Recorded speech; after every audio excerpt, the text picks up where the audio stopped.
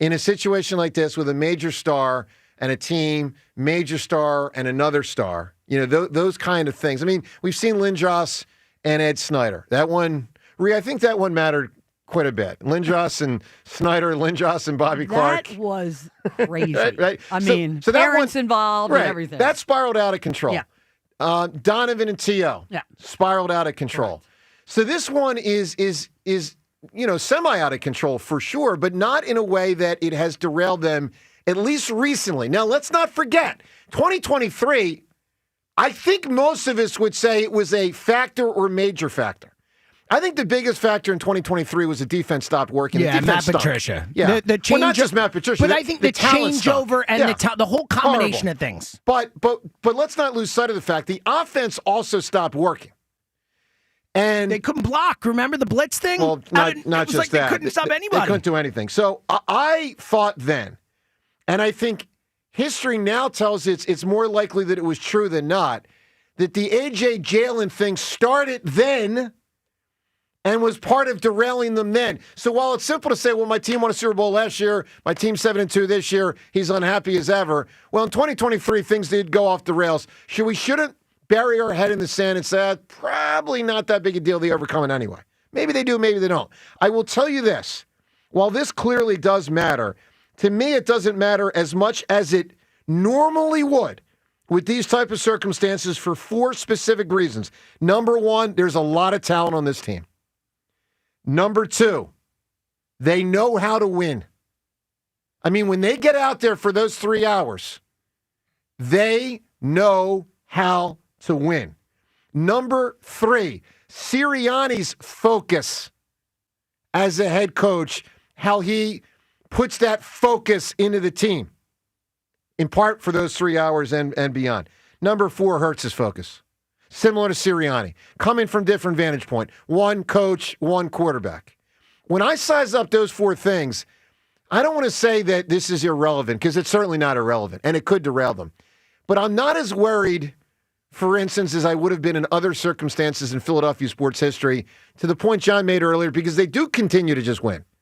James, talk to me. How much does it actually matter? I think it matters. I think it matters far more for the future of A.J. Brown and the Eagles than the right now. I think A.J., we've disagreed about this. I think A.J. is gone at the end of the season. I would be floored if A.J. Brown is an Eagle in 2026. So let me start there.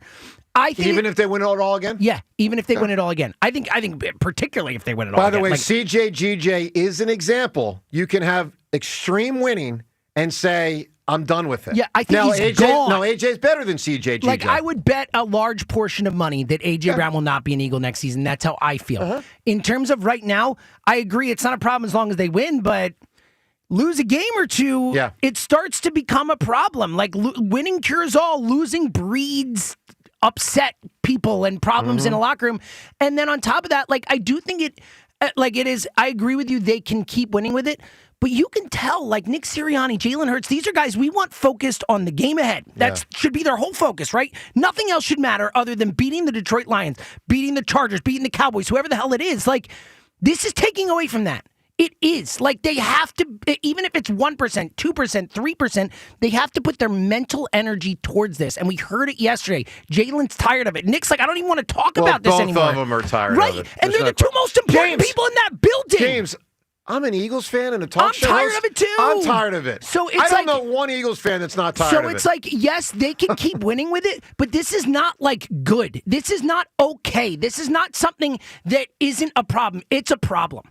Well, it is a problem, but it might not be a problem that matters. They can win with it, but it's a problem. They can win, they can battle through the problem, but it would be a hell of a lot easier if the problem weren't a problem. I'm with that. All right, 215-592-9494. How much, in your opinion, does it actually matter? Joe DeCamera and John Ritchie just off and rolling on this Thursday morning. Yeah, we are getting closer to that Eagles-Lions game, but the AJ thing is the story that never ends. Joe DeCamera and John Ritchie. Big show on tap, including some of what AJ, Sirianni, and Hurts said yesterday. We'll get to that this hour on 94 WIP. When I went to the Benari showroom, the Benari Jewelers showroom, and met their staff, I could tell just immediately they're so knowledgeable, they're so trustworthy. They take the time to pull back the curtain and taught me how to buy a diamond like the diamond dealers. They're stocked with hand-selected diamonds directly from the world's premier diamond cutters and the most sought-after bridal designers. Tacori, A. Jaffe, Benchmark, and more. You won't find all these at just any jeweler, and they have one-of-a-kind rings that you can't get at a mega corporate box jewelry store. Thousands of handcrafted engagement rings to choose from, or get one custom designed like we did. We love her ring, custom designed there with Yoni. And we're custom designing my ring right now. And here's something that you won't see anywhere else. An industry-leading 110% diamond upgrade guarantee. That means your diamond will never lose value when you're ready to upgrade. Best of all, Benari's a direct diamond importer, so you can get the diamond she deserves and the ring she wants and still stay under budget. When ordinary won't do, everything at Benari is extraordinary. Benari Jewelers, Exton and Newtown Square, online at benarijewelers.com. As the baseball offseason begins, questions remain for the Phillies. Does Schwarber re-sign? Oh, we'd love to bring Kyle Schwarber back. It's a priority. Will JT return? The most prepared guy I've ever been around as a catcher. Can the Phillies retain Ranger? What a performance for Ranger Suarez. Listen for the latest. All your Phillies offseason happenings happen here. We'll see what happens. Sports Radio 94 WIP. All right, it's the Robin from Robin Ford, Delco's #1 Ford destination for over 6 decades. November is typically the beginning of migration season, and Robin Ford has the flight plan to migrate you into a new Ford. Sammy from Springfield, what's packing? I've been eyeing a new F-150, but I'm not trying to get plucked on price. Say less. At Robin Ford, you can migrate into a brand new Ford F-150 with 0% financing up to 72 months. There's no stopping the Robin. Call me now at 866-THE-ROBIN. Up next, Michelle from Newtown Square. Would love a new SUV, but maybe after holidays, will there be good deals? Need some extra cash for the holidays. I hate to say it, but maybe kill 2 birds with 1 stone during Robin Ford's Black Friday sales event going on now. Grab a new PS5 or Nintendo Switch 2 with every new vehicle purchased. No matter where you are, you're closer than you think to a better buying experience at Robin Ford. Online at robinford.com. Robin Ford, where cars and trucks are sold cheap, cheap. Offers valid on select models, subject to credit approval and can change at any time. Excludes taxes, title, license, and dealer fees. Offers end December 3rd, 2025. See dealer. When it comes to sportsbooks, Bet365 has it all. Download the app today and see why it's never ordinary at Bet365. Gambling problem? Call 1-800-GAMBLER. 21 plus only. Must be located in Pennsylvania. This Merrill Reese update is brought to you by Acme, official supermarket of the Eagles. I've seen a lot of Eagles debuts over the years, but I can't remember a more impressive one than what we witnessed in Green Bay from Jalen Phillips. In the first place, when he arrived, he told the media it was the greatest day of his life. That's an A-plus attitude. Then he went on the field Sunday night and dominated, played a major role in the Eagles' win. If they introduce the defense Sunday night, wait until you hear the ovation he receives. With the Eagles, this is Merrill Reese. This Eagles season, get in the game at Acme and enter their Swoop In and Win sweepstakes for your chance to win Eagles tickets, autographed jerseys, helmets, or more. Download the Acme app or visit acmemarkets.com/swoopinandwin for more details. Plus, save 5% when you shop on game days wearing your Eagles apparel. Acme makes sure Eagles fans have all their game day needs. Don't miss the football deal of the week. General Mills cereals or Nature Valley bars for just $1.99 each. Acme, the official supermarket of the Philadelphia Eagles. Hey, Philly. Fast, reliable internet can be yours when you switch to Fios. For a limited time, combine Fios home internet and 1 line of mobile for just $69.99 a month. Get unlimited welcome for $50 a month with auto pay plus taxes and fees when you bring in your phone.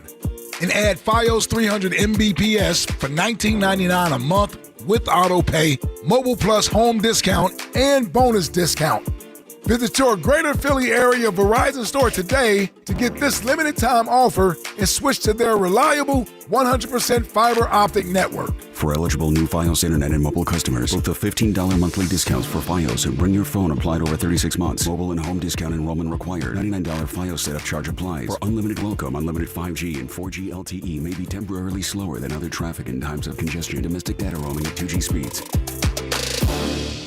Piera Palazzolo, VP of Digital Marketing for the American Management Association, a company focused on the management training skills needed to enhance the careers of business professionals. We did our research when it came to the best companies for website development and chose AmericanEagle.com. And we couldn't be happier. AmericanEagle.com worked closely with us to understand the front and back end requirements needed to launch an e-commerce website that could handle the complexities of running thousands of seminars nationwide. Our robust new website and improved SEO saw immediate increases in site traffic and web revenue. If you're in need of managerial effectiveness and success, visit our website at amanet.org. If you're in need of a website that provides an unparalleled consumer experience, I highly recommend AmericanEagle.com.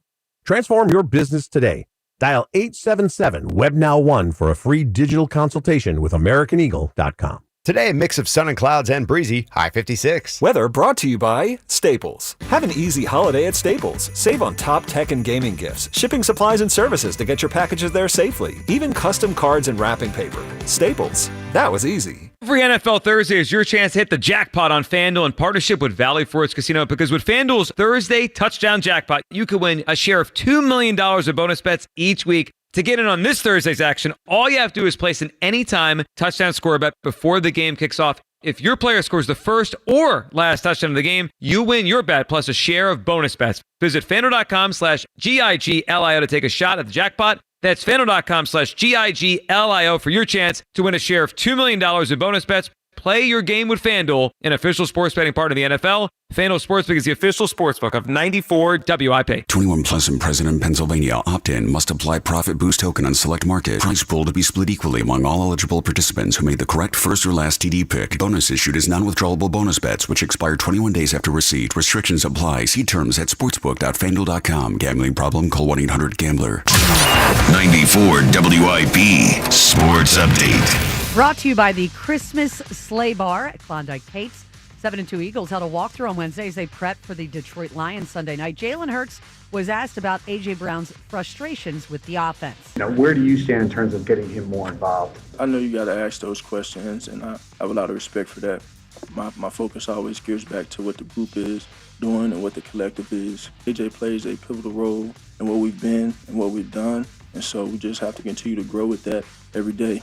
I know he's talked about having a growth mindset and embracing that, and so we just need that mentality as we go throughout this season and try and get to where we're trying to go. A.J. Brown did not back down from his comments, saying week after week the offense is not doing its job. 4 of the 5 offensive line starters on the injury report as limited, including Cam Jurgens. He's been out since week 7. Jason Kelce in studio at 7:30. Flyers lost in overtime to the Oilers 2-1. It appeared Travis Konechny had scored with 23 seconds left in regulation, wiped away by an offsides call. Enjoy Bud Light and Mick Ultra specials at Klondike Kate's, nestled in the heart of Main Street on the University of Delaware campus. Visit KlondikeKates.com today. Mix of sun and clouds, high 56. It's currently 47. You can hear every Eagles game on your streaming device. Just download the free Odyssey app or tell your smart speaker to play 94 WIP. Sports Update on 94 WIP. Joe DeCamera and John Ritchie. Vinny, Vici, I'm out of order. This is the WIP Morning Show. Sports Radio 94.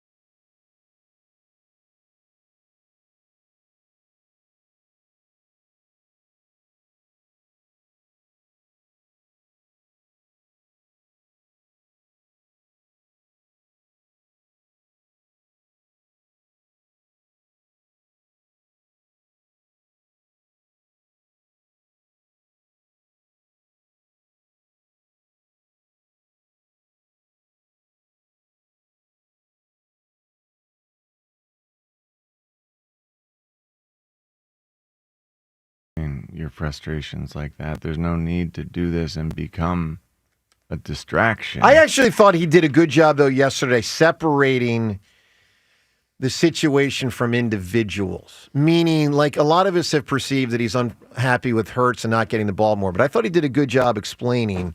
He's unhappy with the offense. Yeah, he's unhappy with the coaching more than that's what I thought. Hurts. Well, I don't know about that. I think he's unhappy with the productivity, lack thereof of the offense. Well, I think he's unhappy with his routes, his, all that stuff, and not game planning enough for him. I think was very clear that he made that point. All right, let's listen to AJ. And again, I think John's point is more like say it to the coaches, say it to the players, not to the world. Yeah, typically which I agree. Fully agree with. Yeah, no, typically I'm with that, but I'll say private conversation. I thought yesterday was a step in the right direction, at least to he never pointed a finger directly at Hurts, Patullo, or Sirianni. Now you can infer, obviously, but I thought that was decent separation. Anyway, here's AJ yesterday explaining his frustrations with the offense. AJ, how do you square your situation with the fact that team's 7-2? It's not just solely about my situation. I mean, guys, like obviously I want to win too, and I think if we're really focusing on winning and doing our job, like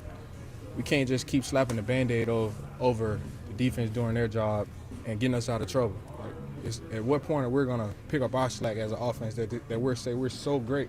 And that's what I'm getting at. It's not about we're not winning or I don't care about winning. All I care about is stats. No, it's been week after week sometimes we're not contributing. We're not doing our job on offense. So you can't just keep slapping the Band-Aid over that. And if you expect to win late in the year and you think you're going to go to it at the end of the year, it's not going to happen. I'm sorry. It's not going to happen. It's not going to happen. And last year what it was, thank you for the ring, but it's a new season. They adapted. We have to adapt and we have to continue to get better and try to find new ways. So that's where the frustration comes in because it's not about winning, you guys. Like, I want to win, yes. I want to help contribute as well, do our thing on offense as well. I think that's fair. All right, what do you make of it? 215-592-9494. And how much of a detriment to trying to win is this situation or not?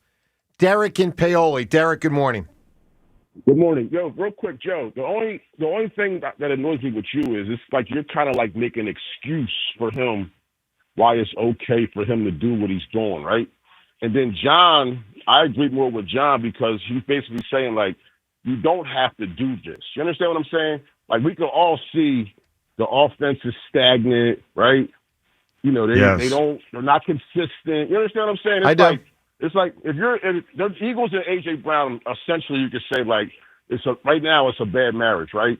But if you're married, right, and you're speaking out publicly, right, about your wife or husband, right, how long are you going to be married for? I'm going to give you wrong. Since you said right about 37 times already, I'm going to say wrong just because I'm in that kind of mood today, Derek. Yeah. It even like don't you agree, right?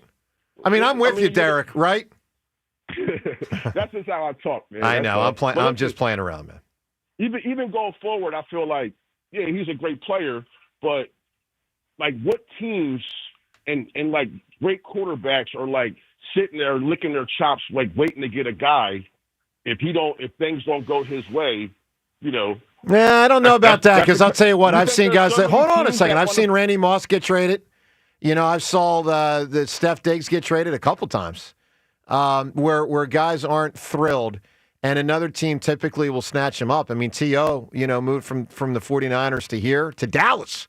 I mean, holy hell. You couldn't cause more problems than Terrell Owens caused here, and then he landed a huge contract and a new opportunity in Dallas. Somebody would snatch him up fast. I'm saying they wouldn't, but I'm just saying, like, he's so concerned about, like, him getting his, right? Like, as great as T.O. was, right? Like, look how his career ended up. Like, T.O. could have played until his 40s. He was in great shape, but his actions off the field became too much of a distraction.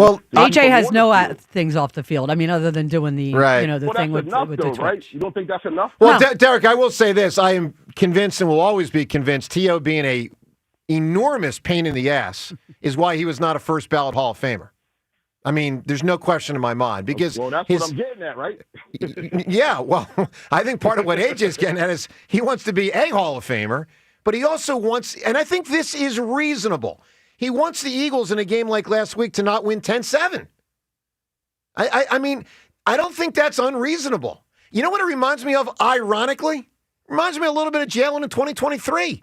Remember Jalen in 23, they would win. He was never happy. He was never happy. Yeah. And it actually irritated other players there and became a talking point. And I feel like, now this is more egregious. Don't get me wrong. This is much more Jalen extreme. wasn't no question. taking to social media. No and all question. that. But I do think AJ does have a point that the offense is not really holding up their end of the bargain. And he's saying, guys, we got to pick it up. Like whether it's about individual players or scheme, probably a lot of both. Like he's saying we got to pick it up. That's not, I mean, John, is that unreasonable? I think it's unreasonable to do it at this scale. I agree with you on that. I agree with that.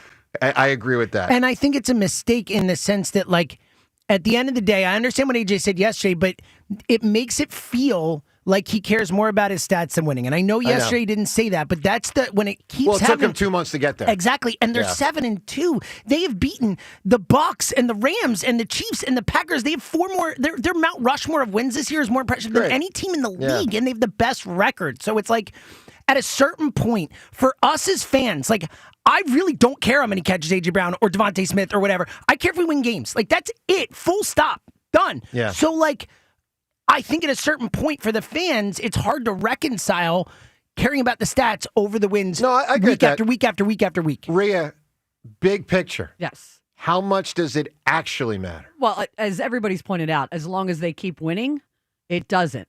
But I think AJ's completely right. And the way I'm looking at the way he's going is this offense can't sustain this. They can't continue to win by relying on the defense. Maybe they can. No, but yes, here's they did where, last year. They ran the ball well, but they pretty much won that way last year. They can't run the ball well. They can't throw the ball well. I mean, what they did in that game, it still bothers me. I brought it up to you yesterday.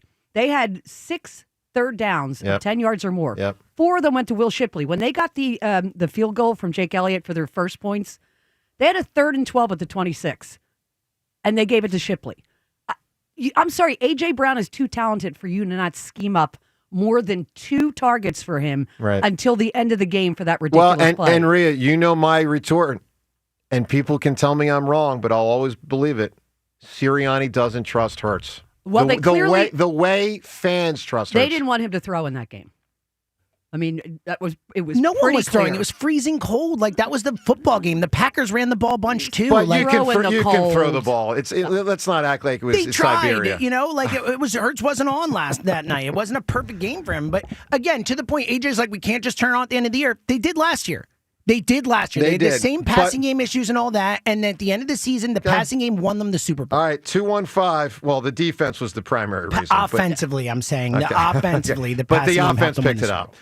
215-592-9494. Coming up, your chance to win not 1, but 2 prizes on our program today. More of what was said yesterday by AJ. We'll get to Sirianni and Hurts, what they said as well.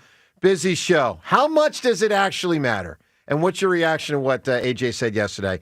Joe Cameron, John Ritchie, it's 94 WIP. Like most of you, my dog Cheney's super important to me. My favorite part about when I come home every day is seeing that cute little face in the door as he's waiting for me to come home, play with him, hang out with him. And it is my job to make sure Cheney stays happy and healthy. And the best place for that is Dogs and Cats Rule. Dogs and Cats Rule stores, they've got the largest selection of fresh foods packed with freeze-dried, gently cooked, raw, dehydrated, air-dried, and of course, premium kibble and cans. And what dog does not love pup cups? I know my Cheney loves pup cups. Cat lovers, they've got an amazing selection of fresh cat food. Now, for the ultimate Philadelphia sports fans at Dogs and Cats Rule, they are stocked with officially licensed NFL jerseys. They've got Saquon. They've got Jalen Hurts. They have NFL collars, leads, bandanas, and toys while supplies last. Dogs and Cats Rule, you can find them in 7 convenient neighborhood locations. In New Jersey, Princeton and Pennington in Pennsylvania, Newtown, Doylestown, Maple Glen, New Hope, and Bluebell. For more information, reach them online at dogsandcatsrule.pet. That's Dogs and Cats Rule. Shop small, shop local, shop family. The NFL plays on Sports Radio 94 WIP. Tonight, it's an AFC East matchup as the Patriots host the Jets. Coverage starts at 7:30. Your home for the Eagles and the NFL on Westwood One. Hey, now we roll. Sports Radio 94 WIP. When the town is painted green, you need a place to watch the game. A place that embraces the brotherly love this passionate fan base has. A place with a great game day menu and ice-cold beers. A place like McGurk's Pub and Grill, where the fans go. This is the story of the one. As a custodial supervisor at a high school, he knows that during cold and flu season, germs spread fast. It's why he partners with Grainger to stay fully stocked on the products and supplies he needs, from tissues to disinfectants to floor scrubbers. Also that he can help students, staff, and teachers stay healthy and focused. Call 1-800-GRAINGER, click Grainger.com, or just stop by. Grainger, for the ones who get it done. All right, gentlemen, this is Emmett Smith on behalf of Depend, and I've got the perfect play. Run straight to your doctor's office for a life-changing catch. Because when prostate cancer is caught early, it's up to 99% treatable, and one blood test might be all it takes. And now through November, Depend is donating to the Prostate Cancer Foundation for select purchases. Talk about a great play. From September 1st to November 30th, Depend is donating 25 cents to the Prostate Cancer Foundation for Depend Shields Guards Real Fit products purchased in the U.S. up to a maximum of $300,000. Or in Mississippi. BetMGM has an unreal deal for pro football fans this season. Turn $10 into $150 in bonus bets if you win your first bet. Download the BetMGM app and sign up using bonus code CODE150. Then place a $10 bet on pro football. You'll get $150 in bonus bets if you win.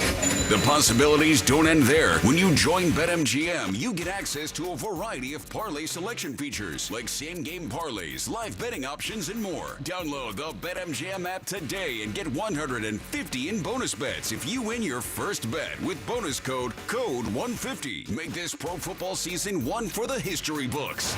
Make it legendary. BetMGM and GameSense remind you to play responsibly. BetMGM.com for T's and C's. 21 plus to wager. Pennsylvania only. New customer offer. Subject to eligibility requirements. Rewards are non-withdrawable bonus bets that expire in 7 days. If you or someone you know has a gambling problem, help is available. Call 1-800-GAMBLER. I'm Colonel Callahan of the New Jersey State Police. Driving under the influence of alcohol or drugs puts your life at risk and endangers the lives of innocent people on the road. Make the right choice. Don't drive impaired. Let's make New Jersey's roads safer together. We are all counting on you.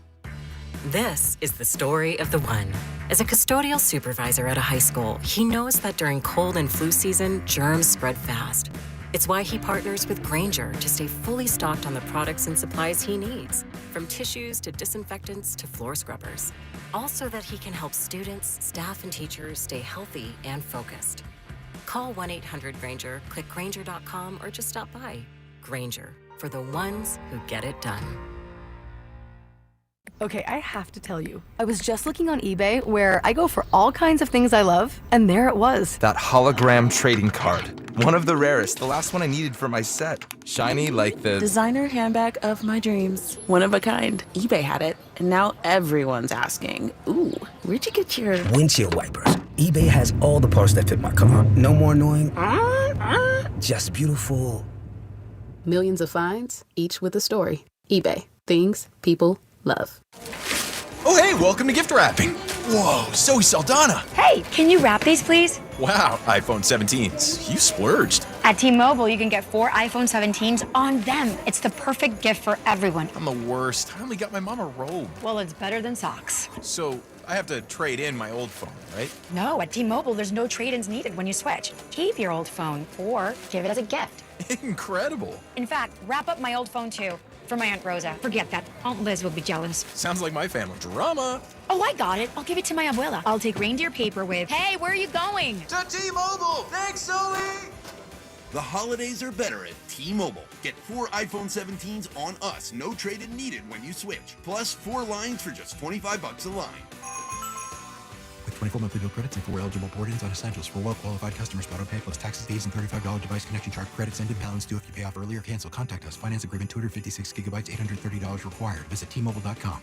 The Lowe's Earn Your Sunday Tour is rolling into Lowe's of Warrington. Bring your friends and family to meet Joe Giglio and the WIP crew. Come out to Lowe's and step aboard the free Lowe's NFL experience and get in on the action with loads of fun and prizes. Plus, enter for a chance to win tickets to Super Bowl 60. Friday, November 14th, 3 to 7 p.m. Joe and WIP will be there from 4 to 6 p.m. 425 Easton Road, Warrington. Sunday hits different when you've earned it at Lowe's, an official partner of the NFL. Hey, Joe DeCamera here. Let me tell you about PI Dental Center, how they've helped me through the years and how they can help you as well. They are phenomenal with what they do. Dr. Glenn Wolfinger and Dr. Robert Slout, both board-certified prosthodontists. They specialize in the restoration and the replacement of teeth. Fortunately for me, I've never needed, all that, the restoration and replacement of teeth. I've been in pretty good shape, and obviously under the great care of PI Dental Center have stayed that way. And so certainly from a year-to-year maintenance, if you are in good shape, get yourself to PI Dental Center so they can take care of you year-to-year and stay in good shape. But if you got a big old problem, and I know thousands of people throughout the Delaware Valley do, if you do, that's not good. But know this, PI Dental Center can help you big time. They can fix you up. They are the originators of the Teeth in a Day. That's a revolutionary treatment that delivers fixed teeth and implants placed for a dramatic transformation in a mere one day. So the only thing you got to do is get yourself there. They're located in Fort Washington. Start with their website, pidentalcenter.com. Make sure you visit PI Dental Center, whether the job is big or small, pidentalcenter.com to request your new patient evaluation. 94 WIP Sports Update. Brought to you by Visit Delco. A.J. Brown not backing down from critical comments he made online about the Eagles' offense, saying the offense has to contribute more. Last year, what it was, thank you for the ring, but it's a new season. They adapted. We have to adapt, and we have to continue to get better and try to find new ways. So that's where the frustration comes in, because it's not about winning, you guys. I want to win, yes. I want to help contribute as well, do our thing on offense as well. I think that's fair.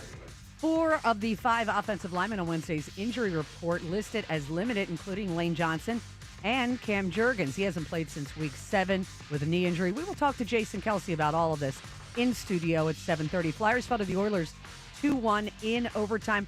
Thought they had a game winner with 23 seconds left in regulation, but Owen Tippett ruled offside, wiping out Travis Konechny's goal. Going to see the Birds, stay overnight in Delco and get a $150 Uber credit to ride round trip with Delco's Game Day Getaway. Visit delco.com. Mix of clouds and sun, high 56. It's currently 47. You can hear every Eagles game on your streaming device. Just download the free Odyssey app or tell your smart speaker to play 94 WIP. Sports Update on 94 WIP.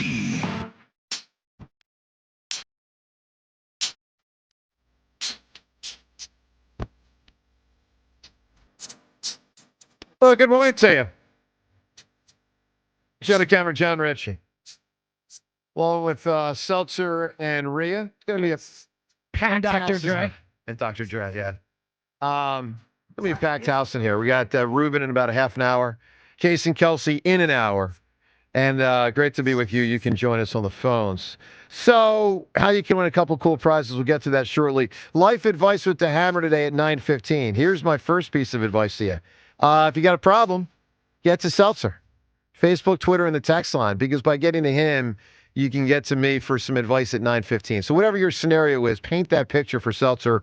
He will choose one such scenario, and we'll have some fun with life advice with the Hammer 9:15 today. All right, 215-592-9494. Let's also get to the Twitter poll questions of the day. We have 2. We will have a third later in the show. So Twitter poll brought to us by Armin Chevrolet. Red Tag bonus cashback is back at Armin Chevrolet. In stock now, the 3-row Chevy Traverse. Together, let's drive. Visit ArminChevy.com. So if you don't know, tomorrow's a big day because tomorrow's the day the Hammer will, in all likelihood, get victory number 300. Let me say this. It'd be so funny if you lose tomorrow. Let me say this. Let me say this. Thing in the history of our show if you lose tomorrow. Let me say, is the Hammer going to get 300 tomorrow? But you never know. Maybe the joke will be on me.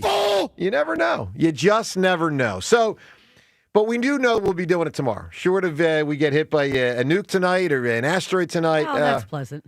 What a good thought. That was good. You just, again, in the world of you never know.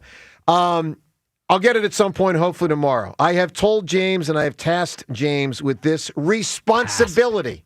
Responsibility. Yes, that's a good word. John James should. I mean, he's not going to get fired if he doesn't get this done, but he should get a 300-game winner from Major League Baseball on the show either before tomorrow or by the end of next week. This goes through the end of next week. I didn't know I had that time. I thought it had to be tomorrow. No. You get a whole week because the celebration will continue. Whenever I win 300, he'll have one extra week to get on a living 300-game winner for Major League Baseball to welcome me to the club. He can do it. I mean, he won't because he's not a great guest booker. Would you like an update? Not yet. Okay. You want to save it for later in the show? I want you to update me in about a minute. What I want to tell everyone right now is the Twitter poll questions of the day, as I mentioned earlier, brought to us by Armin Chevrolet. First, it's the same question, different answers. So here we go. The question is, which of these living 300-game winners do you think James Seltzer has the best shot to get on the show to welcome the Hammer to the 300-win club? So there are 6 living 300-game winners. We've broken them up into 2 groups of 3. The first group is, and this is all alphabetical order, Steve Carlton, who's probably the least likely. He never, does that thing called talking. Roger Clemens, Tom Glavine. That's ABC. The next grouping, ABC, is Randy Johnson, Greg Maddux, Nolan Ryan. Now, it sounds like James has a little bit of news. Rhea, before we go any further, which of those 6 would you think is most likely that James could get on? Roger Clemens. Roger Clemens. John, which do you think? Carlton, Clemens, Glavine, Randy, Greg, Nolan. This is so ridiculous, by the way. Why not Nolan? Nolan's, gettable. Nolan Ryan. I mean, it'd be a thrill. Freaking Nolan Ryan welcomes me. He's never going to welcome me to the 5,000 strikeout club. But Nolan is old, tried and true, tough as nails. They're all old at this point. Don't you aspire to be that steady and... Hey, listen, I am the Hammer. Intimidating. Yeah, I mean, I beat up opponents. He beat up Robin Ventura. Okay. All right, so similar. James, do you want to give an update? What do you got? Yeah, so Rhea can confirm this because I just sent her something, and who knows if it'll work out or not, but I have a phone call scheduled with one of those 6 men tonight. An actual phone call? One of those 6 men is supposed to be calling me this evening. Rhea can verify it. I know all about it. She knows about it. This is a true thing. As of when? We'll find out. One of these 6 men is supposed to call me tonight. That's all I'm going to say. Okay. We'll see what happens. Okay. I'm just going to say we'll see what happens. Fair enough. I'm impressed. He has been working hard. I actually have tried to make this happen. Okay. I did not just say, okay, whatever. Like I've reached out to 2 of these people. One of them I'm talking tonight, but I've really tried to make this happen. And remember the key words, James. The individual has to, quote, welcome, Joe, I welcome you. On behalf of the living 300-game winners. So the point is, we'll see how this phone call goes tonight, okay? I welcome you to the club. All right, we'll have some fun with that. Obviously, Pete the Hammer tomorrow, 215-592-9494. You got to have a chuckle in life sometimes. By the way, speaking of chuckles, I said yesterday, I'll say it again. Times Yours today. We are looking for Times Yours callers to prop up, and this won't take much to prop up James Seltzer's quest to get $50,000 for full frontal nudity. Which, by the way, Spike... Wait, real quick. Let's rephrase this. Your quest. Sure. This is not my quest. That is totally mischaracterizing. But one that you've said you'll do it. For $50,000, yes. I don't think you will. Okay, get me $50K, buddy. Spike Eskin said yesterday to me off the air, he said I could raise $50,000 for him in a day. James, we will definitely be able to raise $50,000 for you. No way. So you just better prepare yourself to actually do it. There's no way. Okay. And it's got a tax-free, right? $50,000 tax-free. I don't know. We got a stipulation. I got to get $50,000. That's the key. You want actual $50K? Yeah, that was what I said, $50K. Because I went down from 100 to 50. What is the taxable income? I don't know how we do this, but I'm just saying. All right, 50K. I need to end the day with $50K in my bank account. Okay. And a written thing from Odyssey saying I will not get fired. Okay. That's all I need. Fair enough. I'll concede that. So for the Times Yours callers, and we'll get to this in about 3 hours, Times Yours 215-238-4500. A couple things. Number one, do you think Seltzer would actually go through with it?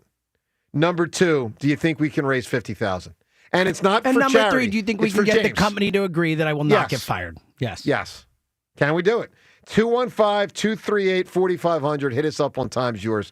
Let's get to Reuben. We'll have another Reuben in 20 minutes with Reuben Amaro. Let's go to Reuben in Germantown right now. Big Eagles Day. They play the Lions in a couple days, and obviously the AJ thing continues to linger. Reuben, good morning, pal.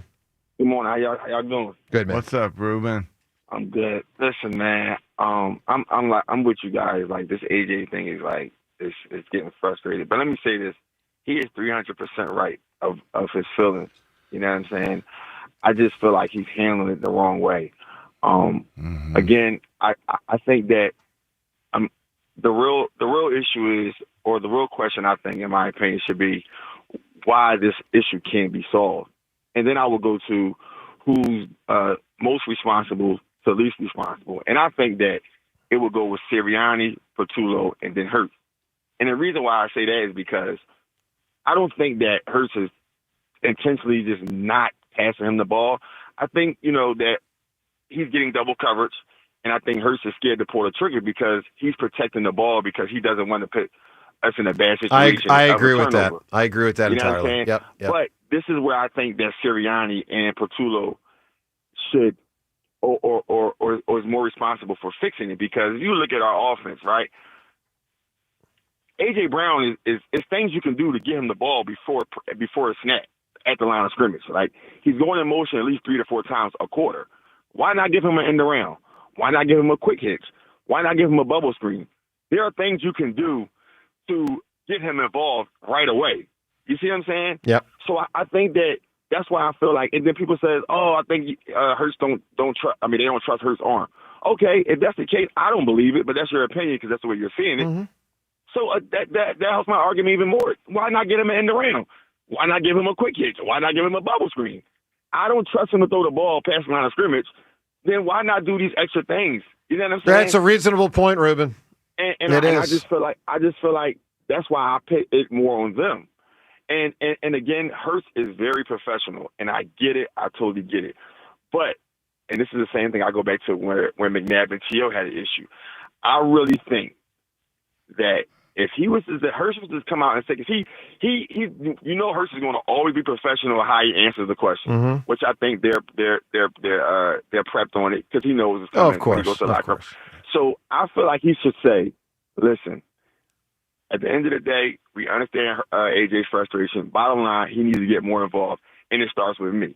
I think that would end everything that we got going on out here, and everybody's. I actually don't. I think it would help, but I think the bigger issue, Reuben, is AJ just wants the ball, wants the offense to be better. Because Jalen could say that, but if they go out there and score 10 points in the next game, AJ's going to be rightfully frustrated. I mean, 10 points for that collection of talent and 2 catches for him is not acceptable. It's preposterous. Unacceptable. Reuben, your phone call is outstanding, man. Call us as often as you can. That's a great call. Thanks, buddy. All right, thank you. All right, 215-592-9494. Hey, when everyone calls in the rest of the show, you got a chance to win not one but 2 prizes. The first, $100 gift card to Wild Fork Food. Make sure you visit Wild Fork's Greater Philadelphia retail locations or online for same-day shipping. Load up for the holidays. Visit wildforkfoods.com. Also, a copy of my book. Here it is. It's called The Best of Philly Sports. Amazing moments and stories in Philadelphia sports history. And I hope you consider it, obviously, as we get, what are we, James, about 3 weeks to Hanukkah?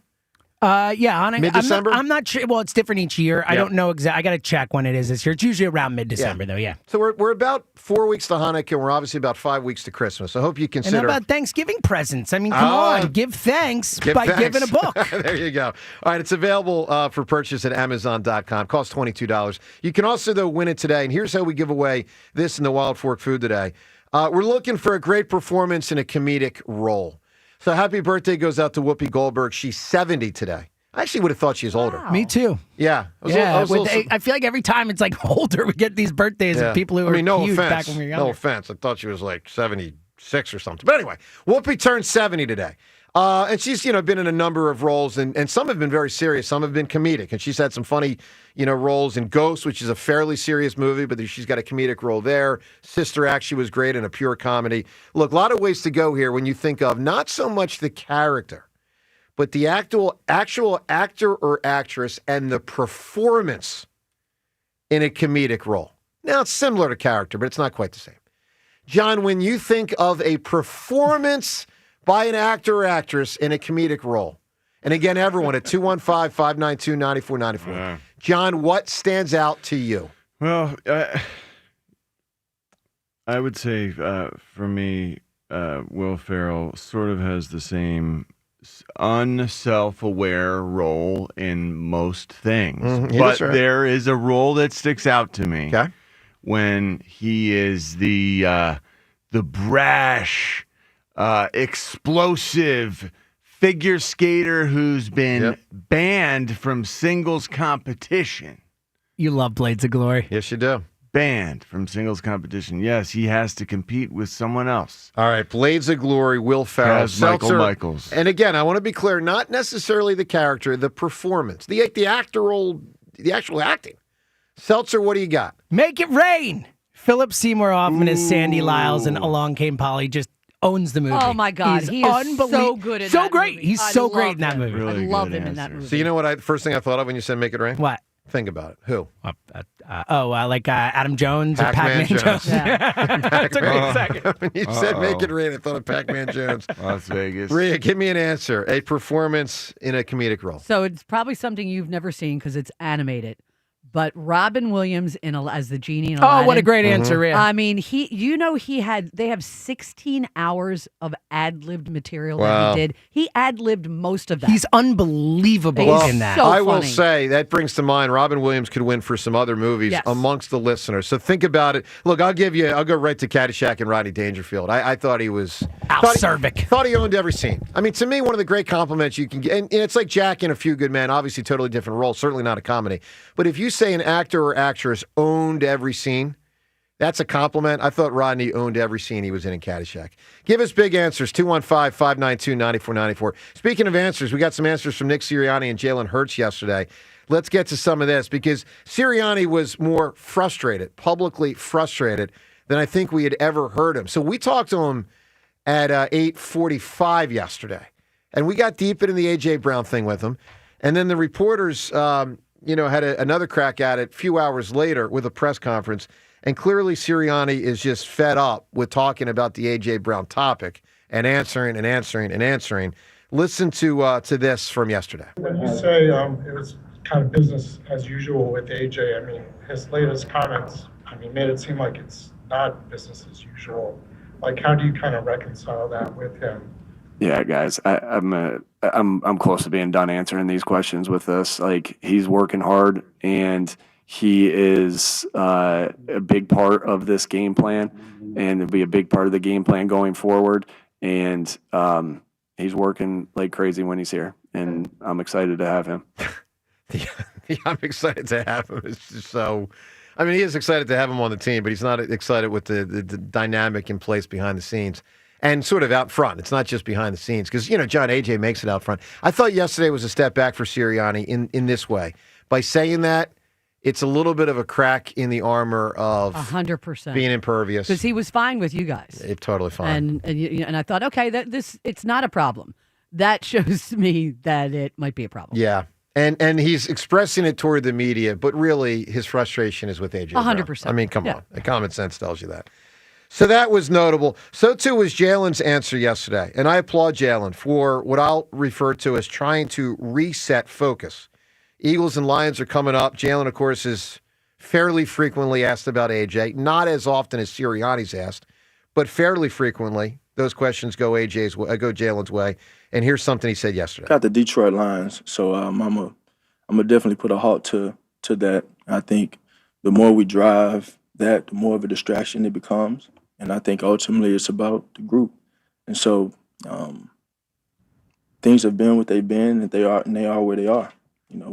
We are who we are as a team. We're all we got, and we're all we need. All right. It's a nice shot by 2017 there. Yeah, he did. How many cliches? We're missing some. Keep the But main I thought thing. that was great. I agree with every word he said. Was. It's about the group. Yeah. At the end of the day, anything that takes away from the group's chances to win is a problem. So he then spent the next 30 seconds talking about the Eagles and Lions. It was a really good moment, good answer by Jalen. With that said, none of this solves the problem. But we're also asking you today, the problem, which is a problem, like the fact that all this exists, how much of a problem is it? Because, John, the longer we get into this, the more I'm convinced it's not as big a problem as it ordinarily would be. because they do seem to just keep winning anyway. They've got talent. They know how to win. Sirianni keeps focus, although he lost a little bit yesterday, and Hurts keeps focus. As long as this game goes well against the Lions, and there's a chance on a short week against a really strong opponent that I think they're starting to kind of come into their own with Detroit? Yes. You think this could be like an Eagles-49ers 2023? Remember when the 49ers? Oh, God, don't say that. 49ers Punched them in the face. They never recovered. Let's not forget, the Lions lost to the Vikings 2 weeks ago. All right? 2 weeks ago. And then they beat a horrendous Washington They got team. a lot The of Eagles injuries. also lost to the Giants like 3 weeks They ago. did. or I'm just something. saying, like, I think both teams are good teams. Responded to losing, and they made a change Yeah. where they've got their head coach now calling the plays. I'm super psyched for this game. I've been waiting for this game for a year and a half. I This think is a it's short awesome. week. I think everyone has. Against Yeah. a physical team. That's the toughest kind. Yeah. Short week against this kind of guy, this kind of group of guys who wants to push you Yeah. around. It's going to be a tough one. All right. And then what? If we lose this game, Oh, man. then what? With all this, the Right. nebulous, maybe I'm mad at Jalen, maybe I'm mad at Coach Sirianni, maybe I'm mad at the team, maybe I'm mad at myself, then the questions will get a little more real. Fair points. Coming up, Reuben Amaro. He joins the program next. I'm sure he's dealt with some doozies behind the scenes as the general manager, but maybe nothing as ridiculous as this one. 215-592-9494. Reuben next. Phone calls all show on 94 WIP. All right, let me tell you about Gran Coramino Tequila. It's the best kind of tequila. Gran Coramino Tequila with the Gran Coramino Philly John Crush now available at McGurk's. It's the drink of the season on their brand new game day crush menu. McGurk's, the spot for every snap, every score, every celebration with 40-plus televisions and Eagles games sound on every game. You won't miss a play. So bring the whole crew. McGurk's has got the space. It is the place. It's got the energy and the ultimate Philly vibe. We love McGurk's. We're out there a couple times a year. Love McGurk's. So get there. And, of course, with the Gran Coramino Philly John Crush, you can get it only at McGurk's. 5 area locations.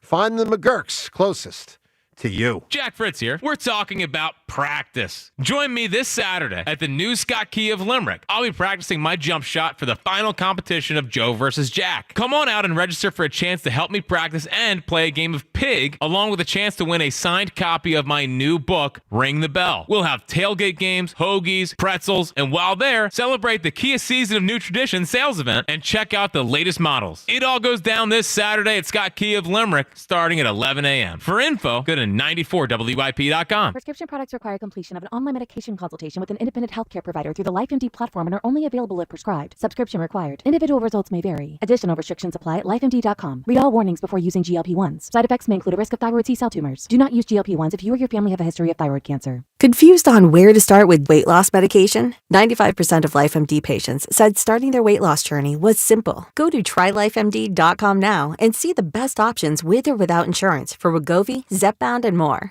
Brian was approved for insurance coverage and lost 100 pounds. I love the fact that insurance covered almost everything because pharmaceutical prices are going through the roof. The first time I realized that LifeMD was working for me was when the hunger started going away. I never thought losing weight would be this easy. It's given me more energy. I would recommend LifeMD to anybody. Nearly 96% of patients said they would recommend the LifeMD program to anyone who wants to lose weight. Get started right now at trylifemd.com. That's TRYLIFEMD.com.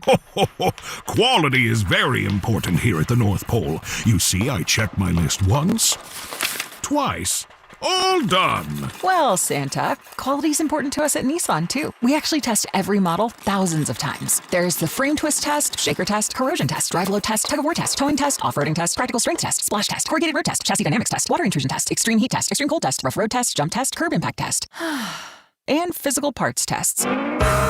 Save on J.D. Power's #1 mainstream brand in new vehicle quality at the Nissan year-end event. Get 0% APR on the 2026 Rogue Platinum, 2025 Murano or Pathfinder for well-qualified buyers. For JD Power 2025 U.S. Initial Quality Study Award information, visit jdpower.com/awards. Awards based on 2025 model year. Example: 0 down payment, 60 months financing at $1,667 per month per thousand financed. Actual down payment may vary. Subject to NMAC credit approval. Not all buyers qualify. Dealer contribution may affect actual price set by dealer. Contact dealer for details. Ends 12/1/25. It all comes down to this, folks. Yep, the entire season is on the line. But my throat has officially thrown in the towel. Sounds like you need Vicks VapoCool drops. They're max strength and vaporize sore throat pain. Whoa! These VapoCool drops hit fast. Speaking of fast, did you just see that play? Yeah, he vaporized that ball. That pun should have come with a penalty. Vaporize sore throat pain with Vicks VapoCool drops. Use as directed.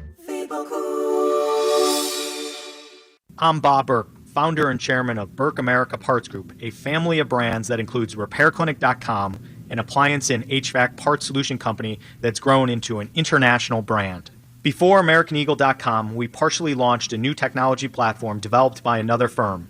American Eagle helped take our technology to a whole new level with digital marketing, software development, and business insights into our key markets, appliances, HVAC, and outdoor power equipment, and did so both on time and on budget. AmericanEagle.com has the resources, experience, and talent needed to produce solutions. Our new technology platform, developed by AmericanEagle.com, has produced tremendous results with higher traffic, conversion, engagement, and online revenue. If you have any home repairs you need to take care of, check us out at RepairClinic.com. If you need a world-class website or technology project, then I would highly recommend AmericanEagle.com. Call AmericanEagle.com at 773-NETWORK. That's AmericanEagle.com, 773-NETWORK. If you've been diagnosed with moderate to severe plaque psoriasis, this is what it sounds like to be 1,000,000 miles away. Imagine being 1,000,000 miles away. Tremfya guselkumab, taken by injection, is a prescription medicine for adults with moderate to severe plaque psoriasis who may benefit from taking injections or pills or phototherapy. With Tremfya, clearer skin is possible. In clinical trials, at least 70% of patients saw at least 90% clearer skin at 16 weeks. Results may vary. Tremfya is also indicated for adults with active psoriatic arthritis. Serious allergic reactions and increased risk of infections and liver problems may occur. Before treatment, your doctor should check you for infections and tuberculosis. Tell your doctor if you have an infection, flu-like symptoms, or if you need a vaccine. Ask your doctor about Tremfya. Call 1-800-526-7736 or visit Tremfya.com. This is Boomer Esiason with an Odyssey Sports Minute. The University of Washington women's soccer team won the Big Ten championship last Sunday, just days after their beloved teammate and star goalkeeper, Mia Hamant, succumbed to kidney cancer at the all-too-young age of 21. We kept her in our hearts throughout, said Huskies goalie Tanner Ejams. We were like, we're going to do this for Mia. And boy, did they. I'm Boomer Esiason. The holiday season is right around the corner. It's always a busy time of year. It's always a fun time of year. And it's not a time of the year that you want to be dealing with aches, lingering pain, or an injury. NovaCare Rehabilitation's physical therapists, hand therapists, and sports physical therapists are here for you. So whether you've got specific goals in mind, maybe you're tired of changing the way you do things because you're dealing with discomfort, or you just want to make your health and well-being a priority, NovaCare's clinical experts will create a treatment plan just for you. They've got more than 150 convenient locations in Greater Philadelphia and South Jersey. So there is no better time to make NovaCare part of your healthcare team. Been part of my healthcare team for over 20 years, my families, my friends. To learn more about the benefits of physical therapy, schedule an appointment today at NovaCare.com. NovaCare, proud to be the official partner of the Philadelphia Eagles. NovaCare, the power of physical therapy. 94 WIP HD1 Philadelphia. Live from the Tasty Cake Studio. Sports Radio 94 WIP. An Odyssey Sports Station. We prefer the Lions to be the game we nap through on Thanksgiving. Eagles, Lions, Sunday Night Football. Pre-game starts at 6. Only on your exclusive home for Eagles football. Sports Radio 94 WIP. Wow, what a song.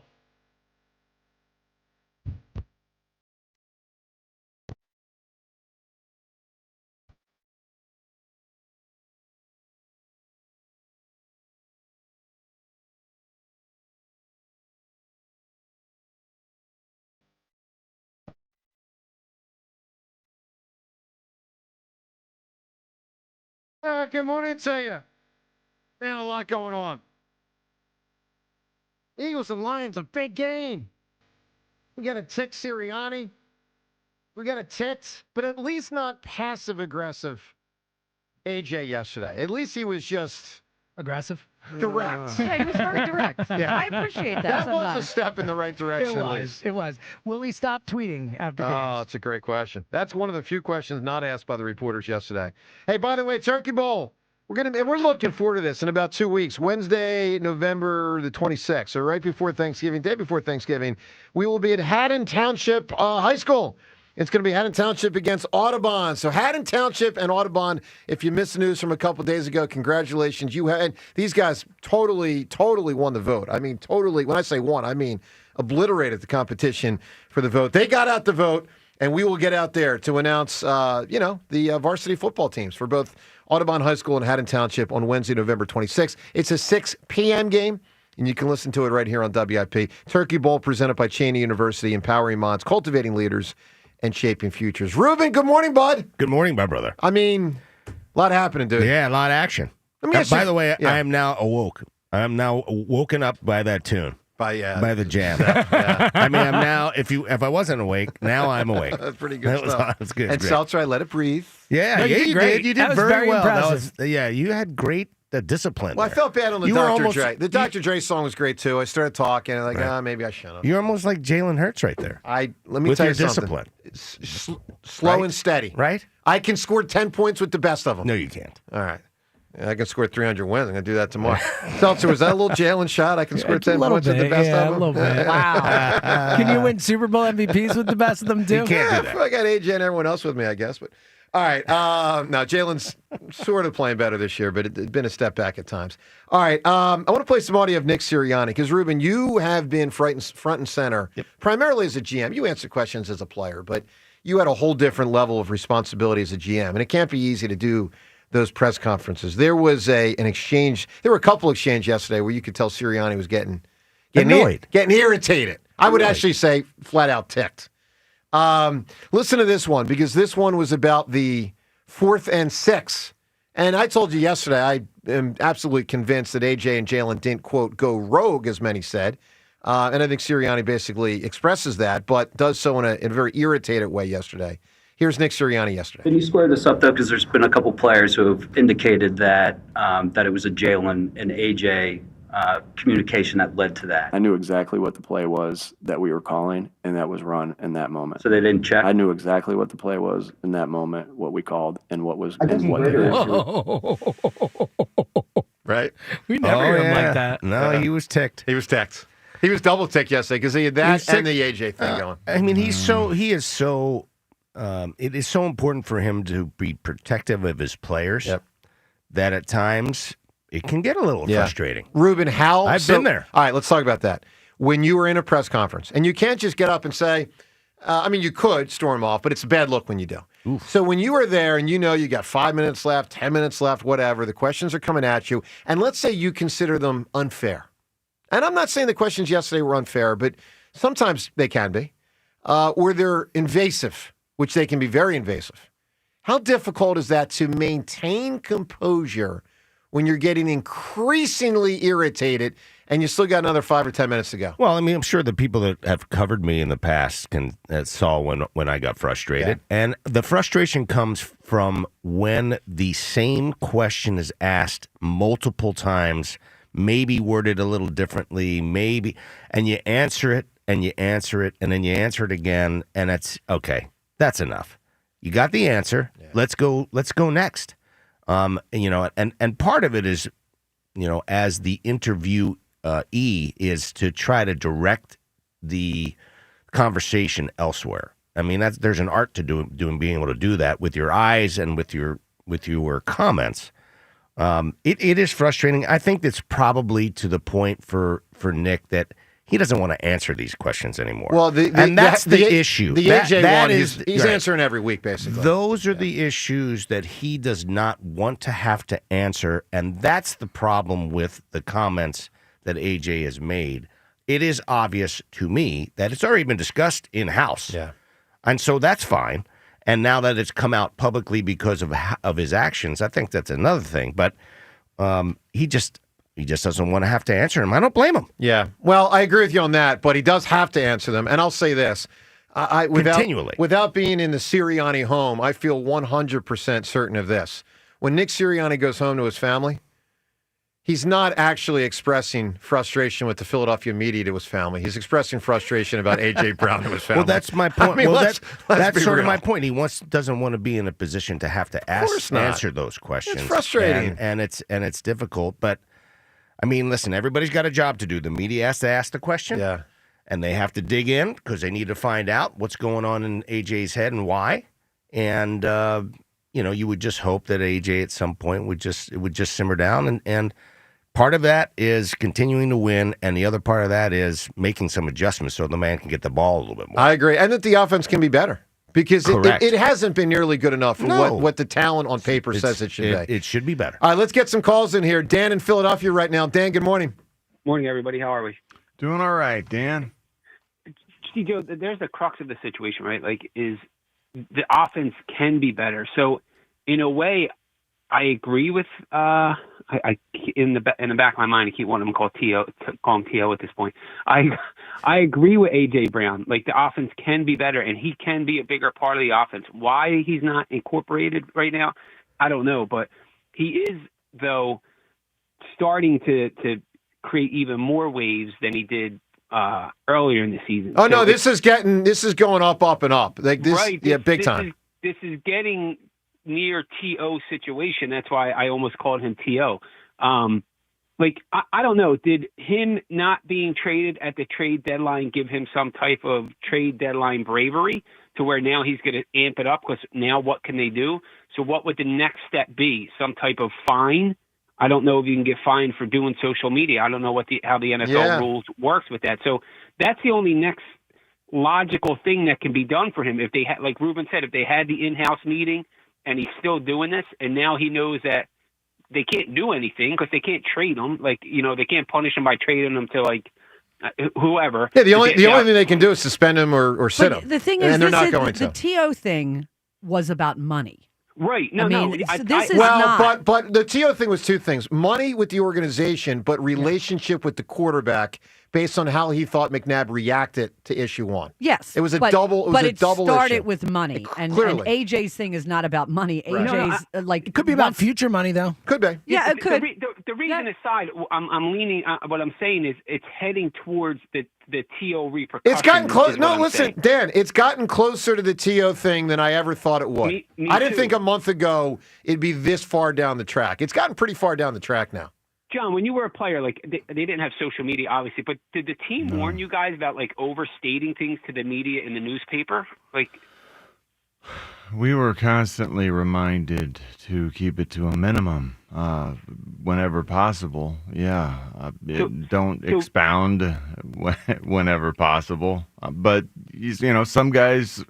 some guys would, and the media would get those guys more often than the guys who hid at their locker. I mean, Dan, I'll go back even 10 years before John and the Eagles. The old Phillies groups of the 90s used to get frustrated with Sheil. I mean, Reuben, you'll remember this because they thought he was too chummy with the media and would say stuff. A lot and made himself available a lot. Well, that's another thing. Some guys and he wasn't just out there all all the time. Some guys love being communicative. Warren Sapp was a guy who I heard stories that every day, the whole time the media was in there, he was sitting in front of his locker in just a towel around his waist.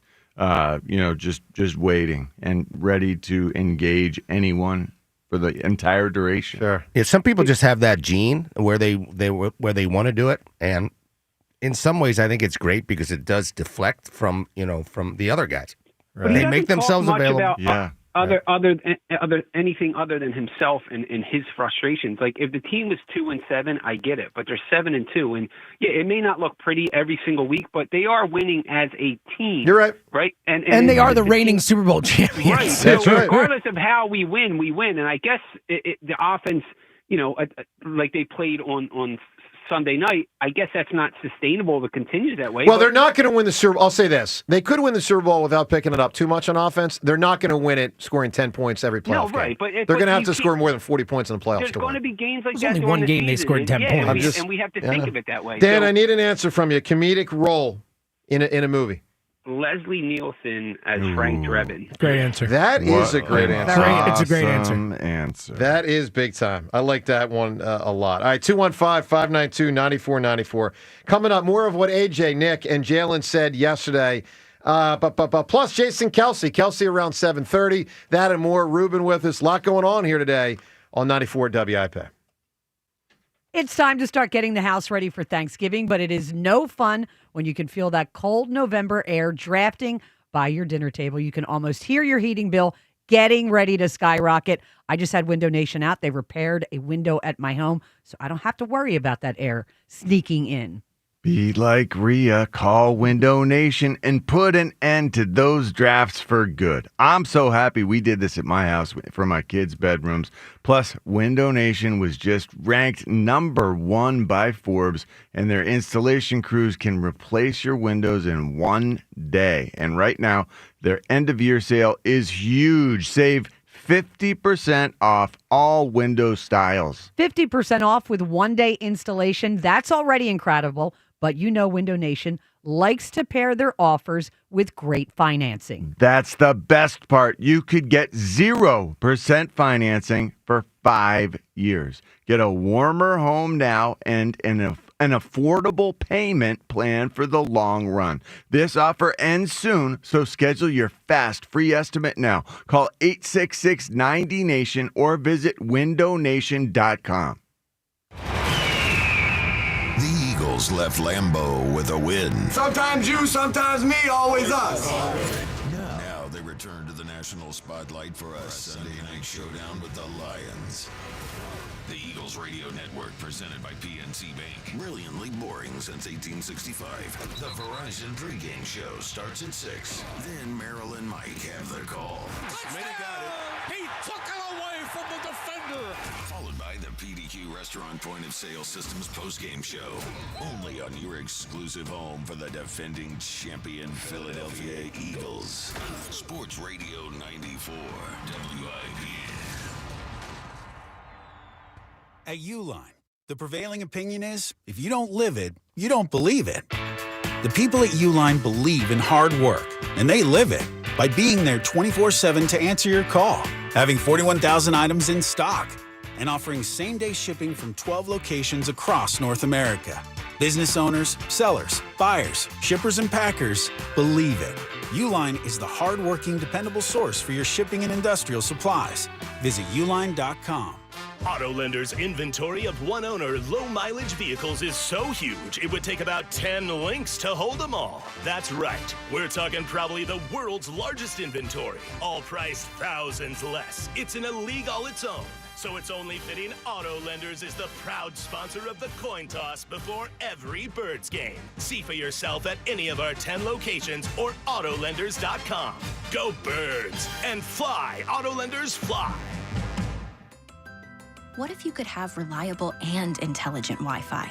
And get this, what if you could keep it at the same price for 5 years? That's the Xfinity 5-year price guarantee. 5 years of Wi-Fi that boosts speeds to the devices that need them most. That finds and fixes problems before you even notice them. Like super intelligent Wi-Fi with a sixth sense. And that keeps you gaming in the fast lane, even when the whole family is banking on bandwidth. All your devices working in perfect harmony for 5 whole years. And here's the best part. No annual contracts, no hidden fees, and our best equipment included. Hey, let's face it, a lot can change in 5 years. Kids grow taller, dreams grow bigger. But your Wi-Fi? It would stay reliable and the price would stay put. The Xfinity 5-year price guarantee. Lock in your price and unlock the possibilities. Xfinity. Imagine that.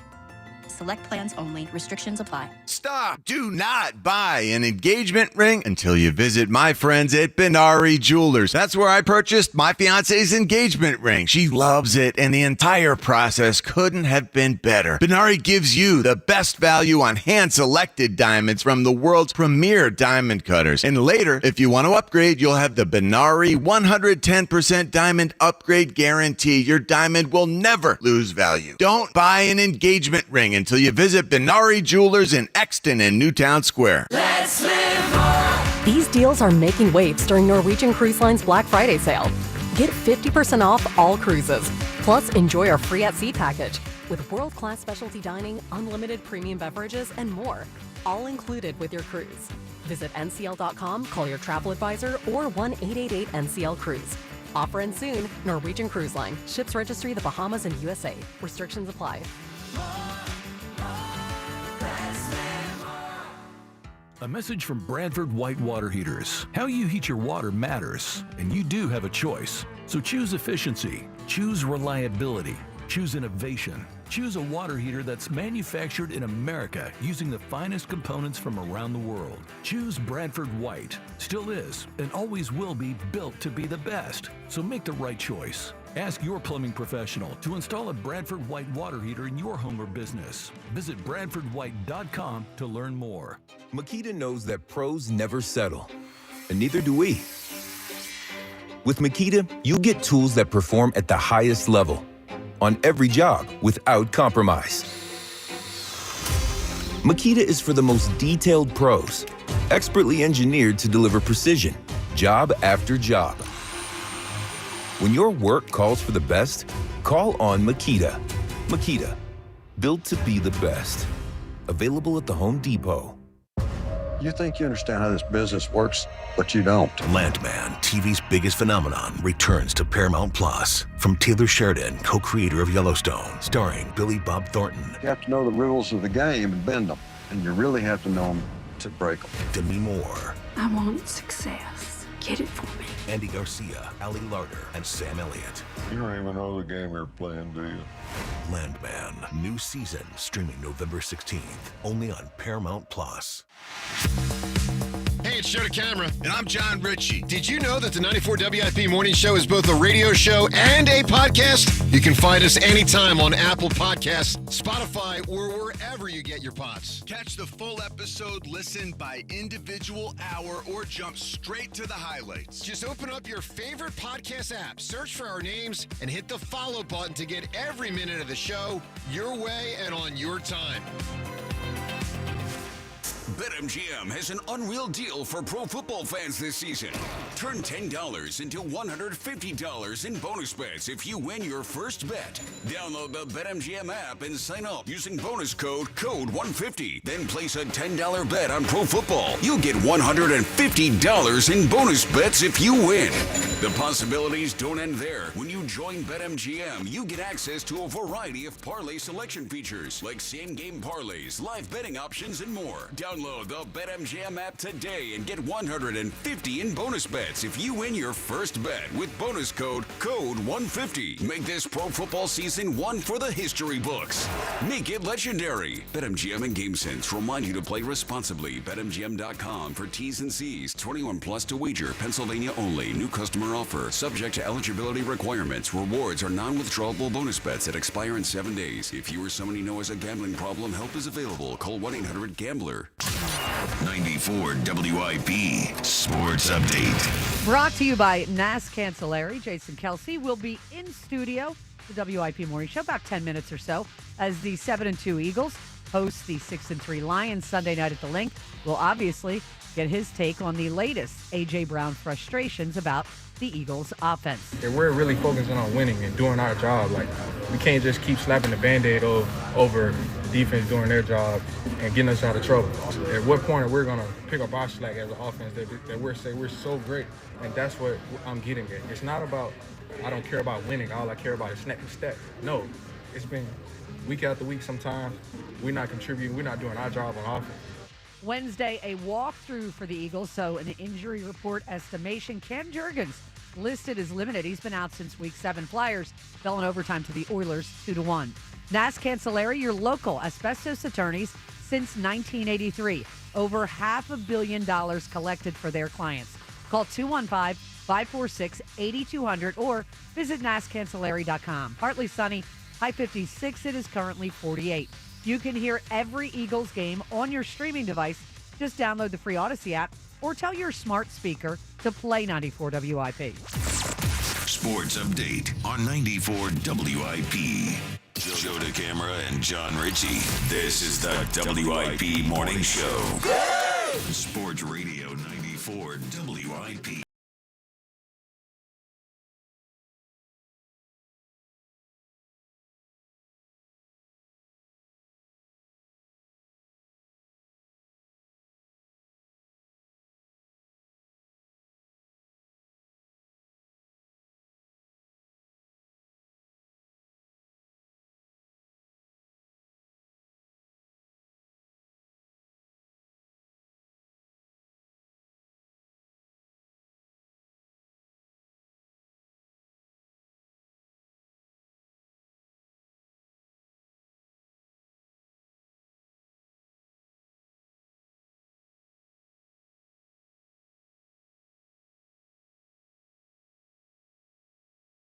Times like you gotta take her history. I mean, her father beat her. Like she's like grew up the way she grew up. Like I'm not excusing it. She's horrible to Forrest, but also like there's a reason she is the way she is. You know.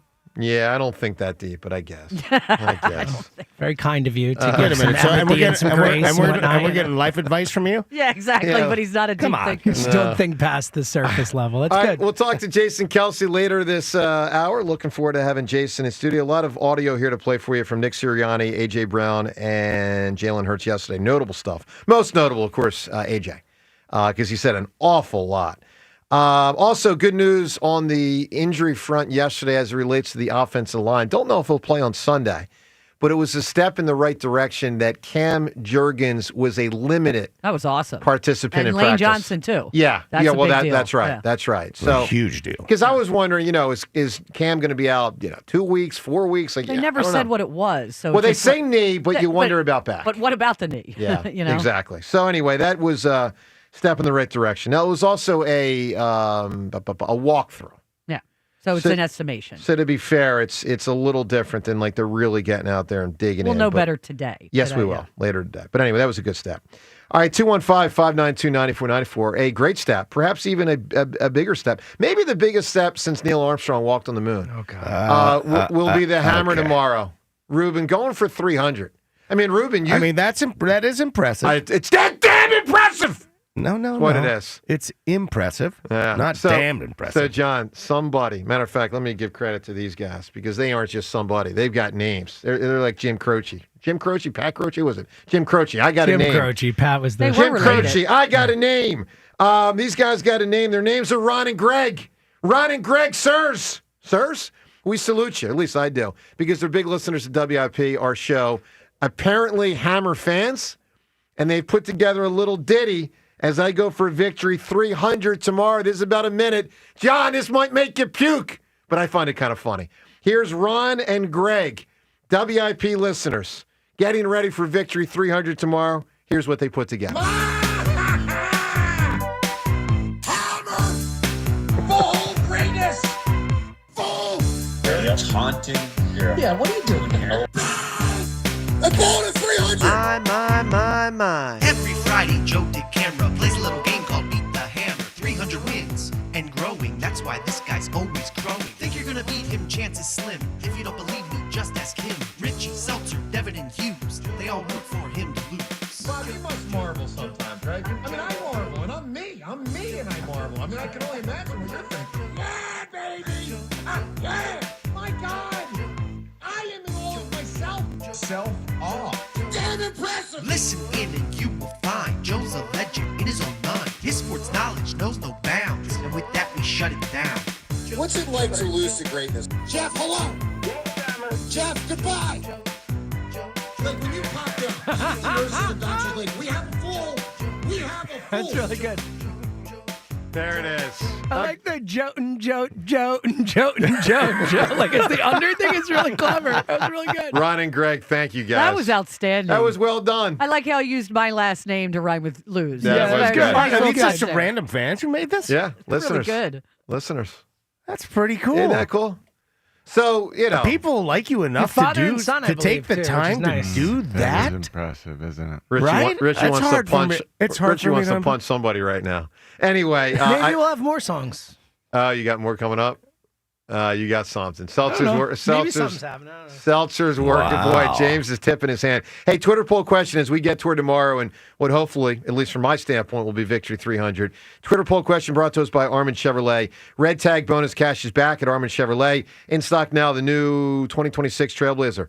Starting at only $24,495. Together, let's drive to Armin Chevrolet. Reuben, which of these, because we got two different polls here, but 6 players, which of these 300-game winners, because the poll question is which living 300-game winner does Seltzer has the best shot to get on the show, to welcome me to the 300 Club? All right.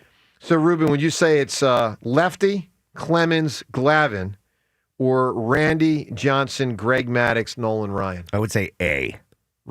Steve Carlton. No, I would say the first group. Oh, Which- no, which which actual of guy? those 6? Oh, which of the 6? I would have to say Carlton. Really? Wow. Phillies connection. Okay. Correct. So James are gets we to like using- you or are we Brazier. using you? Correct. Okay. I might have a little inside information on that. Uh-oh. Wow. Or I might not. Oh.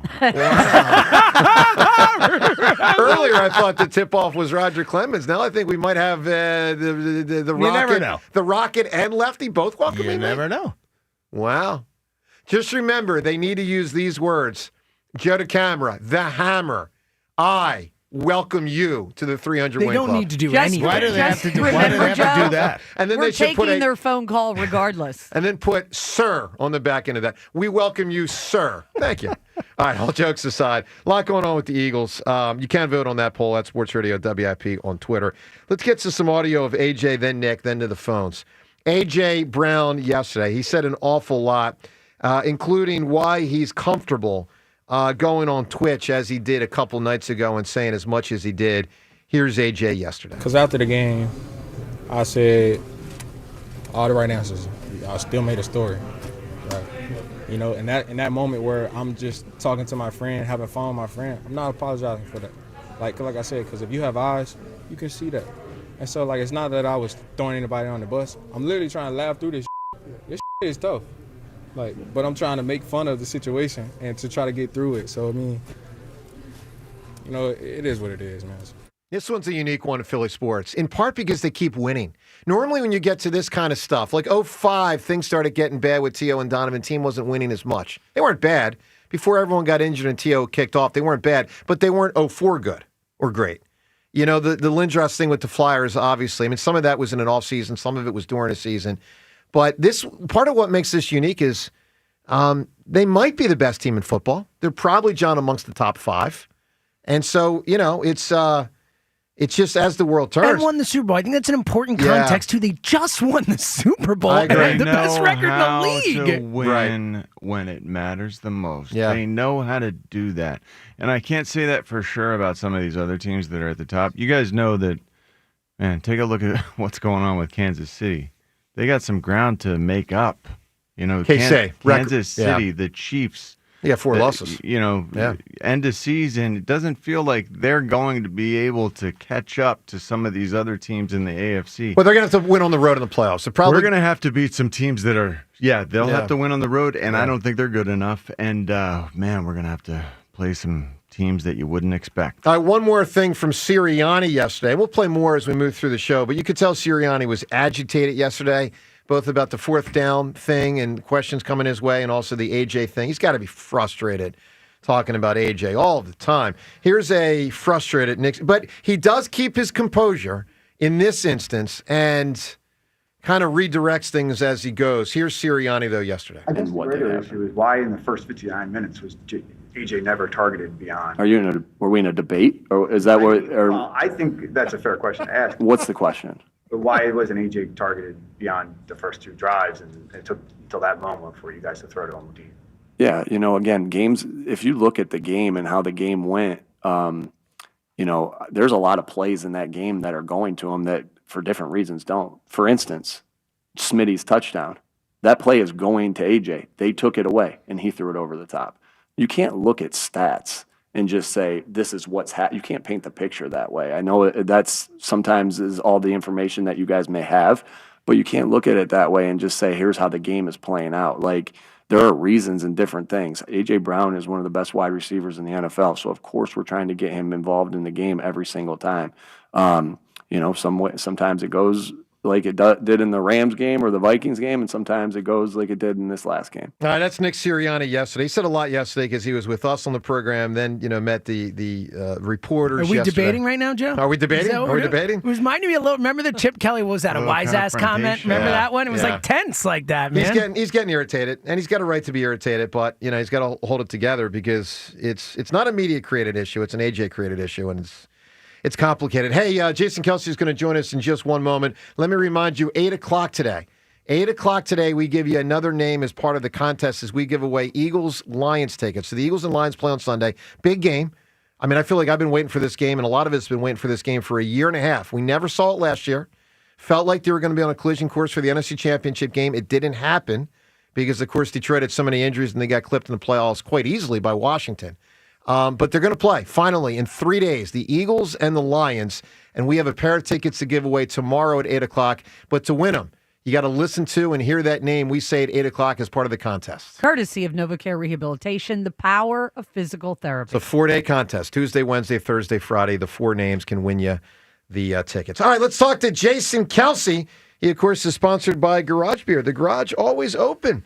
Light beer like it used to be. Find Garage Beer at your local retailer or online at garagebeer.com. Official beer of the Kelce brothers and dads everywhere. Good morning, Jason. Good morning, Joe. How we doing? I mean, your team, there's always something going on, Jason. How great was that bye week? That was so much fun. Not have to talk about AJ and coach and fourth down decisions. That was awesome. It's incredible. You know what cracks me up, Jason? So players, obviously, and coaches get quoted quite a bit, and you kind of have to watch what they say, and if they say something wrong, it creates consternation. You're the rare guy that you might get more quoted in retirement. Yeah, you're almost in that question. You're in that Barkley category that it's more prominent what you say in retirement because of how big your stature is. Well, I feel like when I would talk as a player, it was still pretty. It was big, and people wanted more of that. It's just harder to navigate that as a player, and then once you're done, obviously, this is what I do for a living now. So as people have wanted to hear less of me, unfortunately, they're hearing more of me. Indirectly proportional. Yes, that's right. So good, man. So a lot to get to today. If you're just tuning in, one of the main points of emphasis of our show today, because, look, there was a lot said again yesterday, and we will play more of the audio as we move through the show, but one of my contentions is that while it's not good, that this AJ thing's been festering in some ways for 2 months, in some ways for a couple of years, I actually think, and I'm not saying it's a non-issue, believe me, I'm not, but I actually think it's not quite as big a deal as a lot of us often talk about it being because they just keep winning. I mean, it is possible that, I'm not going to say it's much ado about nothing. I would never, ever, ever, ever say that.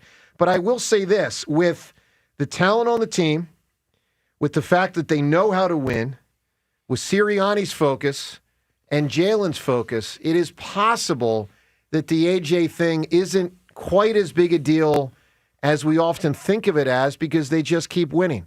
Jason, do you buy that?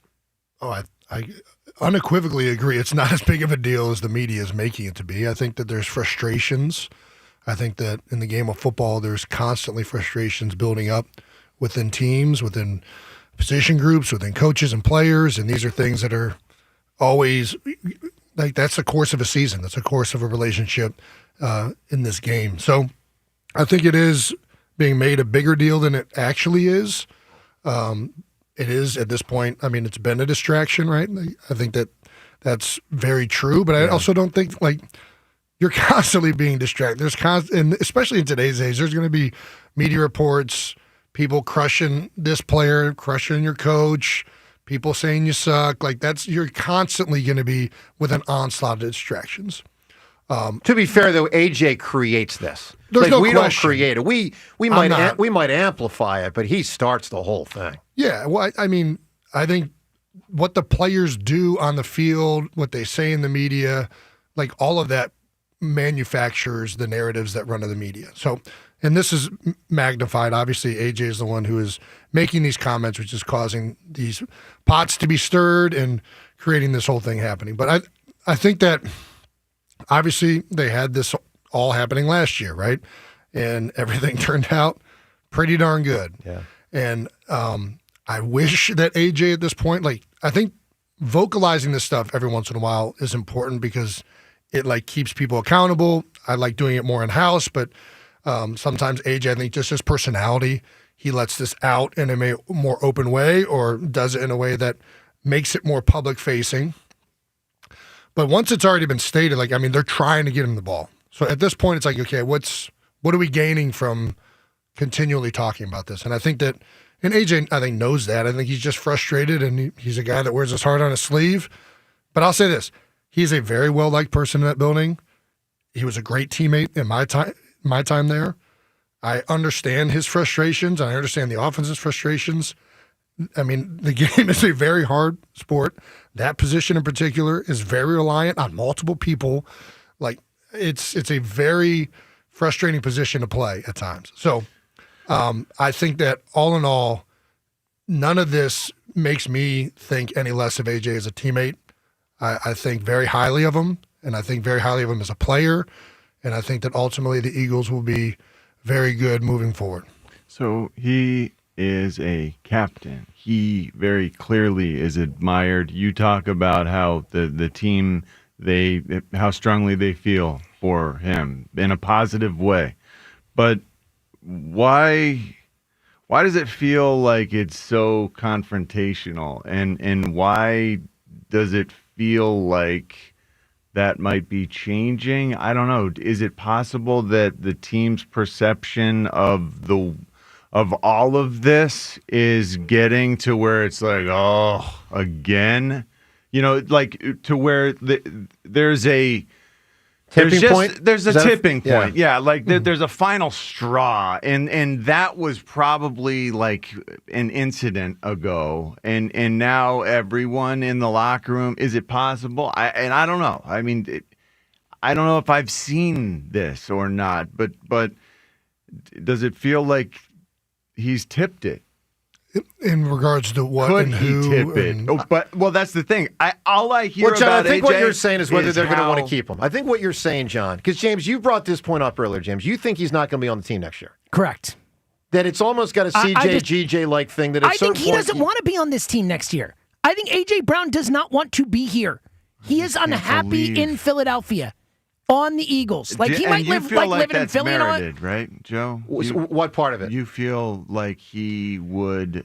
You feel like his legacy is being shorted because he's not getting the yardage and the touchdowns and everything else that he would catch. Yeah, I can understand his if immense frustration. Joe Burrow were his quarterback. Yeah, I mean, I used this analogy earlier in the week, but if I had Charles Barkley, I would pass the ball to Charles Barkley. And if I don't, I wouldn't have a problem with Charles. As a Philadelphia Sixers fan, Philadelphia Sixers, Reuben, whoever said Philadelphia Sixers, it's either the Sixers or the 76ers, but it's never the Philadelphia Sixers. It's not. It's the Philadelphia it sounded 76ers. like you were from New York I or got something confused. like that. As a Sixers fan, if the Sixers weren't Imposter, passing the ball to Joe. Barkley, I'd be frustrated and say he's a right to be frustrated. But here's what makes this really unique. The Sixers couldn't have won without passing it to Barkley. The Eagles are winning without passing it to AJ. I mean, that's what makes this one, Jason, so absurdly unique. The Eagles are winning, but I don't think that it's fair to say that they wouldn't be better if AJ wasn't having great games. Like, I think you got to be careful of just saying, like, we're winning, therefore nobody should be complaining that there's nothing going wrong. I don't agree with that. I think that there's constantly things that you're trying to improve as a team. They're coming off of the best defensive performance of the year and one of the best in Vic Fangio's probably career. I mean, he held him scoreless till 6 minutes in the game, and this isn't like a fluky offense. Like, the Green Bay offense is good, and they have their best receiver back, and Watson. Like, that was a great performance by them, and that's very encouraging moving forward. But the offense was not good. Like, right, we had a great first drive. They got the fumble at the end of it really stalled that out. But So that's a 16-play drive, Jason. And what hard to was put the those difference? together. So you go 16 plays, and then the whole rest of the game, it felt like it was just a door slammed in our offense's face. Yeah. Why couldn't we do better? It feels like the offense right now is a very it's either 3 and out or it's that, right? They don't generate a lot of explosives, and it's hard. It's very hard to generate those types of drives. Now, once you get those drives started, then you get that momentum. You start leaning on them. The runs that are 2 to 3 start going 3 to 4. You start getting these little dinks that turn into like a flat catch that goes for 6 or 7.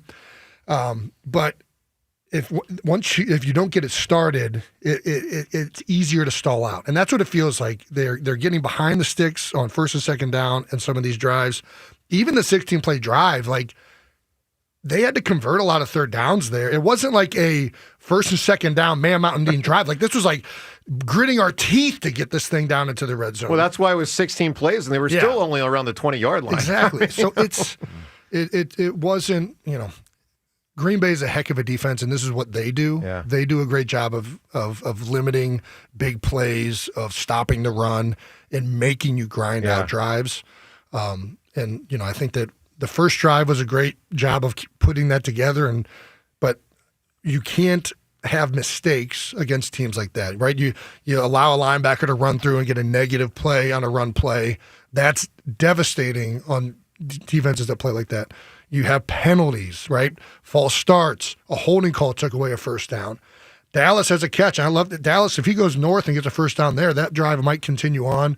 But instead, they're left with like 2 yards left on second and third down. Then they go get incomplete on both of those. Like, it just felt like they had too many mistakes and they were too undisciplined to have a great day against a defense like that. Well, we'll take everyone's assessment of the situation, both, the impact on the field, which is what matters most, but also the impact in the locker room and for the organization.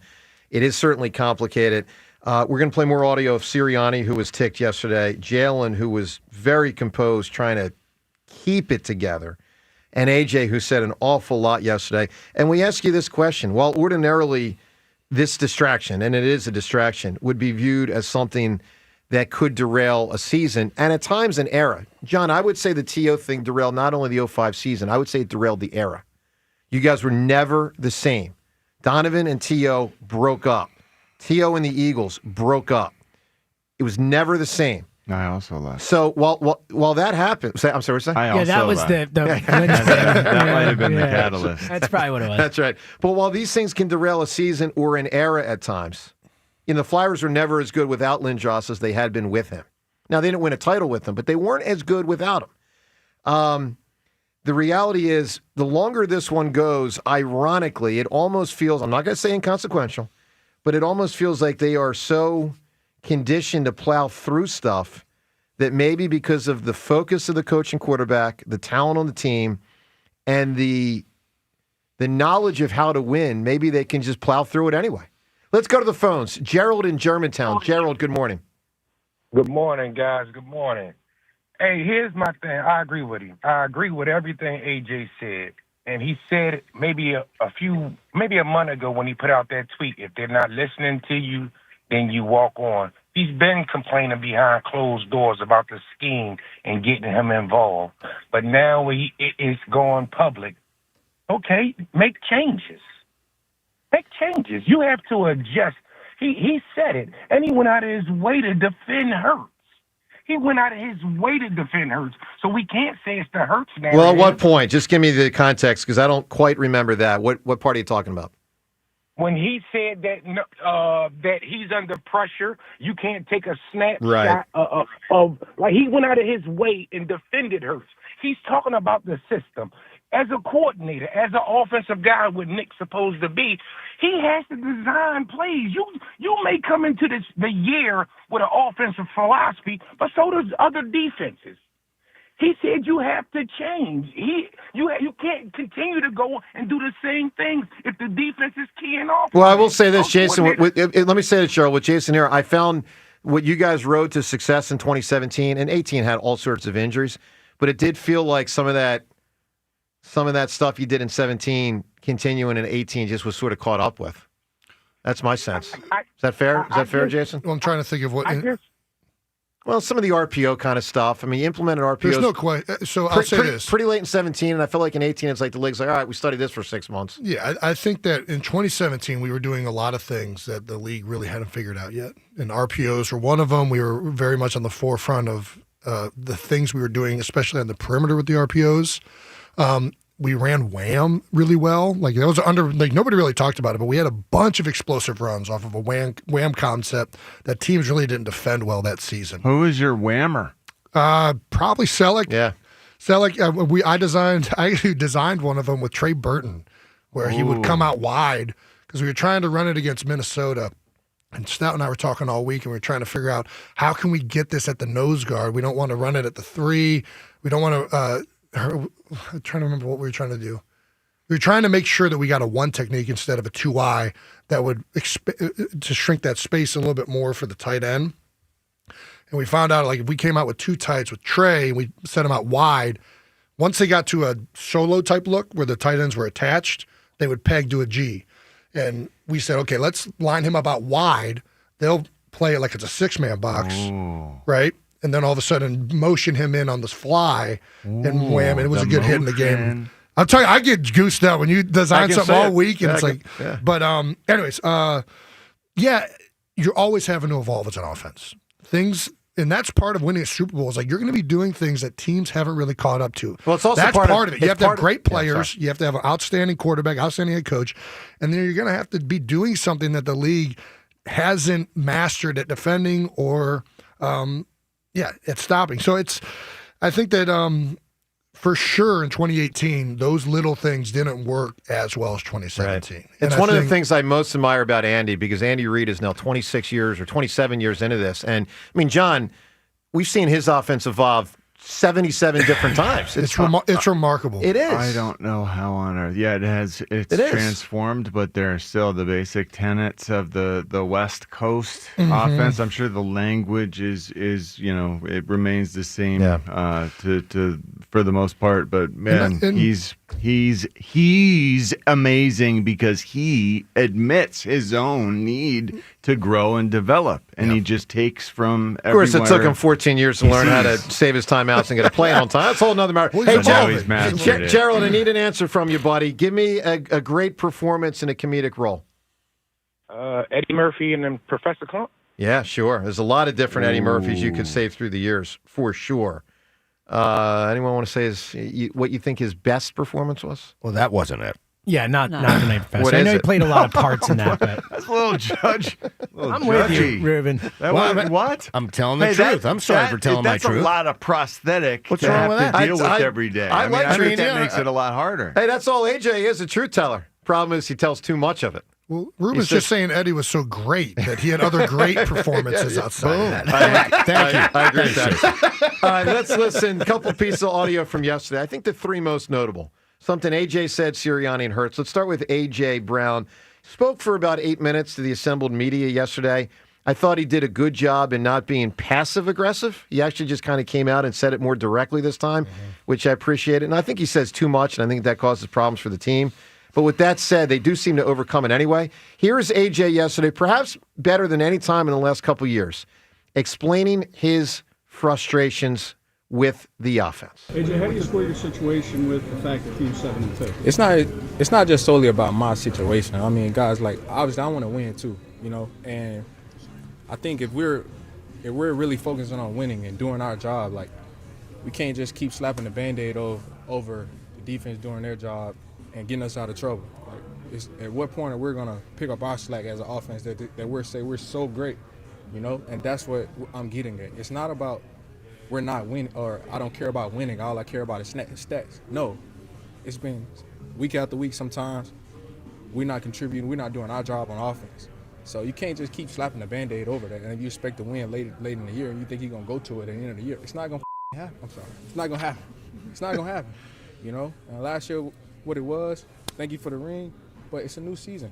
They adapted. We have to adapt, and we have to continue to get better and try to find new ways. So. That's where the frustration comes in, because it's not about winning, you guys. Like, I want to win, yes. I want to help contribute as well, do our thing on offense as well. I think that's fair.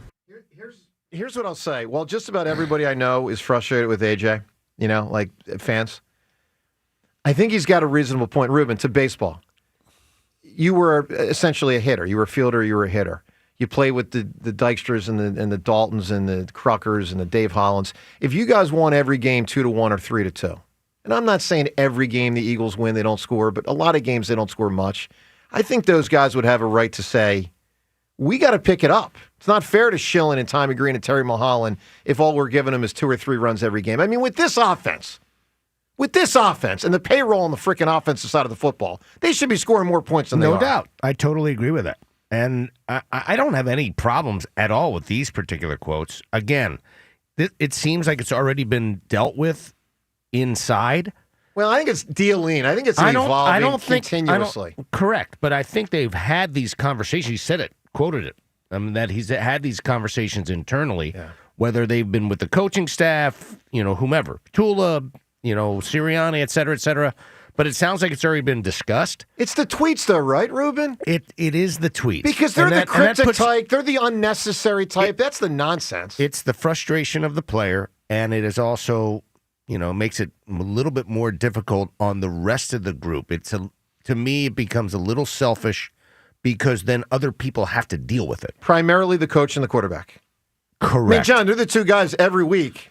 Sirianni more so, but both of them every week have to. Let's listen to Nick Sirianni. Very obvious yesterday. He's getting increasingly frustrated. Here's a frustrated. This might be the most frustrated I ever remember hearing Sirianni be. It's up there. I'll tell you that. It's up there. Here's a frustrated Sirianni yesterday. When you say it was kind of business as usual with AJ, I mean, his latest comments, made it seem like it's not business as usual. Like, how do you kind of reconcile that with him? Yeah, guys, I'm close to being done answering these questions with this. Like, he's working hard, and he is a big part of this game plan, and it'll be a big part of the game plan going forward. And he's working like crazy when he's here, and I'm excited to have him. Rhea, that's when you know it's starting to really, he's irritated. Really get 100% under the skin. He sort of should be irritated. How excited was he? Should be irritated. How excited was he when he heard the, soapbox diatribe on yesterday afternoon? Wait, the one how from the prior excited night? was Nick when he heard that? When he heard exactly how AJ felt about the 8 offense. minutes. That does not help anything. Well, yeah. So what he has done does not contribute to this team winning in any way. And I appreciate the fact that Jalen Hurts is standing up there, also annoyed like Nick Sirianni is. And Jalen's making I don't think Jalen came off as annoyed. But I think John's inferring that he is, but he's doing a better job he's not making showing it clear that he's compartmentalizing this in a way that is effective, and he can get through this, and he can. I think he can help others. I mean, I think maybe he has a little more practice getting through this with AJ, being that they go back personally outside of football. Even so, I think it's possible that AJ is a very difficult person to get along with. Albeit a nice guy that the players and team loves. But everyone loves him, but at times it's just tough to Jason, figure out you've seen a ton in with. Philly sports. You weren't here for Donovan and T.O. No, I was here for Deshaun. I was here for LaShawn McCoy. And, I think that in general, I think the media oftentimes kind of overstates this stuff. And I think that good head coaches find ways to maintain relationships and weather these frustrations from players and figure it out. And I think AJ has legitimate reasons to be frustrated. That's what I feel. So at the end of the day, it's really hard when somebody's voicing something that's either of self-interest or something about the offense. And it's just that's not accurate. That's a bigger concern. We have players that aren't identifying issues correctly, and we're not on the same page. I think everybody is aligned in thinking that we need to get A.J. Brown the ball more. I wish that, that we can kind of just get to work and try and focus on that. I think it would be beneficial for A.J.'s standpoint at this point to not say things publicly, as well as the teams. But like the reality is, like self-interest as a player for me. I would get frustrated when the run game wasn't working. And the first thing you go to is like, man, like it works when I do this. And like if we call this put and pull, like it always seems to run well. And you have to try and you go to the coaches and you're like, hey, like what if we get a little bit more to this? You know, they're running this underfront. This play's been there before. And these are constantly discussions you're having. And I'm sure that AJ has been having these all season, as well as Jalen Hurts and every single player on the Philadelphia Eagles. But the frustrations mount when the performances aren't happening on the field. And then it starts coming out in either self-interest of how this offense can be better with my own performance, how it can be better with others' performance. Like this is a byproduct of the offense not playing up to the standard that it needs to. I agree. That's the reality of it. Whenever these types of things always happen, once the performance on the field doesn't equate to what it should be. It magnifies in losses, but the reality is even though they're winning games, the offense isn't playing well. Outside of 2 or 3 games where they've really lit it up, it hasn't been consistent. They've been great at times, then they've been 3 and out at times. It needs to be much more consistent, and all the players know it, all the coaches know it, and it's going to continue to be an issue until that gets fixed. And hopefully AJ can stop vocalizing it publicly, but internally they should be frustrated and they should be having these discussions and they should be trying to figure it out. I agree. Every single element we just said. The one question I do have about this is, you know, at some point there's got to be accountability on everybody's side. So it has to be a little bit the coaches, game planning. It has to be a little bit the player himself. Is he performing? Is he getting open? I don't watch film. I don't break it down. So I don't know that he is getting open enough for Jalen to target him more. I don't know if he's running the right routes. Honestly, I know he's one of the best in the game. Is he doing his part as well? Is everybody doing their part to make this happen? And that's where, I mean, if I'm the GM and I'm watching it from 500 feet, that's where I'm trying to figure out like who has to get this done. And to me, it's a collective. Yes, it starts going bad is when the fingers start getting pointed all over the place, and it happens with the players, it happens with the coaches. But the only way you get out of this stuff is usually like, how can I do my job better? How can I magnify my ability to make myself and my teammates better? What can I do to serve them, and what can I do to do my job and role in a more effective way? And I think that that's happening. I do. And I know A.J. Brown's accountable. I know that Jalen Hurts is very accountable. I know that Nick Sirianni, that dude beats himself up, man. And I think that that's what you want. I remember going through a loss one year, and I played terrible. And I went up to Nick, and I'm talking to him, and I expected him to be like, yeah, no, Jason, you're a great player. You can. He's like, yeah, drag yourself in the mud. I'm like, I forget what the exact quote was. It wasn't in a negative way, but it was like, man, this is part of improving. Like, you have to go there, and you have to realize that you weren't good enough in this last week in order to make improvements. And I think a lot of players, like, they try and tune that out, especially like guys that mentally don't have the strength and fortitude to overcome the realization that they're not living up to their standard. And I think that the best players I know, man, they're harder on themselves than anybody is. And well, I'll say this, Jason. That's the part of Sirianni. Is one of the parts I really admire. Yeah, like the classic American gym coach from the 1970s, who might have been a little inappropriate in some ways, and kind of barbaric. But the part of that gym coach from the 1970s that to me resonates still in society is just tell it like it is. Yeah, give direct feedback to the kids, and I don't want to say force them to be better, but try to guide them to be better. For sure. And I think Sirianni's got a lot of old school. He's got a lot of new school, but he's got a lot of old school principles that a lot of people in society have run from that I admire. His dad was a coach. He grew up in New York, where his dad had the keys to the gym. You know what I mean? And they'd go in and they'd shoot hoops. And like that's a great way to sum up Nick Sirianni's personality and who he is as a person. He's tough. He's accountable. He's a great leader.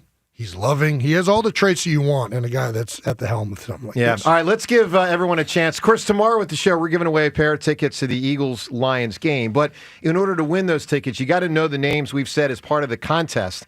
It's the Eagles and the Detroit Lions. And this is a game happening, of course, on Sunday. And we give away the pair of tickets tomorrow. Courtesy of NovaCare Rehabilitation, the power of physical therapy. All right, let's give you, another name. And the name is... And the name is... let's go with Jason Kelce. You know why? Whoa! Because he played in that Snow Bowl against the Detroit Lions back in 2013. Man, that was a fun game. Oh, my gosh. I'm not kidding you. I think domes should be illegal. To Elliott Short Parks, I hope you're listening. That's a different take. Thank you, sir. I know. Listen, the Eagles are not going to like that when they try and magnify the number of events and things. But snow and weather is one of the beautiful things about football, that you have to fight through those elements. And whenever you're in them, it just makes the game more magical. Even if you got a downpour torrential of rain and you're trying to figure it out on the sideline, how can I grab the ground? And it takes everything out of it, and you're just focused on this element that you haven't been in before. So curious about how you guys change your cleats. Cleats, yeah. And how important that it has to be, like one of the most important things. I mean, we went through that in the Super Bowl and the playoffs, where you had didn't go through it enough. I'll be honest. I think, and I saw it the other night. Well, they had the same issues. We had a range from a quarter all the way to an inch, and the inch long screw ins when in the tuck rule game, because the field was so frozen. They took the equipment guys took the inch longers and they sharpened them. Oh, wow. Into points. So it was super illegal. Inch long. I know. Inch long. Throwing people under the bus right now. So you got, I know. I mean, that's like an 18-wheeler you threw them under. 7-inch long weapons on each foot underneath it. And I think people don't, I think guys now don't focus on their cleats as much. And part of it's, I think they grow up playing on turf and they grow up not being in these elements. And it's like the moment I knew the weather was off, I would try and I would go out there before, and I'm really trying to figure out what cleat I'm wearing. And even then, I'm still like hesitant about it. I'm bringing my other cleats on the bench, so if that first drive doesn't go right, I'm switching out right now. My career ended because I didn't make the cleat change. I know we're beating this horse down, but it's the one thing that moves you. It impacts so much of what you do in every sport, like how you grip the ground and how you enforce move your body. By the way, let me say to Seltzer and Rhea, 3 athletes in here are dorking out over cleats right now. Well, I want to say this too. This is the most cleat talk in the history. Women love shoes. It's really important. I'm surrounded by 3 dorks. And I wore a cleat that was like 10 years old, because now they make the cleats where they actually don't grab as well. And the theory is if it doesn't get stuck in the turf, you won't get hurt. Yeah. I'm like, dude, screw off. I want as much traction as I can get. I don't want my foot sliding out like that. So I would wear like a 10-year-old cleat they stopped making. I'd have to take it to a cobbler in South Philly, Dom. He is the best, by the way. Dom's Love the best. him. The bottom of it, the glue would start rotting because they were so old. So he would have to glue it back together, stitch it. Anyways, I'm with you on the cleats. Seltzer, pull that part where Jason just said screw off, because I want to play that. When someone comes after me with a comment, I'm going to start using that back at callers. I don't think you would be allowed to. I don't know. Jason can say it. You might be right. All right, let's listen to something Jalen Hurts said yesterday. I thought this was notable. Obviously, people are irritated. I think everyone's irritated to some degree with the AJ stuff, but it's a tough one for Jalen Hurts. And I thought he did a great job yesterday, I'll say, trying to reset the focus. Jalen Hurts yesterday, press conference. Got the Detroit Lions, so I'm gonna definitely put a halt to that. I think the more we drive that, the more of a distraction it becomes. And I think ultimately it's about the group. And so things have been what they've been, and they are where they are. You know, we are who we are as a team. We're all we got, and we're all we need. Goes 2017 there. Yeah. Look, it's a nice shot. That was a graceful lane change right there. It was. And it was a massive switch. Yeah. I will say this. I've seen resets before, or attempted resets. Sometimes they work, sometimes they don't. I remember 05. There were attempts. I mean, guys, let's remember, T.O. played with the Eagles for half the season. There were attempts to, have it work. And Sometimes they spiral out of control. James, you said earlier, a caller said, and you co-signed, like, this is starting to feel a little closer to T.O. than we thought it would get. Yeah. It's not that, but, like, it's more than it was a month ago. Yeah, I don't know, but the T.O. part is a separate thing. It's getting there in the sense that I think A.J. Brown's not going to be an Eagle next year. Well, that's pretty notable. That's where I'm at. Like, I would be, honestly, more and more, I'm like, before I was like 50-50, I'm like 75%. I just don't see how they can get through the year. They could still win, but they won the Super Bowl last year. He's been complaining all year long. He was complaining in a playoff game when they were up 38-7 on the Giants. Like, it just feels like at a certain point, it's just going to be too much. Okay, might be. Let's go to the phones. Jason with us here, of course, for about another half hour or so. Jermaine right now. Jermaine, good morning. Good morning, team. How's everyone? Doing well, Jermaine. Good. Jason, thank you for just your contribution to the Eagles. And, I've watched you basically your whole career. And, you overcame a lot of the naysayers when they said you weren't big enough as far as your position. You overcame that with toughness, intelligence and speed. And I appreciate you. Thank you, Jermaine. Thank you. So Joe, let's have at it. So normally when I call in, it's all good. Okay. So normally when I call in, you and I have a spirited but respectful debate in terms of Jalen Hurts and where he ranks as a quarterback, right? Yep. Right. So let's shift that a little bit because the book is still to be written on that. I would like to have a discussion on the coach, Nick Sirianni. Sure. And what I mean by that is because you stood on 10 toes as far as him being a great coach. Yeah, I think he is. Right. So I question that a little bit now because if we look at it, there's data to support this theory. So back in 23, when Brian Johnson was the OC, you had someone that had no experience as far as being an OC. And what happened? The offense struggled mightily. Yep. Right. And so we look at that, we fast forward now, and we look at it. Here's another OC that has no experience as an OC, and what's going on with our offense is struggling mightily. Yep. But then last year, when we had Kellen Moore, someone who had experience as an OC, they went all the way to the Super Bowl and they won.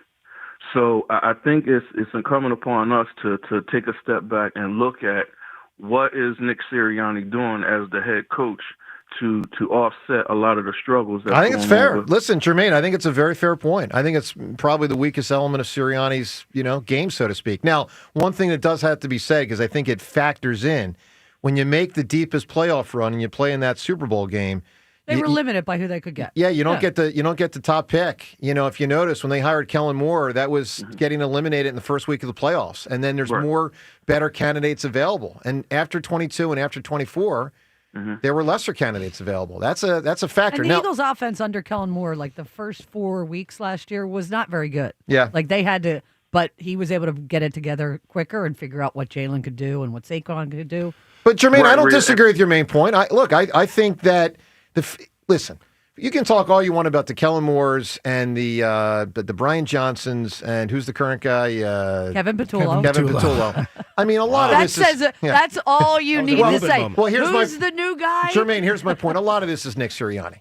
I mean, it's his offense. He is very involved because a lot of people talk about play calling. I think the far more important thing is play design that leads to what plays you're considering to call on a Sunday. And I'm glad you touched on that because if you look at it, we have a top 3 wide receiver in all of football.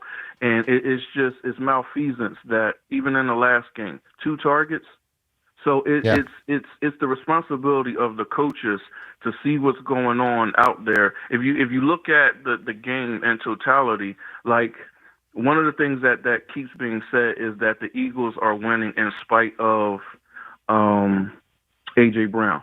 I would strongly push back on that because A.J. Brown, although he's not getting touches, he's not getting targets, he still has a footprint on the game because they're covering, they're putting 2 defenders on him, which is freeing up space. And he talked about that yesterday, and he's right. But, Jermaine, one more thing, and then we got to move. But I'll just say this. Sure. I don't think you can totally absolve Jalen's role in A.J. getting only, 2 catches. Like I don't think it's fair to say that's 100% on Sirianni. Jalen does not quick trigger pull it often. He does sometimes, but not often. He holds it a lot. He's got incredible legs. So he knows he can lean on his legs to run, to either run across the line of scrimmage for yards or behind the line of scrimmage to extend a play. And it throws off timing sometimes. And there's no doubt in my mind, there's times, I mean, we know it. There's times AJ's open, he doesn't get the ball. And I'm sure that's unbelievably frustrating. Especially when Jamar Chase is catching 10 passes a game, and so does Justin Jefferson, and so does CeeDee Lamb. And he's like, dude, I'm at like 3 or 4 a game, and this last one I was 2. What the hell? I don't blame him.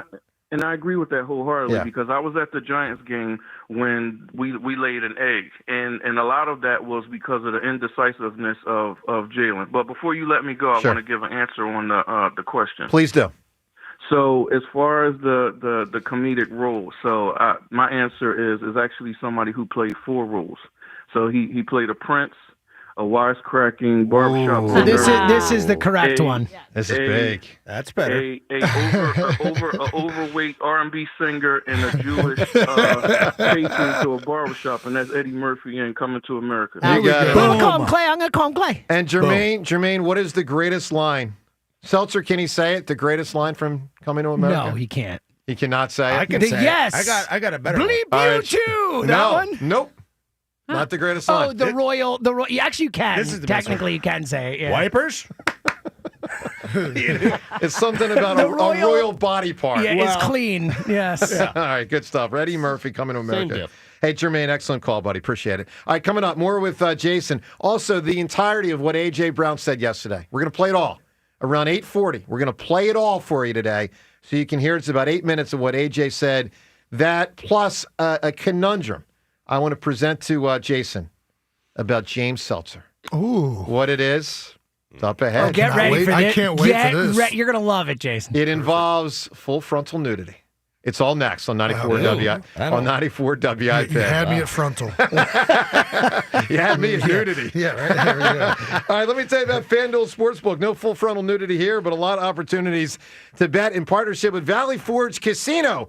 Because with FanDuel's Thursday's touchdown jackpot, and here we are on a Thursday, another game tonight. NFL, of course, Thursday Night Football. You can win a share of $2 million in bonus bets each week. To get in on this week's action and tonight's action, all you have to do is place an anytime touchdown scorer bet before the game kicks off. And if your player scores the first or last touchdown of the game, you will win not only the bet, but a share of the bonus bets upwards of $2 million. So find the player and lock it in for tonight's game at FanDuel.com/hammer. That's FanDuel.com/hammer. Of course, you can also always apply the bets to, pro basketball and hockey, both of which going on. You got a huge game on Sunday, Philadelphia and Detroit. Find the player, find the bets, find the over-under, find the who's going to win at FanDuel.com/hammer. 21 plus and present in Pennsylvania. Opt-in. Must apply profit boost token on select market. Price pool to be split equally among all eligible participants who made the correct first or last TD pick. Bonus issued as non-withdrawable bonus bets, which expire 21 days after receipt. Restrictions apply. See terms at sportsbook.fanduel.com. Gambling problem? Call 1-800-GAMBLER. As the baseball offseason begins, questions remain for the Phillies. Does Schwarber re-sign? Oh, we'd love to bring Kyle Schwarber back. It's a priority. Will JT return? The most prepared guy I've ever been around as a catcher. Can the Phillies retain Ranger? What a performance for Rangers, Suarez. Listen for the latest. All your Phillies offseason happenings happen here. We'll see what happens. Sports Radio 94 WIP. All right, it's the Robin at Robin Ford. You can migrate into a brand new Ford F-150 with 0% financing up to 72 months. Online at robinford.com. This is the story of the one. As a maintenance supervisor at a manufacturing facility, he knows keeping the line up and running is a top priority. That's why he chooses Grainger. Because when a drive belt gets damaged, Grainger makes it easy to find the exact specs for the replacement product he needs. And next day delivery helps ensure he'll have everything in place and running like clockwork. Call 1-800-GRAINGER, click Grainger.com, or just stop by. Grainger, for the ones who get it done. Chumba Casino brings non-stop fun straight to your screen.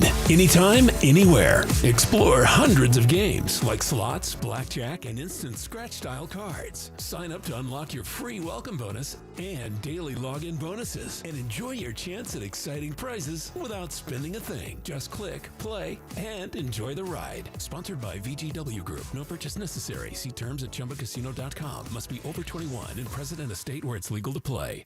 How you heat your water matters. So whether it's a tank or a tankless model, choose Bradford White. Go to BradfordWhite.com. Bradford White, built to be the best. This year's senior class, adults 65 and older, is booked and busy. Holiday trips, homecoming events, class reunions. So they're showing up protected with mNEXSpike, the new COVID-19 vaccine from Moderna, because older adults face the highest risk of severe illness from COVID. mNEXSpike, COVID-19 vaccine mRNA, is a COVID-19 vaccine for people 65 and older and for 12 to 64-year-olds at high risk for severe COVID. You shouldn't get mNEXSpike if you've had an allergic reaction to a previous Moderna COVID-19 vaccine. Rare cases of inflammation of the heart muscle and outer lining have been reported. Common side effects include pain at the injection site, tiredness, headache, muscle or joint pain, chills, nausea, vomiting, and underarm swelling or soreness. mNEXSpike may not protect everyone. It's not too late to protect yourself with a COVID-19 vaccine. mNEXSpike from Moderna, here for the senior class. Visit mnexspike.com to find a vaccine near you.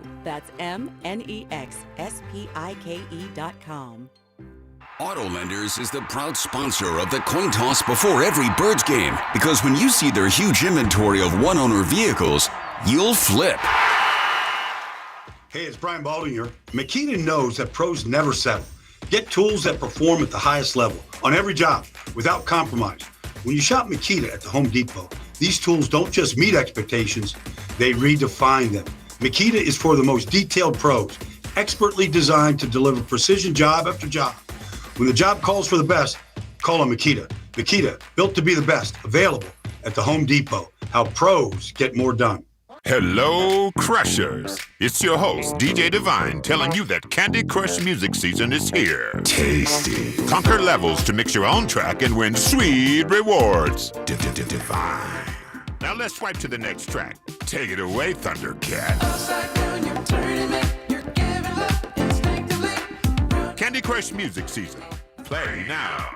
From November 3rd to December 7th, selected players level 36 plus. Terms apply. See in-game. Optional in-game purchases. It's the Black Friday sale at the Mattress Warehouse with deals that hit harder than a well-known push to the tush that moves the pile. Save up to $1,000 warehouse-wide on all top brands, including Tempur-Pedic, Stearns & Foster, Beautyrest, Sealy, and a whole lot more. And with Mattress Warehouse exclusive bed match technology, you'll get a setup built for your body, backed by a 100% comfort guarantee, plus 0% interest financing, free next-day delivery, and 1-year lowest price guarantee. Find a store near you at themattresswarehouse.com, mattresswarehouse.com. At Audion Hearing, our mission is simple: to make better hearing affordable for everyone. We're proud to offer high-quality, rechargeable hearing aids starting at just $98. Clear, comfortable, and ready to use right out of the box. And here's a study worth hearing. Research shows that wearing hearing aids can reduce your risk of dementia by up to 61%. Join over 1 million happy customers and hear the difference today by going to audionhearing.com. That's AUDIEN hearing.com. Hey, I'm Mike Slater. My dad passed away at the age of 63. It's out of nowhere.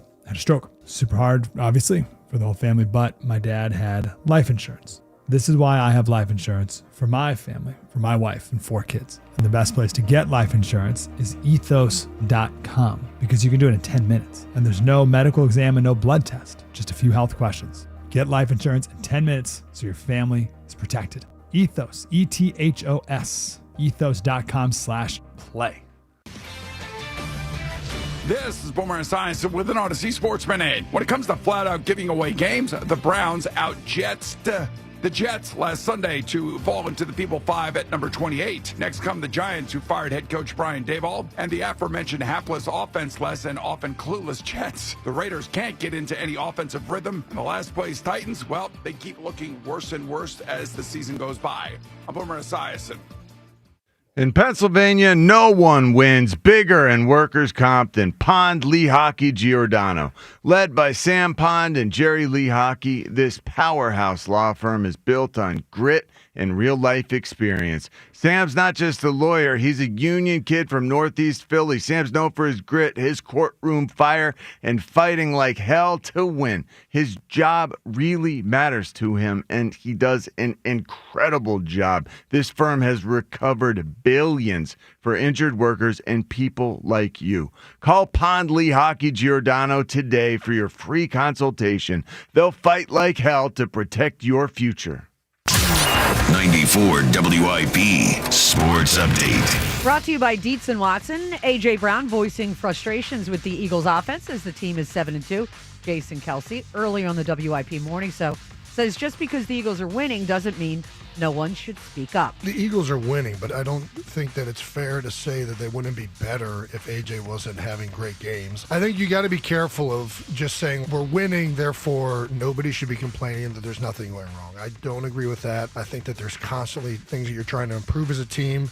Ranger Suarez, one of Scott Boras's top free agents available at the GM meetings in Vegas. Boras spoke to USA Today's Bob Nightingale about Suarez, saying, if you're interested in acquiring a postseason pitcher that has proven himself, I would suggest you don't want to miss the Suarez postseason soiree. Dietz and Watson meats, cheeses, and condiments are the perfect addition to your game day. Online at DietzandWatson.com for local retailers near you. Weather brought to you by Roto-Rooter, partly sunny, a high of 56. It's currently 48. When plumbing problems hit, wrap them up quick and call Roto-Rooter. Their team tackles clogs and leaks so you can stay in the game. Roto-Rooter, your MVP for plumbing solutions. You can hear every Eagles game on your streaming device. Just download the free Odyssey app or tell your smart speaker to play 94 WIP. Sports Update on 94 WIP. Starting your day with a... This is the morning show with Joe DeGamera and John Ritchie. Sports Radio 94 WIP.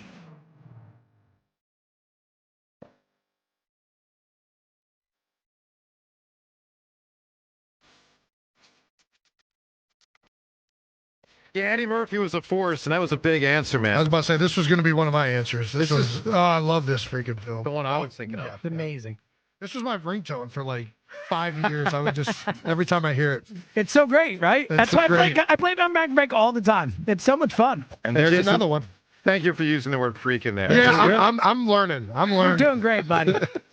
There's an early one, too. Reuben, if we had Lenny in here for an hour back in the day, he would have been dropping 37 F-bombs. We wouldn't have a license. Correct. Fair enough. I mean, listen, I startle myself sometimes. The people that talk to me off the air, I have a tough time not dropping F-bombs. Off the air, it's fine. I drop F-bombs left and right. By the way, I looked up after the Flyers last night, the overtime loss, but they get the point. They are right now the 8th seed. So if you're wondering where they are standings-wise, obviously better, a little better than expected. 8, 5, and 3. A fifth of the way through the season. 16 games, 19 points, 8 seed right now. So they're in the fight, which is good to see. All right, 215-592-9494. A couple of things with Jason here as he's with us for about another 10 minutes. Reminder, in about 15 minutes, we'll play the full AJ audio from yesterday. So, Jason, we stumbled about a week or so ago into this conversation about full frontal nudity.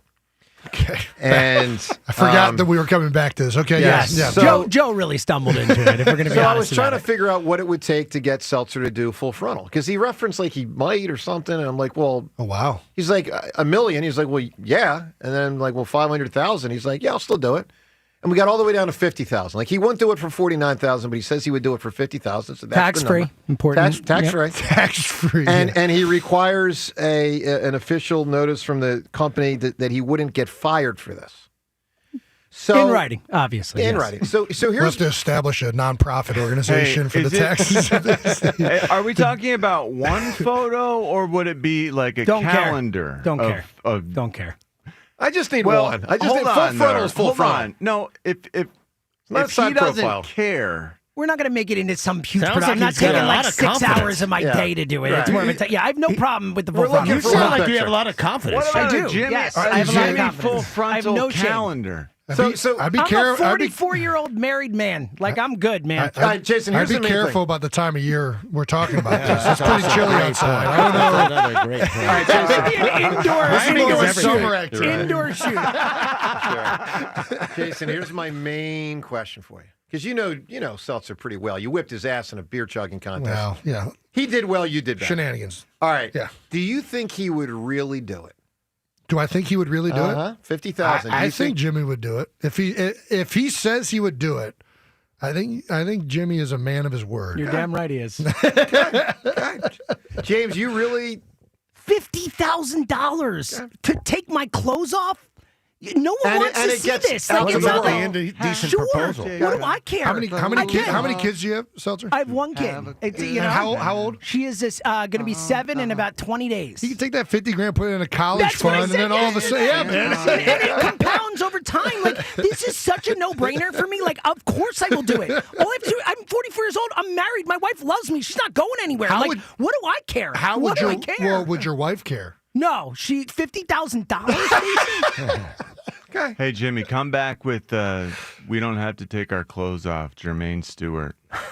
Amazing Oh, is that from song. Flight of the Conchords? I don't know. Is that's the same guy though, right? Is that you're talking, or is that Jimmy and Clement? I think actually. Yeah. No, the different. I think this was a one-hitter. We don't have to take our. Okay. We don't Sure. have to take our clothes But off. I will. Hey, this For $50,000. I did an ESPN body issue for free. Yeah, you did. You were, I mean, that was pretty. I was- that was pretty close to full. Withholding the most. Yeah. I mean, the biggest thing. Well, if you're gonna be so, yeah, buddy. Well, maybe if you're going to be about confidence, right? You're going to be so open to this idea. I do think we can make more of the. No, it's 50. No, let's not overcomplicate full it. frontal. Yeah, one Yeah, picture, rein it in, big full dog. frontal. Okay. 50,000, simple. We'll find One out. picture. We'll find out. Again, I think there are a lot better places to put your money, but I will take it. All right, let's go to the phones. Mike, right now. Jason can't wait to Kelce. see Really though? Are you gonna? Really Are though? you gonna? Are you I gonna? think we're getting into a weird territory where there are a lot of Right. I guys don't know really that I wanna excited to know take this. So pictures. where does this picture come from, and who's doing this picture? We'll figure that Like- out. Don, you're way ahead Yeah, of you're yourself. really overcomplicating You are it. complicating All it. right. We need to get $50,000 We will. first, all right? One step I at a don't think it's time. going to be hard. All right, I don't think it's going to be hard. Seltzer. Oh, there's first so many pledge. lines there, I will Jason. pledge. I will pledge. James Seltzer. Yes. I will better pledge. not be, Jimmy. What was that? That would be really weird. I didn't hear it. What was it? You don't want Don't worry to. about it. Honestly, yeah. James, I will pledge $1,000. You're going to spend $1,000 of your imagine? own money for me to get naked. I will. Seriously. Right All now. right, This, take the this, picture. this is wild. saying? 1,000. Hold on. That's a lot of I money. will Does it pledge just go- $1,000. This is the I would wildest not thing pledge ever. that kind of money, but I'll pledge some glue.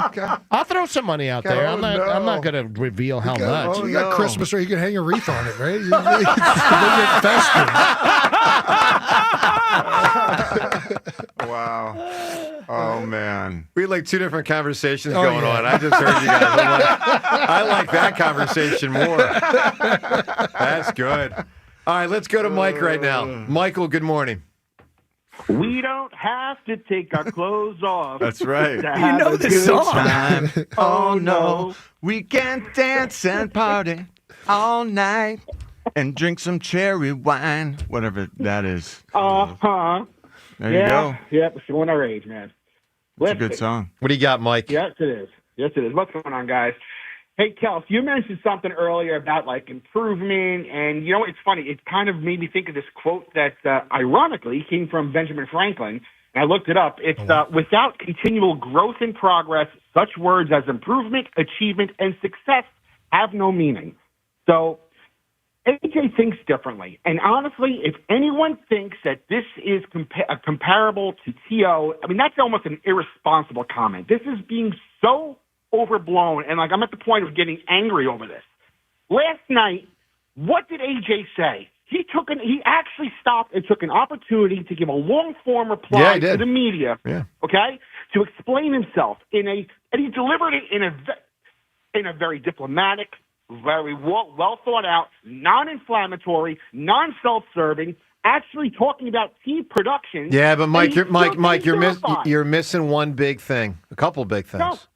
Will it really, shock you if he takes to social media with a cryptic post in the next, 7 days? No, and I honestly don't care at this point. Well, but honestly, you know Joe. what? Other people do. And by the But way, you know what? Nick Sirianni is one of those other people. But you don't know that. You don't know Oh, how come on, frustrating- Mike. I don't. You think Nick Sirianni likes it? The cryptic No, post. he Would you doesn't screw like your it. head No, on no. straight, please?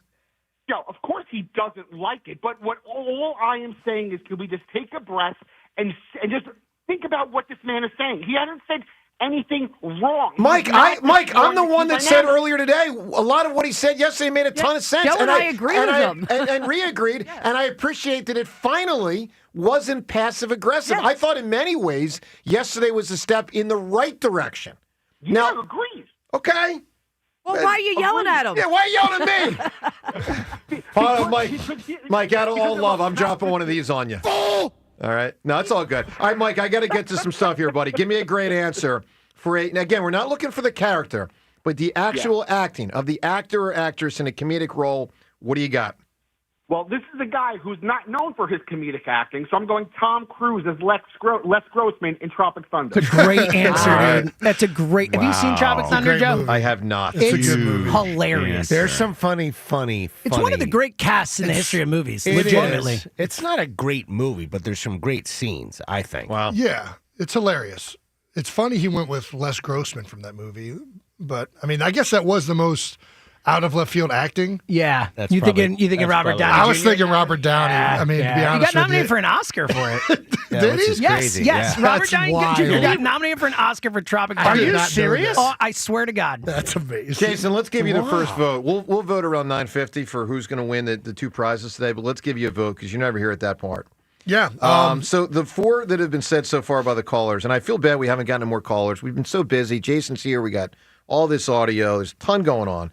The four callers have said Leslie Nielsen as Frank Drebin in Naked Gun series. Naked Gun. Yeah. You got Eddie Murphy as the Professor Klump. You got Eddie Murphy in Coming to America, and you got Tom Cruise in Tropic Thunder. Which of those four would you say?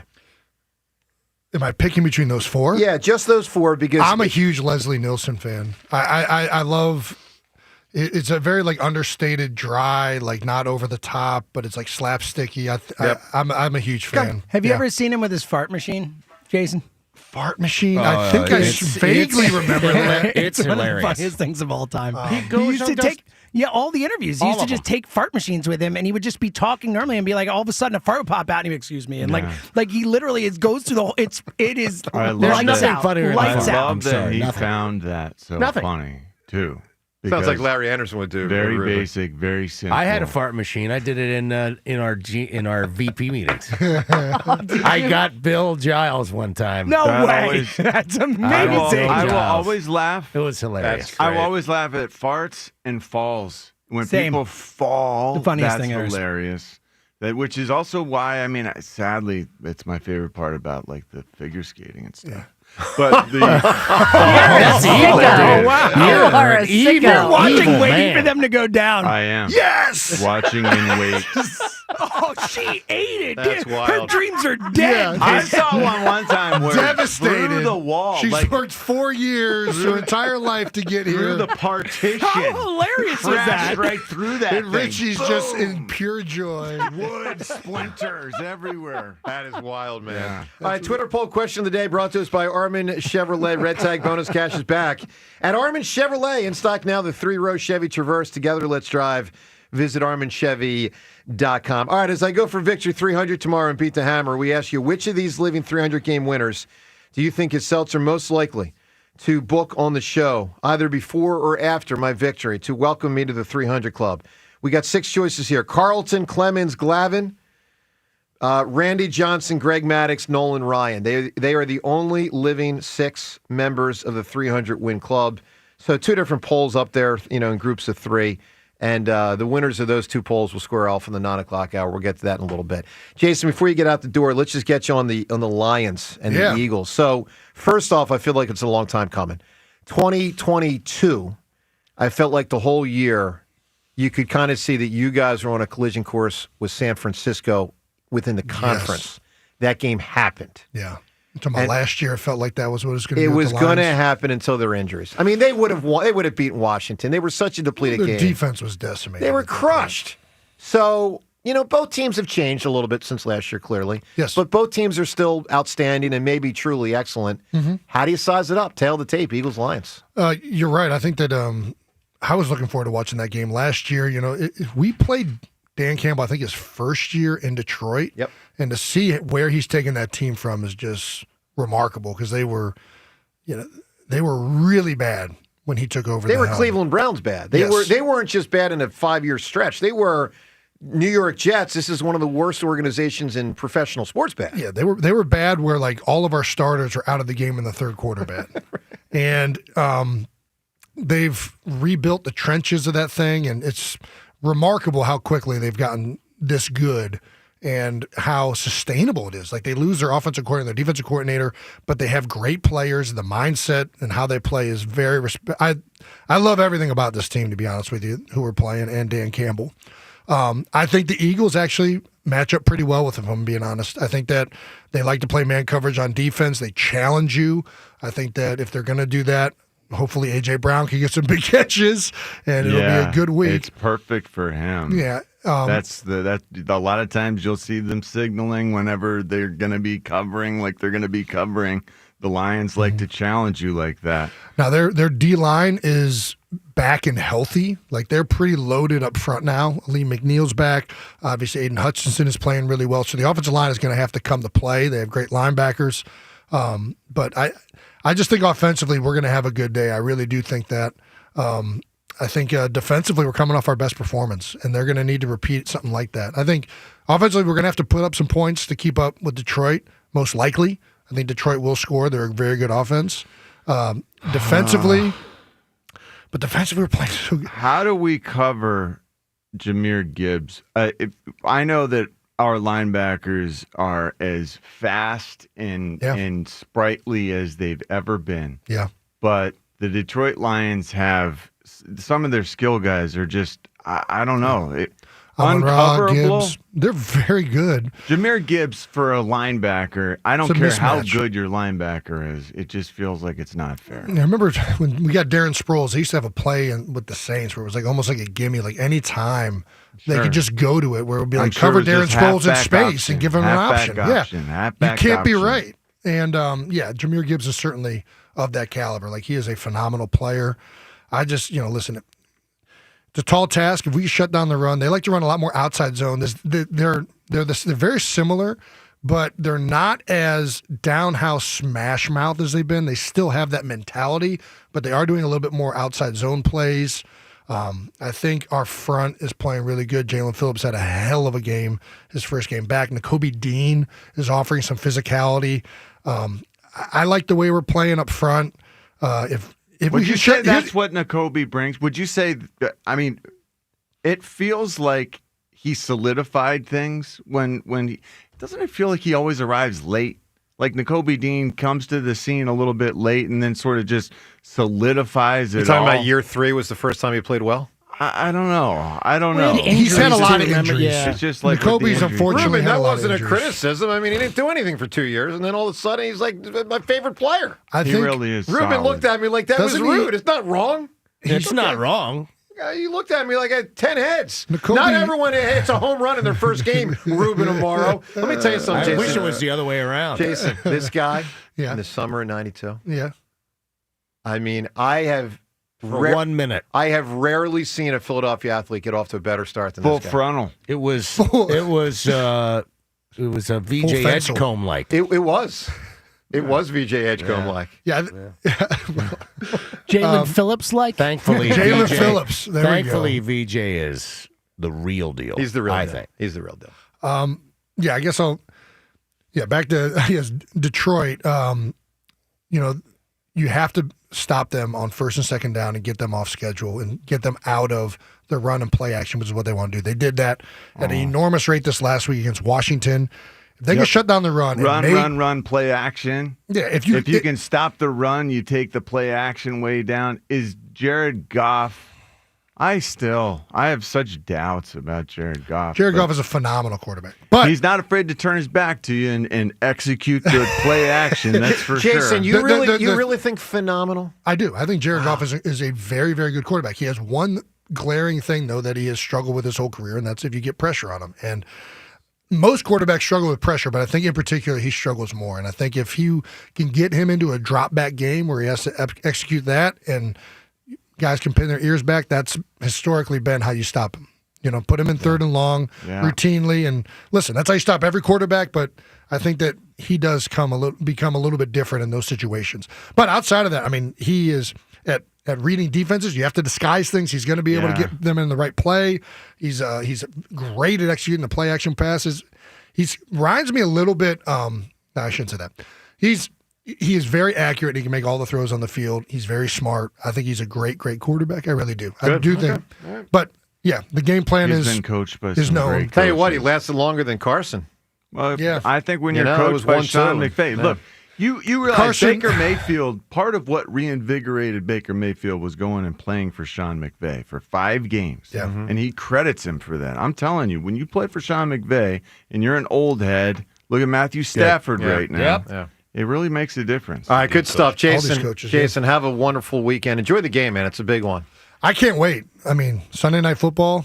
Or are you talking about Monday? All of it. The whole Sunday freaking night's thing. bigger. Monday, I think we got Raiders and Dallas, right? Dallas. So it's You like didn't sound particularly pleased. I'm not excited about it. I mean, hopefully on, Dallas man. puts up a bunch of points. Maybe I don't know. No, I'm joking. I think Raiders are a classy organization.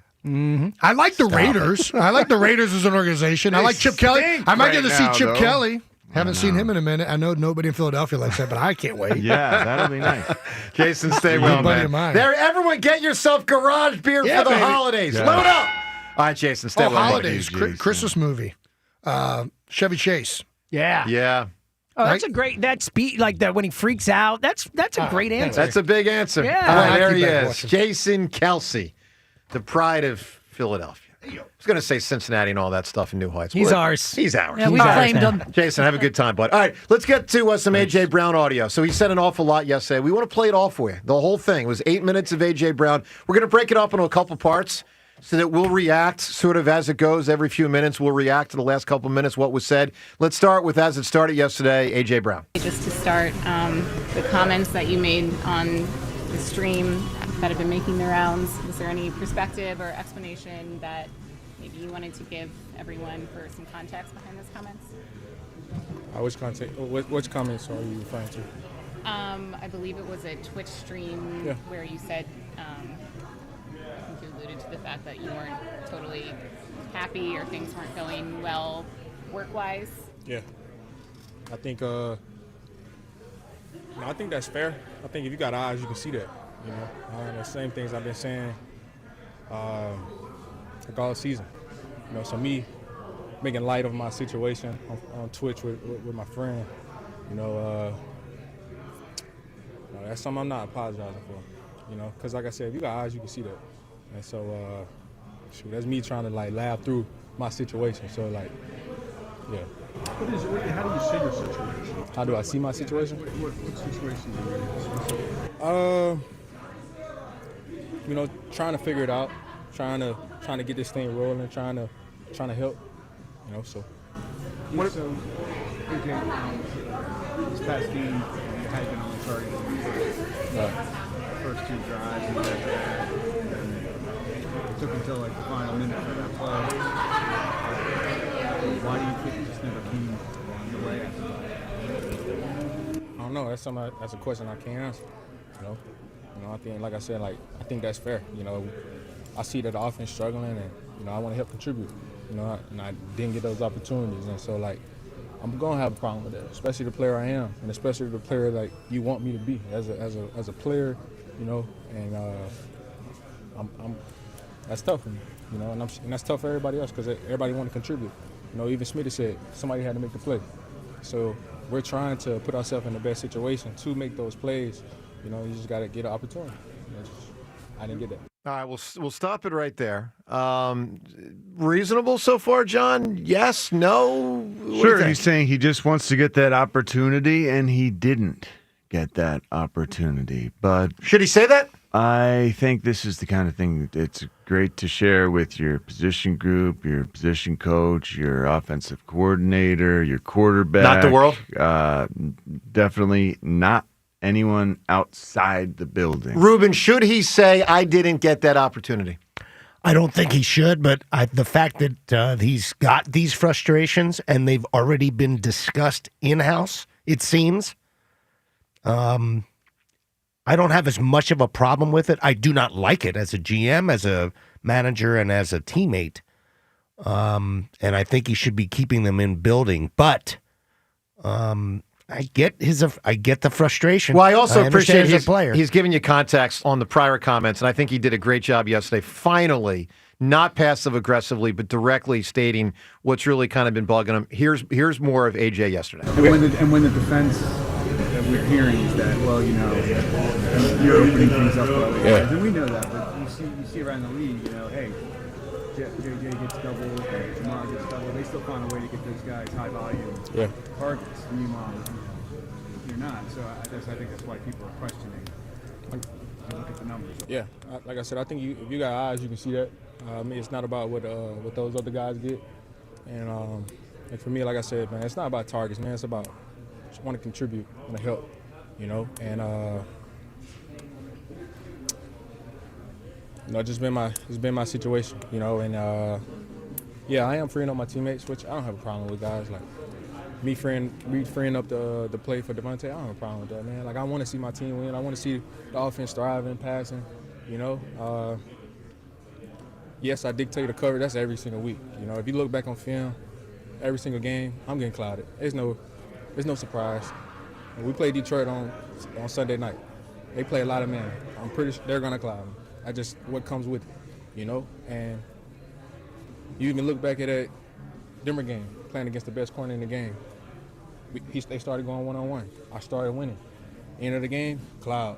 Like just what it's gonna be for me. So like, I think it's fair for me to even say like, I feel like we do need to do a better job of creating for me, trying to help put me in a situation to help to you know what I'm saying, to contribute. But right now it just feels as if, you know, I'm just freeing it up for everybody.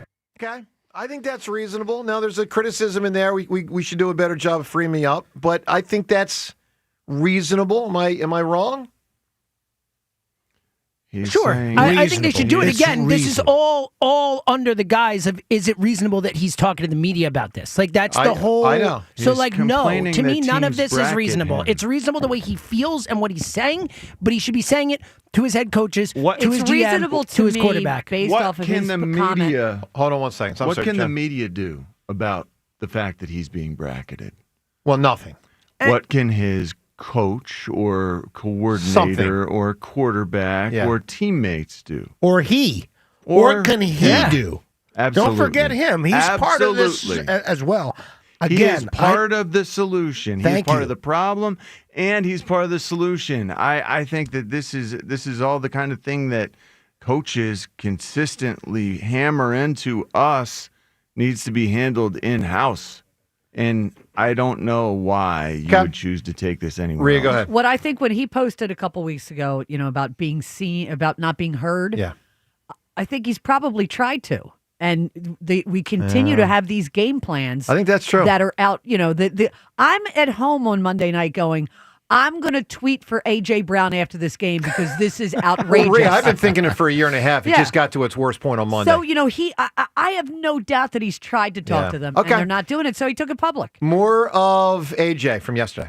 What do you think it is? I can't answer that. Do you voice that to the coaching staff, and how does that process go? Yeah. That's like I said. That's been a nonstop communication. We both been talking and trying to get on the same page. So. Do you think the answers are there to get you open like that? Do I think the answers is there? I'm always optimistic. You know, we always go into it with a great game plan, trying to do certain things, and I understand like how the game go. You know, sometimes defense take it away. Sometimes, just hypothetically speaking, O-line may slip or fall or something and get pressure. No, that's part of the game. You know, so. Specifically with Jalen, what have your conversations been like in the aftermath of the game about some of the opportunities that maybe you guys didn't connect on? I'm always just trying to find ways to get better. You know, we watching film as a unit, as a group, and we're just trying to talk about what we can do better in those situations. AJ, how do you square your situation with the fact that Team 72? It's not just solely about my situation. I mean, guys, like obviously I want to win too. You know, and I think if we're really focusing on winning and doing our job, like we can't just keep slapping the Band-Aid over the defense doing their job and getting us out of trouble. Like, at what point are we gonna pick up our slack as an offense that we're so great, you know? And that's what I'm getting at. It's not about we're not winning or I don't care about winning. All I care about is stats. No, it's been week after week. Sometimes we're not contributing. We're not doing our job on offense. So you can't just keep slapping the Band-Aid over that. And if you expect to win late in the year and you think you're gonna go to it at the end of the year, it's not gonna happen. I'm sorry, it's not gonna happen. It's not gonna happen. You know. And last year. What it was, thank you for the ring, but it's a new season. They adapted. We have to adapt, and we have to continue to like get better and try to find new ways. So that's where the frustration comes in, because it's not about winning, you guys. Like, I want to win, yes. I want to help contribute as well, do our thing on offense as well. I think that's fair. That part totally resonates with me. But they did win last year. They did win last year. This exact thing he's saying. Can't slap a band. But they played better on offense last year. But in the playoffs, no. They could had one game. James. Hold up. You hold up. They could run it last year. This year, they are not running it well. They are not passing it well. Correct. Those are facts. Sure, but they were able to. They ran the ball well, but they didn't throw the ball well. AJ complained about the passing game. At the end of the season, the passing game was awesome, and they won the Super Bowl with it. You know, like. But he's urging them to do that. Yeah. He's urging them to get there. They're not But he's doing it the wrong way. I agree. I don't disagree with that But James, necessarily. maybe he tried that's it the end the of the right way. discussion. Rhea, I don't care. There is no excuse for this. No, seriously, there's no There's point. no excuse There's for no not getting point. that guy the this ball. many times, None. over and over again. It'd be Zero. one thing if he did it once or twice. This is every freaking week. What about after the Minnesota game, Rhea, when he's got 4 that was for bad. 121 and 2 touchdowns? Like, No, enough. I agree with you. That was bad, That was but this bad. is bad. Yeah. Again, but it just happens and happens and happens. And guess what? They've won those games since then, right? They're 3-0 since the Minnesota game, and we keep hearing it. Someone check if the dogs out there in the world are okay after hearing Seltzer screech for the last 30 seconds. Their ears righteous screech. Amen, Jimmy. Righteous. Amen. Is there a righteous screech? Not the only one who screeches. Is the righteous screech? Oh my Lord! All right, one more segment of this from AJ yesterday. Let's crank up one final salvo. Did you feel like you're misunderstood in that? I don't care if I'm misunderstood. Like, I stand up in front of it and fall on that sword over and over again. Like, it's about doing what we're supposed to be doing on offense. And if we are really in this business for trying to get better, we got to do what we got to do, and not just say, "Oh, it's about wins." So like, as long as we got the win, it's cool. No, that ain't what. No, you cannot do that. Not in this league. We got to continue to get better. We got to do what we have to do on offense to help the defense, to help the special teams. Two more guys. About the ball coming your way. You said you don't know why, but if you look at the film, we don't know what Jalen's directive is on every play, but there were obvious examples where you were wide open and the ball wasn't coming to you. Is that related to whether you're the first read, or is that he's not throwing the ball at you for some reason? I don't think that's the case at all. You know, I think certain plays have different reads. You know, despite what it looks like when somebody takes a screenshot, and you can't go off that. You know, but he has certain reads. He has a lot going on in his head that he's trying to process, and then also he has pressure in his face. So, like I said, I don't know. That maybe it's a question for him or KP, anybody. So. AJ, with the last one, folks. That's a great answer, right there. You described it as mental to your friend. I didn't. I'm sorry. So I'm hearing from back here, so you're talking to your friend. Yeah. So just in a very public setting, why are you comfortable in speaking in that way? Do you think about that? Because obviously we end up in a space talking here. Just curious why, how you think about that. Because after the game, I said all the right answers. I still made a story, right? You know, in that moment where I'm just talking to my friend, having fun with my friend, I'm not apologizing for that. Like I said, because if you have eyes, you can see that. And so, like, it's not that I was throwing anybody on the bus. I'm literally trying to laugh through this shit. This shit is tough. Like, but I'm trying to make fun of the situation and to try to get through it. So, I mean, you know, it is what it is, man. All right, it's AJ Brown yesterday. That's the full 8 minutes. John, put a bow on it. What do you make of it? How do you sum it up? He makes a lot of very good points, but these were points that needed to be made in a different environment. These are points that need to be made behind closed doors with his teammates, with his coaches, and I don't understand why you would create this hullabaloo by doing this through the media. Okay. Here's my summation. I agree with John almost entirely. I'll just add this, though. I really don't have any issues with yesterday. I just think he's just got to knock off the social media. Knock off the cryptic stuff and knock off the social media. Absolutely handle most of it in-house. It's almost inevitable some stuff's going to get out of house because when you talk publicly in press conferences and press gatherings, some stuff's going to get out. Okay, you can't just be a robot. He's got frustrations. I can empathize with that. Just knock off the social media childish nonsense and the stuff that is passive aggressive that people don't respect. Knock that stuff off. All right, coming up, Mike Quick. We'll talk to Mike about this. Phone calls in the 9 o'clock hour on what has obviously been a busy week and a busy Thursday morning on 94 WIP. Holidays are approaching fast, and with guests on the way, the last thing you want is to have to deal with issues with your home's heating systems. Verizon Services, they're here to keep your home comfortable through the season with expert tune-ups and heater safety checks from highly trained specialists. And with Verizon's experts, you always know the job is going to be done right the first time. Verizon Services takes care of any lingering issues before they turn into a big, costly headache for you to deal with when you'd rather just be hanging out, spending time with family and friends. Verizon Services, they've got free estimates, 0% interest financing available for system replacements. And right now, save even more with up to $5,000 toward a next-day HVAC installation when you trade in your existing unit. So stay comfortable all season long when you count on Verizon Services for same-day emergency service when you need it most, even on holidays with no emergency fees ever. Book with Verizon Services today at horizonservices.com, and help is on the way. Another road game takeover with Fans of Philly. Join Fans of Philly as we charge into LA for a Monday night showdown.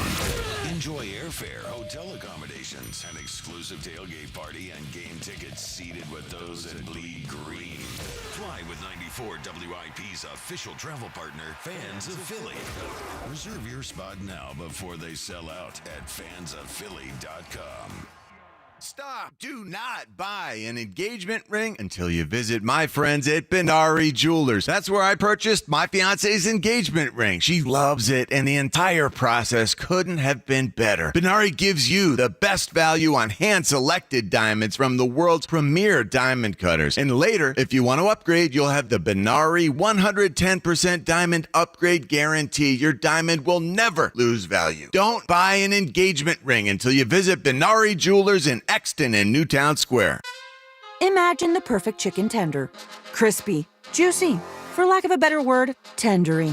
Now imagine these perfect tenders at Wendy's. 'Cause they are. Wendy's new chicken tenders are here with delicious new dipping sauces like Wendy's Signature, Creamy Ranch, and Honey Barbecue. And they're so good, we even changed our name from Wendy's to Tendies. I believe that's what the kids call manifesting. For Tendies you're gonna know by name, gotta be Wendy's. At participating U.S. Wendy's. Hey Philly, did you know natural gas is the most reliable and efficient way to heat our homes, cook our food, and dry our clothes affordably? And with PGW, the benefits of natural gas keep on coming. PGW has programs and offers that can make life easier no matter where in Philly you live. From spreading your bill evenly across the year to boosting your home's energy efficiency with rebates, and from year-round payment assistance programs to servicing appliances, PGW's got you covered. Check us out at pgworks.com. You think you understand how this business works, but you don't. Landman, TV's biggest phenomenon, returns to Paramount Plus. From Taylor Sheridan, co-creator of Yellowstone, starring Billy Bob Thornton. You have to know the rules of the game and bend them, and you really have to know them to break them. Demi Moore. I want success. Get it for me. Andy Garcia, Ali Larder, and Sam Elliott. You don't even know the game you're playing, do you? Landman, new season, streaming November 16th, only on Paramount Plus. Every morning, we rise and shine, make breakfast, and brush away the night's rest. These routines help us start the day off right. Nature-Made vitamins are a simple step in that daily care regimen. Multivitamins with daily essentials, clinically studied probiotics for gut health support, magnesium to help relax the body. Nature-Made is made to care for you every day. These statements have not been evaluated by the Food and Drug Administration. These products are not intended to diagnose, treat, cure, or prevent any disease. This is the story of the one. As a maintenance supervisor at a manufacturing facility, he knows keeping the line up and running is a top priority. That's why he chooses Grainger. Because when a drive belt gets damaged, Grainger makes it easy to find the exact specs for the replacement product he needs. And next day delivery helps ensure he'll have everything in place and running like clockwork. Call 1-800-GRAINGER, click Grainger.com, or just stop by. Grainger, for the ones who get it done. Okay, I have to tell you, I was just looking on eBay where I go for all kinds of things I love, and there it was. That hologram trading card. One of the rarest, the last one I needed for my set. Shiny like the designer handbag of my dreams. One of a kind. eBay had it, and now everyone's asking, ooh, where'd you get your windshield wipers? eBay has all the parts that fit my car. No more annoying, just beautiful. Millions of finds, each with a story. eBay. Things people love. The Lowe's Earn Your Sunday Tour is rolling into Lowe's of Warrington. Bring your family and friends. NFL fans, don't miss it. Come out to Lowe's and step aboard the free Lowe's NFL experience and get in on the action with interactive games and prizes. Play Madden NFL 26. Plus enter for a chance to win tickets to Super Bowl 60. Friday, November 14th from 3 to 7 p.m. 425 Easton Road. Sunday hits different when you've earned it at Lowe's, an official partner of the NFL. Finding great candidates to hire can be like, well, trying to find a needle in a haystack. Sure, you can post your job to some job board, but then all you can do is hope the right person comes along, which is why you should try ZipRecruiter for free at ZipRecruiter.com/free. ZipRecruiter doesn't depend on candidates finding you. Its powerful technology identifies people with the right experience and actively invites them to apply to your job. You get qualified candidates fast. So while other companies might deliver a lot of hay, ZipRecruiter finds you what you're looking for. The needle in the haystack. 4 out of 5 employers who post a job on ZipRecruiter get a quality candidate through the site within the first day. ZipRecruiter, the smartest way to hire. And right now, you can try ZipRecruiter for free. That's right, free. Just go to this exclusive web address, ZipRecruiter.com/free. That's ZipRecruiter.com/free. ZipRecruiter.com/free. This is Boomer Esiason with an Odyssey Sports Minute. With Matthew Stafford as the leader in the MVP race at the moment, the Rams have horned into the top of my power rankings, followed by the Patriots coming off an impressive win at Tampa Bay. Then come the Eagles, Colts, and Seahawks, Denver, Detroit, Buffalo. How could they look so awful in Miami last week? The Chargers and Tampa Bay round out my top 10 this week. I'm Boomer Esiason. Hey, Joe DeCamera here. Let me tell you about tequila. Let me tell you about Gran Coramino Tequila. It's Kevin Hart's Gran Coramino Tequila, and it's also the official luxury tequila of the Philadelphia Eagles because hard work tastes different. Gran Coramino is made with 100% blue agave and is available in Reposado, Cristalino, and Añejo. Make sure you upgrade your game day margarita for your tailgate or game watch party at your house with Gran Coramino. Find Gran Coramino at your local Fine Wine and Good Spirits or online at finewineandgoodspirits.com. That's finewineandgoodspirits.com. Gran Coramino Tequila. Celebrate responsibly. 94 WIP Sports Update. Brought to you by the Labor's District Council Lesset Fund. 7-2 Eagles host the 6-3 Detroit Lions Sunday night at the Link amidst A.J. Brown's very public comments about his frustration with the offense. Earlier on the WIP Morning Show, Jason Kelce offered his thoughts on his former teammate. He's a very well-liked person in that building. He was a great teammate in my time there. I understand his frustrations. I understand the offense's frustrations. That position in particular is very reliant on multiple people. It's a very frustrating position to play at times. None of this makes me think any less of AJ as a teammate. I think very highly of him, and I think that ultimately the Eagles will be very good moving forward. Lions' Aiden Hutchinson telling ESPN, we've been looking at this game on our calendar for a long time, adding, we really see this as a must-win.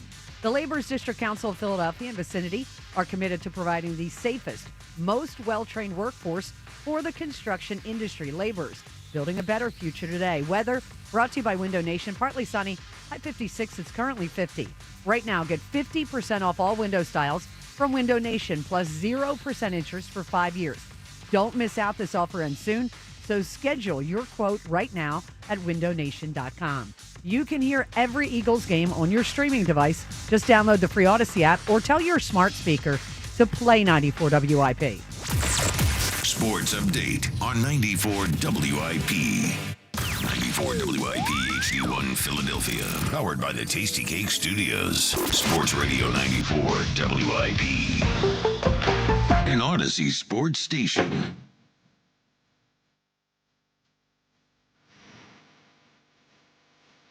Reuben, it's not called teenage. Wait for it.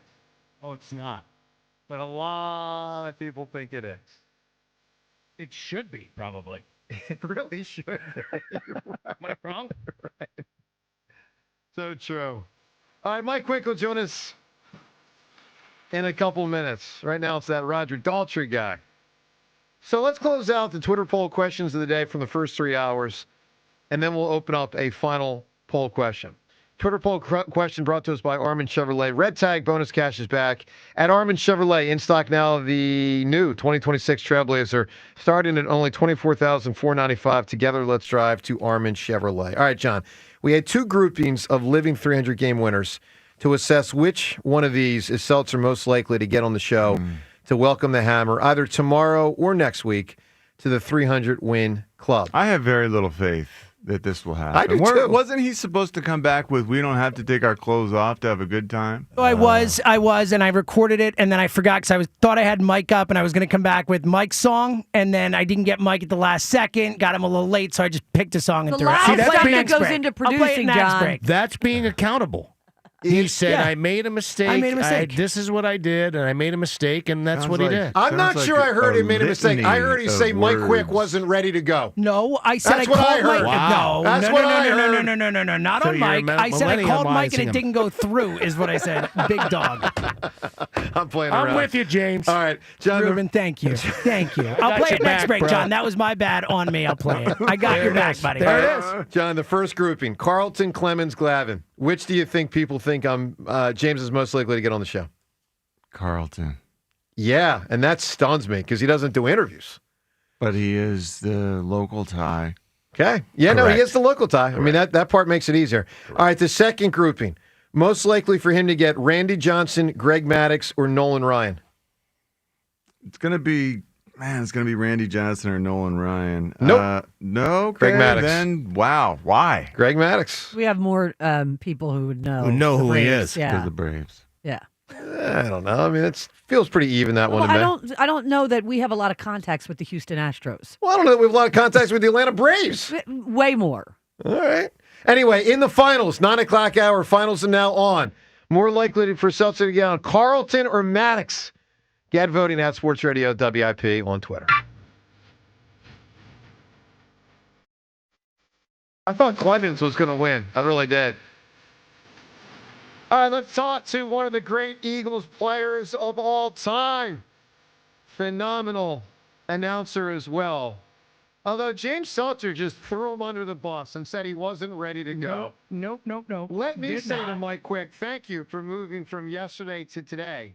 Because Nick Sirianni popped in yesterday at 8:40, Mike's typical time. Mike Quick is brought to us by Verizon, the official 5G partner of the Philadelphia Eagles.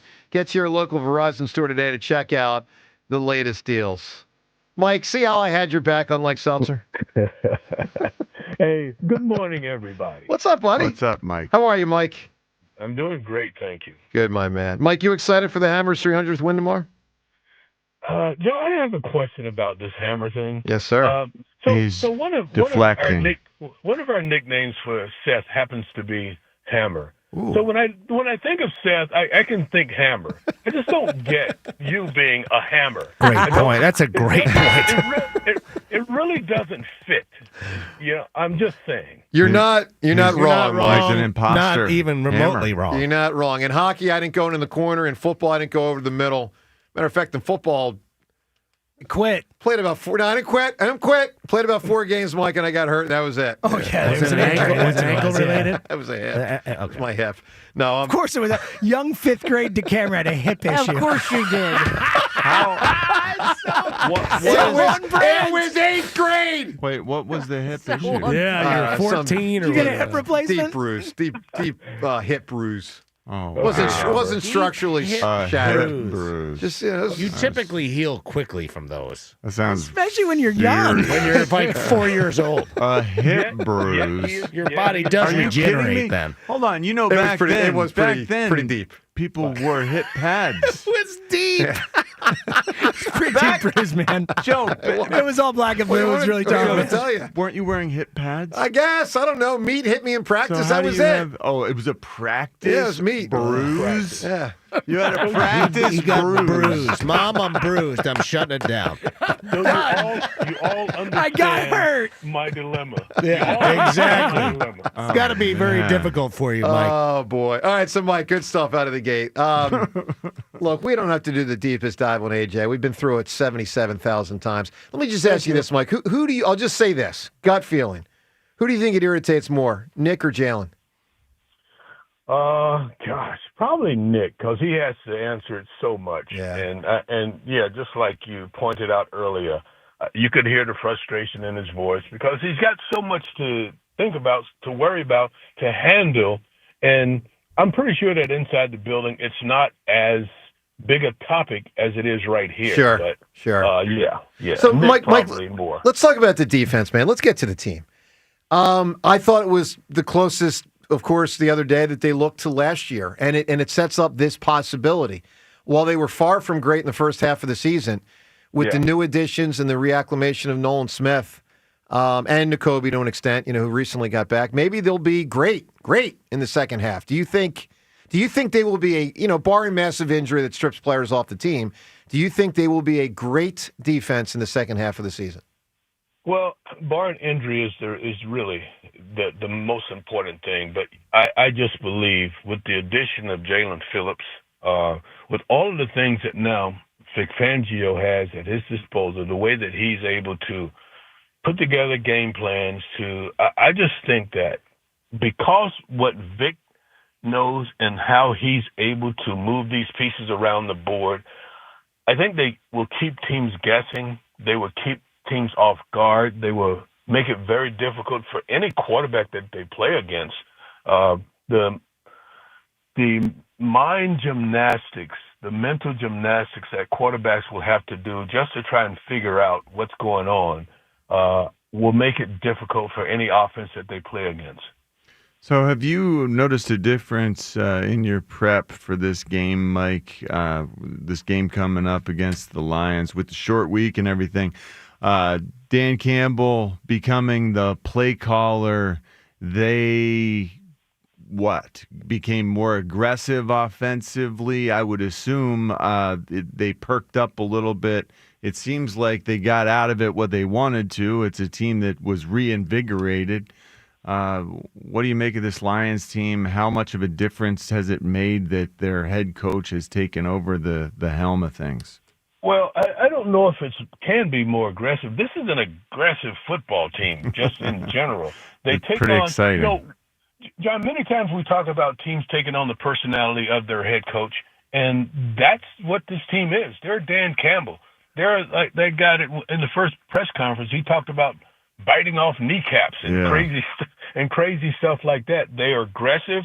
They get downhill and on both sides of the ball, and they try and bloody your nose. That's just who they are. And probably more than any team, fourth down, they're going to play four downs almost all the time. Right. Especially once they cross the 50. Like us. It's four downs. It's not three downs and bring the special teams on the field. Right. It's four downs. So it's almost like we're looking in a mirror in a lot of ways. For sure. But then For sure.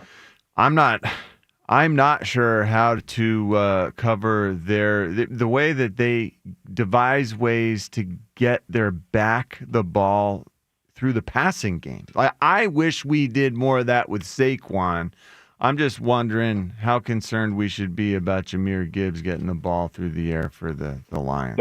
Oh, he's a problem. They like to run that little Texas route where he starts like he's going to the flat and then he cuts back over the middle of the field. When he gets that ball in space, he's a problem. Or they give him the option on that. They're really good at isolating that guy in the passing game, Jahmyr Gibbs, on your linebackers. And it's just not a fair fight when he's in space with the linebackers. But our linebackers are maybe the fastest in the NFL, Mike. And they're not Michael Kendricks anymore, who couldn't cover that freaking Lions running back 10 years ago. Remember that freaking game? Holy hell. So Kendrick's Theo catching Riddick, strays. right? Theo Riddick just running right around him. Mike, I hear your chuckle. I know you remember what I'm talking about. I love the recall that you guys have. Shrapnel. Yeah. But when I think about that situation and Jahad Campbell, I think it's a really good situation for the Eagles because he's just that good covering in space. Wow. Well, it's really going to be a great matchup. Now, the short week, how big a difference does it make? How bad does that hurt us? I don't think that's an issue. I think that because this team has been through these situations, they understand what they need to do. So they're able to shift the time around if they have to, like, move things up a day, move things back a day. It's something that you have to get used to in this league because everybody's going through it. Do you play a Thursday night game and then you have to get a short week, or a long week, or do you have to work with a shortened week? And teams get used to the routine of what they need to do to prepare for things like that. Mike, quick here. Mike, let me throw one more AJ question in because I actually am curious on your sense of this. I thought you would. Yeah, well, I really wasn't planning on it, but then I thought of a good one. Do you think whether he's on the team in 2026 is going to be largely determined on how far this team goes this year? I think it'll depend on what's out there, what needs to be done going forward, and if how he feels like they're able to be just as effective without him. I think it's more of that than how far this team goes. It's all reshaping the team, and you almost have to look at that every year. How do you reshape this team to be the best possible team that you can be? And reshaping this team in the offseason, if he feels like that they can still be the best team in the league without AJ, I don't think that's possible, then that's the way you go. Yeah, no, I hear you. All right, Mike, you and Merrill on the call. Have a tremendous call. Sunday Night Football. It's a big one right here on WIP, the Eagles and the Detroit Lions. Thanks so much. And again, thanks for changing the time this week with Sirianni yesterday. Not a problem. We appreciate it. Fun Sunday night. Have a great game, All Mike. right, Mike. There he is, Guys. Mr. Mike Quick. What a huge game this is. It's massive. I mean, it's not. Let me say this. And it's going to be a lot of fun to It's not watch. massive with a capital M. If they lose and they're 7-3, it's okay. Okay, it's not the end of the world.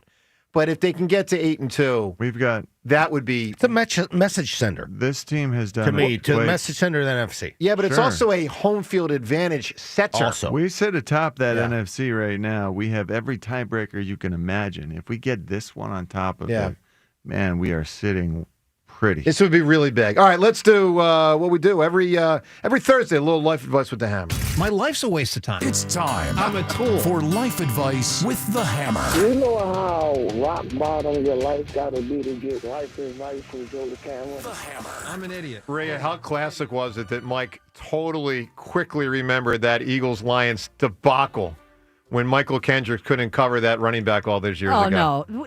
The most weird thing about this year is having 3 linebackers. Yeah, I know. I mean, there were years when we had no linebackers. And Kendricks could do some good stuff. Could. He was a starter in the I Super know. Bowl. But one of them wasn't cover a back out of the backfield. Was not Oh, his forte. was that Thanksgiving, that game?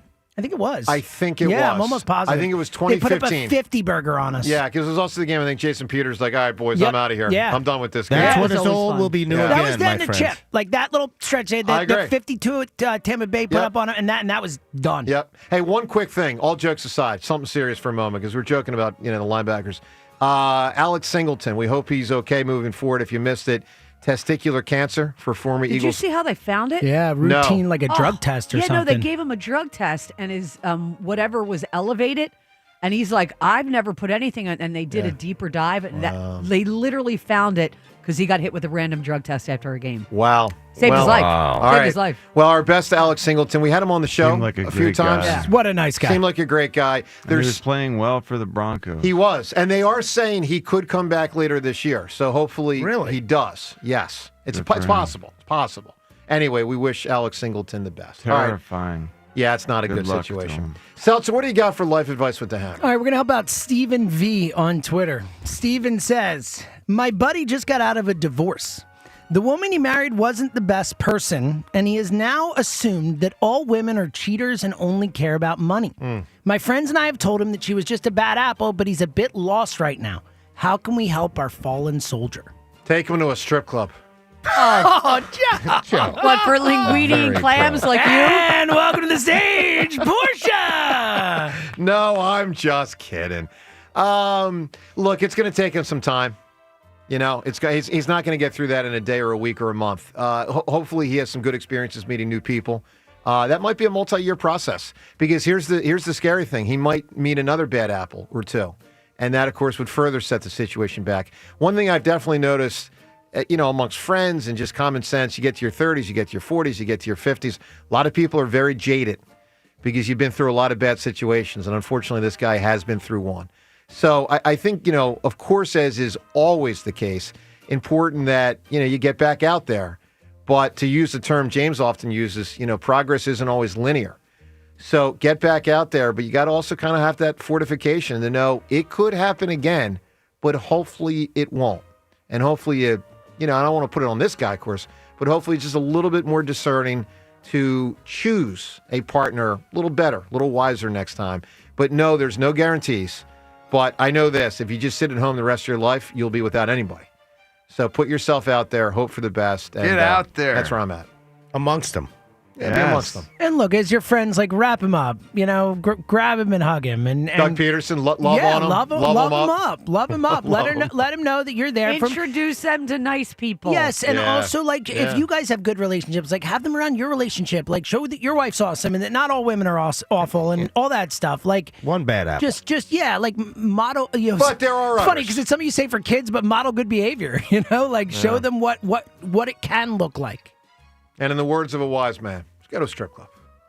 And that's life advice. And get the, clams and linguine or whatever it was? It was crabs. Crabs, much better. Yes, you got crabs at the strip club. Much better at a strip club. That's your go-to. Or a nice steak. That's your go-to and crabs. Or a nice steak. Could we have James do the specials at a strip club in the strip club voice? Let's go, Can we James. have him do the full frontal? Because, James, there's steak. No, well, yeah. we can't. That we full can't do, frontal. Ruben. Wild full frontal. That would cost more at money. the strip club. We'd have to up the ante for that one. I like that. Everybody would be fine with it. I'm sniffing the full frontal, as the That's prelude. a bad use of phraseology. The prelude to me and Fritz basketball game in the spring. I mean, He's talking doing the about full something frontal. that would draw a crowd. Hello, Wait, ladies. though, who wants to see this? That's why I'm happy to do it. I just can't believe anyone wants to see this. It would appear Joe does. Oh, yeah. You desperately want to. James, if you go full frontal, I think we'll have 5,000 there.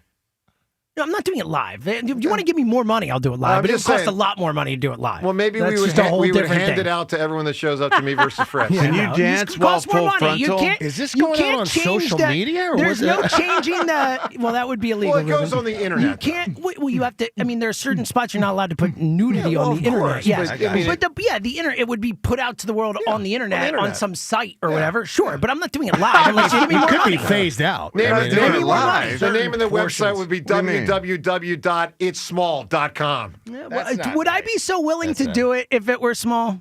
Would I be so gung ho? Wow, that's boastful. Wow. As Ruben likes to say, it's aggressive. That's aggressive. Well, I like it, James. We got Very confident. Mr. Nick Foles over here all the Confident. time. Like, all he You know, talks about is, hey. hey, me and Nick. You don't have to tell me. That's not a small one. It's a big one. Whatever. Some folks have reputations. Show has gone off the rails. Yeah, went downhill fast. All right, what do we got? Or uphill. We've got. Sometimes you can go a little sideways. You know, Clinton, a little sideways. Stop.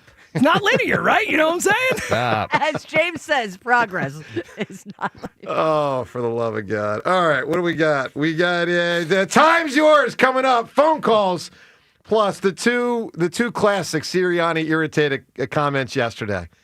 If you step back from the absurdity of the situation, it is kind of funny.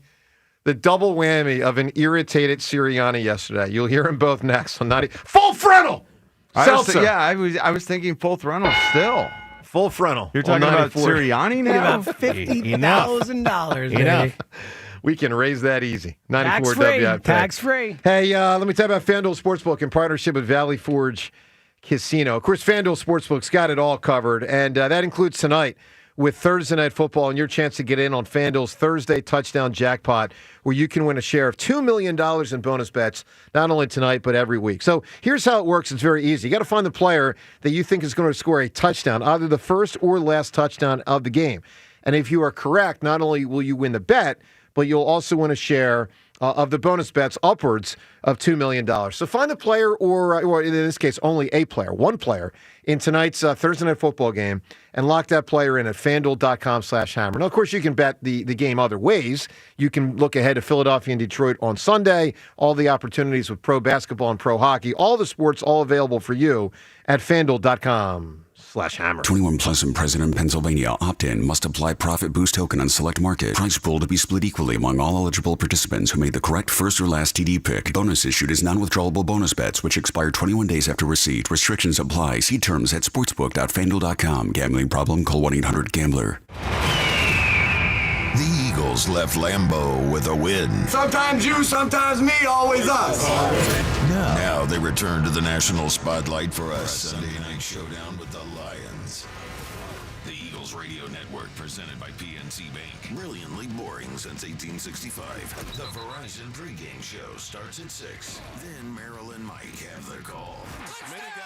He took it away from the defender.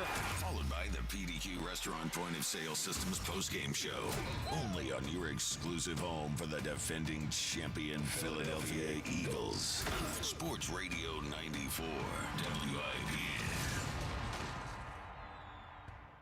Here now to beat the books with the BetMGM Network. With the Jets in action and an island game on Thursday night, you need a reason to watch. New England's Travion Henderson has officially arrived. He's amassed a stellar 6+ yards after contact per attempt the last 3 weeks, racking 147 yards and 2 scores in Week 10. Give me the over 76.5 rush yards at -110. Hashtag Team Huevos. Bet smarter, beat the books. Download the BetMGM app today. Hey, I'm Mike Slater. My dad passed away at the age of 63. It's out of nowhere. Had a stroke. Super hard, obviously, for the whole family, but my dad had life insurance. This is why I have life insurance for my family, for my wife and 4 kids. And the best place to get life insurance is ethos.com because you can do it in 10 minutes. And there's no medical exam and no blood test, just a few health questions. Get life insurance in 10 minutes so your family is protected. Ethos, ETHOS, ethos.com/play.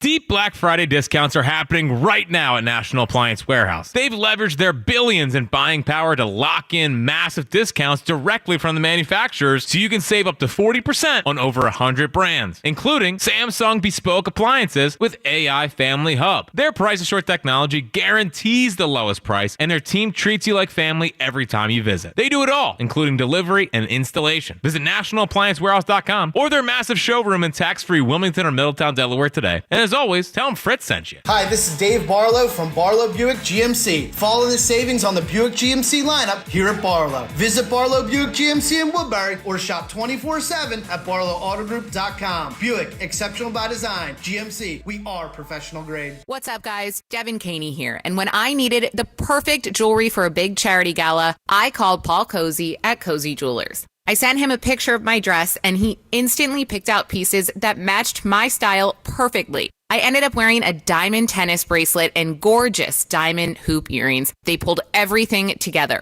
That's the magic of Cozy. Personal service, timeless jewelry, and people who truly care.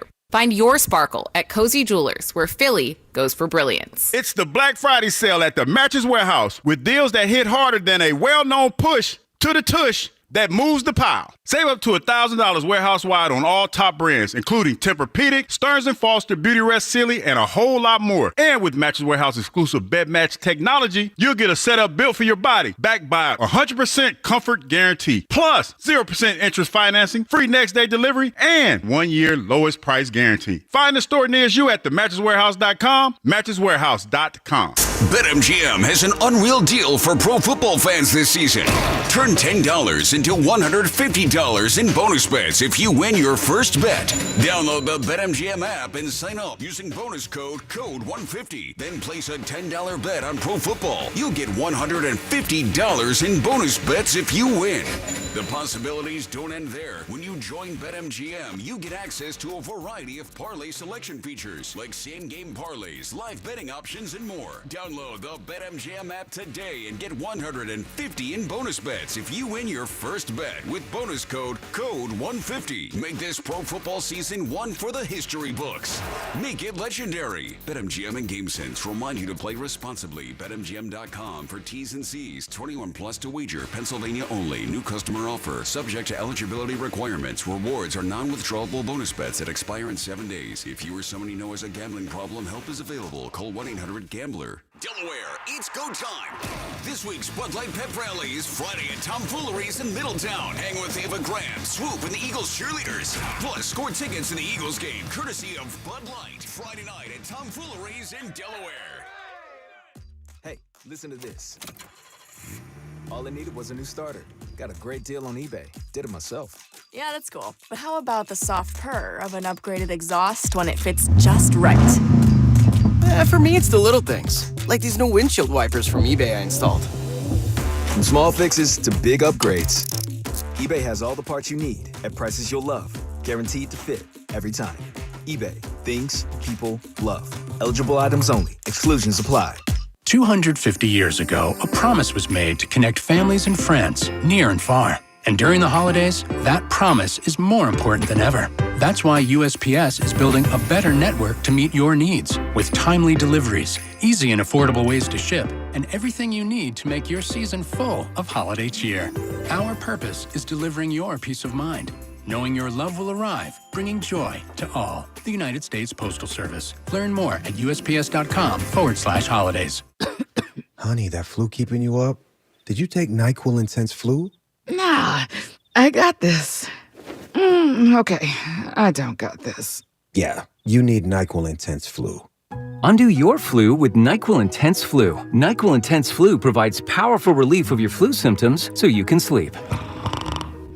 You do got this.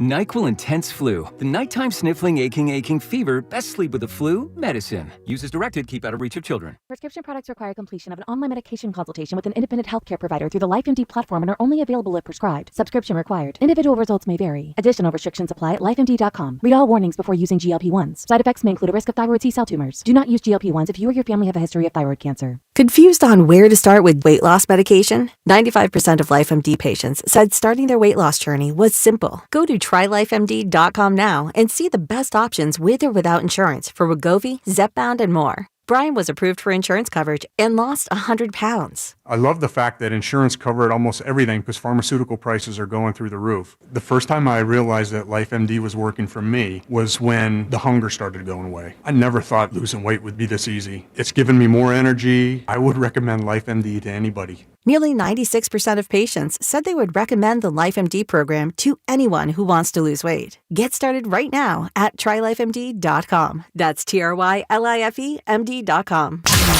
94 WIP Sports Update. Brought to you by Pickering Valley Golf Club in Phoenixville. 7-2 Eagles home Sunday night against the 6-3 Detroit Lions.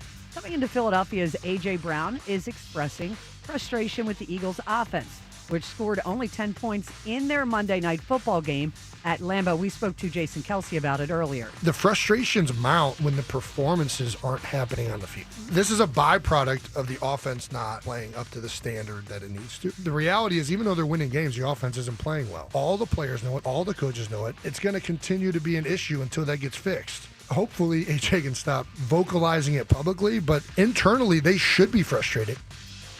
You can check out the entire Jason Kelce interview podcast at 94WIP.com. 2-year unlimited golf membership, less than $34 per month.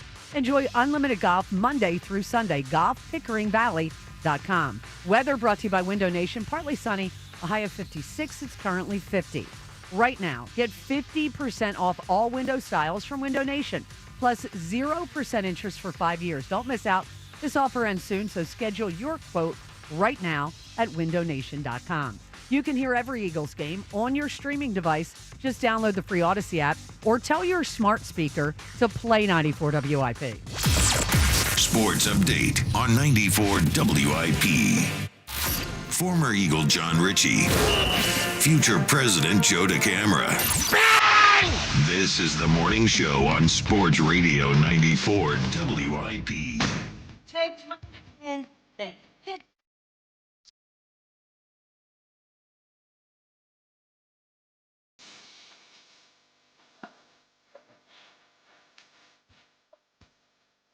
This is what Richard's been called for.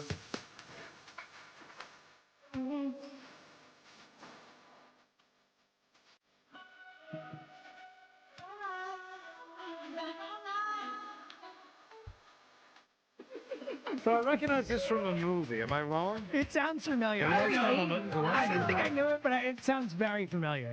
It was a little controversial when it first popped out. You know, for the obvious reasons. You don't have to take them up. Obvious reasons. What are those reasons? What's cherry wine? Is that a real thing? Yeah, I think it is a real thing. We've been goofing Sounds way around too today. sweet. It's been good. This is fun. Eagles and Lions on Sunday. All right, one more thing before we get right back. Lions to are calls. good. They are very good. You know why they're so good? There's a lot of reasons they're good. Because above all else, because they hit people. Yes. And you know why we're good? Because we hit people. You know why Nolan Smith is good? He will strike you. You know why Cooper DeJean is so good? He likes to because strike. he will strike you and tackle you to the ground. He's been every holding a little bit time more. He's a got little an bit too opportunity. much lately. How does Deion Sanders factor into this? Deion would never strike. He doesn't you. have to strike, but he doesn't need to. He was probably the biggest wuss that was the greatest player of all time. He was so fast. He didn't have to do anything. Didn't matter. You know what I mean? He was making business decisions, Joe. Left and right. Yes. On his way to maybe being the greatest corner of all time. And he's healthy. Yeah, well, he's got the foot problem, unfortunately, but yeah. But yeah. Look, he was amazing. But really, John, all jokes aside, of all the great players, he was probably the least inclined to strike. But man, he was amazing. Definitely. And you know what, though? He would get back there as a punt returner. He would, and that takes some because courage. He would run away from everything that was coming after him. He was smart. Yeah. All right, so Sirianni, look, we've been in the weeds, obviously, with the AJ thing in many ways for a couple months now. And it's obviously irritating Sirianni. A lot of things are irritating Sirianni. But he doesn't normally show it. Yesterday, he did 2 different times on 2 different topics. So let's play this audio. It's kind of funny. If you peel back the onion, it's a little funny. So Sirianni, the AJ thing, he keeps answering about it. Listen to this exchange. When you say it was kind of business as usual with AJ, I mean, his latest comments, made it seem like it's not business as usual. Like, how do you kind of reconcile that with him? Yeah, guys, I'm close to being done answering these questions with this. Like, he's working hard, and he is a big part of this game plan, and it'll be a big part of the game plan going forward. And he's working like crazy when he's here, and I'm excited to have him. It's just, I hope that they are, a big part of what the Lions have done with the new play caller is they've added motion, an increase in motion. Mm-hmm. I would like to see some of that with AJ, and I hope that the squeaky wheel gets the grease, so to speak. Yep. But at the same time, there's part of me that doesn't want to indulge this. There's a part of me that says, man, I hate that you went outside our circle of trust. But they should find creative ways. They should. Oh, they absolutely. In part they because the must. offense isn't good. They must offense. find creative ways to get him the ball if this team's going to be as good as last year's team end result.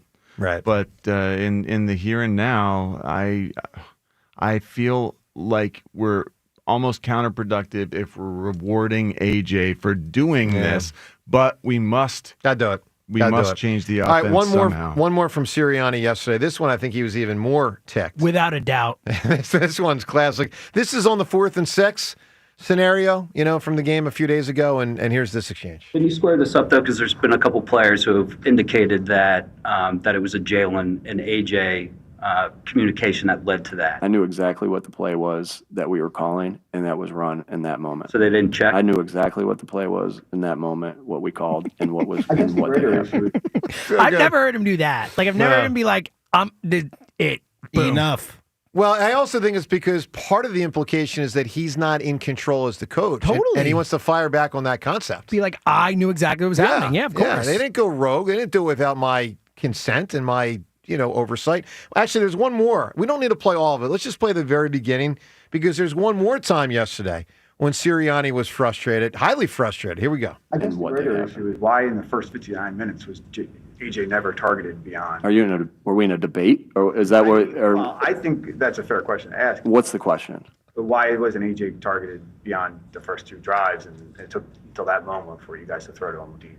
Yeah, again, games. If you we look can at stop the it, game, 'cause and how then the he just- game That's went, the most tense. That's Jeff McClain. That reminds me, he was the one with Chip where he did, what was Are that? we Was a wise debating? ass comment when that happened? Yeah. That's the last time I remember something know. like that kind of chippy. Joe, just to let you know, I just saw But- Jeff McClain out Yep. in the hub, and I said, "Why are you picking on Nick Sirianni?" I was laughing. I was like, "You are."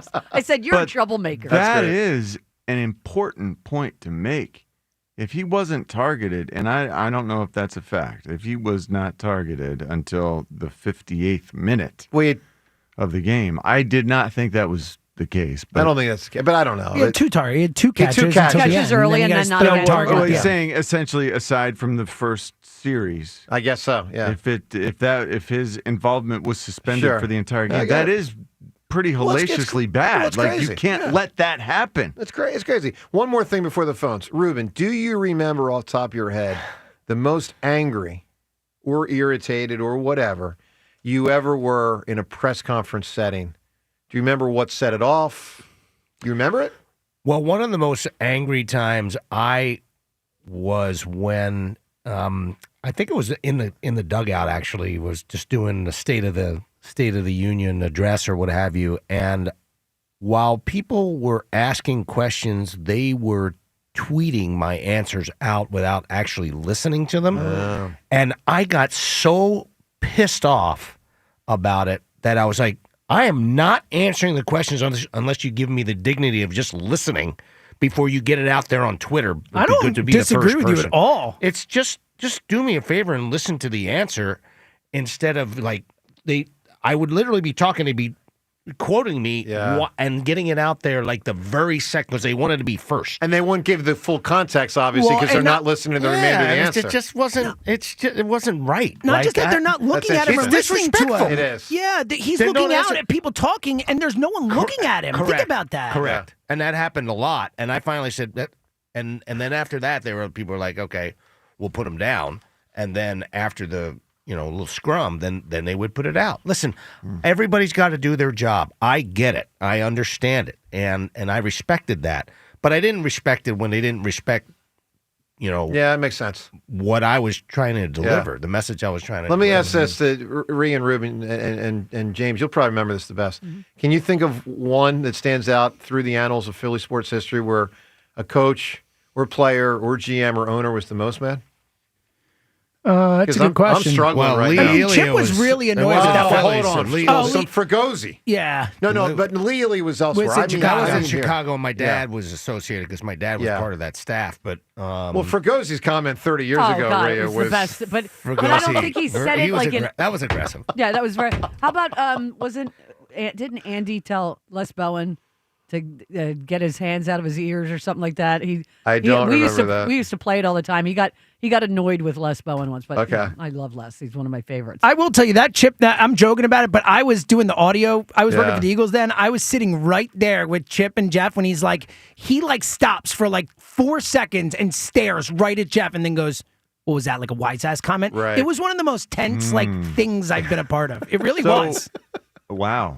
So that was sort of standoff then the same way with Nick. That's what it today. reminded There's me of. some That's why I Where brought it up. we Yeah. in a debate. Flyers coaches have had some doozies. I mean, Oh. Tortorella. Was famous for him. I mean, he probably had the most. Probably had the most. Yeah, like in volume. I mean, Buddy had stuff, but I felt like it was almost sometimes like funny.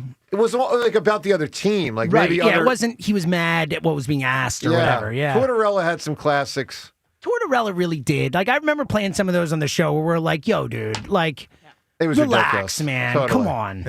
I remember a Sealski I love versus Turner someone stuff. with the Flyers. Oh, exchange. God, Couturier, he wrote wasn't it? something about the culture. About the culture. I think it was Couture. No, it was an executive. And it was Sealski was saying you Wasn't guys Snyder, was it? maybe. Or no, Voracek. Remember the thing where Voracek called Sealski out in a press conference? Do you remember that? I don't. Yeah, he got mad at him for something. But and the made a culture comment, thing and it was weird. Was bad. Well, the most wild, one of the most wild. Do you remember Rhea? This is Ruben's guy. Do you remember the Angelo Ed Wade interview on Comcast? Oh my God, yes. Do I ever? That was in the late '90s. It was bad. That was out of control.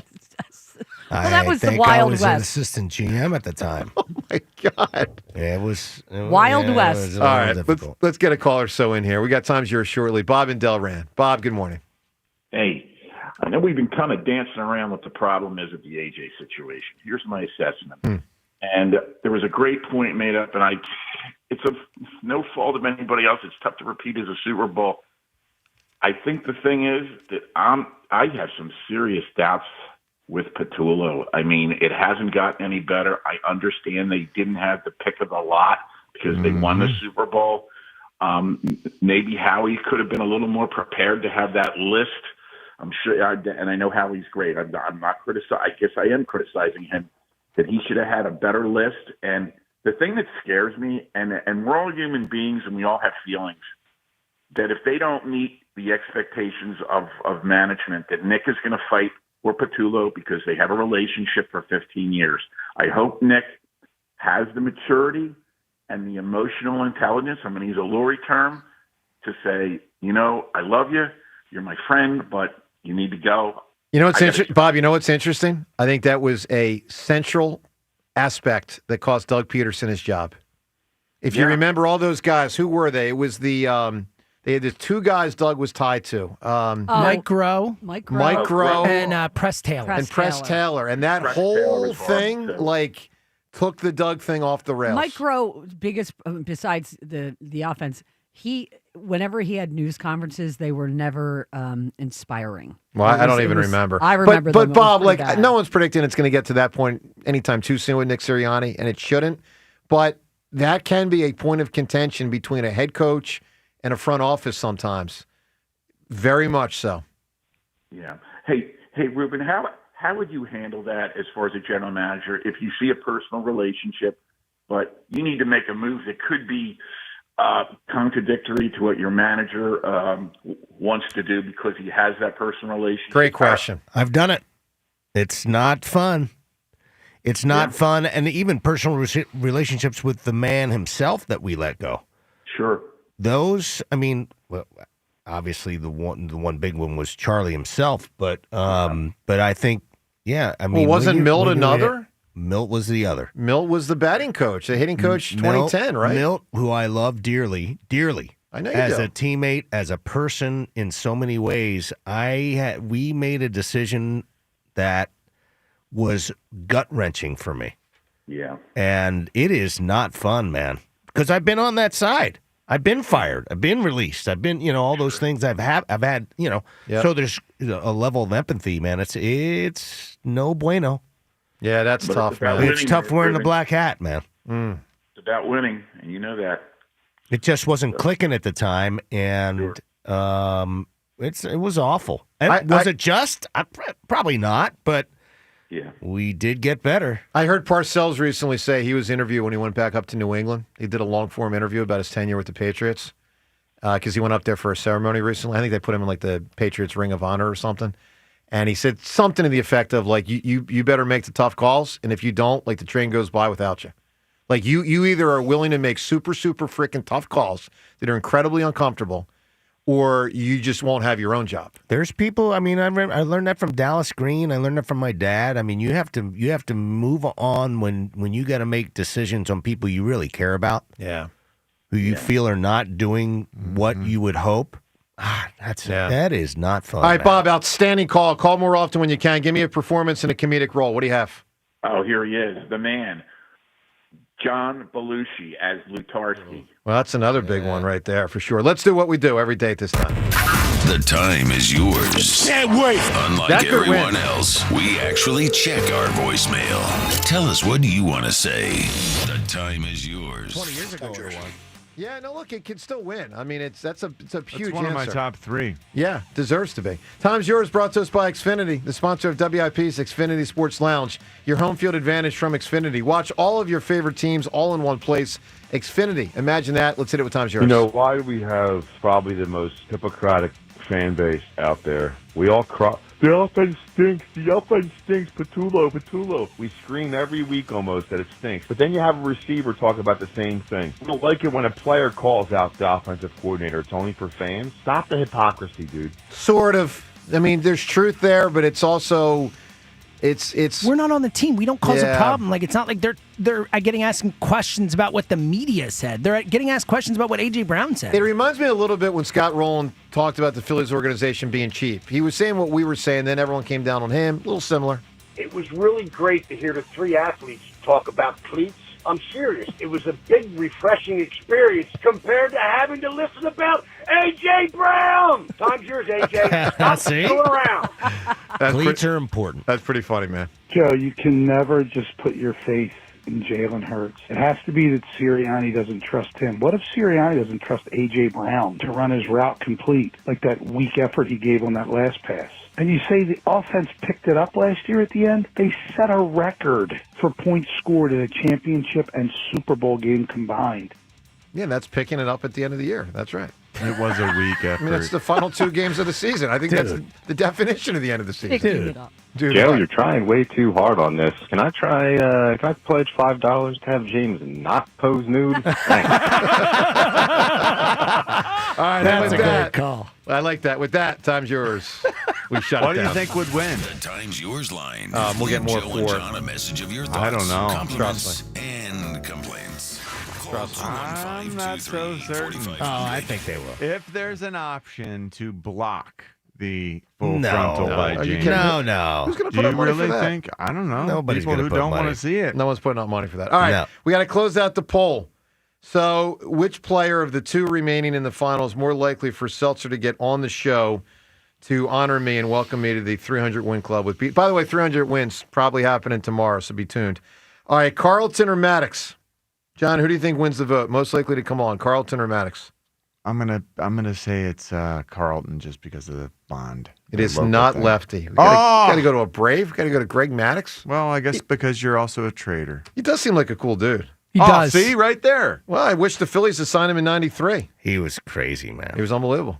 He's unbelievable. He's crazy. 51% Maddox. Crazy, like really crazy, Oh, or yeah. crazy ability. No, he's nuts. Interesting. He would have fit nutty. in very nicely in that '93 team.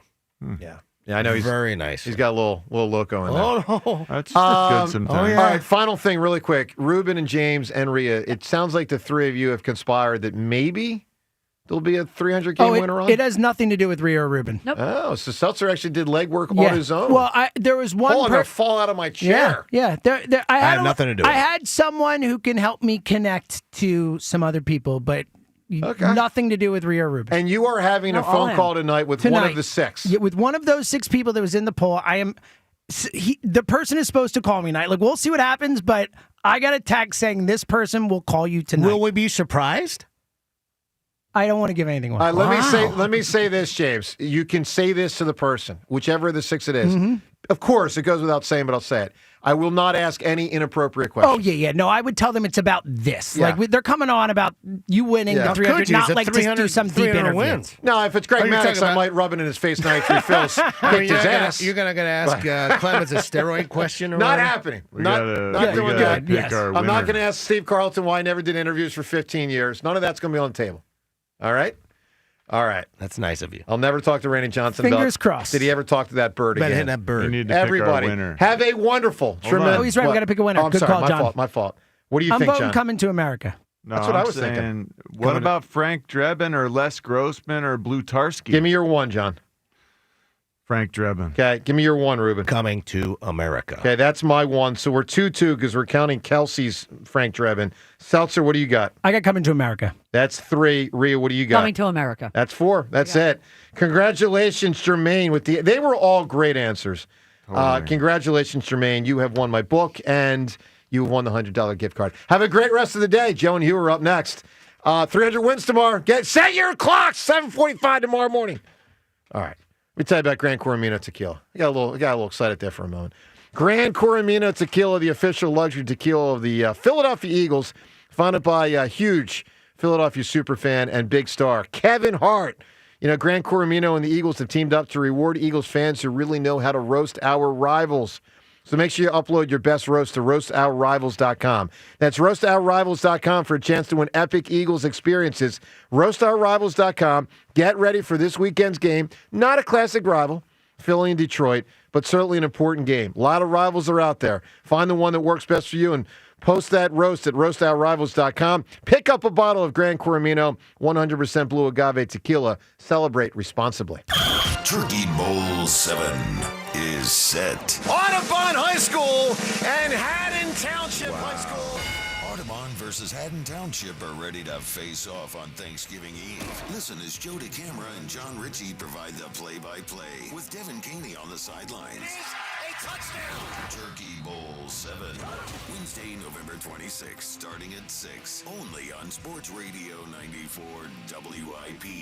Presented by Cheney University. Empowering minds, cultivating leaders, shaping futures. And sponsored by Bradford White Water Heaters. How you heat your water matters. So whether it's a tank or tankless model, choose Bradford White. It's Black Friday at Spring Dance Hot Tubs, happening now through December 1st. Unwrap relaxation with up to $5,000 off hot tubs, plus a free Smart Water IQ system. Buy today and have your new hot tub delivered by Christmas. Heat up the holidays with up to $1,500 off saunas, or chill out and save $1,500 on cold plunges. And don't miss $1,000 off Smart Top hot tub covers with any new hot tub purchase. Hurry, all deals end December 1st. Visit Spring Dance Hot Tubs today and make your holidays warmer, brighter, and better than ever. Spring Dance Hot Tubs, where relaxation begins. Imagine being the wizard of your own home. With Xfinity, intelligent self-healing Wi-Fi fixes problems like magic.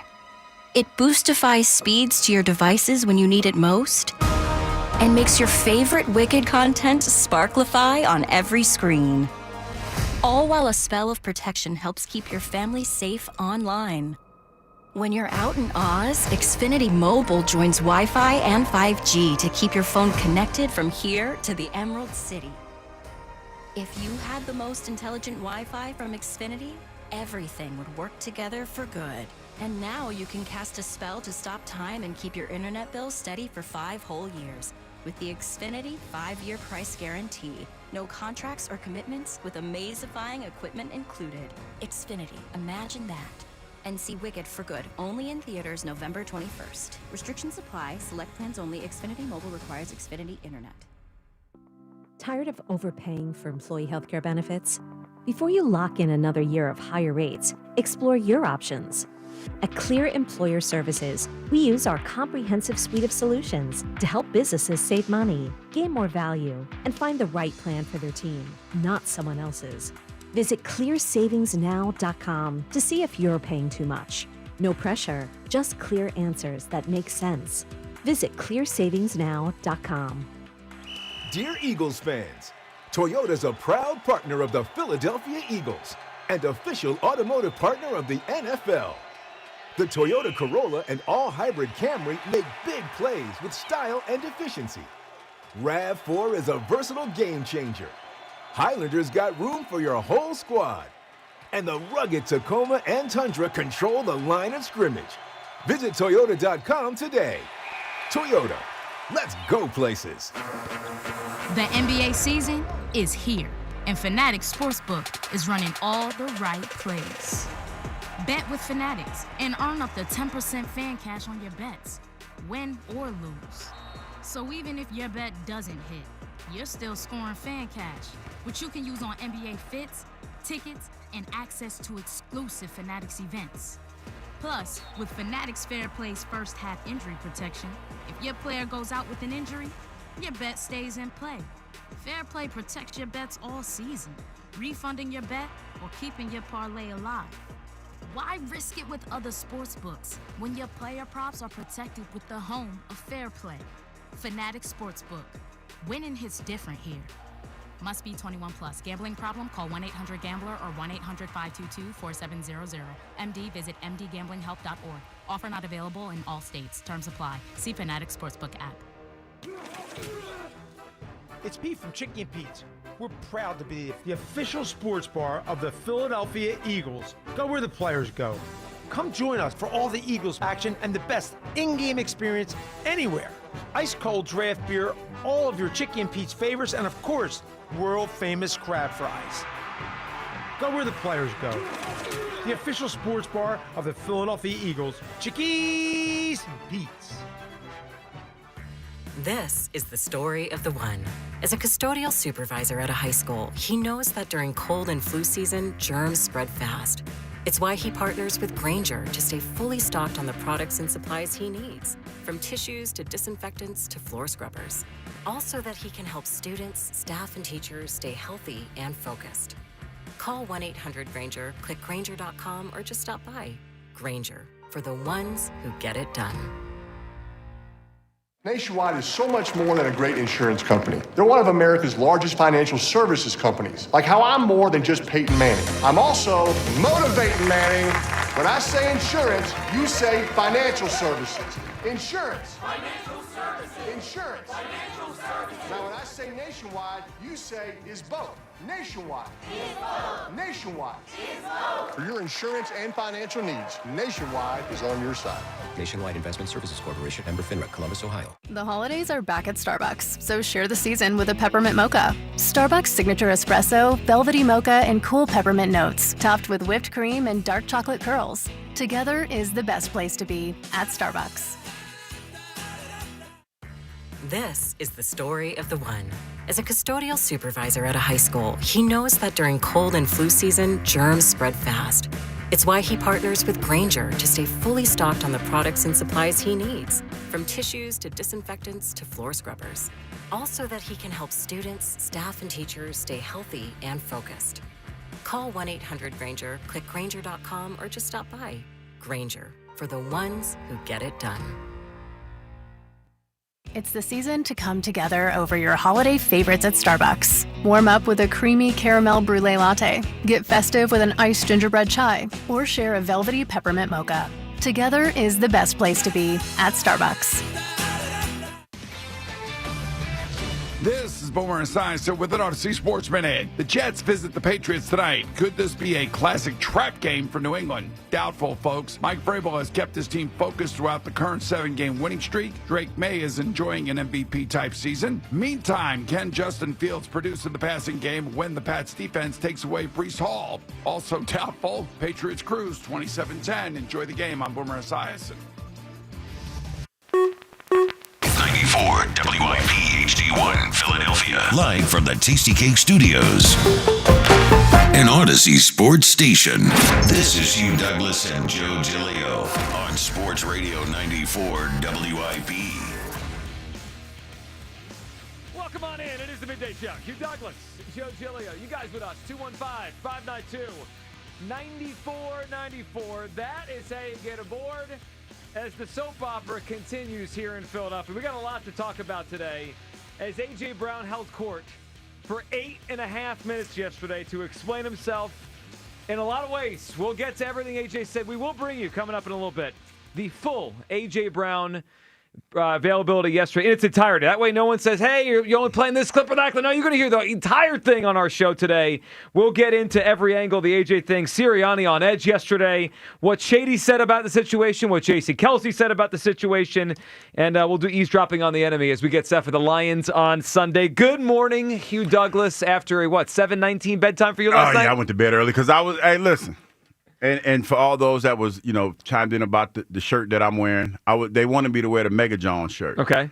I didn't wear the Mega John shirt. Well, good morning, Joe. Good morning, Philadelphia. Good morning, Hugh. I didn't wear the Mega John because I'm going to go in on the quarterback today, and I ain't want nobody on the QB. On the quarter. I thought the receiver's the one. I am about to recklessly speculate in a way that it's going to be, like that defense is a luxury, not a necessity. You know how that take live for ever and it's still alive. Yeah. It's going to be one of those today. All right. But you got to understand, this is reckless speculation. Okay, all right, well, we'll get there. Recklessly. 215-592-9494 to react and talk with us. All right, let's get right into it. Let's hear from some of A.J. Brown. I mean, yesterday we spent all day on what he said on Twitch. At least this time we get to do it in a little more professional setting. Here is him at his locker yesterday. Shout out to Janky Rondo. Yeah, well, no, we don't need Janky Rondo. We had Elliott Shore Parks and Devin Caney and Jeff McClain. Janky Rondo blew up he had one day. Janky Rondo. Rondo Janky. All right, let's hear from AJ. He said he was just trying to laugh through his situation. Here he is yesterday. AJ, just to start, the comments that you made on the stream that have been making the rounds, was there any perspective or explanation that maybe you wanted to give everyone for some context behind those comments? Which context? Which comments are you referring to? I believe it was a Twitch stream where you said, I think you alluded to the fact that you weren't totally happy or things weren't going well work-wise? Yeah. I think that's fair. I think if you got eyes, you can see that. You know, the same things I've been saying all season. You know, so me making light of my situation on Twitch with my friend, you know, that's something I'm not apologizing for. You know, because like I said, if you got eyes, you can see that. And so, that's me trying to like laugh through my situation. So like, yeah. How do you see your situation? Like, How do I see my situation? What situation do you mean specifically? You know, trying to figure it out, trying to get this thing rolling, trying to help.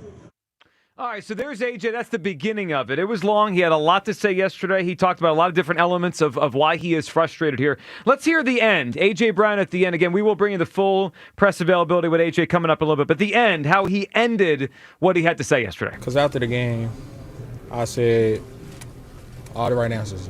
I still made a story. Right? You know, in that moment where I'm just talking to my friend, having fun with my friend, I'm not apologizing for that. Like I said, because if you have eyes, you can see that. And so, like, it's not that I was throwing anybody on the bus. I'm literally trying to laugh through this shit. This shit is tough. Like, but I'm trying to make fun of the situation and to try to get through it. So, I mean, you know, it is what it is, man. You know, the end there is interesting. It is what it is. All right, Hugh, let me go first here, my reaction on all this, because I feel like you might want a long talk, and you got some... I'm about to long talk. Okay, you got stuff on your chest. Recklessly. Here's what's on my chest, and I wanted to get off. 215-592-9494 gets you aboard to react with us today. What you thought, your reaction, your take on what AJ had to say yesterday as he spoke in full yesterday afternoon. I appreciate that AJ Brown wants this offense to be better. I appreciate that because I think we all realize the offense they had on the field Monday, 10 points, that's not going to be good enough to beat the Lions on Sunday or probably win many or multiple playoff games. I appreciate that. But where I'm struggling with all this is I'm struggling to fully buy what he's trying to sell me because I don't fully believe that this is about the team. I believe it's about him. He said some team stuff in there, but he also said me. He also said I. He also said scheme up me. There's a lot of me, and there's not a lot of we when I hear A.J. Brown. And when I look at A.J. Brown, and I look at this season, and I look at the Eagles season, I don't really understand what he's talking about from this perspective. Yes, they had a tough game Monday. They're also coming off their best month of throwing the football they've had in a long time. Yes. He acted as if that wasn't true. One of those games he wasn't on the field for. That's a reality. So the offense has not sputtered in the passing game lately. It did on Monday, but not lately. So then I'm thinking back because he's talking a little bit like he did last year at the end of the season. And this team has been different. The issue with this offense has been they haven't run the football well. Now the pass game's been choppy, but they haven't run it well. Last year they ran it well. So I went back and looked at the passing game, Hugh Douglas, just to see, like, what was it like last year at this time compared to what it's like this year at this time? And I found one common denominator that makes everything he said yesterday kind of fall on deaf ears for me. Everybody else in the passing game is succeeding more this year than last year, except A.J. Brown. Everybody else. Jalen Hurts through 9 games last year versus this year. This year, more touchdowns. Less interceptions. Taking care of the ball a lot better. Less sacks, less fumbles, higher passer rating. Jalen's numbers are better this year at the same stage than last year. That's compelling. Devontae Smith this year has more targets, more receptions, more yards. Dallas Goedert, more targets, more touchdowns. The only one on the offense in the passing game that numbers are down from last year are A.J. Brown. So he's upset. He's talking about the offense. Dallas Goedert's numbers aren't down, they're up. Devontae Smith's numbers aren't down, they're up. Jalen Hurts' efficiency isn't down, it's up. A.J. Brown, fewer targets, fewer receptions, fewer yards, fewer touchdowns. The Eagles have scored 30-plus points 3 times through 9 games. Last year, 3 times through 9 games, and this year they're doing it with far less running game. This isn't about the passing game, guys. I know a lot of people out there are going to be fooled by this, and if you're fooled, that's okay. You can believe what you want. To me, I didn't hear a guy yesterday talking about the team. I heard a guy talking about him.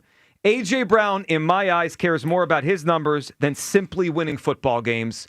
That's where I'm at. I'm not upset. I'm glad he talked. I'm glad he's fleshed it out, because then we don't have to speculate versus what he said versus what we think he means. He said it.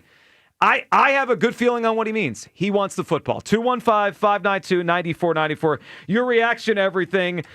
Hugh, what do you got? What do you feel? I know you woke up in the middle of the night with a lot on your mind. Yeah, I had a lot on my mind yesterday. I was, and I went to bed early because I wanted to get some rest. You do look refreshed. I do because you look I had recklessly speculate. I am about to recklessly speculate. Okay.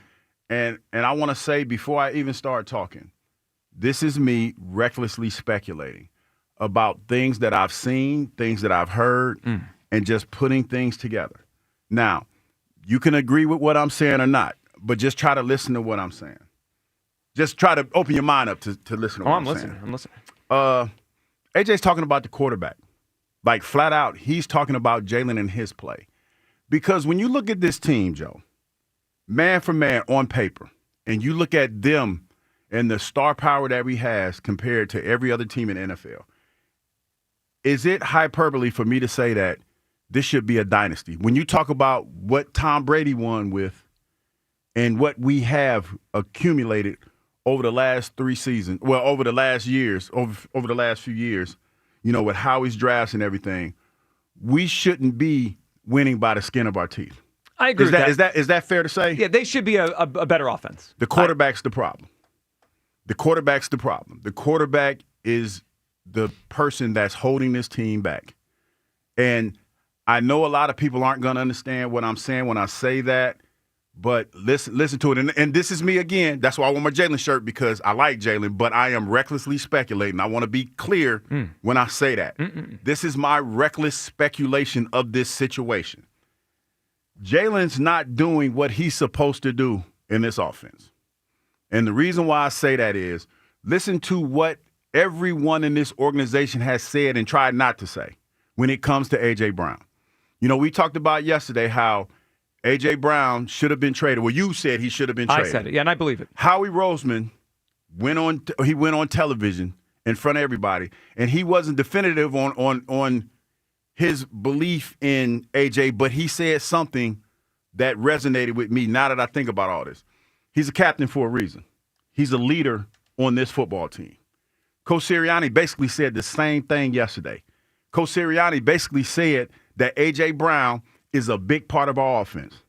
You know, Smitty came out and said, well, whatever 1 and 11 want to do, that's what we're going to do. Jalen Hurts is holding this team back, even though they're winning. And this is where it's a hard pill to swallow, Joe, because I'm old school. And a win is a win. A win is a win. But when you – and I've never been in this situation.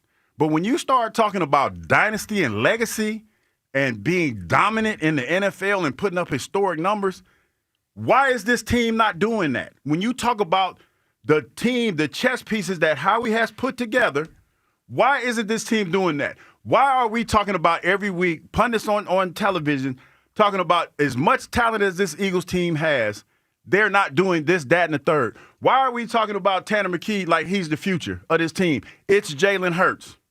It's Jalen Hurts. Recklessly speculating, y'all, because AJ sat there, because I'm listening to what's being said right now. I'm looking at the body language. Shout out to Bob Lang, man.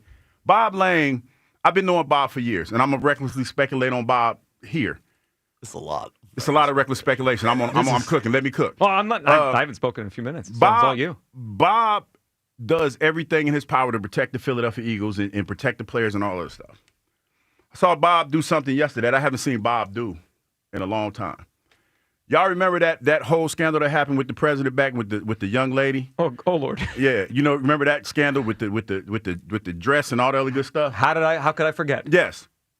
And when the president had to sit there and his wife was standing there right next to him, Bob was Hillary Clinton in this situation. And what I mean by that is, even though it was a tumultuous time, stop laughing. Stop laughing. Serious business here. Even though it's a tumultuous time, he stood beside him because he believed in him. That's who Bob was. Hillary Clinton. Yesterday. Is Janky Rondo Monica Lewinsky? I mean, I'm just asking questions. I mean, well, I didn't workshop that part of it. You brought us here. I didn't workshop that part of it. You brought us here. But the bottom line is this. He stood with A.J. Brown in that press conference. He did. He was right there. He was right there with him. Okay. So you brought a lot there. I want everyone to react. 215-592-9494. Your reaction to what we heard yesterday. Today's the day for... You know, I said I was very strong yesterday. I was upset yesterday. I was frustrated. I'm not upset or frustrated today.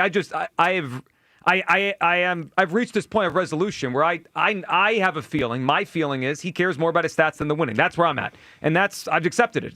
They can't move off until after the offseason, or we got to move on. You know, from that perspective. Hugh brings his perspective. I don't disagree with you but I want to throw a different angle in. Okay? You might be right in that at times Jalen holds the passing game back because he's not doing everything he needs to do, and AJ's frustrated. Guys, Jalen's the same guy he's been for years. No, he's not. Hold on. Let me finish. As a player, he is. He's not. No, he is. He's the same player. In my eyes, he's the same player. He's never been Peyton Manning. He's never been Patrick Mahomes. He's never been Tom Brady. He's never been an elite thrower of the football. He's never been elite at seeing the field and throwing it on time. What's changed? Jalen, let me finish. Jalen hasn't changed. Mm-hmm. The success hasn't changed. They still win all the time. The other guys are getting more targets and yards. One thing has changed here. AJ's production has changed. AJ Brown signed up to play twice with Jalen Hurts. Guys, we don't have to. Kyle's favorite saying is become one of our favorite sayings. Let's drop the act. AJ Brown didn't go from playing with prime Peyton Manning to playing with Jalen Hurts. He's played with Jalen Hurts for 4 years. Mm-hmm. He knows who this quarterback is. We loved him when the ball was coming his way. Now the ball's going to. Let me finish. The ball's going Devontae's way. The ball's going Dallas's way. They're still winning, but now Jalen's the problem. No. The problem is, as I view it, AJ's not getting the football. Jalen Hurts has played the position the same way since 2022. He has, Hugh. I've watched every game he's played. He's not a progression thrower. He's got to see it open. And guess what? Guess who doesn't get open as much? Because his legs are breaking down. AJ. Jason Avant told us 2 weeks ago, Jalen needs to see it to rip it. He doesn't like to throw it anticipation. Devontae gets open off the break. Yeah. Guess who used to? AJ used to. He's not the same player. He hasn't accepted it yet in my eyes. He's upset his production is down. Hugh, I'd be with you if everyone's production was down. They're not. Those are some compelling numbers, Joe. No question about that. That's why I feel like AJ cares more about his numbers versus stats, even if I agree with your point on sometimes Jalen holds the offense back. See, you brought some compelling stats, and I get that. And I've always said there is a level of selfishness when it comes to playing football. That's every football player. But when you have coaches, talk about how this offense runs through AJ. AJ's still a good receiver. Sure. And I've seen plenty of times where AJ didn't have separation, and Jalen believed in him and still threw him the football. And Jalen has changed. You know how Jalen's changed? He's not the leader that he once was. Now, we've heard situations and stories about how Jalen is more standoffish now than he's ever been before. Your team may see that, man. The same cats that helped build you up, you turned your back on them. And that's what they're seeing. And I'm going to tell you another thing why I'm here recklessly speculating that Jalen's doing. He's not being a good leader. You know why? Because if one of your biggest weapons is crying out and saying that there's a problem, and you sit your ass there in a press conference and act like everything is cool, then you're not a good leader because somebody on your team is not happy. Somebody on your team, regardless of what the situation is, you want to win. Well, hell, he helps you win football games. And if you're not man enough to sit down and talk to him, you are not the leader that I thought you were. That's the bottom line. Because listen, what grown men do, grown men get stuff done. That's what they do. And you talking all this, the main thing, make sure this man's okay. His mental health is okay. Hell, you're the godfather to his child, and he's sitting out there on Twitch streams trying to deal with something in a playful way, and you're sitting there in press conferences and you're talking about, hey, all I care about is winning. Care about your teammate. Care about your goddaughter's or godson's father. Do that, because that's what leaders do. Leaders lead on every aspect of the spectrum. You're leading on the football field, leading the locker room. That's what you need to do. All right, it's going to be a day today. 215-592-9490. Your reaction to AJ yesterday, everything he said. Coming up, we will have his full press availability. In case you missed anything, and we don't want to say, we're just playing a clip or two and making them look. No, I want to be. This is one of those where I think you need to hear every word he said yesterday. We'll play the whole thing coming up. Let's go to the phone lines here. We'll get Kyle's thoughts in a few minutes. Mark in Jersey is up on WIP. Hey, Mark. Hey. What's going on, guys? What's up, pal? Hey, man, let me tell you something. I normally do not agree with you, Joe, but, man, you're spot on this time. And Hugh, recklessly speculation is an extreme understatement. Let me tell you something. Not only is Goddard on a career high and Devontae Smith and Jalen, Jahan Dotson and Saquon Barkley are on career highs this year. I push back on the Saquon, bro. No, I think Mark means catching the foot. You mean catching the ball? Well, no, that's not what he. That's not his bread and butter. That's not what we do. Ball. No, but Jahan Dotson had like 270 yards last year. He's already got 150. And Barkley had 200 and some change. He's already at 200. No, Mark.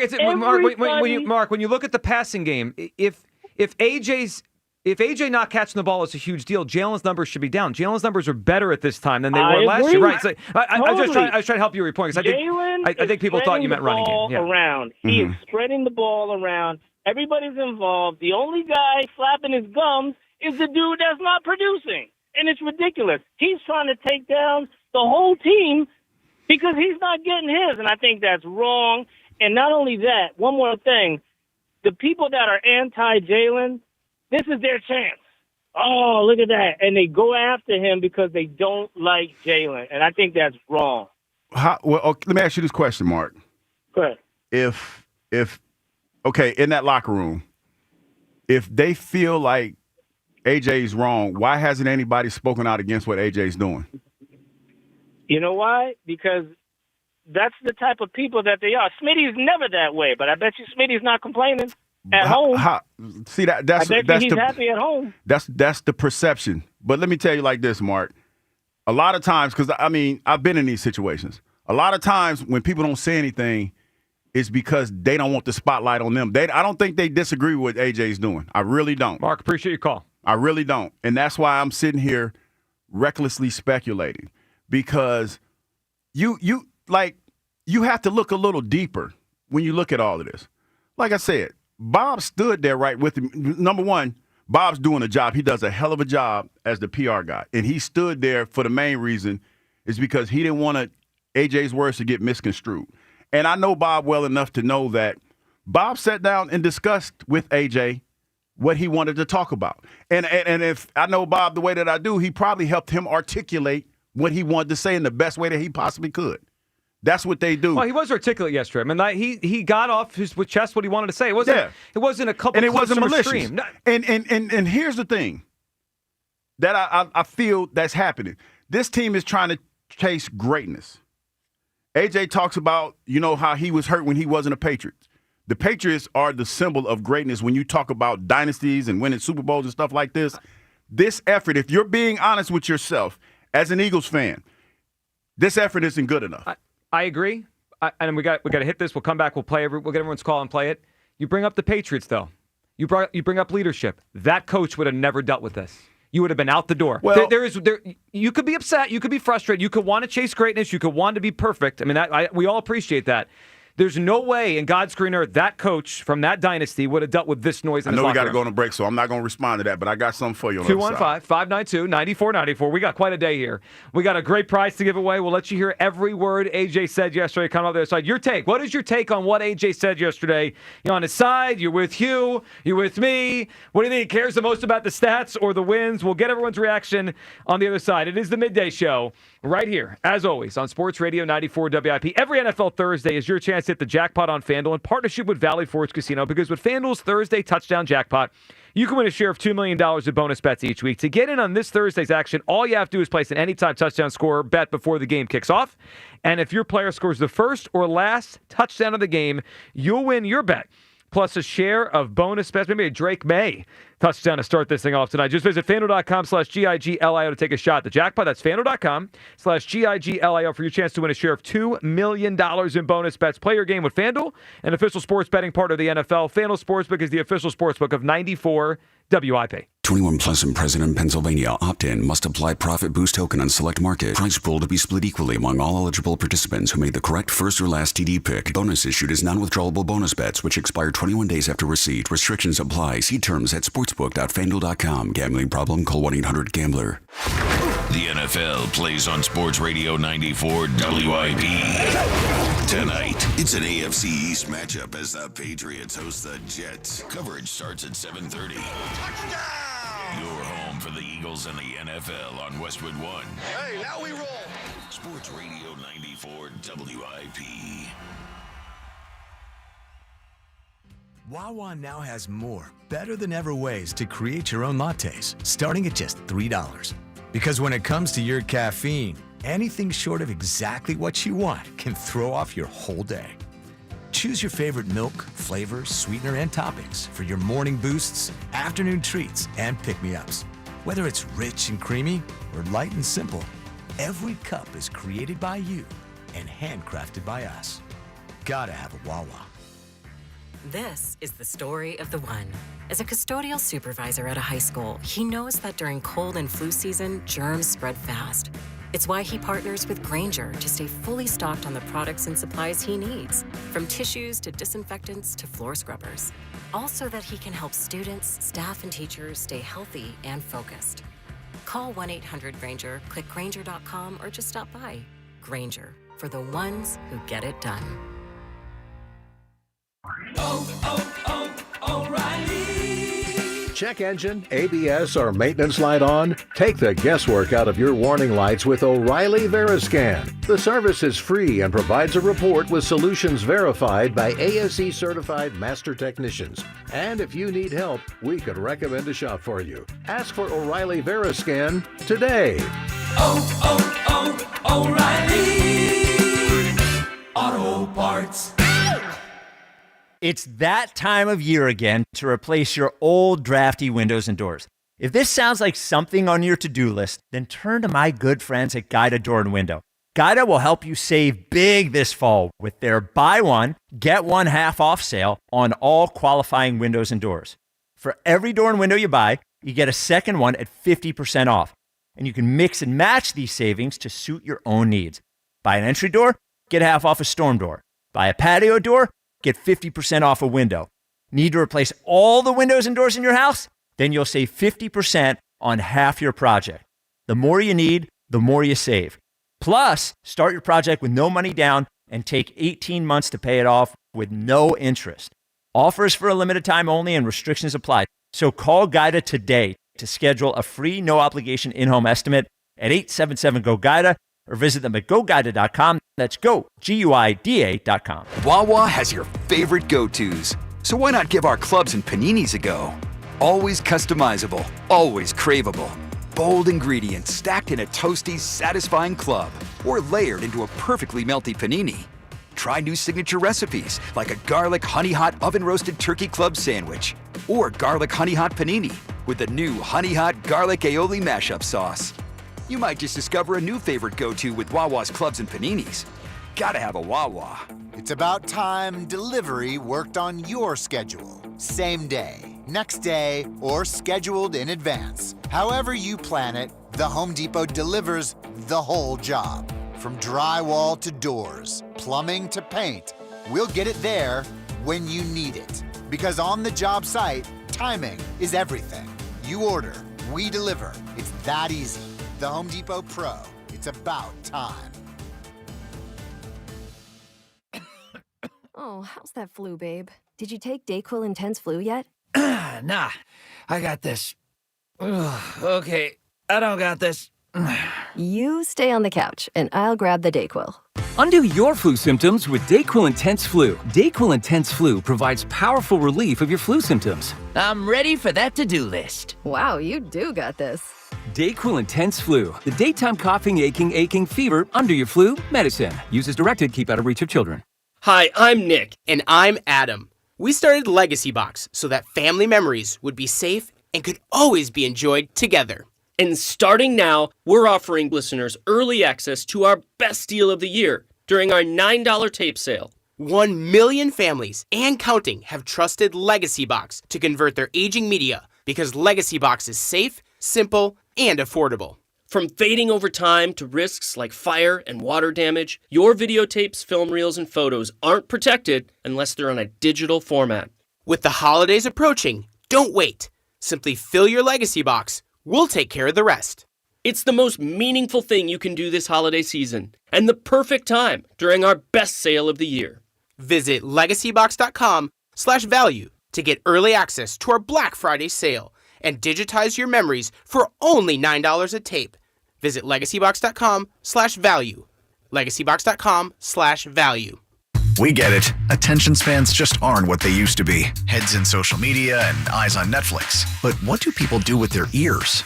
Well, for one, They're listening to audio. Americans spend 4.4 hours with audio every day. Oh, and you want the proof? Well, you just sat through this ad that's now approaching 30 seconds. What could you say to a potential customer in 30 seconds? Let Odyssey put together a media plan tailor-made for your unique marketing needs. Advertise with Odyssey. Visit ads.odyssey.com.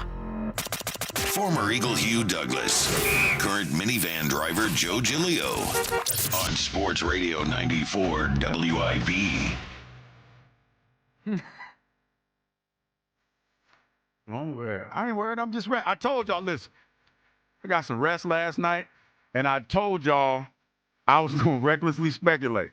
So don't be mad. I got to tell you. Don't be mad because some of them hit home. You came in fresh today. No, I'm just saying, don't be mad if some of them hit home, though. New show rule after that first segment. 7:20 is your bedtime every day. Dude, did you sleep for like 12 hours That was the best Hugh Douglas we've gotten in a long time. Let me tell you what happened. Because I woke up about 1 o'clock, right? Because I had something on my mind. Oh, I know. We'll get to that. Yeah, I had something on my mind. But yeah, I woke up and I just had to ask the question. This is amazing. All right. Don't worry, Papa. We'll get to you. Yeah, don't worry. 215-592-9494. Your reaction, AJ, yesterday. We're going to play in full his comments yesterday at his locker. He held court for about 8 minutes. We'll let you hear everything he said coming up in just a few minutes. 215-592-9494. I was frustrated. Yes, I'm not frustrated today. I accepted what he is. To me, he cares more about his stats than winning. That's what he is. I mean, there's a little bit of that. Yeah, I mean, it's there's there. A little bit of that. Hughes recklessly speculating on the real problem here. Your reaction. Kyle, what are you thinking here on what we got yesterday out of A.J. Brown? Yeah, well, I mean, there's a lot of different ways to attack it. Yeah. Hugh certainly chose one of them. That's for sure. I chose violence. Well, you did, by the way. That was awesome. The overall message, at least some of the parts where he's talking about, can't just put a Band-Aid on it, expect to turn things on. Like, a lot of those things sound like things that we had talked about when we tried to explain to people that the way that they win and how things look matters. Sure. Like, we want the offense to look good. I also don't really buy the whole, the offense is fine for everyone except AJ just because Devontae's career, Goddard career, stuff like that. The offense still stinks. If you just zoom out, they go 3 and out at the highest clip of any team in the NFL. And that's more than, teams like the freaking Raiders, the Jets. That's a problem. And he's right to think that that's a problem. However, if you're going to ask me... Do I believe him that he really cares about winning more than his individual numbers? I mean, actions speak louder than words. Yep. For me, and he told us all right after the Super Bowl. And that's the one I can never get past. That I want to dominate. I want to dominate. Every time that he gets into these little emotional outbursts and funks or whatever, he tells you what he really thinks. The things that he says when he stands up in front of the media are after he's had time to think beyond his knee-jerk reaction. So, well, I agree. I appreciated the way that he articulated a lot of the things that he said. But I'm kind of with you. It seems pretty obvious to me that, because after a 10-7 win, right? It's hard for him to, I guess, reconcile with the fact that. Look, I got Kyle. He agreed with me. Look at that. I do. But he wants to be the reason he wants that the to Eagles dominate. Win. Yes. He wants his numbers. And see, this is the thing, Joe. Yes, is he a narcissist? Yes. But seriously, all football players are. That's the thing that a lot of people can't wrap their heads around. But only one yesterday, only one across the league, by my calculation, had a Twitch stream leading into an 8-minute press conference but see, on a Wednesday. Here's the thing, Joe. Most people know how to control it. Most people know how to deal with it. Because there ain't been a time, and I've said here on this station every day, I feel like when I played, wasn't nobody better than me. I felt that because you have to feel that way. Even if it ain't true, you feel that way. Everybody feels that way. That's what makes them professional athletes. Yeah. You feel that way. I respect that. And look, Kyle's right that the 3 and outs are ridiculous. They have too many dry drives that nothing happens. He's right to be frustrated about that. What I see, the biggest difference, last year when he held court in December and he said the passing is the problem, he was right. The difference this year is the running game sucks. Right? Can we just call it for what it is? I know they're not supposed to. They have an offensive line. They have Saquon. The running game this year has been one of the worst in the NFL. Mm-hmm. That, to me, is creating the 3 and outs. The passing game, the numbers are very similar to last year at this time, except it's just being distributed differently. It's Devontae. It's Goddard. As our caller brought up, there's some Dotson. There's some Saquon. It's just not AJ. So what is he saying yesterday? Is he saying the offense is better? Okay, I agree, AJ. It does overall need to be better. They can't be middle of the pack offensively. They need to be top 5. Okay, I'm with you. Or top 10. But is it the passing game that sucks? Or is it the running game? And is it the passing game because you're not getting the football? All right, let's go back to the phone lines. Then we'll let you hear everything he said yesterday. OG Wade up on WIP. Hey, OG. What's up, fellas? How we doing today? Hey, What's OG. going on? I want to hop in on this reckless speculating. So while we're here, let's do it. Go ahead.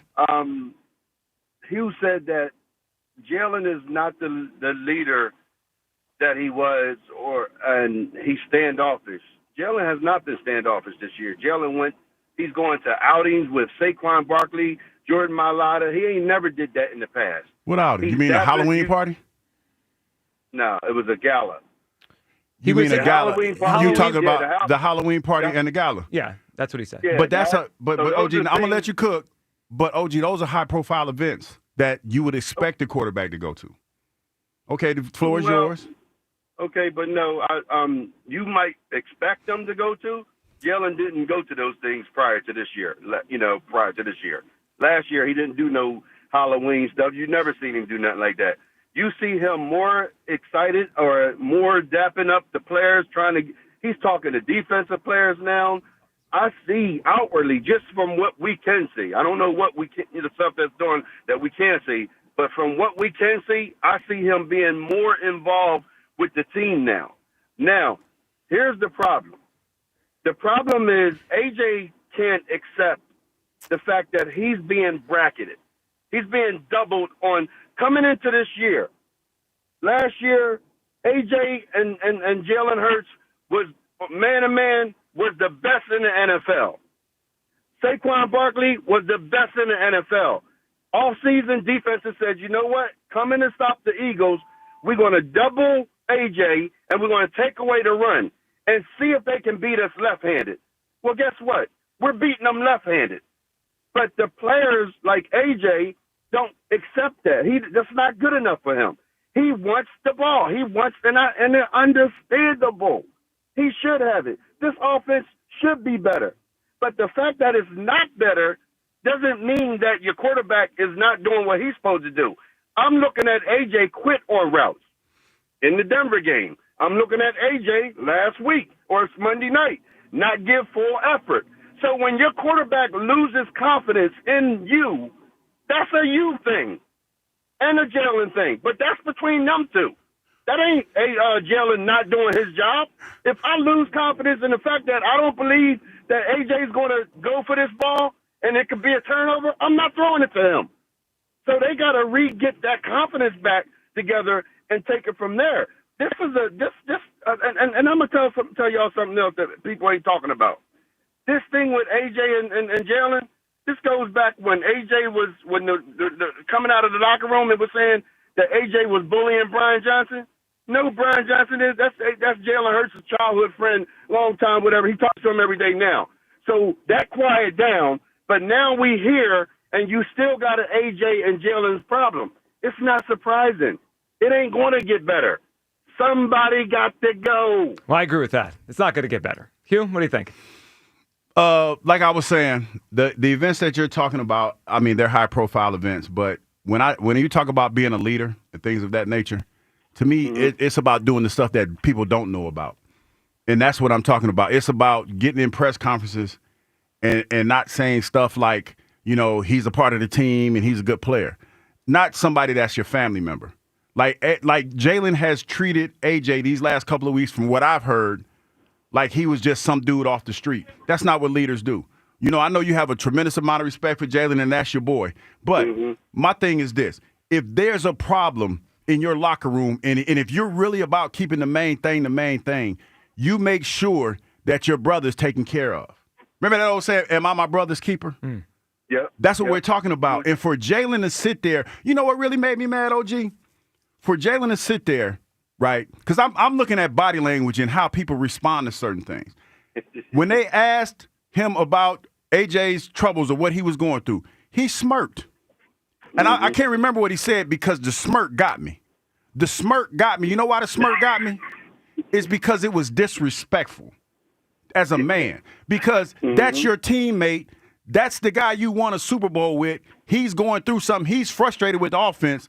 But your answer is, hey, as long as we keep winning, that's all I care about. This should be a historic offense this year. This offense should be putting up historic numbers. I was in Atlanta the year that they had Julio Jones and Matt Ryan. They were putting up historic numbers. We got 2 receivers. We got a Hall of Fame running back, and we're squeaking by in football games. So you're right. They should be better than they are. I do think it's fair to point out that Kyle Shanahan ran that offense. And look, okay, but no. But my point is this: we have a first-time play caller, and Nick Sirianni provides nothing on the offensive But my side. point is this, Joe: we are the Alabama of the NFL right now. Because we're talking about the guys that we have. Yeah, they have all the Jimmys and Joes. Yes. Yeah, they have the players. That's what we are, and that's why we're winning games. We should be much better than we are. All right, 215-592-9494. We'll get everyone's phone call up. We do have a special prize, and it's the beginning of a couple weeks of special prize. We'll tell you about that in a few minutes. First, so let's listen. Let's all listen to it together, then we can really react fully. Here is everything A.J. Brown said yesterday in his press conference with the media. Just to start, the comments that you made on the stream that have been making the rounds, is there any perspective or explanation that maybe you wanted to give everyone for some context behind those comments? Which comments are you referring to? I believe it was a Twitch stream where you said, I think you alluded to the fact that you weren't totally happy or things weren't going well work-wise. Yeah. I think I think that's fair. I think if you got eyes, you can see that. You know, the same things I've been saying like all season. You know, so me making light of my situation on Twitch with my friend, you know, that's something I'm not apologizing for.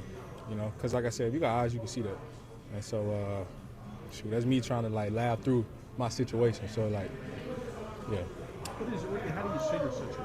How do I see my situation? What situation are you in? You know, trying to figure it out, trying to get this thing rolling, trying to help. You know, so. So, AJ, this past game, you had been on the target first 2 drives, and it took until like the final minute for that play. Why do you think it just never came the way? I don't know. That's a question I can't answer. You know, I think, like I said, I think that's fair. You know, I see that the offense struggling, and you know, I want to help contribute. You know, and I didn't get those opportunities, and so like, I'm gonna have a problem with that, especially the player I am, and especially the player like you want me to be as a player. You know, and I'm that's tough for me. You know, and that's tough for everybody else because everybody want to contribute. You know, even Smitty said somebody had to make the play, so we're trying to put ourselves in the best situation to make those plays. You know, you just got to get an opportunity. I didn't get that. And when the defense that we're hearing is that, well, you know, you're opening things up to other guys, and we know that, but you see around the league, you know, hey, JJ gets double, Jamar gets double, they still find a way to get those guys high volume targets. Meanwhile, you're not. So I think that's why people are questioning. Look at the numbers. Yeah, like I said, I think if you got eyes, you can see that. It's not about what those other guys get.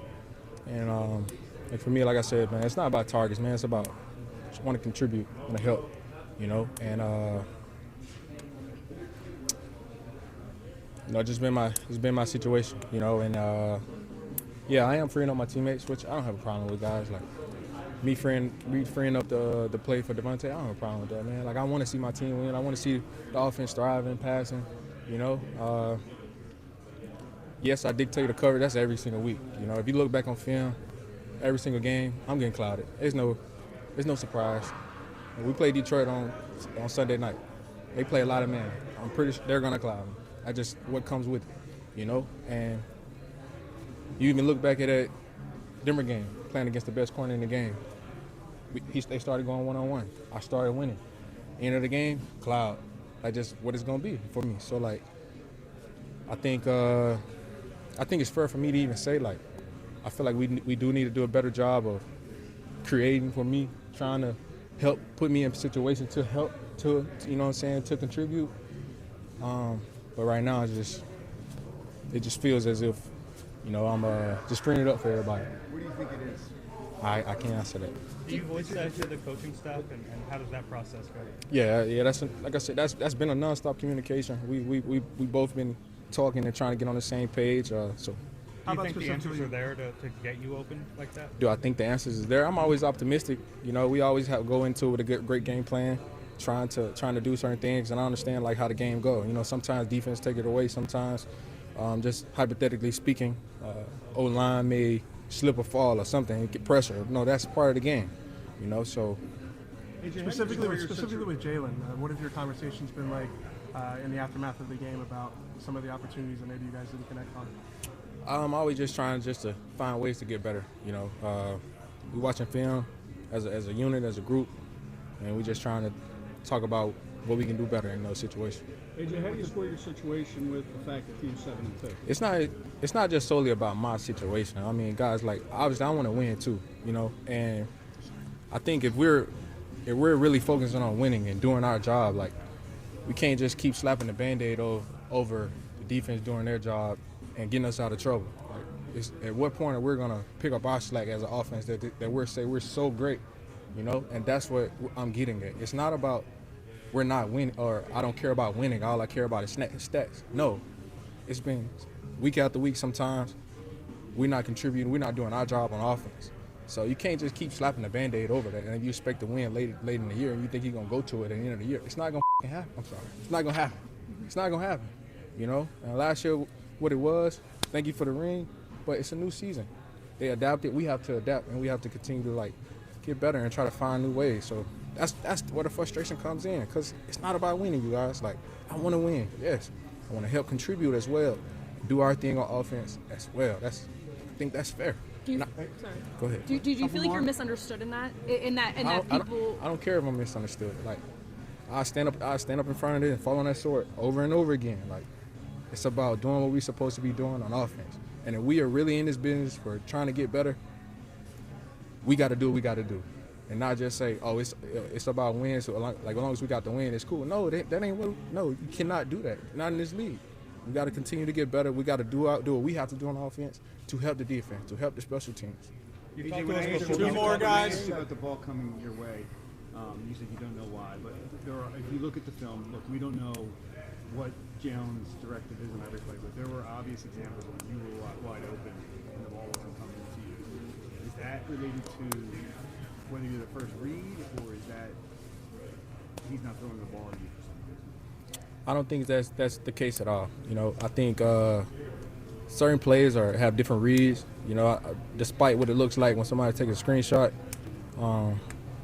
and you can't go off that. You know, but he has certain reads. He has a lot going on in his head that he's trying to process, and then also he has pressure in his face. So,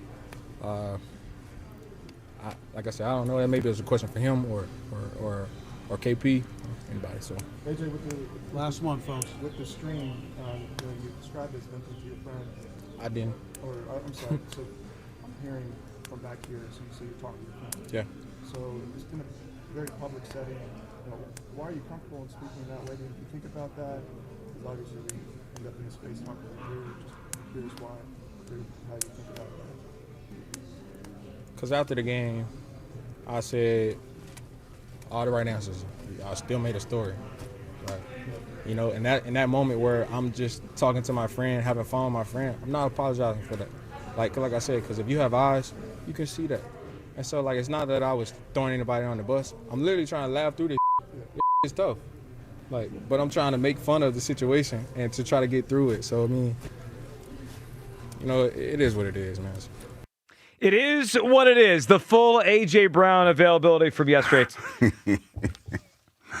No, I'm just laughing at my DMs. Cat's mad. It'll be all right. Well, are you surprised? No, I mean, I'm you surprised. you recklessly I'm just saying, though, speculated. there's a lot of tough talk in my DMs. I just think it's funny. Yeah. I just think it's That's funny. how they calling you a punk? Oh, no, just a whole lot of bravado, dog. The punk yesterday was crazy. Yeah, I'm not moved by that. I'm just letting you know.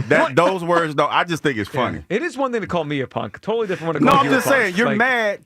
You might be a punk. Yeah. You're might be a mad punk. because I am sitting here. I'm recklessly speculating, but there's some validity to what I'm saying. And for your quarterback to sit there and dismiss what his number one receiver is going through, y'all just gloss all over that, right? And the quarter. Wait, let me finish. Okay, let me finish. Go ahead. And the coach, the GM, and the quarterback told you how important he is to the offense. But you act like his problem, like him having these issues, ain't no big deal. Well, that's disrespectful. At okay, you can think of it as disrespectful. I'm not going to fight you on that. At some point, the boy who cries wolf. You stop listening to. This is the boy who cries wolf. Let me just point this out. Mm-hmm. At one point I had a list. I misplaced my list, but think about how many times this has happened. Now, yesterday was unique. 8 minutes. Giants playoff game in 2022, and in the first playoff game they played on the way to the Super Bowl. Minnesota game in 2023. Mm-hmm. Last year with the Brandon Graham situation, at his locker with the Panthers game. This year with the post after the Tampa game, after the Vikings game. This one, like at some point, you start rolling your eyes. Like Joe, I get all of that. Someone you're close to is upset. Oh no, I put my arm around you. Are you okay? The 10th time they're upset, like, dude, what's going on, man? I get it. We're winning. I get it. Don't we keep the main thing the main thing? I get it, Joe. What's the main thing around here? I get it, but here's the thing. When you see the messengers, like we have a problem with the messenger because this ain't the first time the boy cried wolf, if we want to use that analogy. A lot of times. And there's been times where he's rubbed me the wrong way. I get all of that. And I understand that this is going to be hard for a lot of people to digest. But step back from him and him being the messenger and just look at what's going on. Jalen hasn't progressed as a quarterback in 5 years. Like, that's a fact. I'm not disagreeing. Like that. And you can argue that a lot of that has to do with the offensive coordinator, right? But some is him. Some is him. That's what he's talking about. Sometimes instead of y'all getting in y'all feelings and being upset about what the drunk uncle at the barbecue said, Uncle Hughes is trying to tell y'all, listen to what's being said. AJ's sitting there and he's trying to articulate it. They should be better than they are. Totally fine. I get it, and I agree. Jalen hasn't progressed. Maybe AJ, there's also sometimes you don't realize your own limitations. AJ doesn't look to me like the same. All of that is fair. 8 minutes. Not one time did he say, I'm not running as fast as I used to. You're getting caught up on, but I can push back. Where's the accountability? I am not open as much as I used to be. But there's a lot of times when I first got here that, and even Mike Quick talked about it, 50-50 balls he would catch. You know what, though? You know what the difference is? I think Devontae's progressing. If he's open, I'm throwing him the football. Yeah, but dude, you still got to give him a chance. 215-592-9494. All right, we'll get everyone's phone calls up on this. We got a big prize to give away. We'll tell you about it next. It is you're gonna want to stay tuned for this. It is a great one. We're excited to give it away. Coming up on the side, we'll let you hear what Jalen Hurts said yesterday when asked about all this. What Hugh was upset about. That's coming up. Your phone calls. It is the Midday Show. Sports Radio 94 WIP. It's the Black Friday sale at the Mattress Warehouse with deals that hit harder than a well-known push to the tush that moves the pile. I didn't write that, people, but it was on the list and I had to say it. Now through December 2nd, save up to $1,000. Up to $1,000 warehouse-wide on all top brands, Tempur-Pedic, Stearns & Foster, Beauty Rest, Silly, and a whole lot more. Plus, 0% interest financing, free next-day delivery, and 1 year lowest price guarantee. Mattress Warehouse has you covered, people. Look, you spend a third of your life in the bed. If your mattress is weak, that means your recovery is weak. Take it from me. The right setup changes how you rest and how you feel when you wake up. I woke up refreshed this morning. With Mattress Warehouse exclusive Bed Max technology, you get a setup built for your body, backed by a 100% comfort guarantee. Do what I did and upgrade with total confidence now during the Mattress Warehouse Black Friday sale. Visit mattresswarehouse.com to find a store near you. That's mattresswarehouse.com, mattresswarehouse.com. As the baseball offseason begins, questions remain for the Phillies. Does Schwarber re-sign? Oh, we'd love to bring Kyle Schwarber back. It's a priority. Will JT return? The most prepared guy I've ever been around as a catcher. Can the Phillies retain Ranger? What a performance for Rangers, Suarez. Listen for the latest. All your Phillies offseason happenings happen here. We'll see what happens. Sports Radio 94 WIP. BetMGM has an unreal deal for pro football fans this season. Turn $10 into $150 in bonus bets if you win your first bet. Download the BetMGM app and sign up using bonus code CODE150. Then place a $10 bet on pro football. You'll get $150 in bonus bets if you win. The possibilities don't end there. When you join BetMGM, you get access to a variety of parlay selection features like same-game parlays, live betting options, and more. Download the BetMGM app today and get $150 in bonus bets if you win your first bet with bonus code CODE150. Make this pro football season one for the history books. Make it legendary. BetMGM and GameSense remind you to play responsibly. BetMGM.com for T's and C's. 21 plus to wager. Pennsylvania only. New customer offer. Subject to eligibility requirements. Rewards are non-withdrawable bonus bets that expire in 7 days. If you or someone you know has a gambling problem, help is available. Call 1-800-GAMBLER. Hey, football fans. Tune in this week to kick off with Boomer and Valenti, where the guys break down the biggest headlines and storylines from across the NFL. Kickoff with Boomer and Valenti is brought to you by the Home Depot. You order, we deliver. The Home Depot Pro. It's about time. How pros get more done. It's a special time at National Appliance Warehouse. The Black Friday mega sale means the biggest discounts of the year are available right now. Enjoy the unbeatable experience their industry-leading team provides. They listen, they care, and they'll pair you with the perfect new appliance. And National Appliance Warehouse's Price Assure is always watching to guarantee the best price. Save on over 100 brands, up to an amazing 40% off, including Whirlpool appliances. Visit nationalappliancewarehouse.com or their showroom in tax-free Wilmington or Middletown, Delaware today. And as always, tell them Fritz sent you. Auto Lenders chooses their cars like the birds pick their players. They carefully scout only the very best. Some are built for speed, some for power, some for utility. And with their rookies, there's barely any mileage on them, so their upside is incredible. You see, Auto Lenders has a deep bench, thousands of one-owner, low-mileage vehicles, all for thousands less than the competition. So we can't be beat like the birds. Fly, Auto Lenders, fly. Proud sponsor of this year's coin toss. You guys know I'm a Surfside guy, which means I'm all in. And I don't just drink the product, I have the swag too. Now, you can go to store.statesidevodka.com to get 25% off select merch, tees, hats, hoodies, and more. Just use code WIP at store.statesidevodka.com. Listen up, football fans. You won't want to miss this. Right now, new Bet365 customers bet $5 and get $200 in bonus bets, win or lose. So you could turn that $200 into something bigger when you bet on money line, spread, totals, player props. $200 in bonus bets when new customers bet $5. I know where I'm going to bet from now on. Download the app today and see why it's never ordinary at Bet365. Gambling problem? Call 1-800-GAMBLER. 21 plus only. Must be physically located in Pennsylvania. TNC Supply. And app only. You know that expression, put a little spring in your step?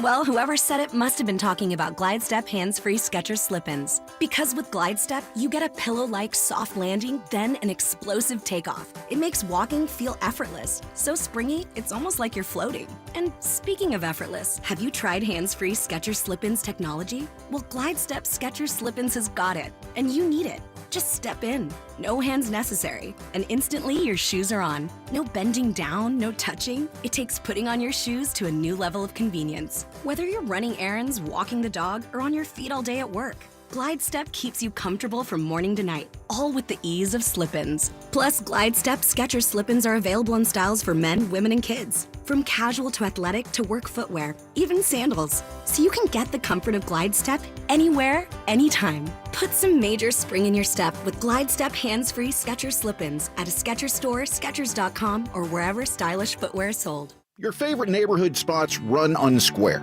You know the ones. Maybe it's the popular shop that just opened a new location by you, or the big sports bar that's always packed on game day. These places make the neighborhood, and the money spent there stays in your community. Square powers more than 4 million neighborhood businesses worldwide. To learn more, go to square.com, or just stop by your favorite local business. See you in the neighborhood. Square.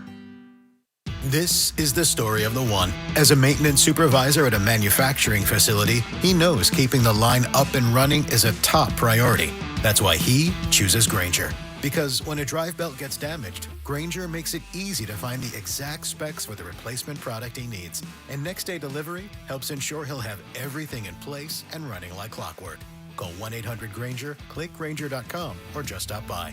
Grainger, for the ones who get it done.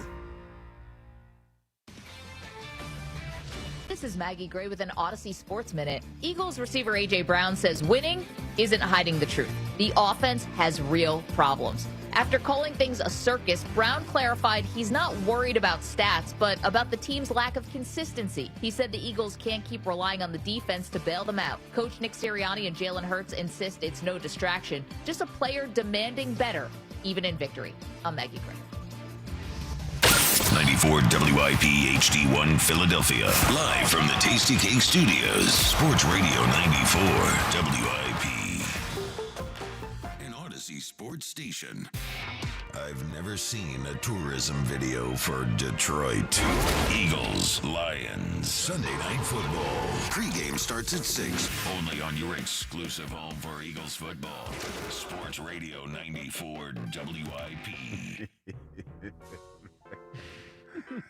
Hey man, first off, can I just have this PSA for a minute? Go for it. Because I got a lot of angry dudes sliding my DMs talking real greasy. You got dudes in your DMs? Yeah. Wow. But here's the thing. It's another Thursday. Here's the thing. Like my father said, hit dog or holler, right? And so I started this off by saying I'm recklessly speculating. Mm-hmm. So for y'all to be all up in y'all little feelings like that, I must be saying something that resonates. They're little feelings. Yeah. Strong. Because you got the bravado. Because I looked at some of y'all pictures. Y'all no. But I'm saying y'all got a lot of nerve come in talking like real greasy. And I'm looking at y'all like, dog, you ain't really about that action. Like, and ain't Thursday. no. I'm just saying it's not that serious. Because I came in here this morning and I said I was going to recklessly speculate. So for you to be that up in your feelings about what I'm saying, I must be saying something that's hitting home. Yeah, coming from Joe and I, two people who probably get this a lot more often than you, mute button. Mute it. No, but move on. What I'm saying is this, man. Smile and wave. This is me looking at the tea leaves and guesstimating about what AJ could potentially be thinking. This is not etched in stone. That's why I said reckless speculation. So this is what I need y'all to do. Get out of your feelings and just enjoy the show. Well, here's what it is. We're all interpreting what we think he means by what he said Yes. a couple times yesterday. One on the stream, and then obviously when he held Who court. is he talking to, Joe? Because he said, this is what he said for all y'all snowflakes out there. He said, me and the coaches are cool. He said that, right? So I agree with you that I think he's mostly talking about about the quarterback. My issue with it, though, is the production in terms of the passing game is very similar to last year when they won the Super Bowl. I get it, but it's just being distributed differently, and they're still winning. So when I take apart all those things, like passing game is pretty much what it was last year, which is not great. Like let's get it straight. But Jalen's not a great quarterback. Let's get that straight. He's a good one, not a great one. Passing game is similar, not great, but okay. There's been some good moments. In fact, there were a few good games. The wins are still there. Jalen's numbers are on par or better. Everyone else's numbers are on par or better. AJ's are down. So when I unpack it, it's not that he's upset with the whole operation. He's upset that he's less of a part of the operation. That's my frustration. There might be some truth to that. Yeah, I'm not saying he's wrong in how he views the game. Maybe he's right. I mean, he plays the game. My view is, well, wait a second. You won last year. You complained last year. It worked out in the end. The passing numbers are not worse. In fact, they're a lot better in a lot of ways this year. Your numbers are down. So what are you really upset about? There's some truth to that. But, okay, let me ask you this question, because I don't know where this offense is ranked. But this is the question I want to ask you. What do you want to know, yards or points? Let me set it up like this, Joe. Where this offense is, I would say this. Where this offense is ranked and where we think it should be is not in the same place. Do you want to know points per game? Yeah. Okay. The Eagles right now enter week number 11, 12th in the NFL in points per game. That's better because at one point they were like 20th or something, right? If we're being fair, they had a pick six by Jalen Hurts. They had a kick, the blocked field goal returned by Jordan Davis, right? So I think that's the two, right? So it's 14 of the points or 12, whatever, if they kicked extra points. 2 of the touchdowns this year were scored by defense or special teams. So you take it for what it is, but they are 12th in the NFL at 24.2 points per game. Okay, 12th is not bad. But when you look at the talent that we have, it should be better. We should be better. I agree. That's the point that AJ is making. And that's the thing that nobody wants to wrap their head around. You want to get mad at me because I'm sitting up here recklessly speculating about a quarterback who people still had question marks about. All right, let's hear that quarterback, and then we're going to tell you about this great prize we're giving away and how we're doing it for the next couple weeks. First, let's hear Jalen yesterday. He spoke after AJ. This had Hugh fired up. Here it is. Where do you stand in terms of getting him more involved in the offense? Yeah, I know you got to ask those questions, and I have a lot of respect for that. And I think my focus always gears back to what the group is doing and what the collective is. Obviously, AJ plays a pivotal role in what we've been and what we've done. And so we just have to continue to grow with that every day.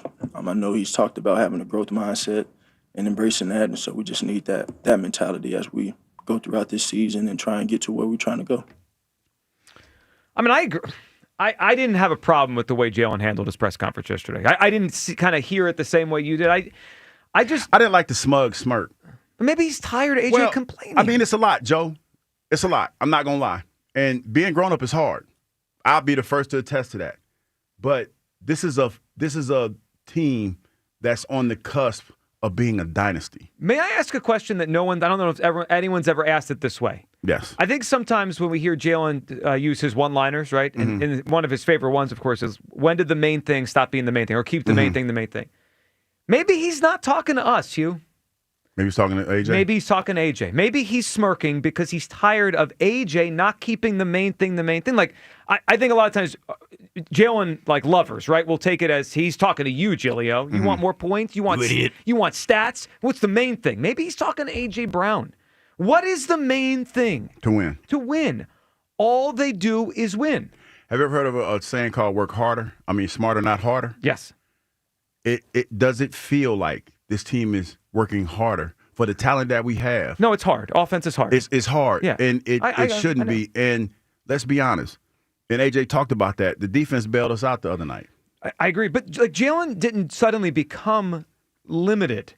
Like he didn't go from prime Peyton Manning to a good quarterback. He's always. This is why the AJ stuff falls on deaf ears. He signed twice here to play with Jalen Hurts. No, I get it. I get it. Like, did someone fool him and tell him, hey, this guy, biggest arm in the league, quickest processor in the league. He's Patrick Mahomes. No, he's not. Like, he's good but not great. So when you have a good but not great quarterback, isn't this part of the deal? Well, I feel like AJ might be trying to say, since y'all in y'all feelings, so I have to frame it that way. I feel like what he's trying to say is that this offense, for the talent that they have and the way that the way that the plays are being designed, that it should be effortless if the quarterback is on schedule with what he's doing. I feel like that's what's being said. Because a lot of times, like, this is where you snowflakes got to read between the lines. Dude. No, seriously. You got to read between the lines. Because nobody has vilified AJ outside of us. When you hear Nick Sirianni talk about him, he said he's a big part. Like that, you have to listen to the key words that are being said. But he's a big part of our offense. Would it behoove, like, it doesn't help them to vilify him, right? No, but what I'm saying is this. We had an opportunity to move on.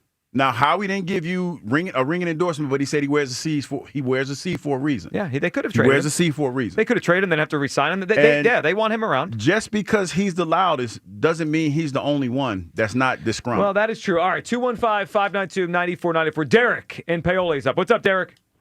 Yo, you. Yes. Are you in character? What are you talking about? Because I feel like you're it's just weird for you to have that kind of take. Like you like bringing everything that AJ Brown is saying and doing. It has to go back to the quarterback, right? Like that's confusing. Like even when you were saying Jalen Hurts should be asking about his teammate, Jalen Hurts he said the same thing that you just said. He was like, AJ is a big part of what we've done and what we're going to do. Like you want him to go into a testimony about. I call him every day and check on him and this, that, and but no, third. See, I think this is what you're missing, brother, is that you could do all that, but AJ has said and Jalen has said they don't even speak. How do you go to work? Like, my thing is this, D. You go to work with the man every day. You could easily make all of this go away. Like, that's the problem that I have, is because it's not like he live in California and I live in Philadelphia. It's not like I got to wait to see him. You drive into that facility every day. You see this man every day. You could put all of this to bed. Like, seriously. That's the point that yes. This is my whole thing. Like you played in the NFL, right? Like So when I come listen to the show, like, I want you to, like, give me something, like, from the NFL. So like, when you play in the NFL, you get to the highest level. Like you say, all these guys have egos, right? Mm-hmm. So you saying, like, it's not whatever. We don't know what they went through, right? So for you to say, like, they should be able to go and do this and go do that, we're talking about two guys who got generational wealth. Mm-hmm. You understand what I'm saying? So their egos have only increased since they got generational wealth. Mm-hmm. So I just feel like from that part, like, we don't know what's going on with their relationship, right? And you're right. I just don't think that, and it's like I said, it's opinions. I just don't think, like, whatever AJ is getting from, like, the media, the fans, right? Whatever he's getting, he's putting it out there, right? Mm-hmm. Like, Jalen Hurts doesn't get up there, like you're saying, he's not a leader. So if he wasn't a leader, he could have got up there and been like, man, I'm tired of answering these AJ questions. Like, AJ got to get out of his feelings and yada, yada, yada, yada, yada, right? But it's like, why do they have to get up there every week, except for the 1 week that he didn't play, and speak about, like, his unhappiness? That's the part that we're deflecting from. Like, all the other stuff, even what he said yesterday, he sounded like, I like what he was saying, but it doesn't mean he has to say it. You understand what I'm saying? No, but he felt a different road. But, right? You don't agree with that? But here's the thing, D, and I hear what you're saying, but here's the reality, and you're right about egos. But I remember telling a story on these airwaves with me and B. Mitch. We got into it, right? And I got an ego, he had one too, and it almost came to blows before a game. But I put my pride in my pocket because my relationship with my teammate meant more to me than some petty squabble. So that's why I'm coming from it from that perspective. And I went over there to a man, and I apologized to B. Mitch before the game. Told him to a man I was sorry. That's what I'm talking about. When you start, let me finish though, D, for a minute. I'll let you cook. But my thing is this: when you start talking, like, I don't break bread with everybody, and I know a lot of people don't understand that, but I break bread with family members. I break bread with people I consider family. So when you start invoking God, kids, and talk about family members and stuff like that, that's who AJ is, or Jalen is to AJ. There is nothing that you shouldn't be able to talk about. This shouldn't be played out in the media. And even though Jalen is the quarterback, he still is a family member to AJ, right? So if there's a problem, he needs to go fix it, because it's clear that AJ's trying to tell him something, right? And Jalen's not hearing it. And they've broken bread. We've seen the stories. So my thing is this: as a family member, because I'm family with all, I still kick it with my teammates. And if I got a problem with one of them, we're going to sit down and we're going to talk about it, because I've broken bread with them. You see what I'm saying? So that's why I'm saying, even if Jalen doesn't want to do it, he needs to go break bread with AJ and cool him out there. Man, we're on the cusp of a dynasty. That's what I hear when I hear AJ talking. And if y'all don't understand that as fans, I don't know what to tell you, because that's what we're talking about here. That's what AJ, like, I heard AJ yesterday, and that's what I pulled from that. So I hear you on a lot of that, and I agree on a lot of it. I guess when I brought up the boy who cries wolf thing, Jalen had the best passing game of his career. If Jalen has a good passing game, the Eagles do, right? Jalen's the Eagles quarterback. Yeah. No, I get it. Vikings game. Yes. I get it. Devontae was the lead that day. AJ caught 4 passes. After the game, the Instagram, using me but not using me. Mm-hmm. Super Bowl, Jalen Hurts wins the MVP. He obviously played well. We could have fun arguing about who was the leading force in the Super Bowl, the defense or Jalen. He obviously played well. He's a Super Bowl MVP. A.J. Brown didn't do much in the Super Bowl. A.J. Brown, after the Super Bowl, where they won, talks about it didn't feel right because he didn't dominate. It's the boy who cried wolf. So even you know what's hard for me? I think you're onto something. I don't think everything you're saying is wrong at all. Like, that's why I'm just giving you a different viewpoint based on what you're saying. No, and you should, because I'm not sitting here saying that AJ is right in how he's doing this. And by the way, this is brought to you by the Mattress Warehouse with exclusive bed mesh technology to find your perfect mattress. If we don't win the Marconi in 26, I am protesting. No, but what I'm saying is this: people get mad because you're saying, okay, I just want to win a Super Bowl. Yeah. Okay, well, you have to understand. Like, I woke up this morning and not necessarily agreeing with AJ, because everything that he's saying goes against me as a former football player and how I feel about certain things. But here's the thing: if you're being true to yourself and you look at the offense that we have and the talent that we have, there's a disconnect that we don't want to talk about or potentially not want to talk about. And he's trying to say it's the QB. I don't I think if we're being totally real, we keep saying they should be a top 5 offense. They really haven't been since 22. I mean, let's just be real about it. And by the way, I can sit here and wear this Jalen Hurts shirt and still be a fan and still be critical because I'm doing the same thing that everybody else is doing. I'm trying to figure this out, so that's why I'm recklessly speculating about this. Of course you can, because you want the Eagles to win. That's it. That's the bottom line. Well, that's what most people that aren't pom-pom waivers for a player or two, that's what you want. I mean, that's and I respect that. All right, before we go any further, Hugh, we did this last year. We get to do it again. Do you know what time it is? Hugh Douglas. What you got? I don't mean like 11:15. Do you know what time it is, like in the year in the calendar? The year of our Lord? No. Excuse me. This time of the year on our show. Wait a minute, Thanksgiving? What? No, Hugh, it's Combo Con. Oh. You forget? Yeah, I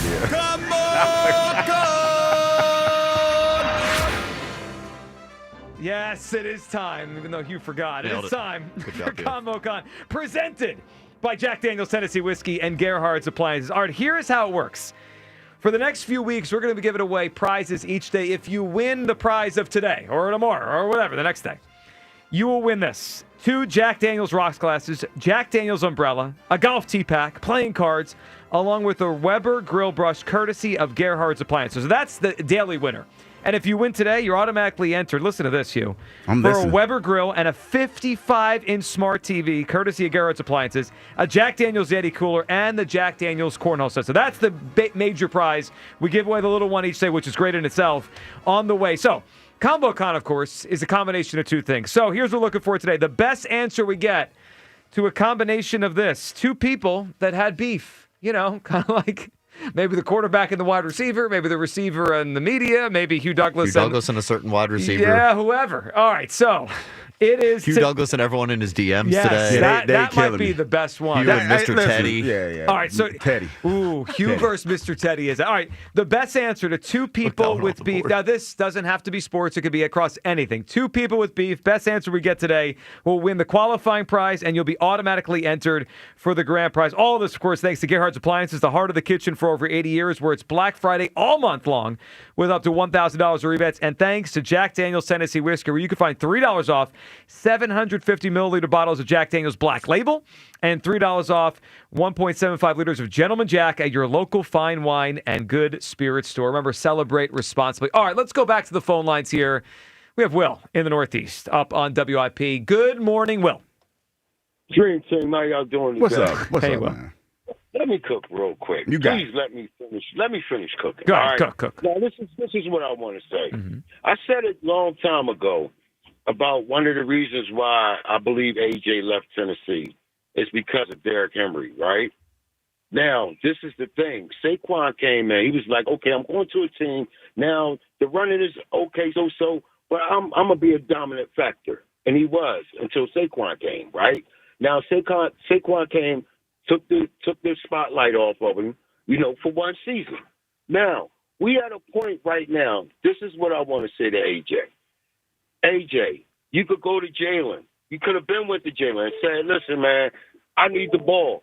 We need to figure something out the way I can get the ball. Now, you take 15 yards, 20-yard passes, 10-yard passes. It's all going to add up. And then you go for the big one. Now, what I saw what AJ did in one game, he said, you know what, I got this guy.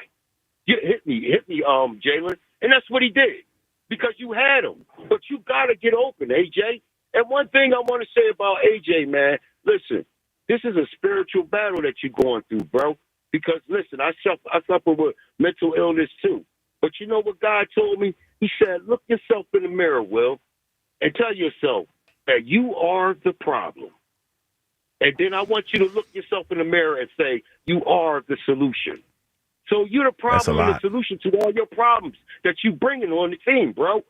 All you got to do is, listen, shut up, and I understand how you feel, but just take it, and guess what? It's a team effort. You said the defense helped us win because they're part of the team, bro. That's what we need you to be, a part of the team. And all you got to do is get in and fall in love, and guess what? We're going to win another Super Bowl. There we go, Will. Super Bowl. Because we need you, bro. All you gotta do is do what you've been doing. It's being great. Stop talking and stop rapping and start producing. Because this is the time, AJ. We need you. Every time you step on that field, you score a double team. And you get other people open. So this is the trick. And then guess what? The big game, we know who we gotta go to. The best receiver in the league. And that's you, AJ. And I need you to understand that. The only way you're going to get better is if you want to get better. It's not the team, it's you. So let's stop with the bickering and the beating, and let's play the backyard football because we are the best team. Not the best eye. We're the best team. So let's do it, AJ. We need you. Every time you step on the field, we know we're going to win. Because you draw so much attention that all I need you to do is do what you've been doing, and that's winning. You've always been a winner and continue to be a winner, baby. So let's do it for the team. Well, that's an all-timer, buddy. That's an all-timer. Will, two people that have beef. What do you got? Hey, listen, I'm going outside the box. I'm going to say two companies, two people that made these drinks. The people that created Pepsi and Coke.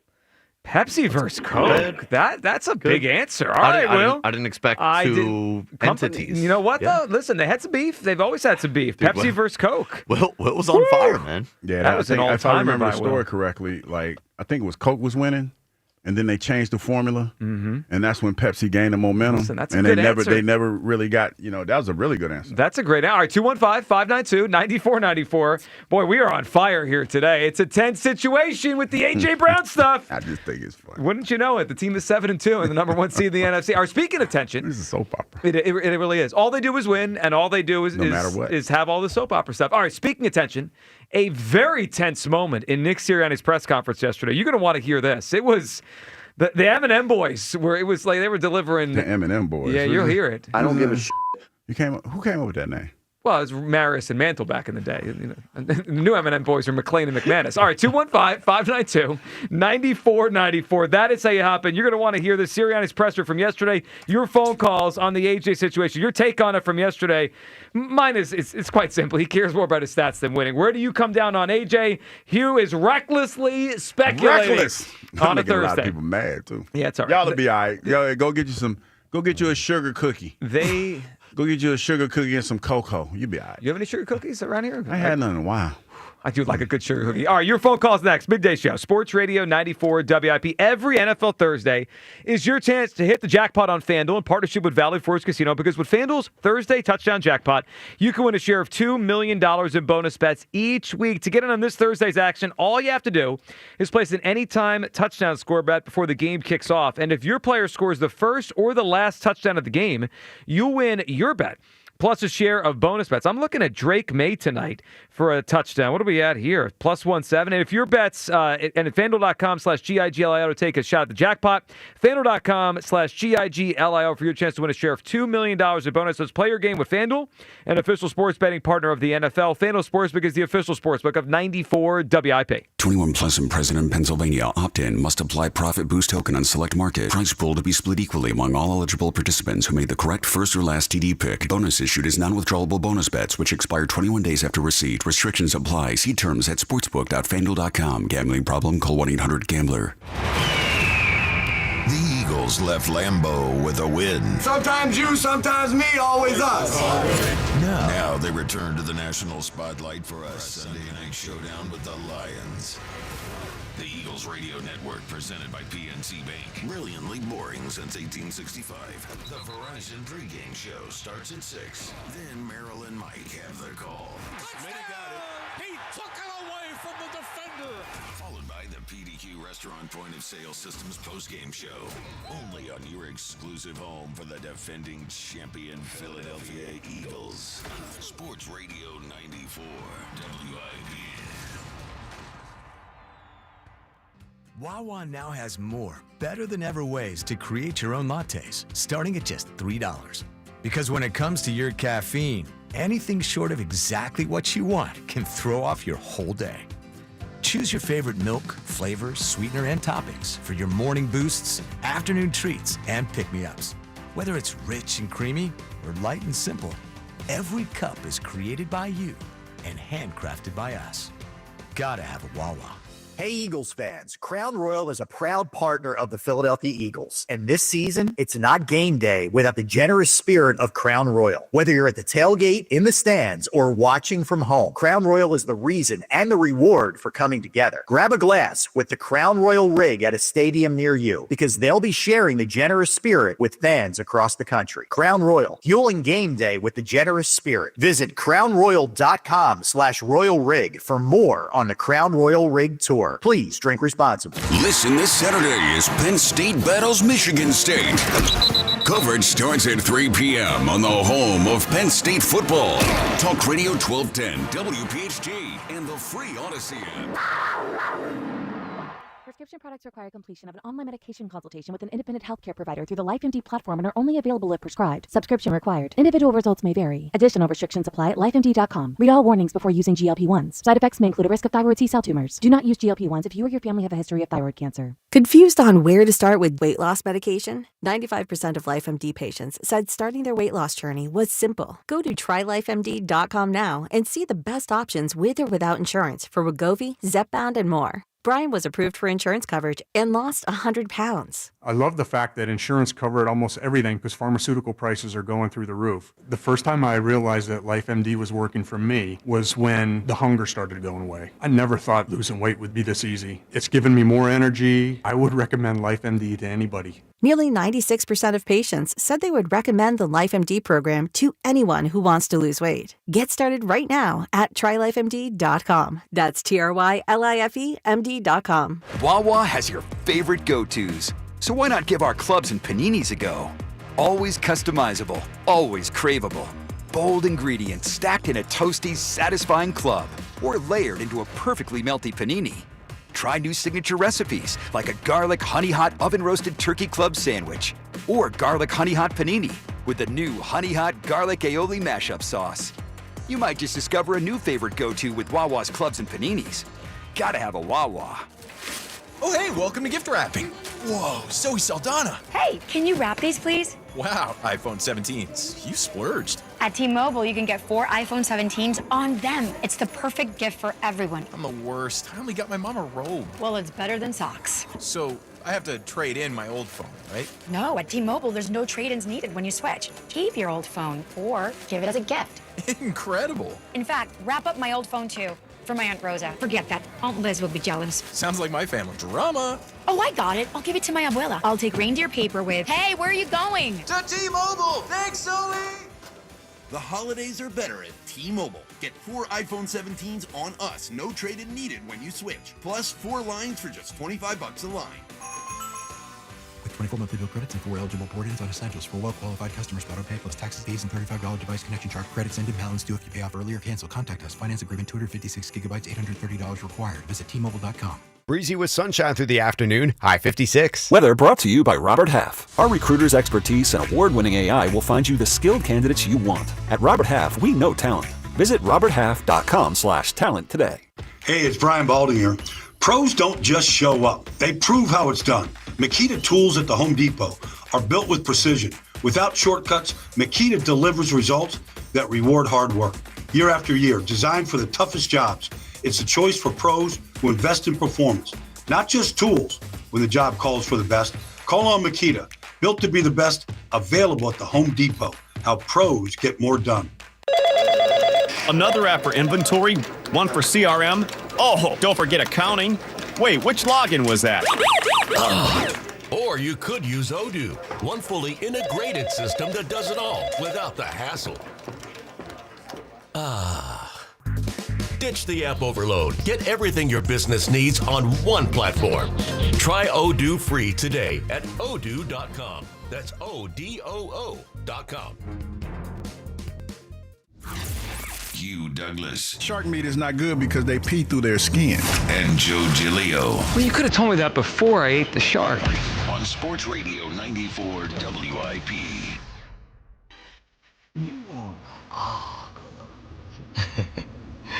I can't argue with you. No! You mad. Look at you. You mad. You big mad. Hey, mad. I'm not, listen, dog. For all y'all that slide in my DMs mad at me, listen. Told y'all I got some rest last night. I know. And I started the show. And I said I was going to recklessly speculate.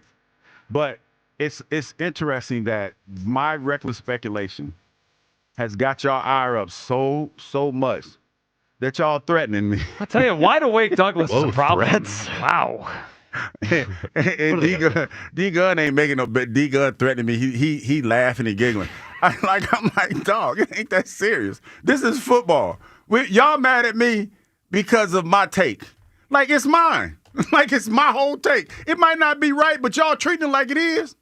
You know what I mean? I'm living rent-free in y'all head right now. And I'm just sitting up here talking about my feelings and the way that I saw these press conferences, how they played out. Well, I remember what we talked about recently.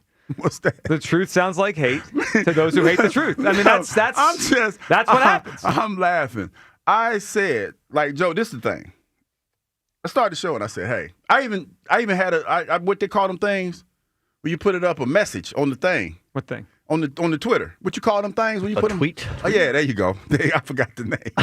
Is this the one you recorded in the middle of the night in your bed? No, not that one. We'll get to that. the one I was in the break room and I said, hey, man. Oh, you did another one? I missed that I was one. like, hey, I said, listen, I'm going to tell y'all right now. Uh-oh. I said, my reckless speculation is going to be unprecedented. Yeah, it is today. It is. I said it's going to be unprecedented. When you threw Hillary Clinton in there, we went to a different level.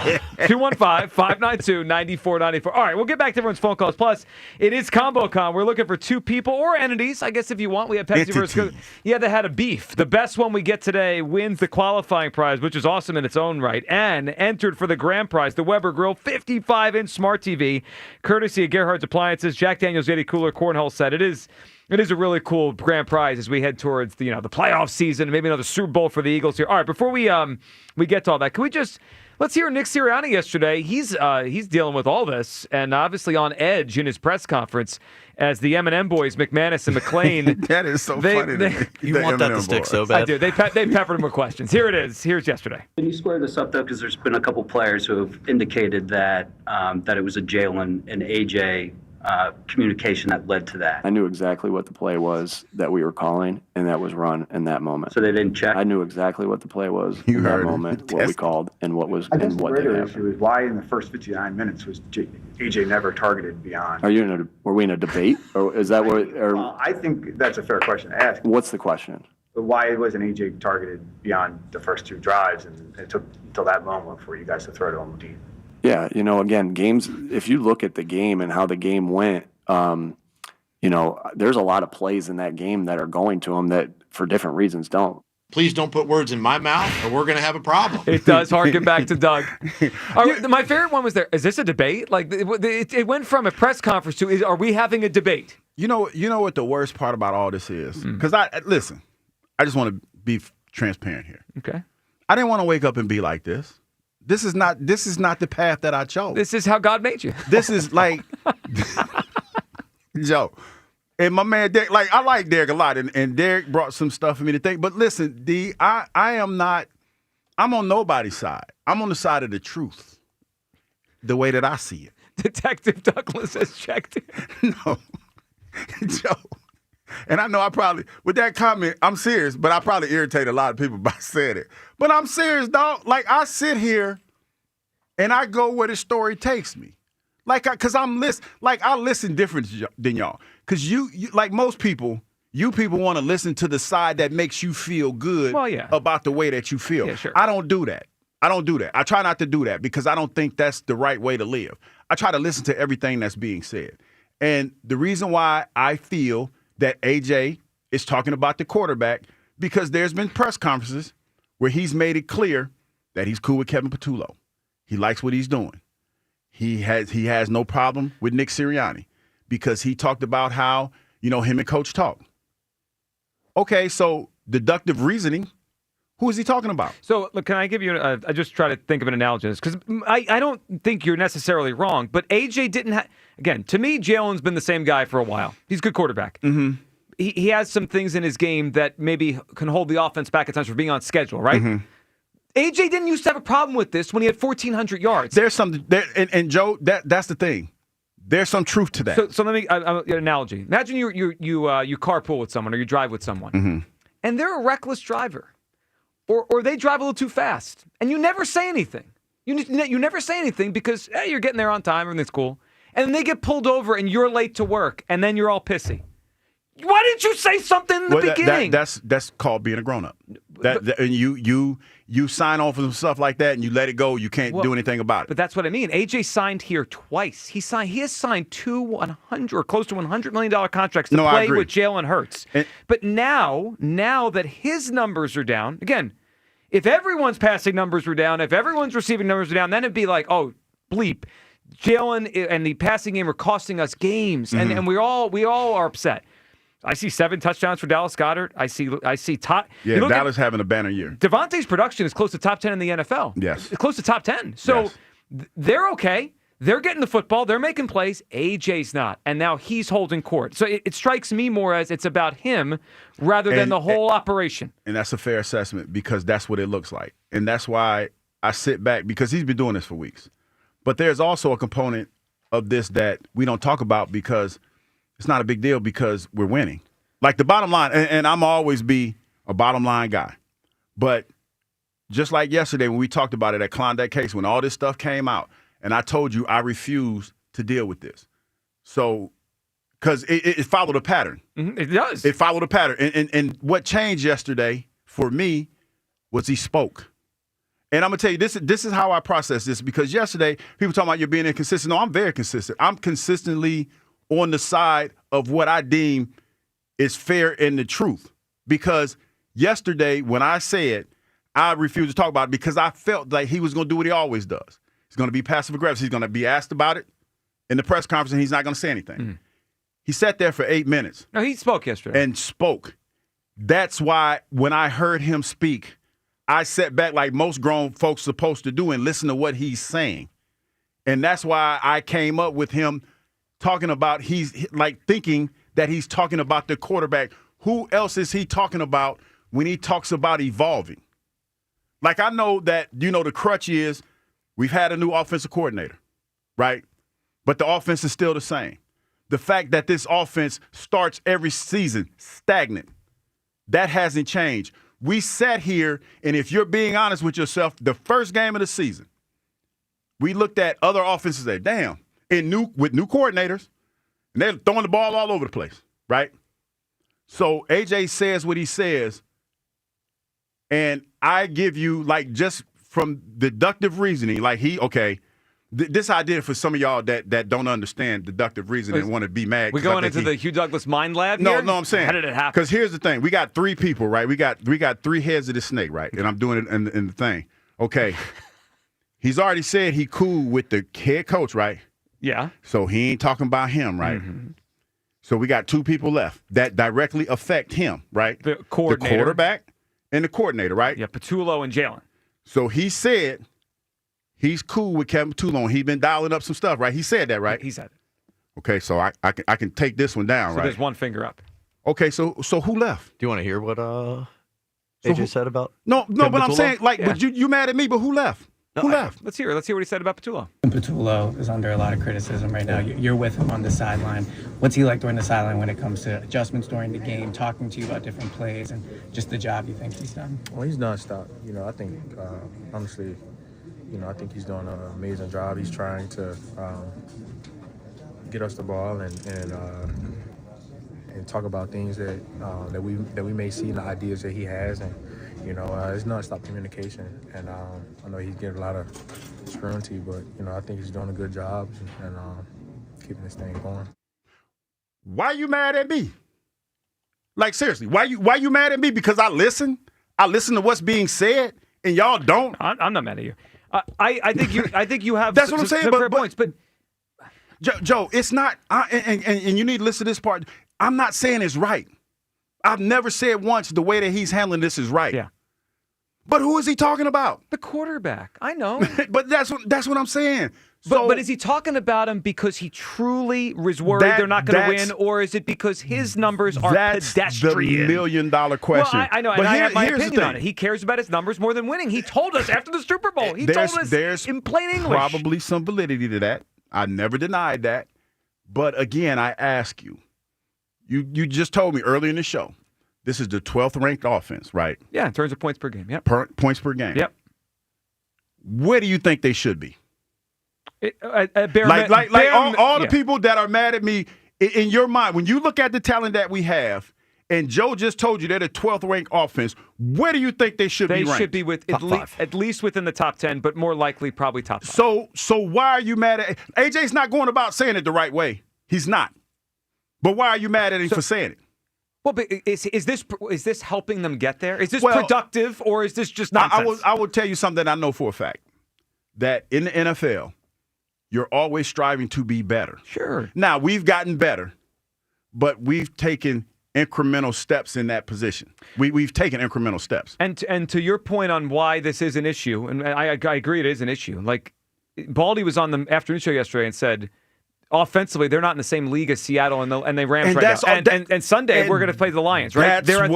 That's what he. You know what the worst part about all this is? We got to go through all those teams to get to the Super Bowl again. We got a team coming into town. We got all this stuff going on in our house, and we got a team with a coach that ain't wrapped too tight coming into town looking at all that. Oh, yeah, and they got 2 home run hitters in the backfield that run a whole lot of play action. Remember when I used to tell you about the play action, how as a defensive lineman, you got to respect that because they can run the ball. Got a team coming here, run a whole lot of play action. You better get your house in order. Got to get your house in order. Well, you should. You need to. All right, 215-592-9490. If we're trying to get our house in order, Chris in Middletown will help us do that. What's up, Chris? Happy Groundhog Day, man. What's going on? We're back. We are back. What's up, Chris? Guys, before I get into this, I want to throw a couple ideas out there for you and see which one you like, because I feel like we're stuck in this endless loop of a soap opera era. We are. It's great. I love it. I have some show names for you. So 3 of them to choose from. We have As the Brown Turns. Then we have Days of AJ's Life. Oh, that's good. And then the third one, I got to say, I like this one. Bold and the Brown. I don't know. What are you guys thinking there? I think Bold and the Brown. As the what was it? The AJ what? Days of AJ's Life? Days of AJ's Life and As the Brown Turns. Oh my gosh, it's awful. Yeah. Thanks, Kyle. Appreciate it. So, guys, first of all, you got to be kind to AJ, because AJ is living his truth. He's not apologizing. He's doubling down on it. Kind of like somebody else we know there in studio here. He's doubling down, and even when the kids want the candy, he's just saying, hell no, I'm not apologizing. No apology here. So you got to give him some credit for that. But in all seriousness, guys, Hughes right. Joe, you've lowered the bar so much. You're comparing it and saying, like, hey, but look at the numbers versus last year. Yeah, last year's numbers weren't great. Well, no, I haven't lowered the bar. Why do we have to live in La La Land? I said after I don't know, Joe. Why do you? Well, no, I don't. I live in reality. I said after week 1, I am done expecting this passing game to be great. Everyone yelled at me, Joe, you're a hater. It's not great. It's never going to be great with Jalen Hurts as the quarterback. Then why are you trying to say, oh, see, it's just as good as last year, like last year was good? They won the Super Bowl. Okay?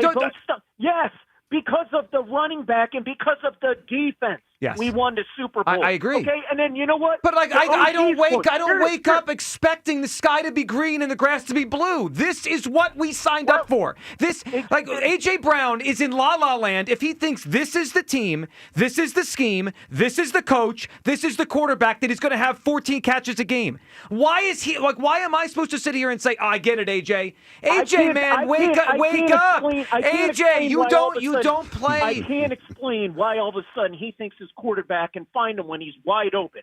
Wide open. What are we talking about? He's not wide open. Joe, go watch the video. Y'all yelling at each other. Because I just. Why are you mad? Why are we expecting this to be something it's not? Because, Joe, we want better. He should get better. Everybody should get better. And you know what? So La La Land. I get it. Yeah, we live in La La Land. You know what I want, Nick? You know what I want? Guess what? Here's what I want. Bryce Harper to become Aaron Judge next year. And I'm going to be pissed if he's not. He ain't as good as him. I'm glad you mentioned that name, Joe, because you know what? All the Gielanites out there that love to whine and complain about how everybody defends St. Bryce. Why is it you do the same thing for Jalen? Because everybody does the same damn thing, and it's annoying and obnoxious. And you know what? What are we talking about? I'm not defending him. I'm saying exactly what he is. He's not. I've been doing this for years. In 2021, I was an idiot because I said he could be a good starting quarterback. You're always an idiot. Why is that different? No. I'm going to put you on hold. Because it's everyone else that can't get a grip on reality. I have had the same take on Jalen Hurts since the minute he took the field. He's good. He can play. You can win with him. But now everyone, including A.J. Brown, has gone to La La Land and thinks we're going to light it up and score 35 points a game. This quarterback is good, not great. When you have a good, not great quarterback, there's flaws in his game. They also employ another expensive receiver, an expensive tight end, a running back that gets a lot of touches. I said this a month ago. We have a math problem. If A.J. thinks he's going to get 15 catches a game here, he's nuts. So, just Jalen flawed? Yes, everybody. Anyone with eyes has seen this for years. Can you win with Jalen Hurts? Obviously. He's a good quarterback. I'm just not sure what A.J. Brown wants. That's why I'm more frustrated with A.J. than Jalen. I know what Jalen is. I've been telling you all the same thing for 4 years. He's good.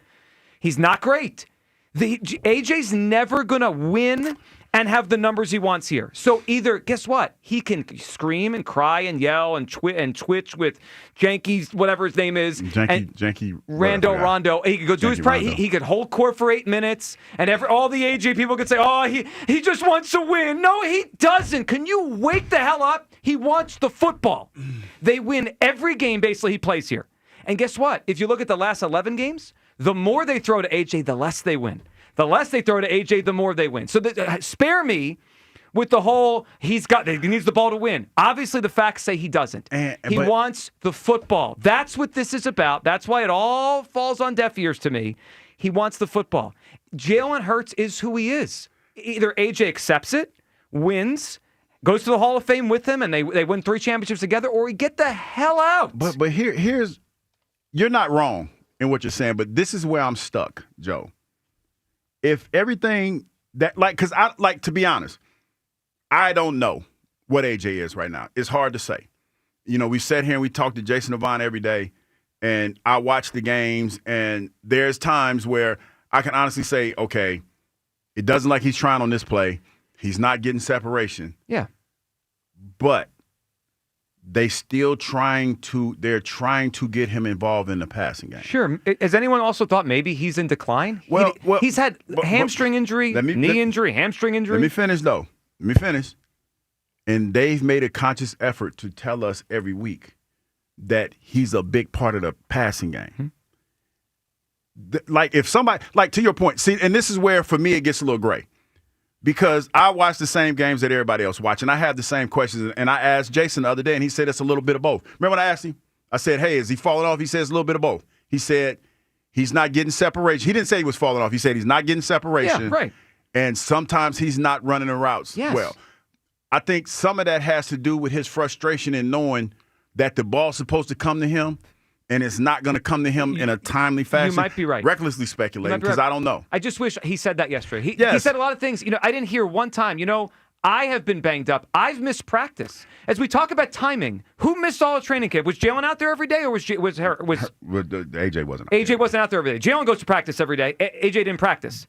Did Jalen miss the game? But see, AJ's missed the game. But see, here's the I'm sorry, problem. Chris. We need your combo. I'm sorry. Yeah, I'm sorry, Chris. But here's the problem. As I finish my point, it's one of those days. It is. No, but here's the problem, Joe. Yep.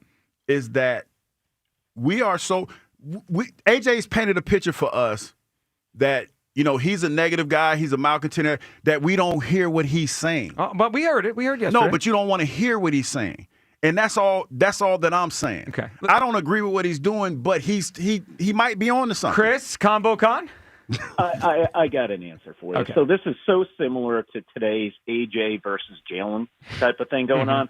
We have two guys that started off as friends and then turned an entire country, East Coast versus West Coast, into an all-out war. That's Tupac versus the Notorious B.I.G. Wow. The first couple answers here are off the walls. They're good ones. Not bad. By the way, I hated the whole "woe was me" AJ thing from like, I said all the right things after the game and you still made a story. No, we didn't. You're right. There was no story after the game. No story until you went on Twitch. Like, what are you talking about? I can't stand that crap. Yeah. Because you know what people do? He's right. Stupid media, WIP. Put the fries in the bag, Joe. Put the fries in the bag. You know what it strikes me as? We did this yesterday with what are you saying, Hugh? The age, the cultural thing, his generation. Yeah. He probably went on his phone, and someone could have been a random person was saying something about him, and he thinks that's the story. There's a million people with an opinion on the internet. That doesn't mean it's the story. So he's wrong.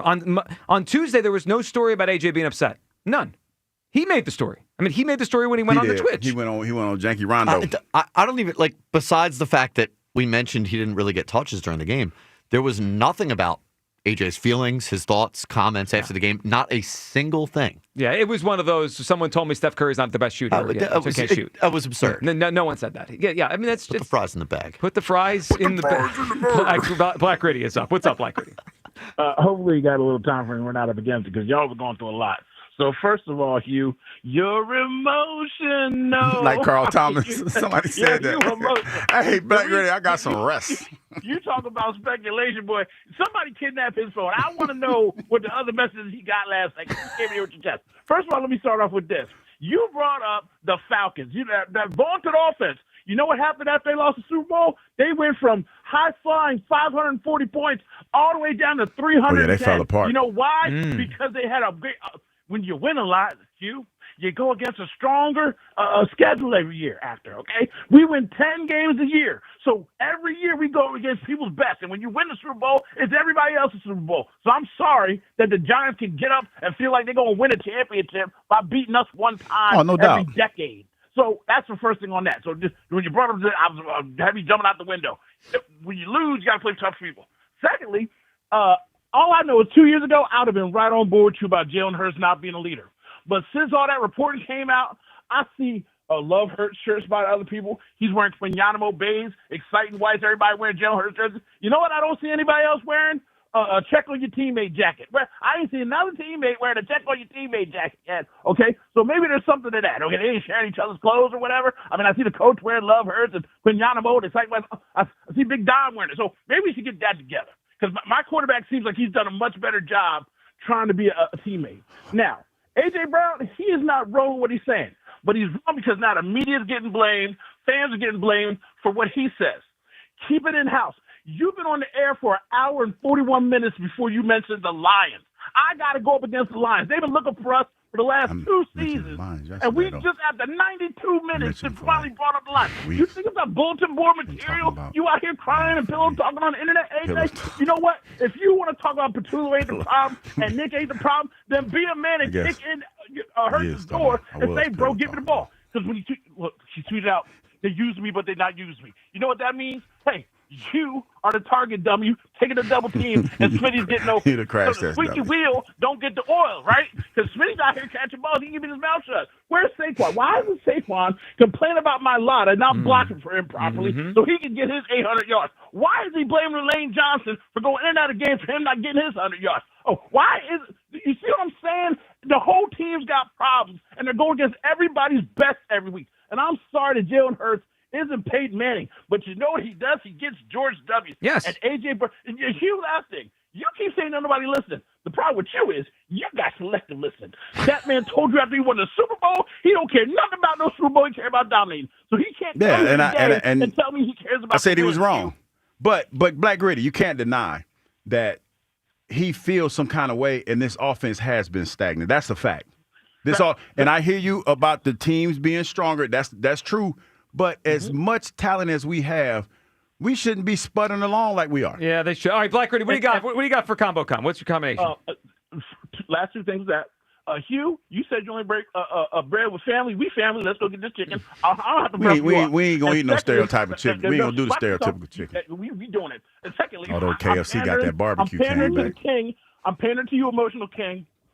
Optimus Prime versus Megatron. 'Cause that's what Ooh, they have beef. It's a good one. Man, they've been beefing for a long time. Black Oh, I Lady. got one of my. I got the one from the first movie version when they brought them back. I got one of those yesterday. All right, gotta show us that. All right, 215-592-9494. For more of your phone calls coming up. We'll let you hear one thing AJ said coming up, and two former Eagles takes on that aspect. To hear from Shady, Jason Kelce. All next, your phone calls on the A.J. Brown situation. Midday Show, Sports Radio 94 WIP. The Headstroke's back, and it's better than ever. Two racers, one amazing holiday gift.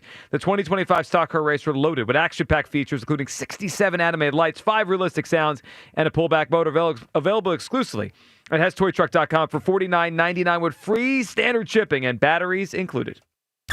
Turkey Bowl 7 is set. Audubon High School and Haddon Township High School.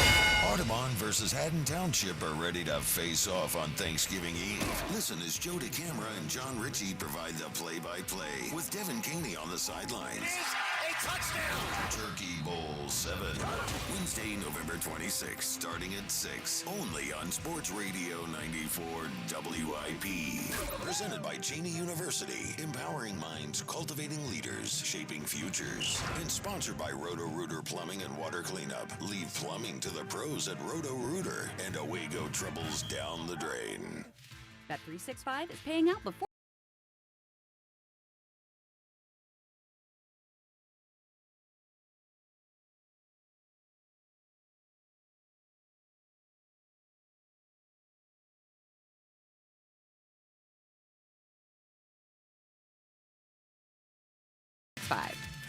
Gambling problem? Call 1-800-GAMBLER. 21 plus only. Must be physically located in Pennsylvania. TNC Supply. The Lowe's Earn Your Sunday Tour is rolling into Lowe's of Warrington. Bring your friends and family to meet Joe Giglio and the WIP crew. Come out to Lowe's and step aboard the free Lowe's NFL experience and get in on the action with loads of fun and prizes. Plus, enter for a chance to win tickets to Super Bowl 60. Friday, November 14th, 3 to 7 p.m. Joe and WIP will be there from 4 to 6 p.m. 425 Easton Road, Warrington. Sunday hits different when you've earned it at Lowe's, an official partner of the NFL. Last year, you waited to get all of your holiday shopping done, and it was a close call. But this year, you're gonna get it all done before the first snowflake falls. Fine Wine and Good Spirits has something for everyone on your list. Elevate your gift-giving game with premium spirits and exceptional gifts, so you can show your appreciation for the exceptional people in your life. Not sure what to get your pickiest pal? Good thing we have gift cards. Get your gifting done at Fine Wine and Good Spirits. Please enter responsibly. Billy knows how to get game day ready. The jerseys, the wings, the oil change. Yeah, the oil change, because your car needs to perform too. At Meineke, we'll get your ride tuned up faster than a 2-minute drill. Brakes, tires, oil changes, exhaust, batteries, and more done right at the right price. Don't let car trouble bench you this season. Come to Meineke for all your car care needs. And right now, Meineke's offering a synthetic blend oil change for only $34.95 with free tire rotation. See your local Meineke dealer for details. Meineke, doing car care right. You know, fellas, chicks dig confidence. How in the world do you know what chicks dig? Are you kidding me, Jack? How would you know? You've been with the same girl since middle school. Confidence goes a long way, and confidence in the bedroom, that goes the longest way. And nothing's going to make you more confident than Blue Chew. Blue Chew makes chewable tablets that get you performing like an all-star in the bedroom. And because you know you'll perform, you'll be more confident. And like we said, the more confident you are, the more likely you're going to need one of those chewables. And you don't even need to make a doctor's appointment or wait in line at the pharmacy to get it. That's right. And for the first month, you don't even need to pay. Just go to BlueChew.com, use code 94 at checkout, and your first month is free. All you do is pay for the shipping, and they'll take care of everything else on the website. And then they ship your tablets in a discreet and hard package. That's my line. Hold up. Go to BlueChew.com, use code 94 at checkout, and then you can chew do it and do it. BetMGM has an unreal deal for pro football fans this season. Turn $10 into $150 in bonus bets if you win your first bet. Download the BetMGM app and sign up using bonus code CODE150. Then place a $10 bet on pro football. You'll get $150 in bonus bets if you win.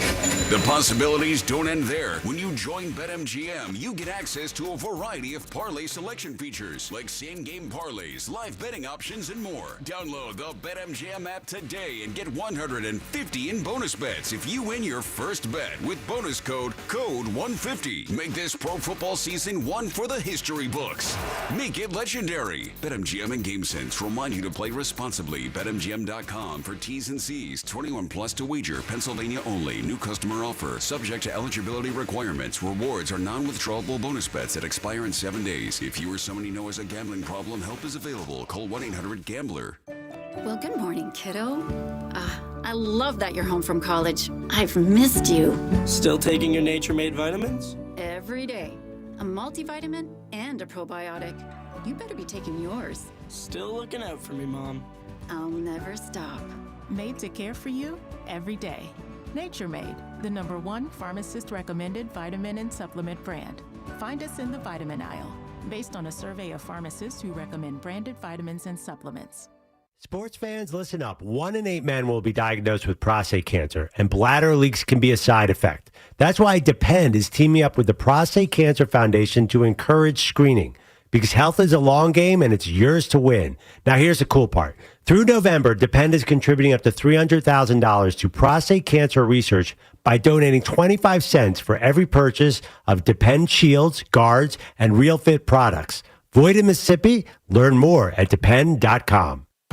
This is the story of the one. As a custodial supervisor at a high school, he knows that during cold and flu season, germs spread fast. It's why he partners with Grainger to stay fully stocked on the products and supplies he needs, from tissues to disinfectants to floor scrubbers. All so that he can help students, staff, and teachers stay healthy and focused. Call 1-800-GRAINGER, click Grainger.com, or just stop by. Grainger, for the ones who get it done.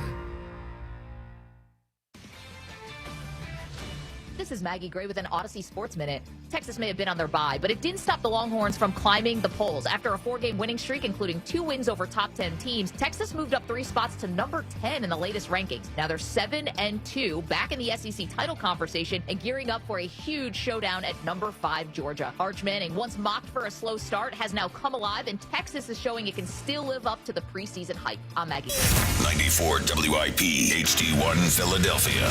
Powered by the Tasty Cake Studio. This is Sports Radio 94 WIP. An Odyssey sports station. Rocky could kick RoboCop's ass. Yeah! Oh! Eagles, Lions, Sunday Night Football. Pre-game starts at 6. Only on your exclusive home for Eagles football. Sports Radio 94 WIP. Oh, I got beef today.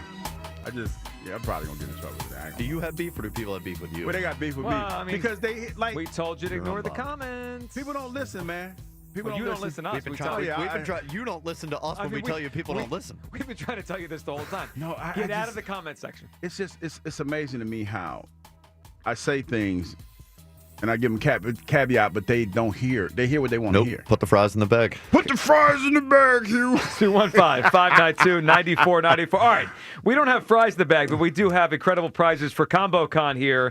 It is all brought to you by Jack Daniels and Gerhardt's Appliances. All right, so today's winner of the best combination of 2 people or entities that had beef win the Rocks glasses, umbrella, golf tee pack, playing cards, and the Weber grill brush. And you're automatically entered for the grand prize of the Weber grill, 55-inch smart TV, the Yeti cooler, and the cornhole set. All right, so we'll get back to everyone's phone calls on the AJ stuff and your submission there.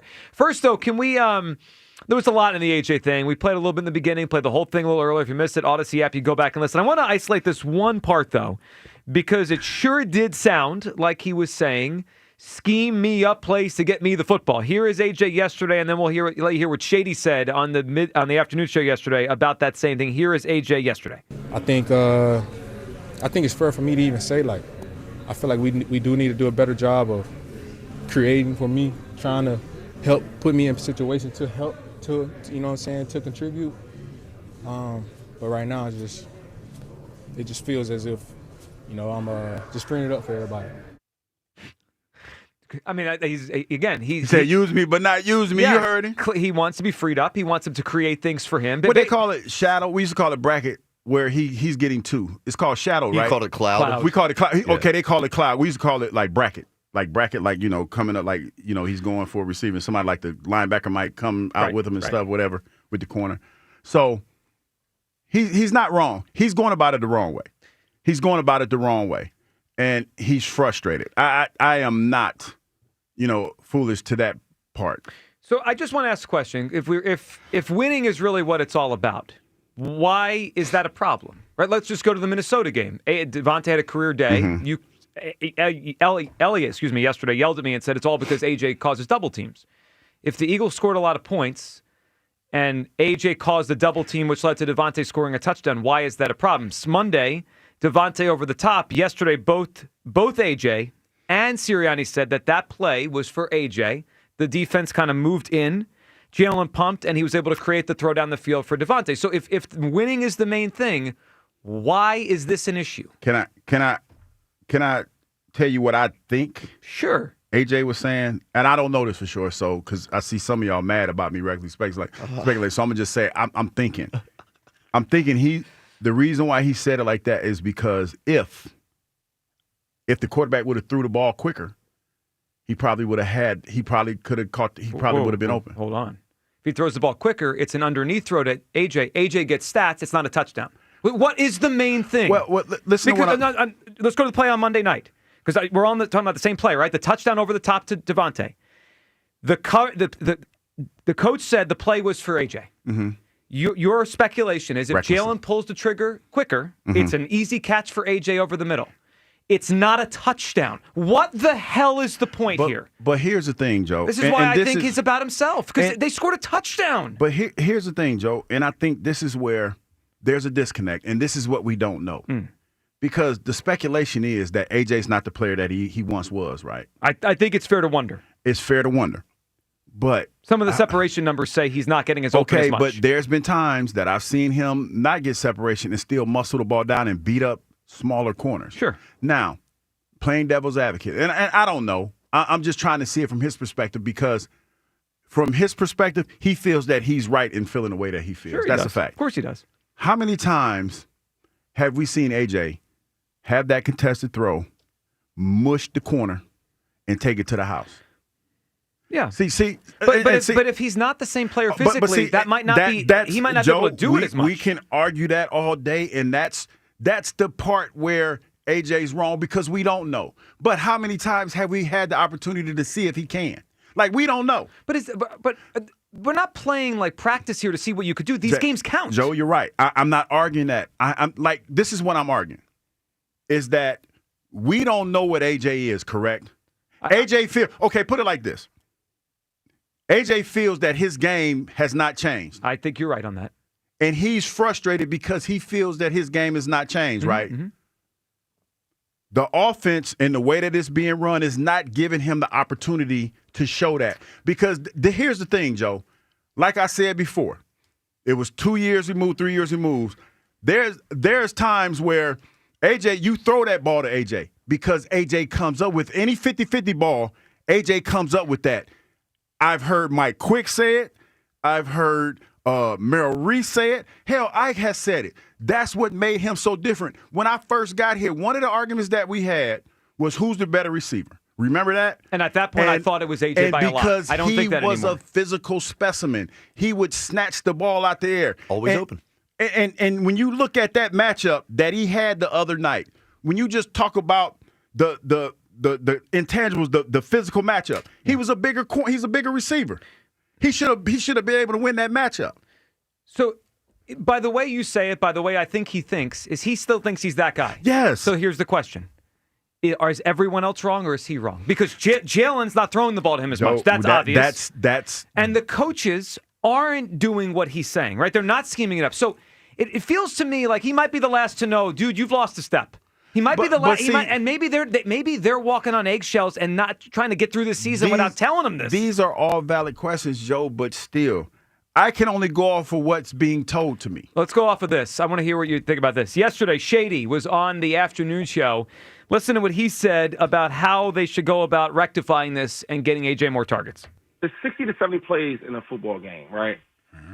So when you say it's hard to get the ball around, I don't believe that.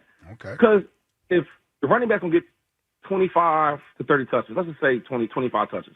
And Saquon might get 5 in the air, but he's going to get 25 rushing for sure, okay? Then the other 30, where's it going? Right? Because It's a good point. Jalen Hurts might scramble 3-4 times. Smitty should get about 7 good targets a game, and then AJ should get as many targets as he wants. You got a top 6 wide receiver in the game, right? Like how does he get 2 targets in a 4-quarter football game? So yes, I'm not arguing like, oh, well, we're winning. Yeah, we should win because we're a better team. But when guys and ownerships, they go out there, they pay good money for their GMs, the head coaches to go out there and get a good team, right? Backups and starters. If you look at the Eagles team, owners would dream to have that type of offensive makeup, and we have it. So if you do stop the run, we should be able to throw the ball. If you do go to stop the pass, we should be able to run the ball. We have everything you need. Get mad at him because he's saying the same thing. Like, I don't like, and he's in L.A. He basically saying the same thing that I just said. Well, okay, in some ways, but again, I go back And he to this. played offense. It is a math problem. He's right and wrong. I mean, Shady's right and he's wrong. Monday night, they had 60 plays on offense. 34 of them were rushes. They're gone. They're 34 rushes. They're off the table. So there's 26 times Jalen Hurts threw the football Monday night. Tell me who you want to take the targets away from. 7 went to Devontae. I'd argue he should get that many targets a game. He's open. 6 went to Dallas Goedert. 3 went to Saquon Barkley. 2, and I believe these 2 were kind of like Jalen scrambling, trying to get the hell out of the way, and he dumped it off to Will Shipley. Yeah, those can go. Okay, all right, that's fine. I'm not. AJ Brown maybe got 1 or 2 got it. AJ Brown got 3. Calcaterra wide open. Jalen missed, and that was obviously a smart throw to make. He just missed it. That It was one can 1. go. Dotson got 1. That one could go. But again, they only had 16 completions on Monday. But here's the thing, Joe. How is everyone? Before you answer, does everyone recognize the math problem here? A lot of games they complete 16 to 20 passes. That's it. So okay, let me ask you this question, Joe. 16 to 20, and they have 3 significant mouths to feed. Someone every game has to only get 2 or 3. Does everyone realize that? It's now AJ's turn. Why can't he accept that? See, here's the thing, Joe, and you're right when you talk about it in that breath. But here's the reality, and this is the way that I read it because this is the way that it's being told to me by Nick Sirianni and Jalen Hurts to a certain extent. Okay, you say they threw the ball 22 times, 26 attempts. Out of 26 attempts. They completed 15. So they completed 15. So 15 catches out of those there. 26 attempts. How many of those plays do you think are schemed for AJ? How many of those plays are you think designed for AJ? A rough guess, I would say 15, 10 to 15. So why do you think he's upset? Okay, well, timeout. I agree. I get it, but how many was he not open? Just because you're schemed up doesn't mean just because the player number 1 doesn't mean you're open. No, I get what you're saying. Right. But here's where he potentially could be upset. Is because some of those plays are schemed to get him open, and maybe he's feeling like the quarterback isn't pulling the trigger. Maybe. That's where so that's what we're saying. Like, I don't know for sure what it is. I didn't play offense. Yeah. But when you have Shady McCoy, a guy that ran the football, tells you how offenses go, why are you mad when you hear somebody say it? Not you. I'm just saying, why are you mad when you hear somebody say it? I'm not mad today. Yesterday I was mad. Because if I got 20, like, listen, when T.O. was here, I can tell you for a fact that most of the plays at the beginning of the game it should be. went to T.O. Yep, yeah. You know what I'm saying? And you still fought him. See? Well, like, to Hughes' point, if we want to take AJ and Jalen's words at face value, put the relationship aside for a second, personal relationship, I mean, does it not there's clearly just a fundamental disagreement on whether or not the only thing that matters is winning. Yeah. Jalen Hurts it's not going to look how you want it to look. It's going to look how I want it to look. Yep. And how he wants it to look is just get the win. And A.J. Brown, what he just said was, it does matter how it looks. Like, because it's not sustainable. Like, they clearly just they're on two complete opposite ends philosophically about the offense. I think clear. Something changed a year ago that we're ignoring, and maybe it's on Sirianni to get the message across more to AJ. Hugh, what happened around the big week 4 or 5 last year? They started to lean into the run game. Yes. And it seemed to me that the directive to Jalen went no turnovers, right? If you don't turn the football over, we win. You reference a lot the last few days. When the first year we were doing the show together, 2023, right? Yes. Always open. Contested didn't AJ have that run of like 5 straight games with 125 yards? But Yeah. what else happened that season with Jalen Hurts? What do you have? 15? He had 15 interceptions. So what is he did get paid. But what is the difference? Since the Eagles have gone to don't make mistakes, just protect the football, AJ doesn't get super open, guys. He is a 50-50 catch guy, right? So if I'm Jalen and the directive has been, if we don't turn the football over, we win, why am I forcing the ball on a 50-50 when I have an open Devontae Smith? Like, AJ doesn't fit here anymore. I get what you're saying, It doesn't Joe, work. But we don't know that for sure. Well, my eyes tell me. Jalen is risk averse. Yes, he AJ is not the kind of receiver. He's not the Devontae's. He's not the Marvin Harrison. He's not the Jackson Smith, the Jigba, the Cooper Kupp back in his day. He's not the great route runner that gets wide open. I'm going to outmuscle you. If I'm Jalen, and I've been told by the coaching staff, if you don't turn over, we win, I'm not throwing him the ball. Yeah, but Joe, that's something we do not know for sure. But we've heard enough that is kind of the philosophy. Again, we are speculating on all of that. And here's the thing where the leadership comes in at, because people say, oh, you're saying he's not a leader. That's my brother. I'm going to believe in him until I don't. Like, I'm going to throw him the rock. I'm going to give him an opportunity to make the play until he doesn't. It feels like AJ feels that that's not the case anymore. You know, man, see, this is the real problem that I have. Because when we talk about leaders, you want to just leave it to the field. No, you're leading the locker room too. Sure. And when I use that and I say Jalen's not a leader, people always point on what he's doing on the field. Well, leadership goes off the field, and if you see a problem, you put the fire out. You know what I mean? To this day, the last time I heard when they asked him, does he talk to AJ, what did Jalen say? No, I haven't talked to him. Is that to you leadership quality? Knowing that somebody has a problem, and they might have, like, Joe, if me and you had a problem, I'm gonna ask you, hey Joe, we got a problem. Yeah, we were talking about it. But I'm gonna ask in a way because I want to fix it, because that's because we have a show to do, and if we ain't on the same page, then it's gonna reflect in the show. If me and my receiver are not on the same page, regardless if I'm winning or not, we could be better if I go speak to him. These two cats are probably not even 100 feet away from each other. I know. And they don't speak, and nobody that's an Eagle fan have a problem with that. You mad at me because I'm sitting here spitting the gospel. I don't know about gospel, but you're spitting gospel. Getting ready for the upper room. I'm getting mean and hurtful texts. The good reference. Talking about they want to fight me, and I need a drink. I'm just keeping it a bean. I am the drunk uncle. Call me Uncle Hugh today. I am wearing my church socks with my dress shoes and my shorts. So we're giving you a plate of food. Hey. Grape soda. And when the Gap Band come on, I'm dancing, embarrassing the whole family. And I got me some glitter shorts on. I got the glitter shorts on today. Glitter shorts? I got some glitter shorts. Sequin shorts. You shouldn't have told anybody. Yeah, that's a lot. All right, let's grab Mark in Delaware. Hey, Mark. Yo, hold on. Let me take your speaker. Okay. Take your time.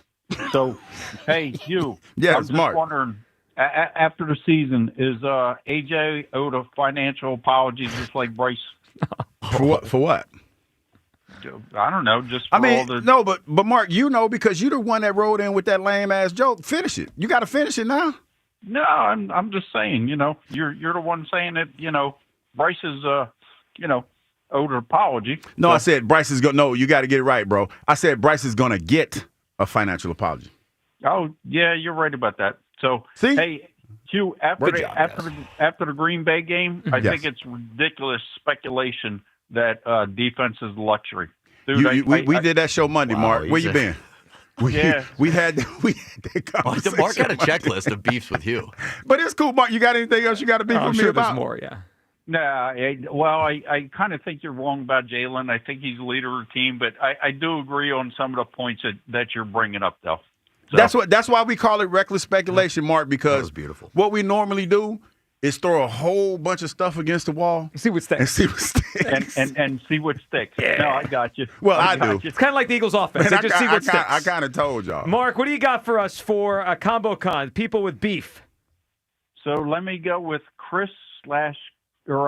Jim/Chris Everett and Jim Rome. Oh, it's a big one. It's a big one. Kyle might have to find the audio of that. He got choked out behind Mark, that. That is a great one. It's one of my favorite old school television moments. I mean that one. I got it. Was an all-timer. Good to be here, Jim. Thank you. Check that. Chris Everett. Good to have you on the show. You know what? You've been calling me that for about the last 5 years.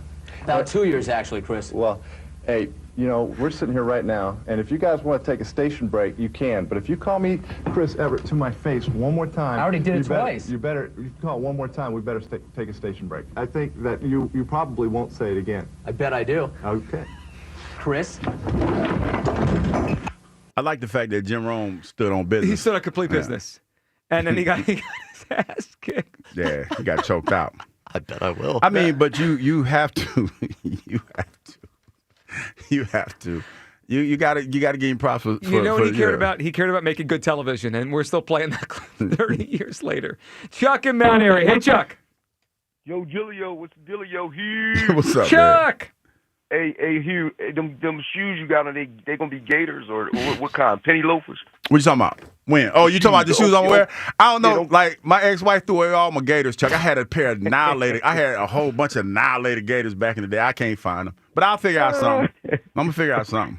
I'll just picture you with the shorts on, with the shoes, and then yeah, man. I'm going to hit me. And when the Gap Band come on, I'm going to cut a rug.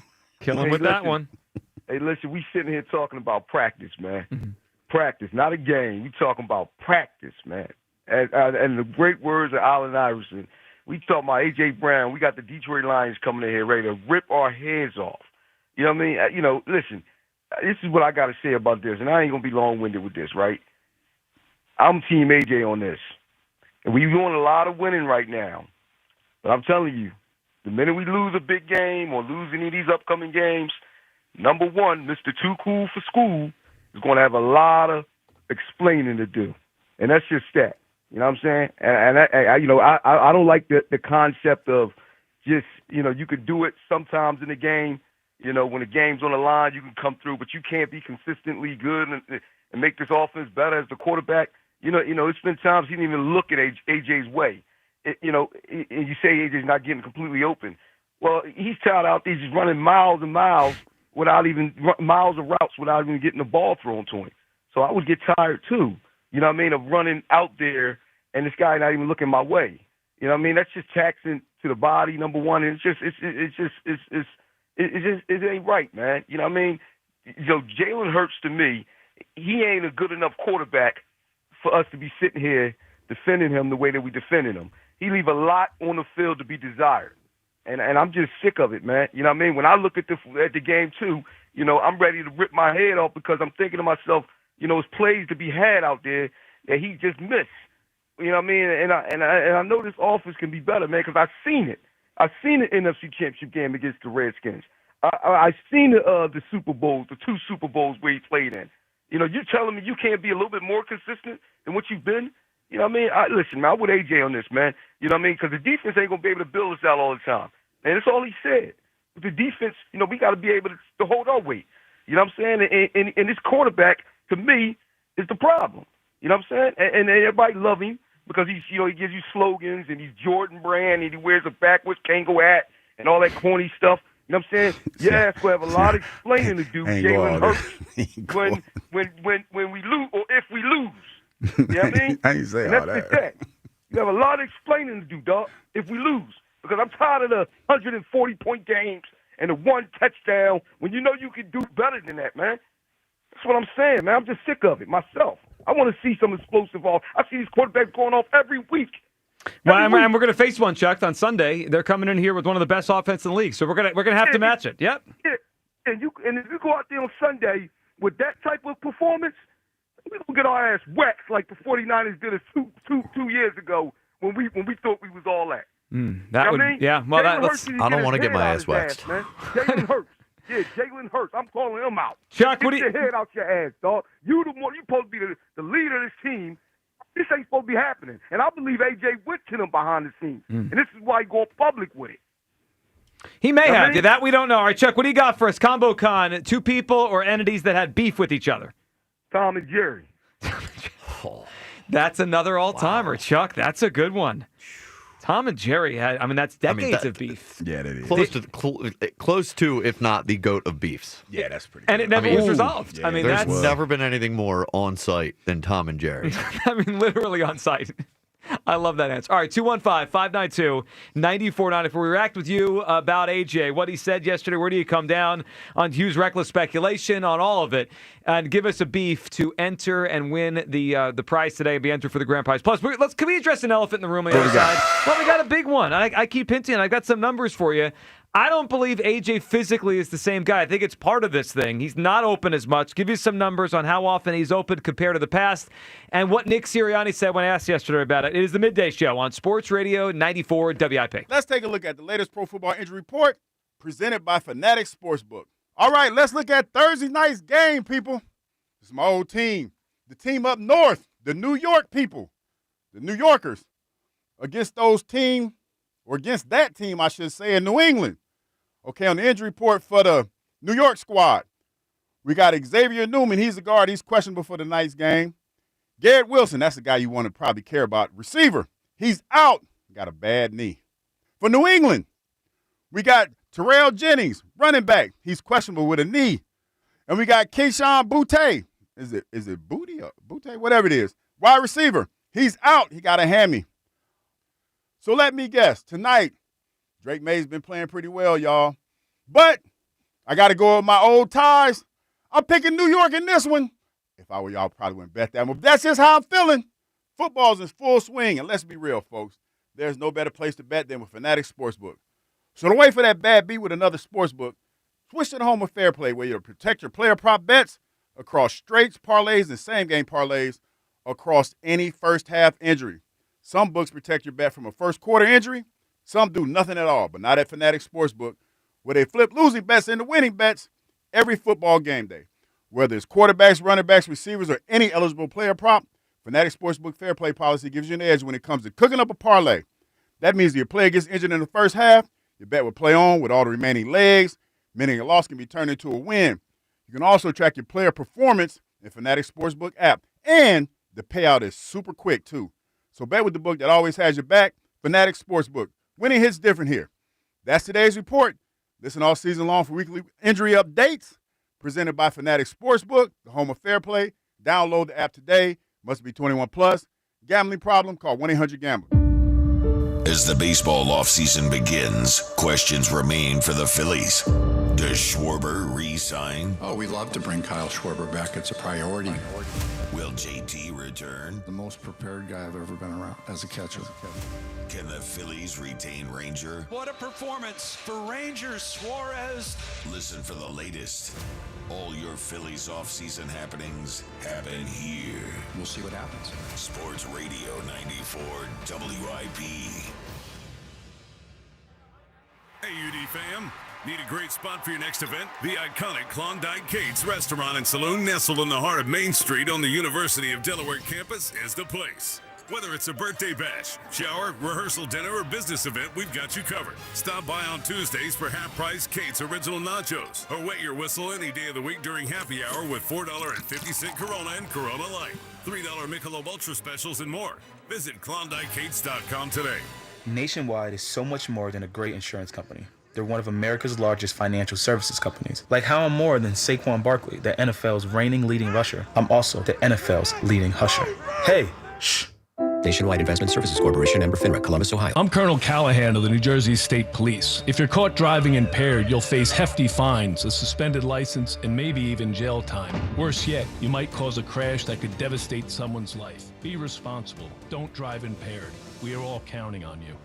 Hey, Eagles fans, Crown Royal is a proud partner of the Philadelphia Eagles. And this season, it's not game day without the generous spirit of Crown Royal. Whether you're at the tailgate, in the stands, or watching from home, Crown Royal is the reason and the reward for coming together. Grab a glass with the Crown Royal rig at a stadium near you, because they'll be sharing the generous spirit with fans across the country. Crown Royal, fueling game day with the generous spirit. Visit crownroyal.com/royal rig for more on the Crown Royal Rig Tour. Please drink responsibly.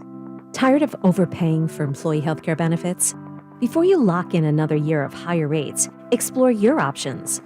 At Clear Employer Services, we use our comprehensive suite of solutions to help businesses save money, gain more value, and find the right plan for their team, not someone else's.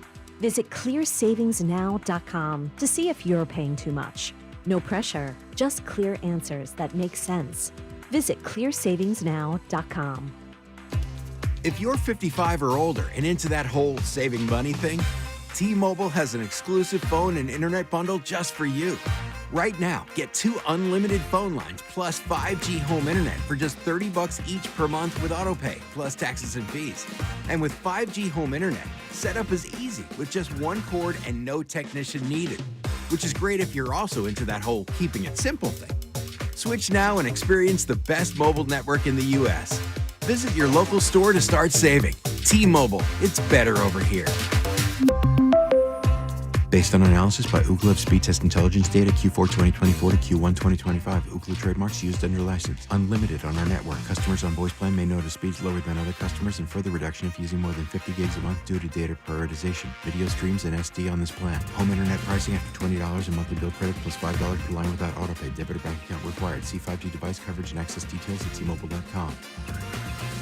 We all hear the radio ads about the IRS. They tell you to be afraid, to be scared, and they try to frighten you into calling. I'm not here to do that. Tax Relief Advocates is different. TRA is here to tell you that if you owe money to the IRS, whether it's $5,000, $50,000, or $500,000, we have a solution. It doesn't matter if you're sitting in your car, at work, or with your kids. No matter where you are, call now. 800-575-9834. Don't lose hope. TRA can eliminate or reduce what you owe to the IRS. Generous programs are now available that can give you a fresh start. Our passion is taxes and helping individuals fix their IRS problems. We have over 1,000 5-star reviews on Google and an A+ with the Better Business Bureau. You don't need to be afraid of the IRS any longer. End your tax nightmare today by visiting us online at TRA.com or call 800-575-9834. That's 800-575-9834.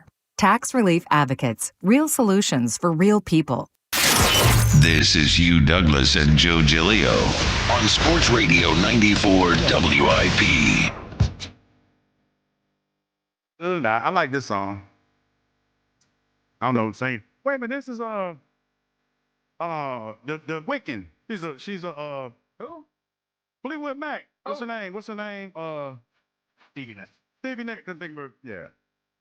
That's become one of my favorite parts of the show is when the music comes back and you try to figure out who it is. Oh, yeah, Stevie Nicks. I couldn't think of her name. Yeah, most of the time. Sometimes just no idea where it's coming from, but it's always good. All right, we telling lies? We're telling the truth today. What are we trying to do? Some days we people want us to tell lies. Most days we try to tell the truth. I can't lie to you. Well, I can't lie either, and I've said many times I don't think AJ is running the same as he used to, and I think the years of last year was the hamstring injury and a knee injury, which he said, by the way, was drained during Super Bowl week. And then you go to this year, and he missed most of training camp, and then he came back, and then he missed a week with a hamstring injury. I think this is caught up, and I don't think he's as explosive as he used to be. A couple days ago, you were talking about your algorithm here. You know what was in mine? Highlights, and I guess it's because I've been wading into Lions stuff recently. So on my algorithm, I saw a clip of AJ's first game as an Eagle. It was the first game of the 2022 season, right? His first game after he was traded here, Eagles at Lions. It started off the season. They got to the Super Bowl in 2022. And I was watching the highlights. A.J. Brown doesn't run like that anymore. And I know I'm probably not breaking news there. That's 3 years ago. It's a lot, 4 years ago. It's a long time in the NFL. He doesn't run like that anymore. He was explosive. And that's just my eyes compared to 4 years ago. But my eyes just this year tell me he's not as explosive as he used to be, even when he catches the football. And then I saw some numbers on this. You ready for these? Yes. Here are some numbers in terms of A.J. Brown's explosiveness, his speed, and how it compares to last year. So you ever hear those stats like win rate? Like they watch the tape and they grade who won, right? Like the tackle or the pass rusher, who won the rep. They do the same thing for corners and safeties and wide receivers. His overall win rate is down 9.5%. Against zone, it's down 7.8%. Against man, which he usually dominates, it's down 5.5%. And his targets are contested almost 10% more than in the past. Mm-hmm. It all tells me he's not as open. And I think we've seen that with our eyes. Like, how many catches this year has he had where it's like, he's open? Even over the middle on slants and stuff. It just feels like he's not as open. Devontae is. I think it's part of it that he doesn't want to recognize. And again, 8 minutes yesterday he spoke. Not one point did he say, I've been banged up. Maybe I haven't been physically right. Like, it's all everybody else when he talks. You know what, Joe? There might be some truth to that, but again, don't know. Because I would say, going into most games, that physically, against the corners, the matchup favors A.J. So that being fast is not a factor. A.J. ain't never been a burner. He's never been that. Of course. But you liked A.J. because he was a physical specimen in that he could body people. He hasn't lost that. That's why I'm on the fence when you say that. Like, you have the numbers to back it up. I could say that Jalen is not putting him in position like he once did to be successful. It's one of those things. It's the chicken or the egg, to be totally honest. I agree. I think we all see that. He's not throwing the ball to him as much, not giving him as many chances to make the 50-50 catch. But by definition, isn't 50-50 50-50? Like, if I'm Jalen, I'm looking at Devontae, that's 75-25. You're 50-50. Okay. Sorry, pal. But here's the thing. Like I said, if I have a physical matchup, like, okay, for example, Harold Carmichael. Harold Carmichael wasn't one of the fastest. He was fast, but he wasn't the fastest. But Harold gave you a physical advantage every game he played in, right? Because he was 6'7", and he was bigger than most of the receivers, the corners that he was going against. Sure. You give Harold a chance to make a play. I get it. AJ, not saying AJ's Harold, but when you talk about, look at our corners and look at the corners that we played against, I'll take AJ in a 50-50 situation every time. I get it. I feel like we're losing sight of what. May I say something that I feel like is being really under-talked about? Mm-hmm. I think Devontae has gotten better. No, he has, Joe. But wait. They are the Philadelphia Eagles. They're not the Philadelphia A.J. Browns. The quarterback's job is to throw the ball to the open man and the throw that gives the team the best chance to move the football, first down, scoring, all that. Right now, like, part of the reason I'm on Jalen's side of this, if I'm Jalen, why, besides your feelings, am I throwing you the ball more? Can anyone give me a reason besides his feelings? And we talked about that. We've talked about all this is because he's a threat in this offense. But again, if Devontae's a better threat, I'm throwing him the ball. You know what made Brett Favre such a good quarterback, and also what made him bad at times? The fact that he wasn't scared to pull the trigger. Jalen's not Brett Favre. No, but what I'm saying is this, Joe. No, that's not the comparison I'm trying to make, because there's a lot of quarterbacks that take care of the football. But when you have a receiver, and this is my opinion. Yeah. If you have a receiver of AJ's caliber, which you've heard multiple people say many times that he's that guy, you give him a chance. Yeah. And I think, and when I think about this situation, I think that's the biggest frustration that AJ has, is that he feels like he's not given the opportunity to go out there and do that. I get it. My point is he shouldn't be given the opportunity more. Devontae's the better receiver. I'm sorry. I was on the other side of this 2 years ago, but time has changed. New information, new opinions. The number one receiver I see every week is Devontae Smith. And we didn't do this 2 years ago. 2 years ago, never was there a conversation. It's not fair to Devontae. He doesn't get the ball, because we were happy they were moving the football. We were happy they were winning. AJ was better. We recognized that. And we said, yeah, Devontae's fine. Well, we said Devontae, like, who cares about Devontae? They're winning football games. Yeah. Why can't we do the same thing now? Because AJ's feelings. Because, see, that's what it's been. It's devolved to that. Yeah. I think it's deeper than that, though. Because, see, that unfortunately for AJ, the way that he's handled all of this, that's the only thing that we see. And that's why this morning when I woke up, I stepped back from it, because I was that cat. We talked about this, I was like, I'm not going to talk about this because it's ridiculous. But when he sat there, because we always talk about when you get new information, new opinions. You get new opinions. That's how it works. So when I sat there. It's a tenet of the show. When I, like, there was a lot of visuals that were going on for me. Like, the one was when Bob was sitting there with him, making sure that his message Well, in this case, because of the story. Story you told. He was sitting there with him. That resonated with me because, like I said, I know Bob, and I know Bob's biggest thing was, in a perfect world, Bob would want this to go away. Yeah. But Bob wants the story to be told in the right way. Yeah, He wants it to be told in the right way. So that resonated with me. The fact that Nick Sirianni sit up there in the press. See, because this is the problem. Like, people like to listen to stuff in clips. And in a situation like this, you can't do that. You have to listen to everything that's being said. Nick Sirianni made it clear. AJ's a big part of what we do. He said that. He said he's a big part of our offense. And AJ's not being utilized in the way that AJ wants to be used. Now, the way AJ's going about it is not the way that it should be gone about. But I hear him. Before Kyle puts his point, use a basketball analogy. Jalen's like a point guard, right? Yes. So why am I dumping it off to the guy that's being double teamed or has, there's a defender right on him when I could throw it to the guy in the corner who's wide open for a three? Like, why are we over emotional because he's over emotional? Because I trust him. Trust who? You trust AJ? I don't trust him at all. See, he's a wide receiver. Here's the thing. I don't trust loud receivers. What the hell do I trust loud? Here's the thing. When are loud receivers to be trusted? And here's the thing. I don't know.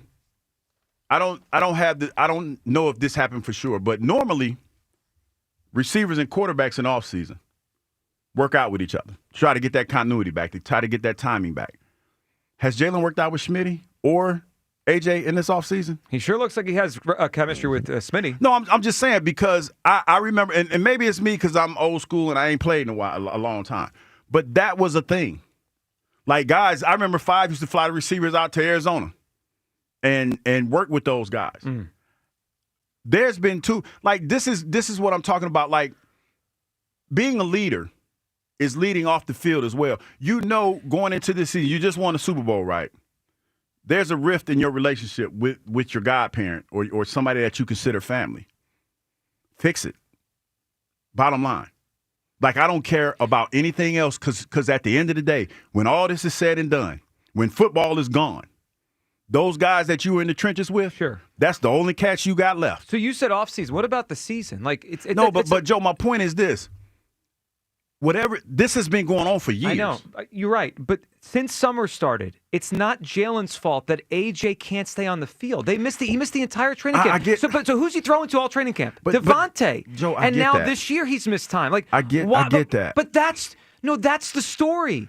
AJ's been banged up. AJ's not as open as much. Devontae has progressed. Devontae is healthy. Devontae plays. I don't think that's a fair assessment. I just don't. What's unfair what I'm saying? Tell me. Because we don't know. No, I do know. Hold on. Stop. Has AJ practiced fully this year? No. You say it's not fair. We know that. But no, it's not fair because we don't know we can't definitively say what AJ is right now. We can't say that. But here are facts. He's missed a lot of practice since summer began. Devontae has not. And yet and still, with all that you're saying, the offense still runs through him. I don't believe it does anymore. Nick Sirianni just said that. I think we don't believe that. My turn. I'll recklessly speculate. They all know he's in decline. He's very sensitive. They're not telling him. They're walking on eggshells because they don't want to tell him you're not the number one here anymore. And guess why? They're trying to get through this, and they're going to trade him in the offseason. Yeah. I don't believe that you can't convince me everyone there is stupid except A.J. Brown. He's still the guy he was 2 years ago, and no one's throwing him the football? See, and that's the question I can't answer. I think the truth is simpler than that. He's not the same guy. He doesn't accept it. They know it. He doesn't. They don't want to tell him. They appease him by saying, "You're still our guy, AJ. We love you." And he is believed now that everyone's against him. Actions speak louder than words. They always do. Offense hasn't run through A.J. Brown for 2 years now. It doesn't. It ran through Saquon, and now it runs through Smitty, and they try Saquon, even though that's not effective. And yet, we scored 10 points. How about the 68 they scored the 2 games before this? I'm just saying, we scored 10 points. All right.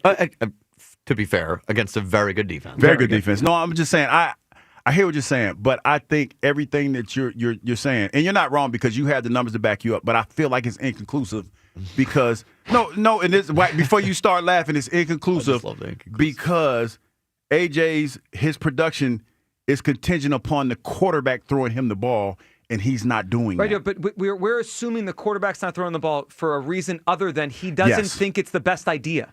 Like, Jalen is risk averse. Yes. There's too many variations in this equation to say definitively that's what this is. Though I can't sit here and for 5 years everyone tell me Jalen's smart, he's a winner, he gets the game, right? And I believe that.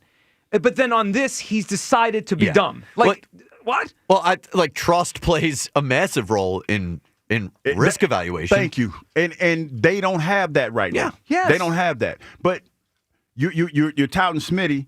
That's why I asked, did he work out an offseason with Smitty? Why you trust Smitty so much all of a sudden now? I said because he's practiced with them since July. Like they've practiced probably 100 times since training camp started, and AJ's missed a lot of those practices.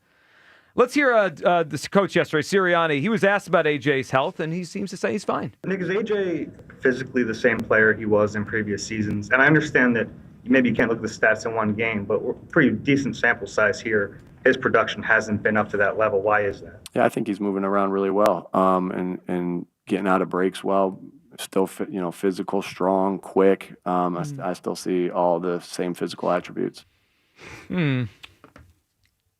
Okay. So now Coach Sirianni's lying, you think? Well, he's going to tell everyone he's lost a step? Did they say that about you at the end of your career? Okay. I mean, they did. They basically did. No, but Andy didn't get on the podium and say, but you know what I mean. Like the head coach wouldn't do that to his technically, player. I was already hurt, so I was on my way out the door. Yeah. But here's the thing, where it feels to me like there's a disconnect, because if they're still if you felt that he wasn't that guy, you don't run the offense through him as a detriment to the team. But are we sure that they keep saying they're running it through him? He doesn't get the football. What does that mean?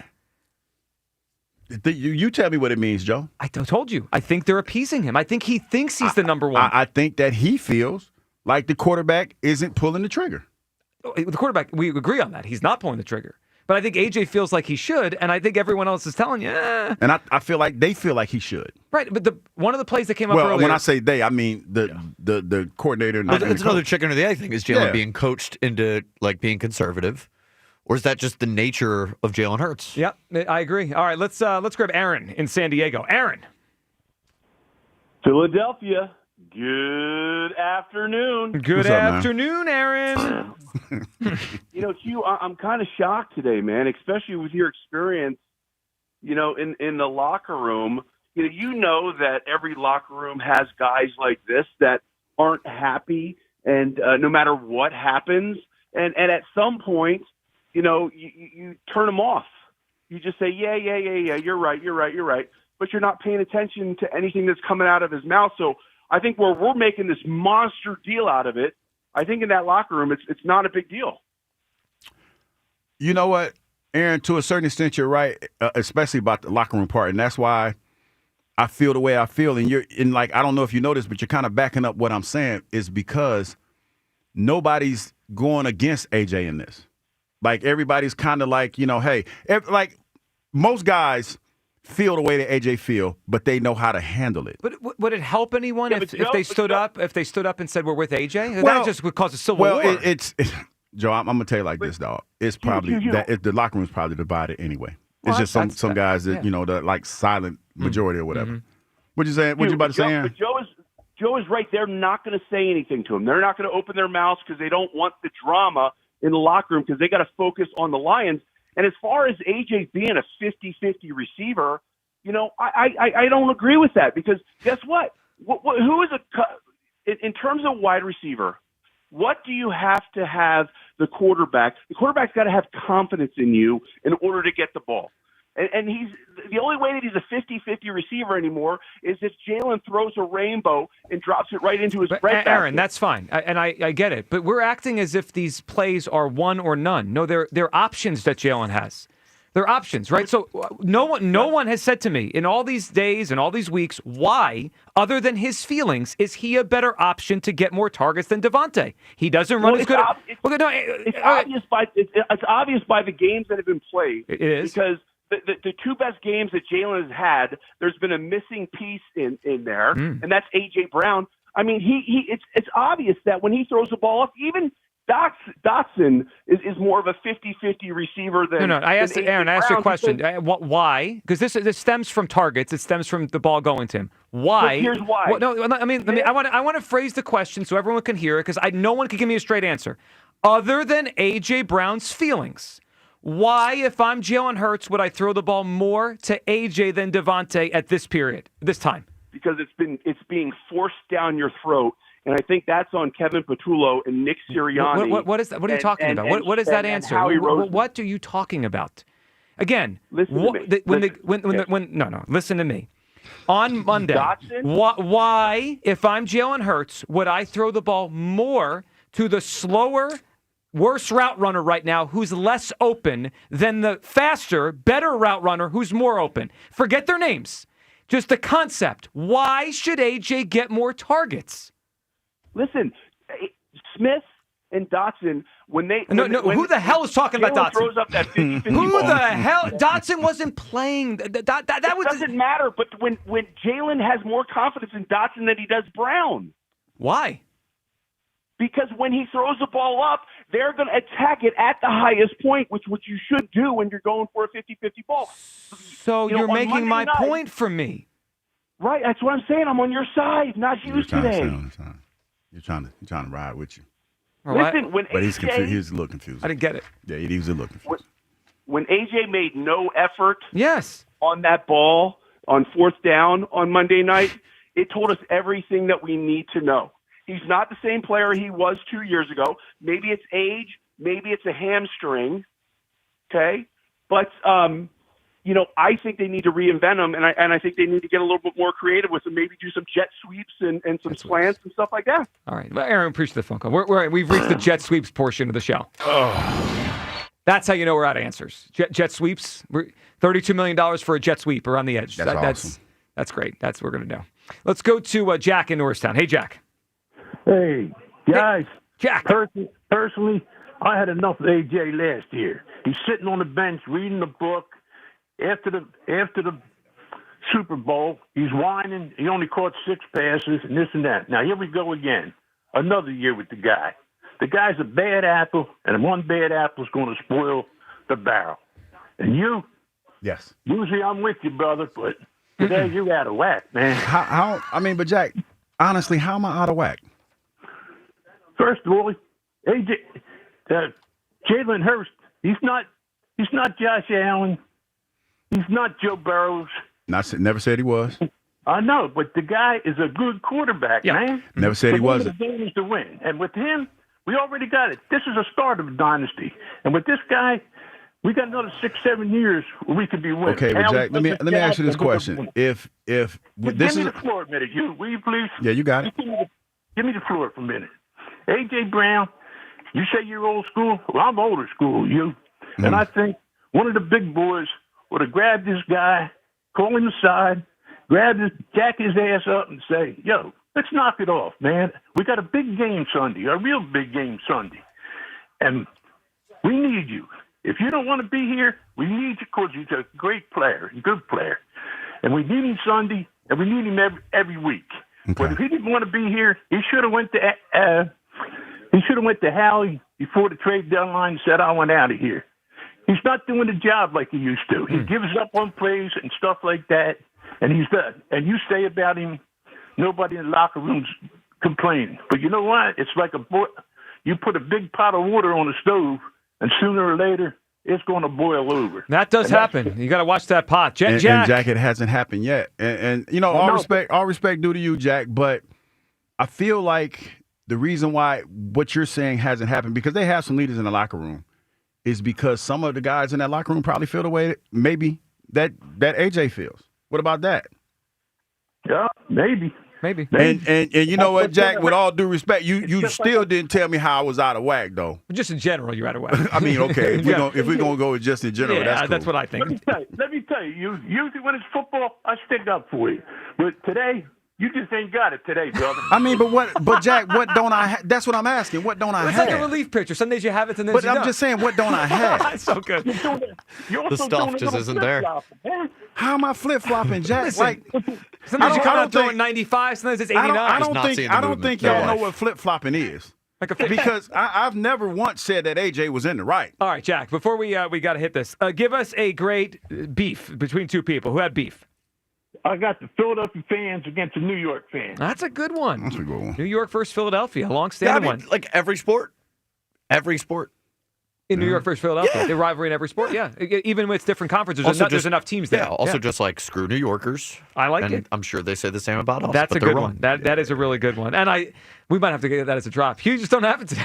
Yeah, but I don't understand what am I saying that I'm off base about? It doesn't matter. It's just a funny drop. It's 215-592-9494. We'll continue the phone lines with your phone calls here and your answers for today's Combo Con. Great prize on the line, and then you're automatically entered for the grand prize. Plus, we'll go eavesdropping on Detroit radio. Jared Goff and Dan Campbell both with some things to say about Eagles fans. This will be funny here. That is next. It is the Midday Show on Sports Radio 94 WIP. We've been cooking up game day recipes all season. Like, oh, that's the wrong one. That's for the 124 one. I don't have the Jack Daniels. Jack was right. Oh, yeah. Join me tonight. I got it right here. Tonight, what is wrong with him? Tonight is the night, people, at Philadelphia Magazine's Whiskey Fest at Lincoln Financial Field. I'll be hanging with my friends from Jack Daniels Tennessee Whiskey in the Jack Daniels Lounge. Pick you up a bottle of the new Jack Daniels Blackberry at the Fine Wine and Good Spirits pop-up at Whiskey Fest. And join me in the purple carpet for a picture, and I'll even sign your bottle. It's Philly Mag's Whiskey Fest tonight at the Link with Jack Daniels and yours truly. Go to phillymag.com for tickets. Celebrate responsibly. Another road game takeover with fans of Philly. Join fans of Philly as we charge into LA for a Monday night showdown. Enjoy airfare, hotel accommodations, an exclusive tailgate party, and game tickets seated with those that bleed green. Fly with 94 WIP's official travel partner, Fans of Philly. Reserve your spot now before they sell out at fansofphilly.com. Imagine the perfect chicken tender. Crispy, juicy, for lack of a better word, tendery. Now imagine these perfect tenders at Wendy's. 'Cause they are.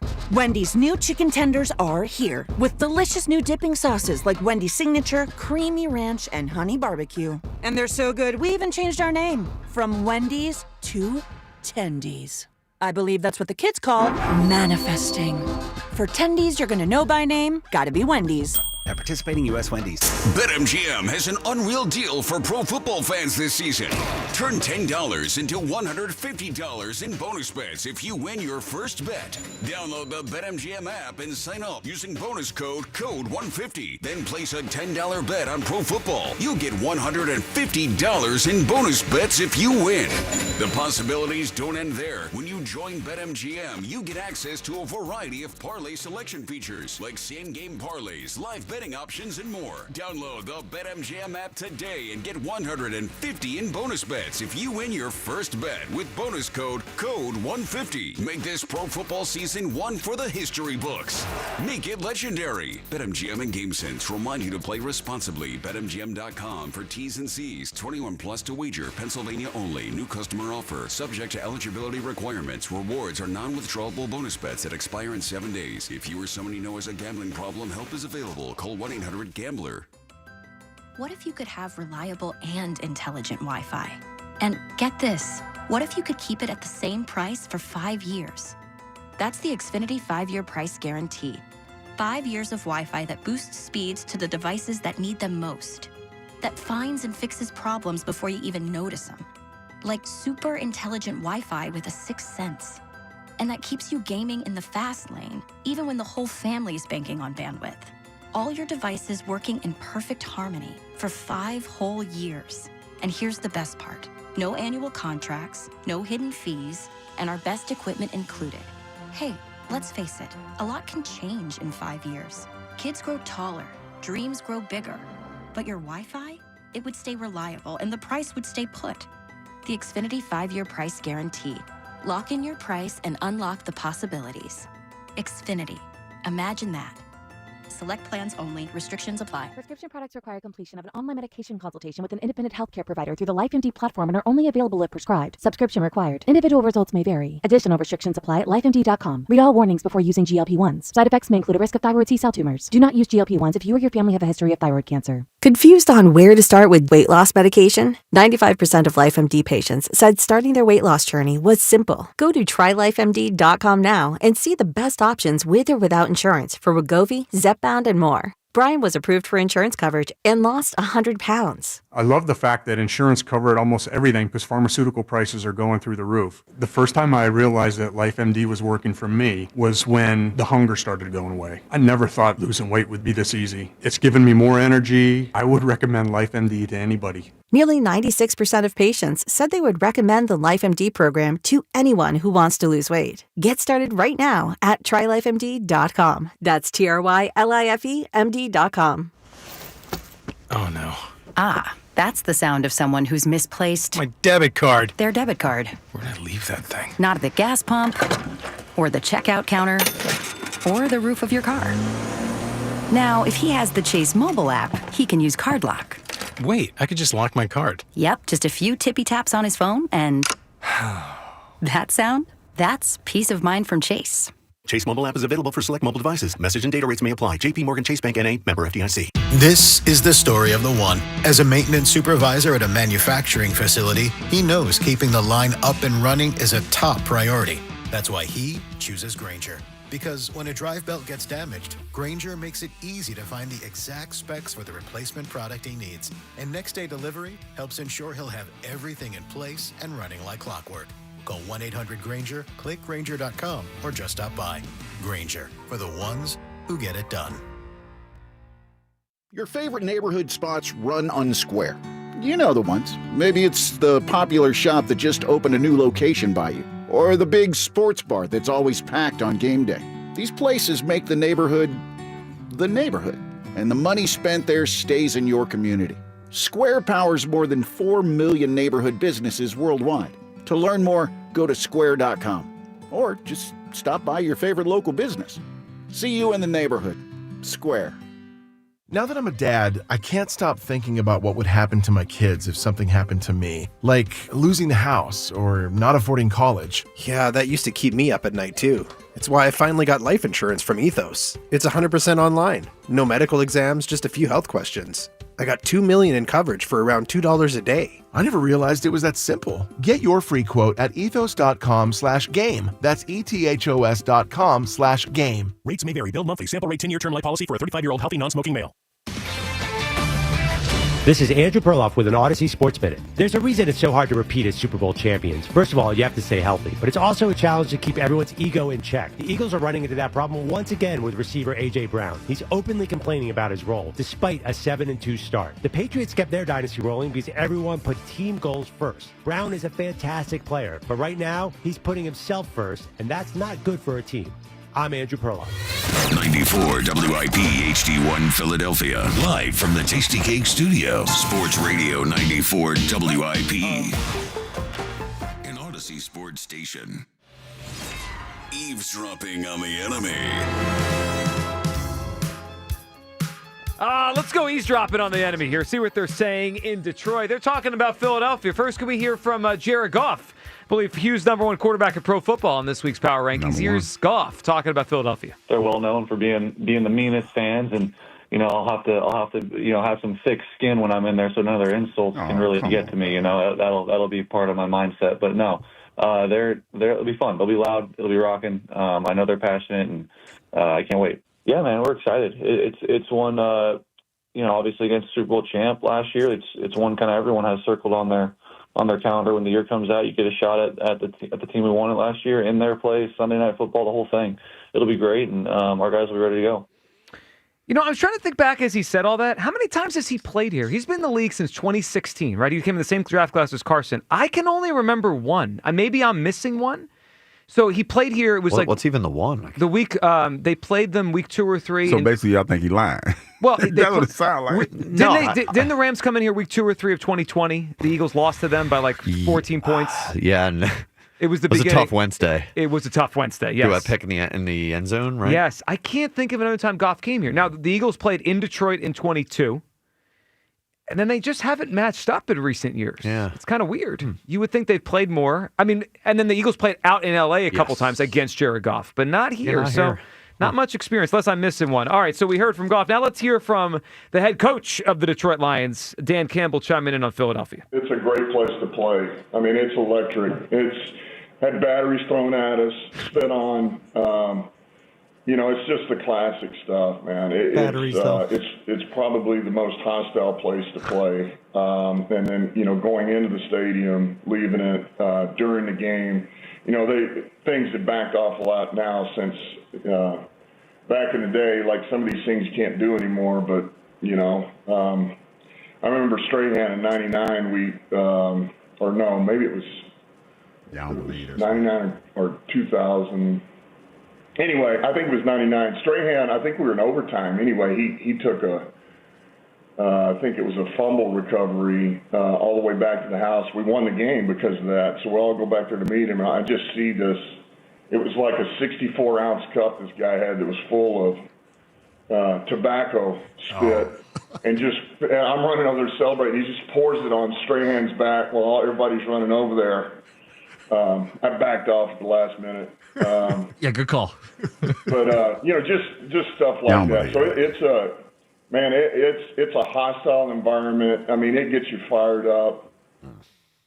So typically, when there's one of those, I don't believe that. So usually, it's like it's the worst place. I hate it. It almost seemed like he enjoyed the story he was telling. Like, that's awesome. It tracks with Dan Campbell. It does. Like, he's a little pour different. some crap on him, and he'd like it. Got to think that Hughes right here that he's BSing. No, nobody. 64-ounce cup full of tobacco spit. Yeah, that's a lot. That's not true. Yeah. And who has that kind nobody of cup can anyway? produce 64 ounces. And who has a even with the lip 64-ounce in their cup? mouth. Not only that, man. I mean, you pour some spit on somebody. I'm going up this thing. I'm going to jail that day. That's a put some money on my books. Something tells me Strahan ends up in the news. If that's that what I'm was saying. real. That's some put some money on my books day. So I'm going to jail. Maybe our you people could help us because they're on YouTube all the time. We are on the lookout. So you and Dan played, in the same division for at least 3 or 4 years, right? Him on the Giants, you on the Eagles. He was like that second blocking tight end. So I have to imagine if we comb through enough of the old games, there will be a moment where he's in specifically to help chip on you. Yeah. You know who we need? Our buddies in our fantasy league, John, does the All About the Birds thing. Yeah, if we could find Campbell and Douglas. If there's one person so that can find us a clip of any time Hugh Douglas and Dan I know what Campbell y'all cross trying to paths do. on the field. I think it'd be We're awesome. not looking to embarrass you. No, because you can't. Because if there's one tight end that I remember that used to give me fits, Mark Bruner, Pittsburgh Steelers. He was grown ass man. Really? I actually think for the vibes tomorrow, it'd be better if he tried to block you and you just I agree. arm shivered him out of the way. We need Hugh to like Reggie White, slap him in the head. Probably not that, but I probably ragdolled him. He probably got ragged. I'll take that. Yep. So Johnny, if you're listening, or anybody else, we're on the lookout for it. If we could find it, we'll play. I just need who would it be? Like Dick Stockton back in the day. Campbell goes up. Douglas knocks him over on the way to the quarterback. I need one of those tomorrow. All right, 215-592-9494. Let's go to the phone lines here. Here's how I know I'm onto something. Marlon says Joe's theory is dumb. Marlon, what's up, pal? Just like that. Marlon? Oh, the moment was too big for Marlon. I try to bring him up. Marlon's a problem.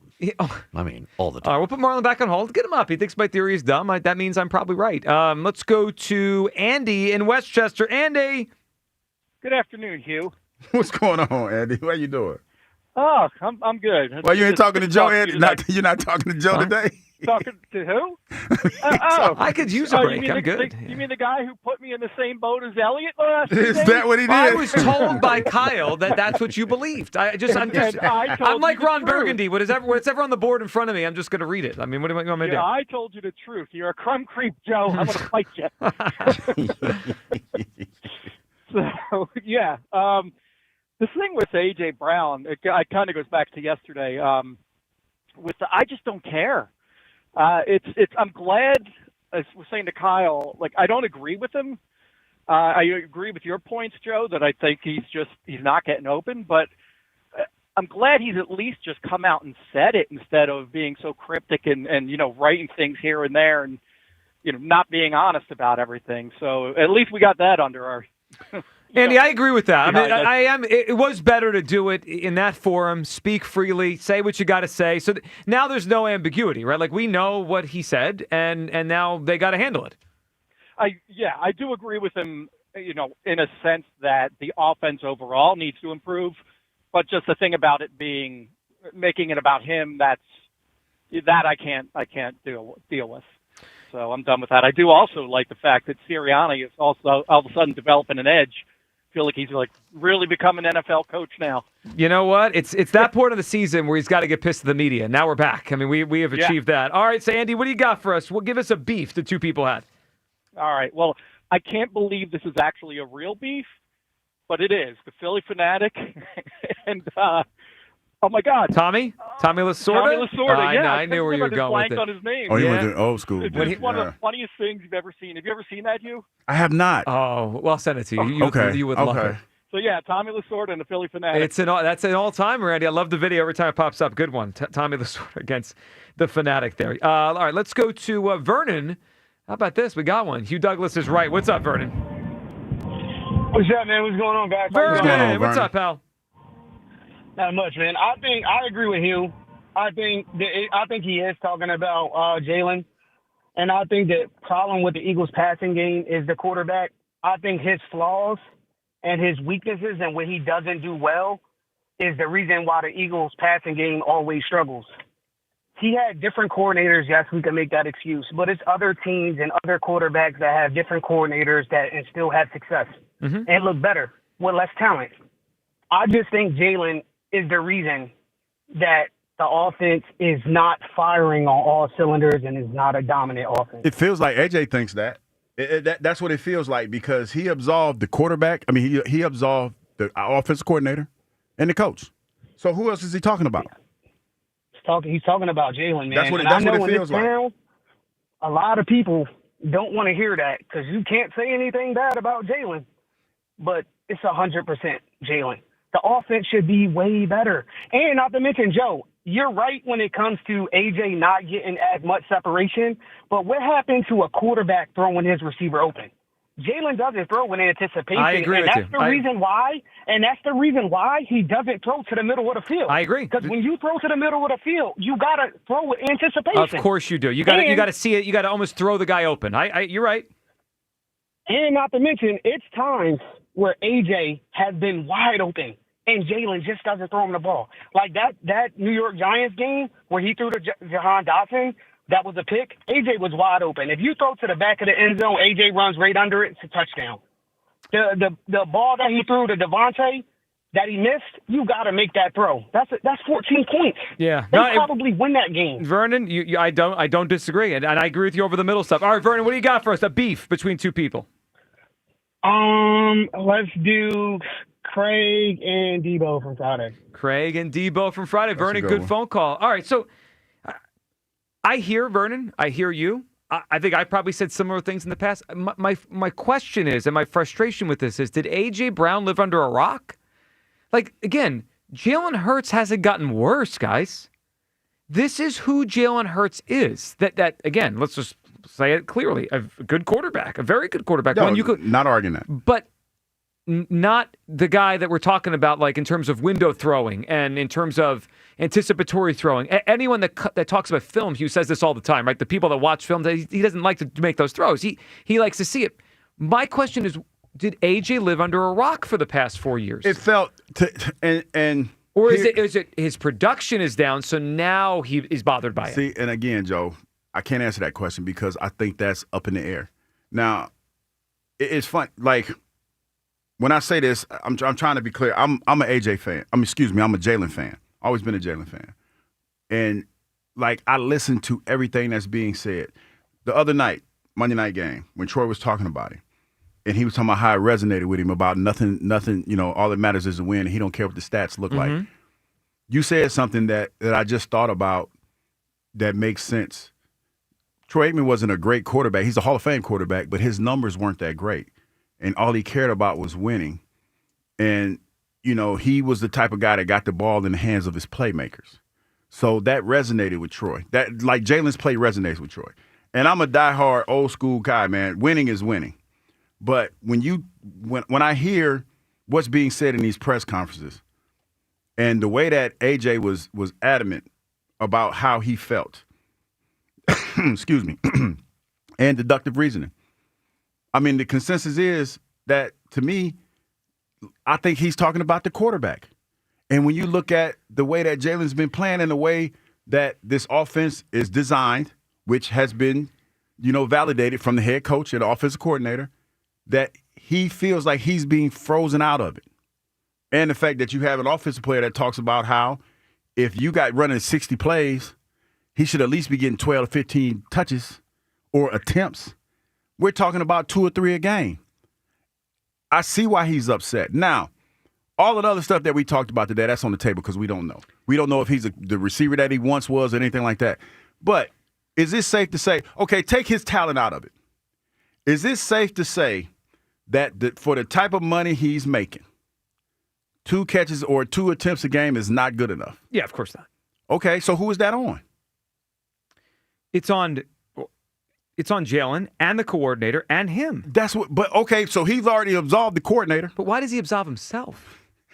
Joe, listen to what I'm saying. I hear what you're saying. Yeah. Now, I'm not arguing that because I think we're saying the same thing, but I'm trying to get to where I feel AJ is going. Yeah, I get it. Okay, AJ makes how much? We talk about how much money he makes a year? 32.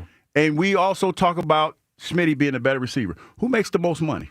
AJ, but that doesn't mean he's better. No, I didn't say it. Who makes the most money? AJ. Who should get the most targets? Devontae. Joe. You asked me a question, I answered. Saquon Barkley has been struggling to run the ball this year. Is that a fact? Mm-hmm. He got the touches. He got 22 touches. So much so that we recklessly speculated about him. And then, you know what's funny? Because a caller called in this morning. Now, we know Saquon Barkley to be the leading rusher from last year, right? You in the call, and you piggyback with it, so I'm going to jump on you a little bit too. Y'all had the nerve and the audacity to bring up the stat that he's leading the league in catches. Are you serious? Like, what are you doing? What are we doing? Like, we're not leading the league in catches, but he's having a better year catching the football. I don't care about him catching the football out the backfield. I need him running. I need him toting the rock. Right, but when we gave him extra bread. Hold on. When we only have 15 completions a game and 3 go there, there's not an. All right, I asked you a question. That's all I'm saying. Have you ever heard it back in the day? Pat Riley's the disease of more. What's that? It was when he was coaching the Lakers, and the disease of more. He that was the phrase he had for how success can lead to a desire for even more, such as individual recognition. Yesterday during the press conference, it was part of when Sirianni got upset. I think it was right before. Someone asked him, do you think it's sustainable to have this many star players that want the football? And he started to get annoyed, and he said, well, it's been pretty sustainable for 2 years. I'm starting to wonder if it is sustainable. All these guys want the football. There's only one football. It's like in basketball. Kevin Durant didn't stay with the Warriors for very long, right? When there's this many mouths to feed, and again, you don't have a quarterback that is going to throw the ball 40 times a game, how do you feed all the mouths to keep everyone happy? It doesn't work. Like, the only way it works is if everyone puts their ego away. And it seems like one guy can't do that. But again, I argue. Because let's just talk about the money. I got a $32 million receiver that is only getting 2 or 3 catches a game, is only being targeted 2 or 3 times a game. Financially, I ain't talking about what he looked like. Financially, that makes no sense. But that's not how the Eagles should operate. No, but that's who the best player is. But listen, Joe, that's how the NFL operates. Bryce Huff got knocked out of here and didn't play last year. He was making $14 million. Bryce Huff didn't $14 million. fit the defense that we were in. Right. And that's an anomaly. But we re-upped AJ twice. Again, why do I care? I only care about them winning. No, Joe, I get what you're saying. And I'm not arguing that point. But the bottom line is this, and this is a bottom line business. They have a $32 million receiver that if you go back and you look at the stat sheets, I ain't talking about catches. I'm talking about attempts. Go back and look at his attempts. Yeah, his targets. Or his targets. Yeah. 2 or 3 targets a game. And they won. But, Joe, I thought the main thing was the main thing. The main thing. It is, Joe. That's why I don't think he cares about winning as much as his stats. But, Joe, go back and look at Amon-Ra St. Brown's numbers. And he's not the receiver that AJ is. He's better. I'm telling you, he's open all the time. He's open all the time. My point is, you throw the ball to the money. No, you don't. Okay, you know what? You do, Joe. Okay, you know what? Sunday, let's have it everyone's way. Throw the ball to him 15 times. Do you think they're more likely to win the game if they throw to him 15 times on Sunday? Why you get mad at me? I'm just because it's a joke. It's not a joke, It Joe. is. It's how he feels. I don't care. And the truth be told, we don't know what AJ is this year. No, I do. I see it. He's not the same, man. No, he hasn't been targeted. Let me go look at. Why hasn't he been targeted? Because National Feelings League. Quick question. Quick question. Quick question. Mm-hmm. Let's say they throw the ball to AJ 15 times on Sunday, 15 times a week after that. You know whose carries go down? Saquon. Can't Saquon stand up and say, give me the rock. You paid me $25 million. They have a lot AJ of Brown, first game of the season. Yeah. 1 reception. And they won. 1 reception. And they won. 1 target. They won. No, but the point. But it doesn't correlate to winning. Doesn't that? Does anyone else care about this? I am not, I'm not arguing the winning part, Joe. What are we doing? I am arguing what he feels and how he feels. I get it. And the verdict for him, as far as him being a horrible receiver, is inconclusive. Or a diminished receiver. Second game of the season, 5 targets. And they won. I'm not arguing that point. I'm just saying. And that's probably what he's feeling. Wonderful. Are his feelings the point of this season, or of winning football games are? Again, the same logic to all Jalen Hurts does is win. He went off in the Rams game, though. Keep the main thing the main thing. Why does it not apply to AJ? Do we have a verdict on that? No, with AJ, he's a competitor. There it is. There it is. Joe, Jalen Hurts, his stats don't matter. All he does is win. AJ, his stats matter. He's highly paid. See that? Because that's the way AJ went about this is what we hear. Like, that's all we hear, because we can't separate the messenger from the message. And I get that, and I'm not going to try to litigate that with anybody. I get that. But the bottom line is this: where this offense is and where it should be, they're not there. And that's his frustration. The way he worded it and the way that he manifested for him is not the right way. Why do you think he ignored the 38 points they scored without him? Because that didn't fit his narrative. Sure didn't, because reality doesn't fit his narrative. His narrative is him. Yeah, but even in that win, Joe, this offense still was great. Sporadic. They were still sporadic. They were stagnant at times. They were great on the Giants game. Well, they're not. Yeah, because they got their butt kicked. That was a motivation. But the point is, that's what he's feeling. I think that's what he's feeling. I know. I'm recklessly speculating. But sometimes your feelings could be based on nonsense. Nobody cares about your feelings. I don't. Again, I'm just saying. I'm just metaphorically speaking. But I'm with you. I'm with the metaphor. I don't care about the guy's feelings. It's about the Eagles, not about A.J. Brown. This whole thing has been twisted around because everyone's got 11 jerseys and they bought them and they like A.J. Brown, or they draft him in fantasy, or they bet his props. But he told you to stop doing that. He did say to drop it for fantasy. All right, let's go to David in Westchester. What's up, David? David.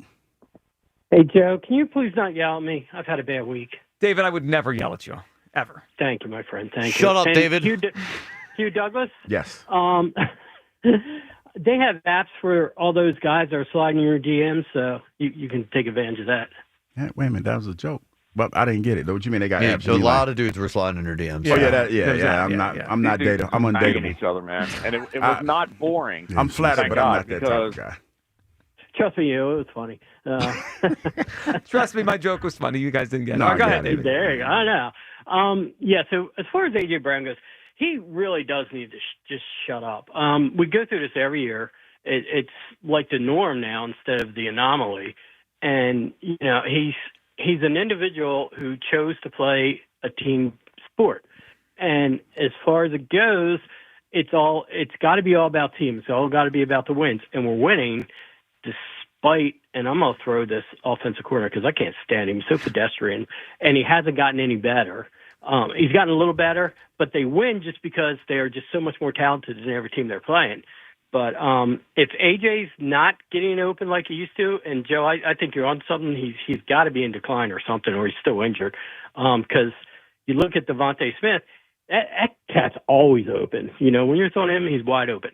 When you're throwing to AJ, it's always a contested ball, and there's always defenders around him. Now they're pushing more towards his way, so Petula needs to find a way to get him open. Which, if they're playing that zone, that middle of the field is always open. So all you got to do instead of just run that fly, just turn him to the right. You got to dump that. Dump that. It's been a week. It's been a week around here. Yeah, no, David, they should be able to get him open a little bit more, even if they have to scheme it up. I agree. On the targets he gets, they should be easier. All right, David, what do you got for us for the beef? 2 people that had beef.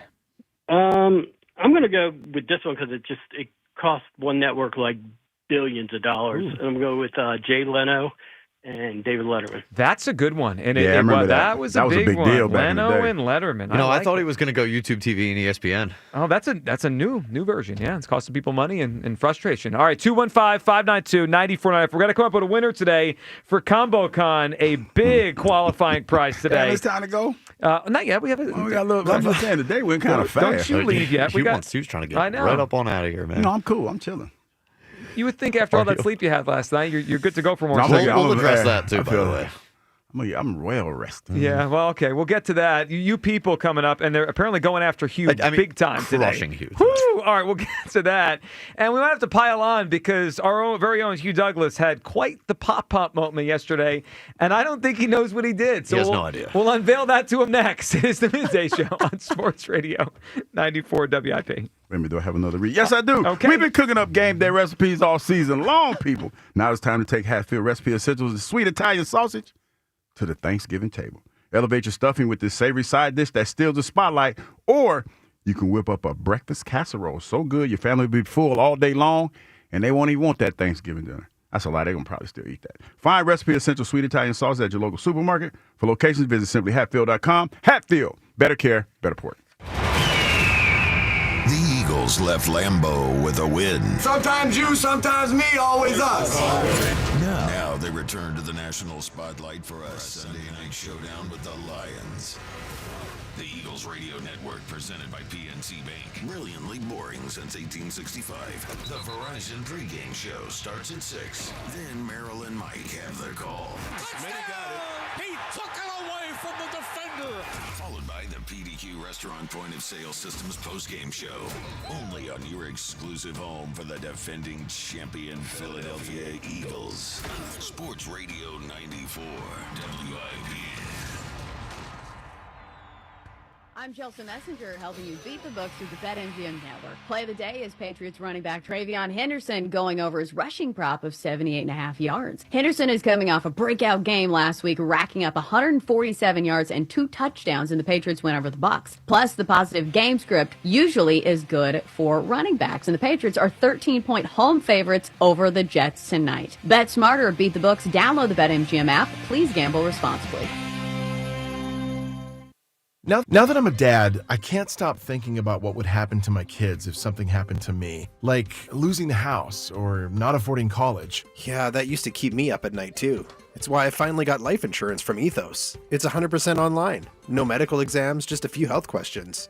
I got $2 million in coverage for around $2 a day. I never realized it was that simple. Get your free quote at ethos.com/game. That's ethos.com/game. Rates may vary. Billed monthly. Sample rate 10-year term life policy for a 35-year-old healthy non-smoking male.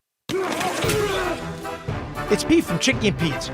We're proud to be the official sports bar of the Philadelphia Eagles. Go where the players go. Come join us for all the Eagles action and the best in-game experience anywhere. Ice cold draft beer, all of your Chicky and Pete's favorites, and of course, world-famous crab fries. Go where the players go. The official sports bar of the Philadelphia Eagles, Chickies and Pete's. This is the story of the one. As a maintenance supervisor at a manufacturing facility, he knows keeping the line up and running is a top priority. That's why he chooses Grainger. Because when a drive belt gets damaged, Grainger makes it easy to find the exact specs for the replacement product he needs. And next day delivery helps ensure he'll have everything in place and running like clockwork. Call 1-800-GRAINGER, click Grainger.com, or just stop by. Grainger, for the ones who get it done. All right, gentlemen, this is Emmett Smith on behalf of Depend, and I've got the perfect play.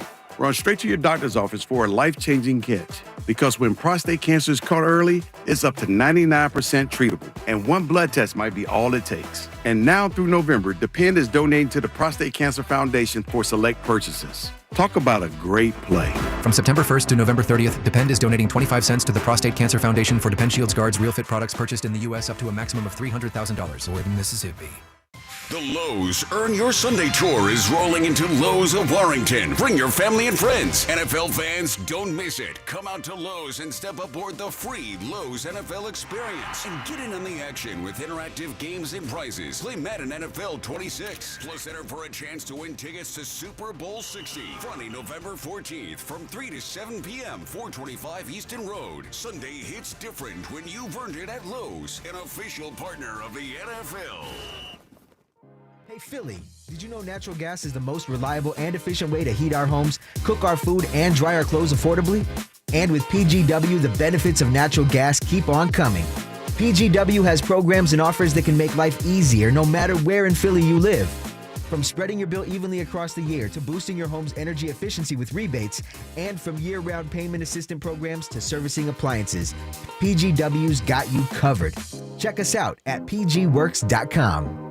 Every NFL Thursday is your chance to hit the jackpot on FanDuel in partnership with Valley Forge Casino. Because with FanDuel's Thursday Touchdown Jackpot, you can win a share of $2 million in bonus bets each week. To get in on this Thursday's action, all you have to do is place an anytime touchdown scorer bet before the game kicks off. And if your player scores the first or last TD of the game, you'll win your bet plus a share of bonus bets. Just visit FanDuel.com/Ike to take a shot at the jackpot. That's FanDuel.com/Ike for your chance to win a share of $2 million in bonus bets. Play your game with FanDuel, an official sports betting partner of the NFL. FanDuel Sportsbook is the official sportsbook of 94 WIP. 21 plus and present in Pennsylvania. Opt-in. Must apply profit boost token on select market. Prize pool to be split equally among all eligible participants who made the correct first or last TD pick. Bonus issued as non-withdrawable bonus bets, which expire 21 days after receipt. Restrictions apply. See terms at sportsbook.fanduel.com. Gambling problem? Call 1-800-GAMBLER. Nationwide is so much more than a great insurance company. They're one of America's largest financial services companies. Like how I'm more than just Peyton Manning. I'm also motivating Manning. When I say insurance, you say financial services. Insurance. Financial services. Insurance. Financial services. Now when I say nationwide, you say is both. Nationwide. Is both. Nationwide. Is both. For your insurance and financial needs, Nationwide is on your side. Nationwide Investment Services Corporation, member FINRA, Columbus, Ohio. Presenting a Gain Flings love story. Dear love of my life, we were on the 12B bus this morning when I caught a whiff. A scent so fresh, so life-changing, I had to find its source. Alas, I didn't know if you were the woman in the pink freshly washed cardigan or the retired mailman next to me, but I knew one of you was my soulmate.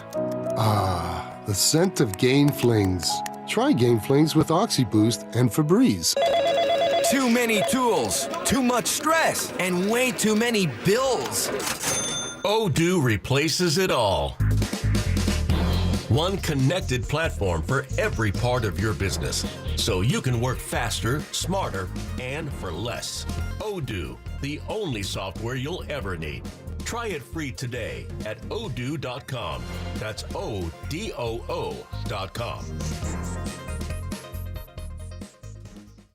Back to Hugh Douglas and Joe Giglio on Sports Radio 94 WIP. Mm-hmm. Mm-hmm. Mm-hmm.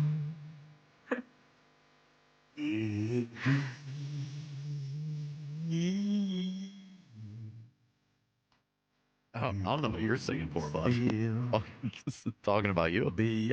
All right, welcome back. As the good Reverend over here brings us back with song. So a couple things that we noticed last night.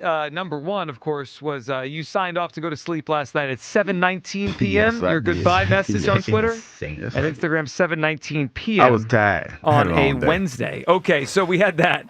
And then you did wake up in the middle of the night, right? You had a message. Can we play that and just... Hugh, yeah. I don't think you realize the pop-pop moment you had. I think you think it's about the message. Yeah. It's about the closing of the message. Really, just the end of it here is the part I clipped. Okay. But we'll get a piece of what he was talking about, which was some nonsense, too. But here Let's hear it. Yep. Let me tell you, usually when it's sorry. That's not it. That's the other nonsense. Yep. So if y'all can help me out, let me know. So basically the question is, do y'all lay y'all outfits out? And like, regardless to what the weather is, you gonna wear that outfit because you trying to look cute. I'm just curious. It was just something that woke me up out my sleep. I'll be on the air tomorrow from 10 to 2. Sports Radio 92.9 game. I know this ain't got nothing to do with sports, but I hear on my mind, man, and that's just how things work now. You know, I am that age. I'm just trying to figure it out. You're so that help age, me out. right. Somebody help me out. Yeah, no problem. What city are you in? I'm in Philly. No, you know what it was? Because I told you I woke up out of my sleep, and it was on my mind though. Mm-hmm. And the question was, do women lay their outfits out? Like, you know how I always like to make jokes about, I'm a killing with this outfit. Yeah. Because we went to the game the other day, right? Mm-hmm. And it was cold. Monday, right? Or Tuesday? Yeah, it was Tuesday. cold. Tuesday. It was brick. It was. But we were down in Lexus Club, right? And we're watching the game or whatever. And there were a lot of people dressed like with summer outfits on, like midriffs and too cold for that, and booty shorts and stuff like that. Like Cheeks was hanging out and everything. No, Cheeks was out. All right, slow down. And I was like, family show. Yeah. Well, no, I was just curious because it was cold, and I'm like, why are you dressed like that? Yeah. So are you just gonna gloss over that you said you'll be on Atlanta radio in the morning? I did. Okay. Because that's not the point. Is the point? Yeah. You know, you know how you wake up, you don't know where you are sometimes if you fall asleep in a weird place. You didn't know what city you worked in. Man's just on another planet. Hey. And I went right back to sleep. Well, so that's the bad part about it. Can we address the other part? What? You said that thought woke you up out of your sleep. Yeah. How? Because I was thinking about the game the other night because I was talking about it to somebody and they said, well, who won the game? And I was like, you know what? I didn't even watch the game because I was too busy. Because the Cheeks were out. Well, Cheeks was out. Cheeks were out. Okay. Cheeks was out. And I was just like, because this is like, here's the thing, lady. This is from my perspective. I can't dress, but I understand that a lot of times when you go to basketball games, you're going to be seen. But as a guy, the winter outfits hit different than the summer ones because when you're wearing the boots and the nice sweaters and stuff, that's an indicator that you can dress. Like when you wearing the midriffs and your cheeks is out and stuff, that's an indicator that the only thing you really got going for you is like your frame. Yeah. Like I'll you be ain't on the air tomorrow from 10 to 2. Yeah, you ain't got nothing going. I'm just saying, and that's what I thought about because I was like, okay, is it that or is it that you're just gonna wear the outfit that you want to wear regardless of what the weather is? You considered that whatever they were trying worked because their appearance woke you up out of your sleep. Well, 2 no, nights because later. I was just kind of like no. If they were looking for your attention, they clearly got it. It was because again, like a lot of times, you know, people wake up. And we do it all the time. We talk about our fits. I'm going to wear this fit Friday night. I'm going to kill him with that one. Like some guys do. Most guys do. I wear a hoodie or every you get day. like a nice little, you get a nice little hat. You get one of the new starter hats. And you're like, I'm going to wear this with my J's at the Sixers game. And I just wondered if women did the same thing. Okay. That's all. Okay. Woke me up. Is Atlanta also a Midwest city? Because I could see why you would confuse the two if they're both the same region. The 92.9 the Nick game just kills me. All right, quickly. I didn't even know until you said it. I know, that's the best part. I'll be on the air tomorrow from 10 to 2. Sports Radio 92.9 game. The last time you did that was when we had Andy Reid on, and I had to commandeer the interview. Yeah, he's like, "What are you doing? What are you doing?" Yeah, I was asleep. Man. Woke me up out of my sleep. All right, our Twitter question today, sponsored by the PI Dental Center. Your smile is the first thing others see when they meet you. Learn about and schedule your evaluation, PIDentalCenter.com. What do you think A.J. Brown cares more about, winning or his stats? You guys are 50-50. I love you guys. I mean, this is rich. 53% winning, 47% his stats. I mean, you guys are something else. A couple. Because they heard me. Yeah. Well, they heard me. You guys are something There's else. some pretty good some comments on this one here. Let me try to pull them up. I'm sure they're all right, my favorite is the one guy who's trying to get everybody to not vote. Oh, that's how things get He's changed. saying, do not vote. Do not vote. Like multiple times. A lot of votes. I think he thinks if he didn't vote, we wouldn't talk about it. Yeah, 1,676 people did not listen to him, by the way, despite his best efforts. And then my favorites are the guys who were like making polls about WIP underneath ours, like they're going to cook us. Oh, yeah. What did it do? WIP, rage bait or sabotaging Philly teams? You got us. That's a good one. You got us. Put the fries in the bag. Would that get a 50-50 split on that Yeah, one? well, I should reply and say neither.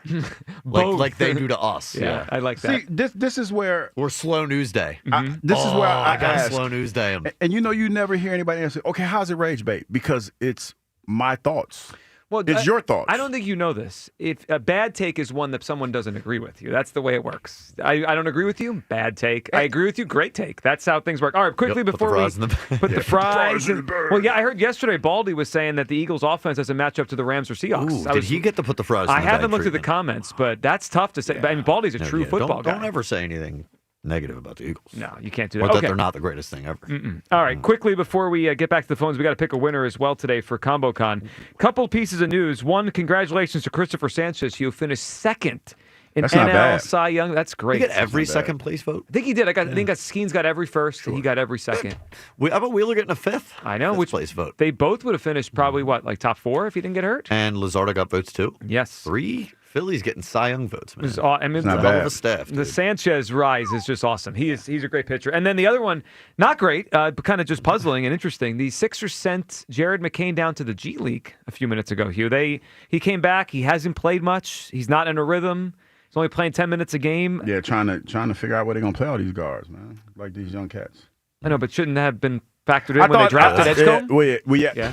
Like we talked about that. You would think there was a plan. Yeah. I think BJ surprised them. Yeah, maybe. They're calling it a kind of a basketball rehab, so we shall see. He has not looked great since he came back. All right, let's grab Bruce in D.C. Bruce! Kyle, Joe, Hugh, and the crew. What's going on, guys? What's up? Oh, man. I tell you, I'm just glad that I was able to get in on this discussion right quick. Hugh, I got to say, I'm 100% on board with you. But before I get into my take, let me just give some perspective because, Joe, I see where you're coming from. I think that real issue here with AJ is that, him voicing his issues early had everybody mad. Definitely had me mad. I was definitely one of those ones that, and still don't even have an issue with having them out here gone by the end of the year because of the history behind this. But this particular one cut different because I'm going to tell you, I came away from that game saying a player of his caliber, there's no reason why there's no excuses to why he only had three passes thrown to him. Now, here's the other issue, and you all already brought that up. Mm-hmm. I think part of the issue is Jalen. Part of this issue, and it comes back to the coaching staff. We got an OC, a rookie OC, that's been put on board with a Super Bowl caliber team full of experienced veterans. That was a marriage that I predicted. I never liked it in the beginning, and this is what you wind up with when you have problems like that. The coaching staff is stumbling and bumbling on trying to fix a problem of this level of complexity. So that's issue number one. Number two, with Jalen, my issue, I'm a 22-year war vet, and it's all about the mission, okay, and it's all about leadership. When you have a breakdown, okay, in leadership, in completing the missions, the cards are not working correctly. You know what we turn around and do? We have something called an AAR, after action report. We sit down and we evaluate what was the weak link, what was the problems, and then we're going to come up with a solution on how to fix that particular problem or somebody's performance in order to set the team up for success. This is the biggest problem that we have right now. Is nobody is talking to each other, and I'm so pissed off. This whole thing about AJ needs to shut up and color. I can't remember the man's name. Y'all did a take on him. It's a bunch of dog dookie. That's crazy. Because this is going to come back and it's going to prevent us from winning a championship because of this problem. And the coach, why isn't the coach, the OC, and Jalen and AJ need to sit down in a room and talk to each other? It's like one hand is not, and they're trying to, we're winning. That's bull crap, okay? Because it's going to come back and it's going to haunt us. And this is an internal leadership problem that needs to be squared up, just like last year when the O-line went to the coach and said, hey, we need to fix this. Well, that worked. That was a turning point. All right, Bruce, good stuff. What do you got for us for the combo con for people that had beef? Who are you thinking? They not like us. They not like us. Kendrick and Kendrick. Yeah, that's right. Okay, Bruce, good one. We appreciate it. I didn't even know Bruce was a vet. He's bringing real life stuff to the table there about people getting on the same page. All right, let's grab Melanie, who's in Garden Valley. Hey, Melanie. Hey, how you guys doing? Good, Melanie. What's up? I want to help you out here, Joe. Okay.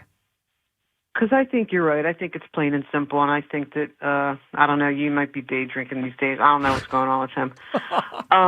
So I'll let you have that with Melanie. I want to give. Sorry, you. I was going to bring you soup, but now I'm not so sure. But I just want to give you. Anyway. I want to give you some facts because I think you can't really, go against facts. So in the press conference, I just noted that AJ talked about himself 7 times, and Jalen talked about the team 3 times. Last year, it sort of got on my nerves, the whole book thing that wound up getting weaved into the Super Bowl. Mm-hmm. I just want to watch the Super Bowl. I don't want to be talking about a wide receiver reading a book on the sideline. That's just not my thing. And I think that, I don't know if you followed this on Instagram, AJ did this whole thing about picking a nickname for him. Oh yeah, yeah. AO. He was AO, yeah. Yeah, I mean, and he was all hyped up that Coop had a name and how cool it was, and he wanted to have a name. Oh, he's mad he doesn't get to use it.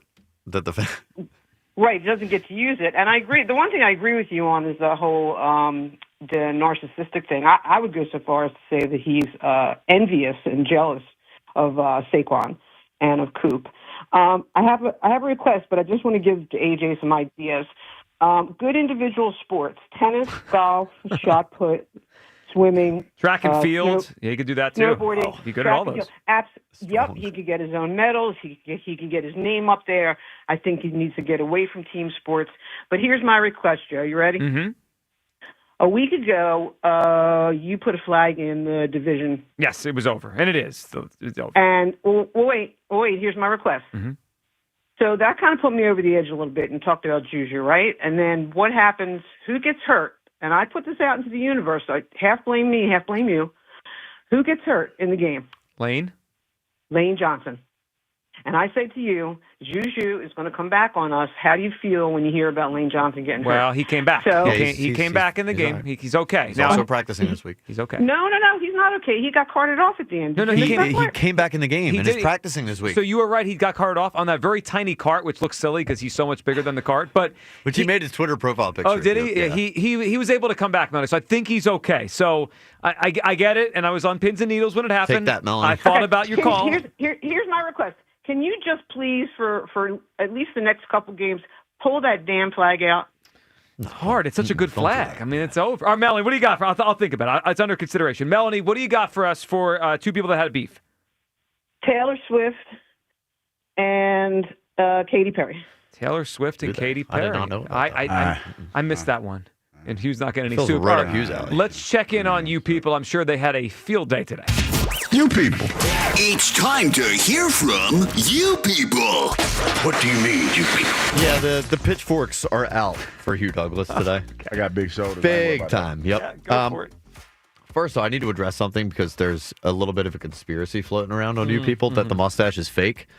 Your mustache? As fake as Adam Schefter's tattoos this morning on First Take? Or whatever show mustache is not fake. That's crazy. That'd be a long con. That would be a very long con. When people think there's long cons, who has time for all this? No. I mean, well, look, we do bits I know, but on the show and on the station. No, but that you'd have to have prestige to that. Yeah, You live in the city and people see you places. You'd have to go with the mustache everywhere. It is not fake. Can't do that. Yep, not fake. A few beefs in relation to us and our show. Hugh versus Mr. Teddy, obviously. Oh, one of our favorites. Big time. It's a big one. Me versus Aaron in San Diego is a good one. That one's been going on from the beginning of Aaron's calls. Yep. And then one that dates back probably to before our show is you versus Jay in West Philly. Oh, yeah, that one. So haven't heard from somebody him in a went while. back to the archives with that one. Yeah. Well, where was he today defending his guy Hurts? Interesting. If I had the take you did, I feel like Jay would have jumped on. Jay's a bat signal kind of guy, though. I think he understood what I was trying to say. Like most people didn't. I said I was going to recklessly speculate, and I was recklessly speculating. You did. You lived up to what you said you were going to do. And I did that because this is what I think AJ's feeling. So if y'all don't understand that, that's okay. Yep. That's your problem. I'm about to go drink some bourbon at this thing once I leave here. So that's how much I'm going to care about that. You know, somebody made this point. Great day for you to make that burner.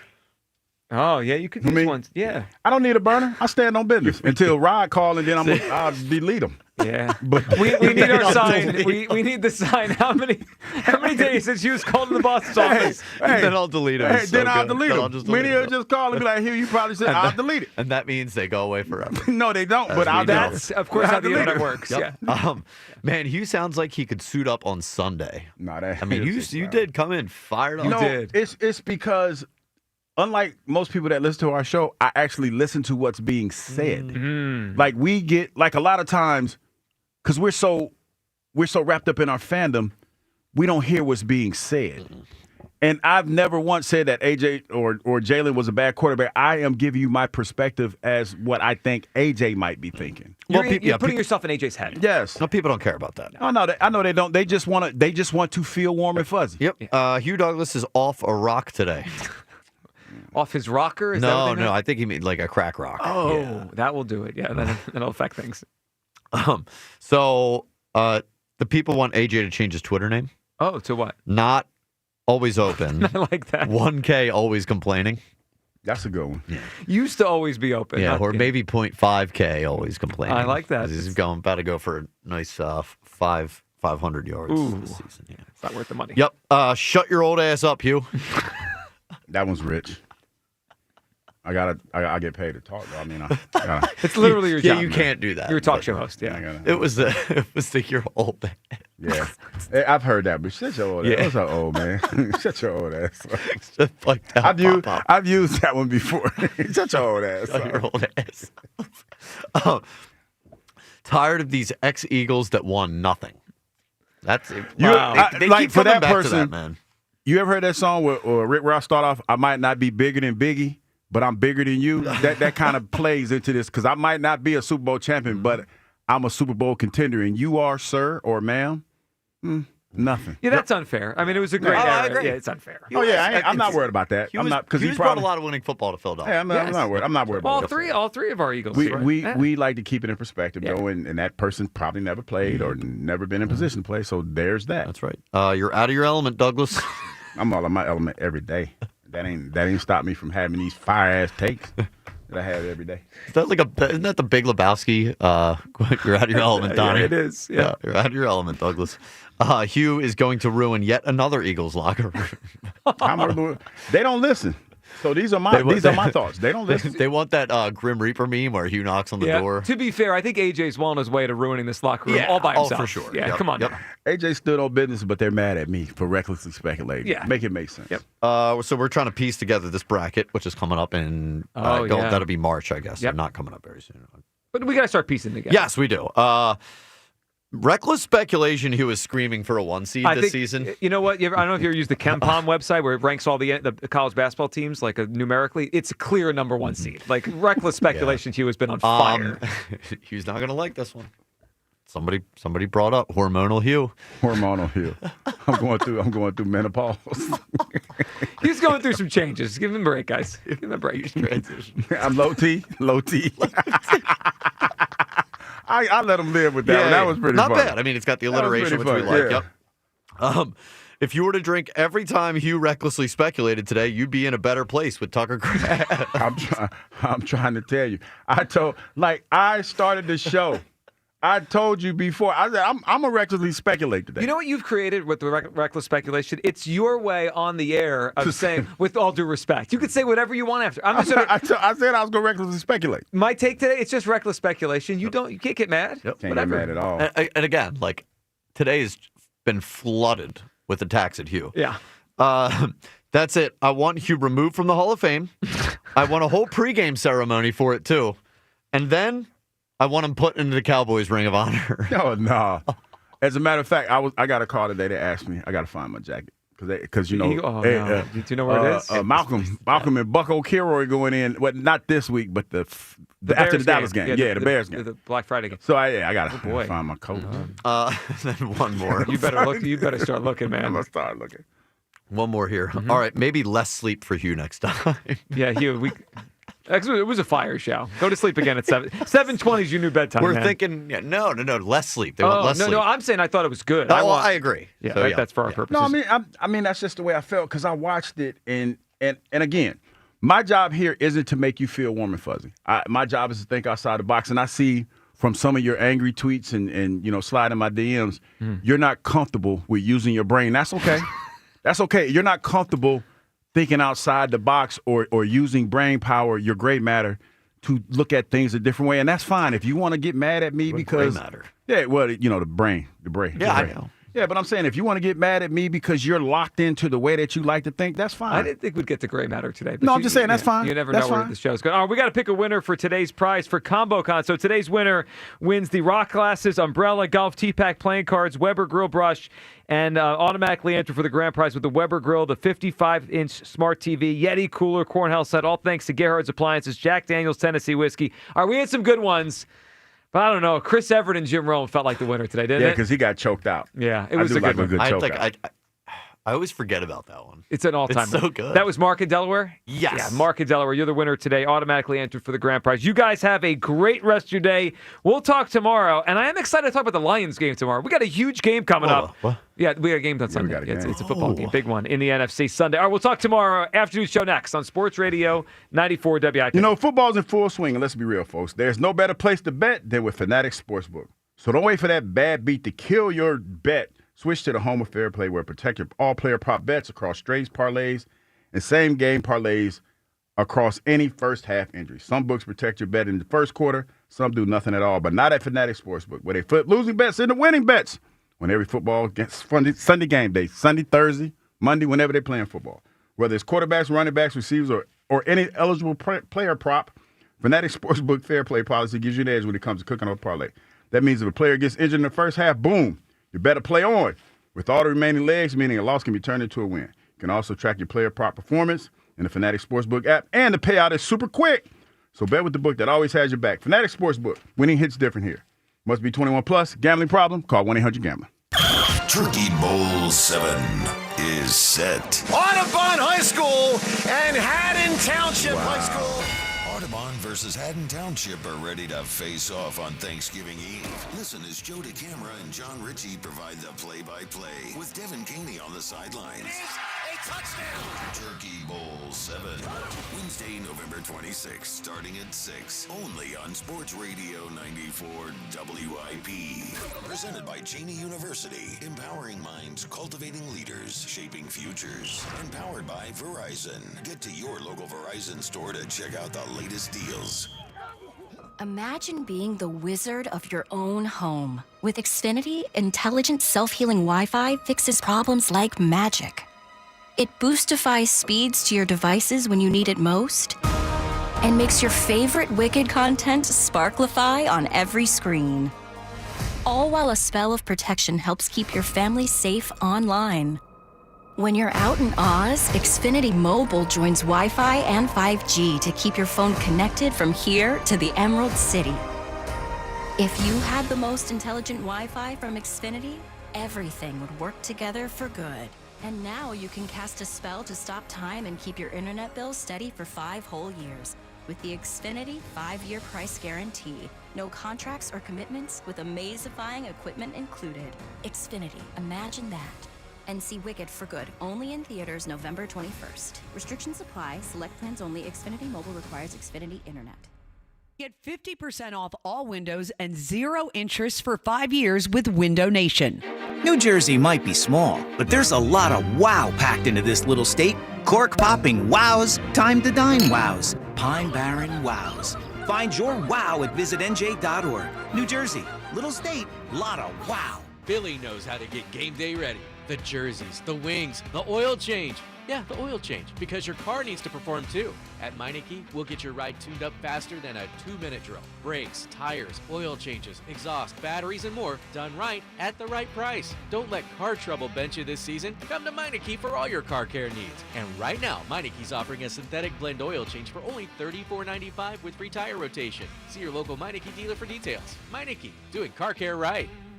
In the year 2021, all pet food sold comprised of 94% dry kibble. And now, 5 years later, only 61% continues to be kibble. And everything else is alternative fresh diets. At the Dogs and Cats Rule stores, we have been the leader of fresh premium foods from the beginning. Whether it be raw, gently cooked, air-dried, dehydrated, freeze-dried, and of course that previously mentioned kibble, Dogs and Cats Rule has the largest selection of cutting-edge products of any of the neighborhood pet stores. That's Dogs and Cats Rule. Shop small, shop local, shop family. Honey, the birds are on!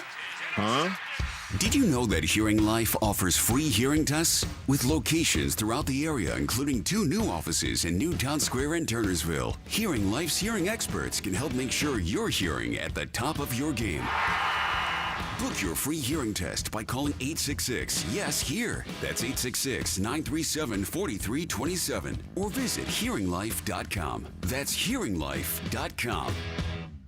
Experience casino like never before at Bet365. Spin your way through your favorite games. Check out our awesome table games and face off against a real live dealer. And play exclusive games that you simply can't play anywhere else. New Bet365 players get a 100% deposit match bonus up to $1,000 plus spins. Download the app and see why it's never ordinary at Bet365. Gambling problem? Call or text 1-800-GAMBLER. 21 plus only. Must be physically present in New Jersey and Pennsylvania. T&Cs apply.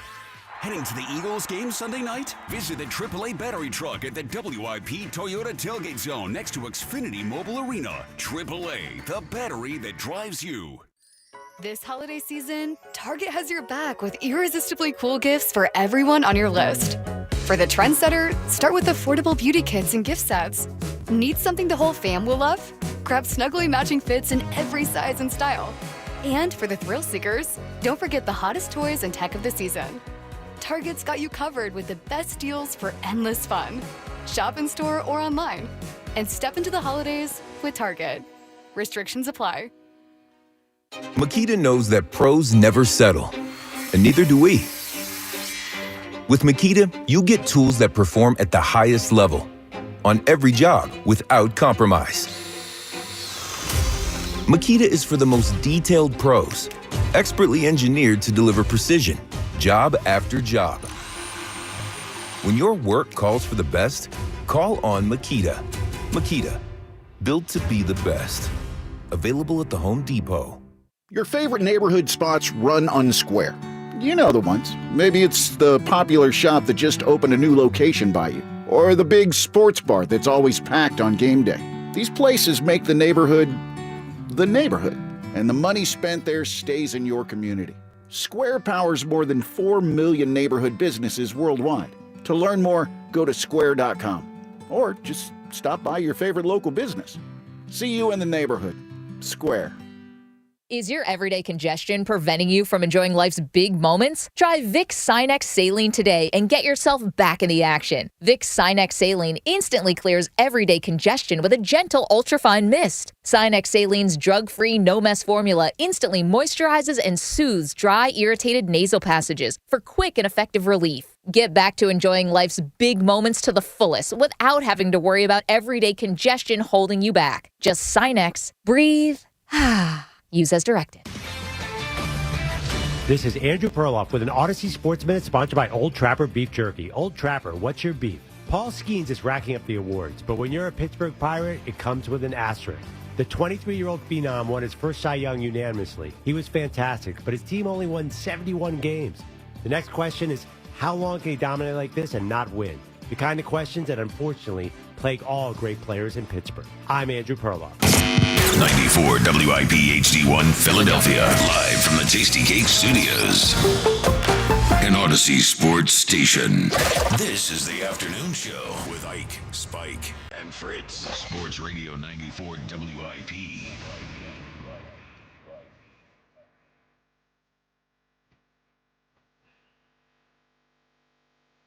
We're back on a Hurts Day, the WIP afternoon show. On a Hugh Douglas reckless speculation Thursday. Ike, Spike, and Fritz. Made a lot of sense today. Ike, how you feeling, brother? Well, Brother Spike, I'm being honest. Yeah. Listen, I got to put the seatbelt on, It's going to be another one of those days today. Strap in. Strap in, but it's going to be a good one. Jackie Baseball, I got nothing for you. How about your boy? Good. I like that. Spike versus Mayock round 3 at 4. Looking forward to that. Well, day 5 of the fast. Bring it, Mike. Yeah. That is short fuse. Short fuse today. Mike Mayock joins us at 4. Sheil Kapadia joins us at 3. A jam-packed High Hopes Jackie Baseball report at 3:30. Today's show is sponsored by Klondike Kate's Christmas Sleigh Bar. Check out the pop-up Christmas Sleigh Bar at Klondike Kate's now through December. We will, of course, get into what Hugh led the show off with today, which was, boy, Hugh is a WIP host. I'll tell you that. Hugh has acclimated fine. So, as the A.J. Brown continues, and here we go again. It seems like over the last 24 or 48 hours, there has been an opinion that has evolved that I've heard on WIP. I've heard from some callers. I've seen there's a guy from The Athletic that wrote a whole thing about it that, I'm on AJ's side here, and he is correct. AJ is correct in what he said about the offense. And I think the people who are saying that he is correct in what he said, and if this is you, I think you are incorrect in what you're saying, is that A.J. Brown may be correct in what he said. The facts might be true, but you are missing the point in that he may be correct, but it still isn't right to say it. It's not right because it doesn't change anything. It doesn't change any of what he wants to change. It doesn't change the offense. It doesn't change the coaches. It doesn't change who the quarterback is. It doesn't alert anyone to anything that didn't know any. We all know, right? He has said that he has said it to the coaches. He has said it in the meeting room. So maybe he thinks Jalen stinks. Maybe he does. Maybe he doesn't want Jalen to be the quarterback. Maybe he's right. Who knows? Maybe he's right. Doesn't matter. Jalen's the quarterback. It's not helping anything. All it's doing is making Jalen's job harder. It makes Nick Sirianni's job harder. It makes Kevin Patullo's job harder. So he may be correct, but he's not right to say it. We went back when we talked about Dave Dombrowski, talking about Bryce Harper and, would he be a lead again? He was correct. Was he right in saying it? I think we all agree, probably not. Let me put it to you this way, in like being correct and being right. Because A.J. Brown, again, may be correct, but I don't think he is right. We all know, I think we'd all agree, no matter how good we think Jalen Hurts is or isn't, there's some limitations to Jalen as a passer, right? That would be a fair, normal thing to say. However, if Nick Sirianni got up on the podium after a game and said, our quarterback's pretty limited in what he can do as a passer, it would be insane. It would be insane. Just because something is correct doesn't mean that you should say it out loud in every opportunity you get it. Should AJ say those things privately to his teammates, to his coaches? Sure. How about this? Here's a personal life instance. Your wife comes down and says, "Do I look fat?" No! I don't care if she's 400 pounds. No.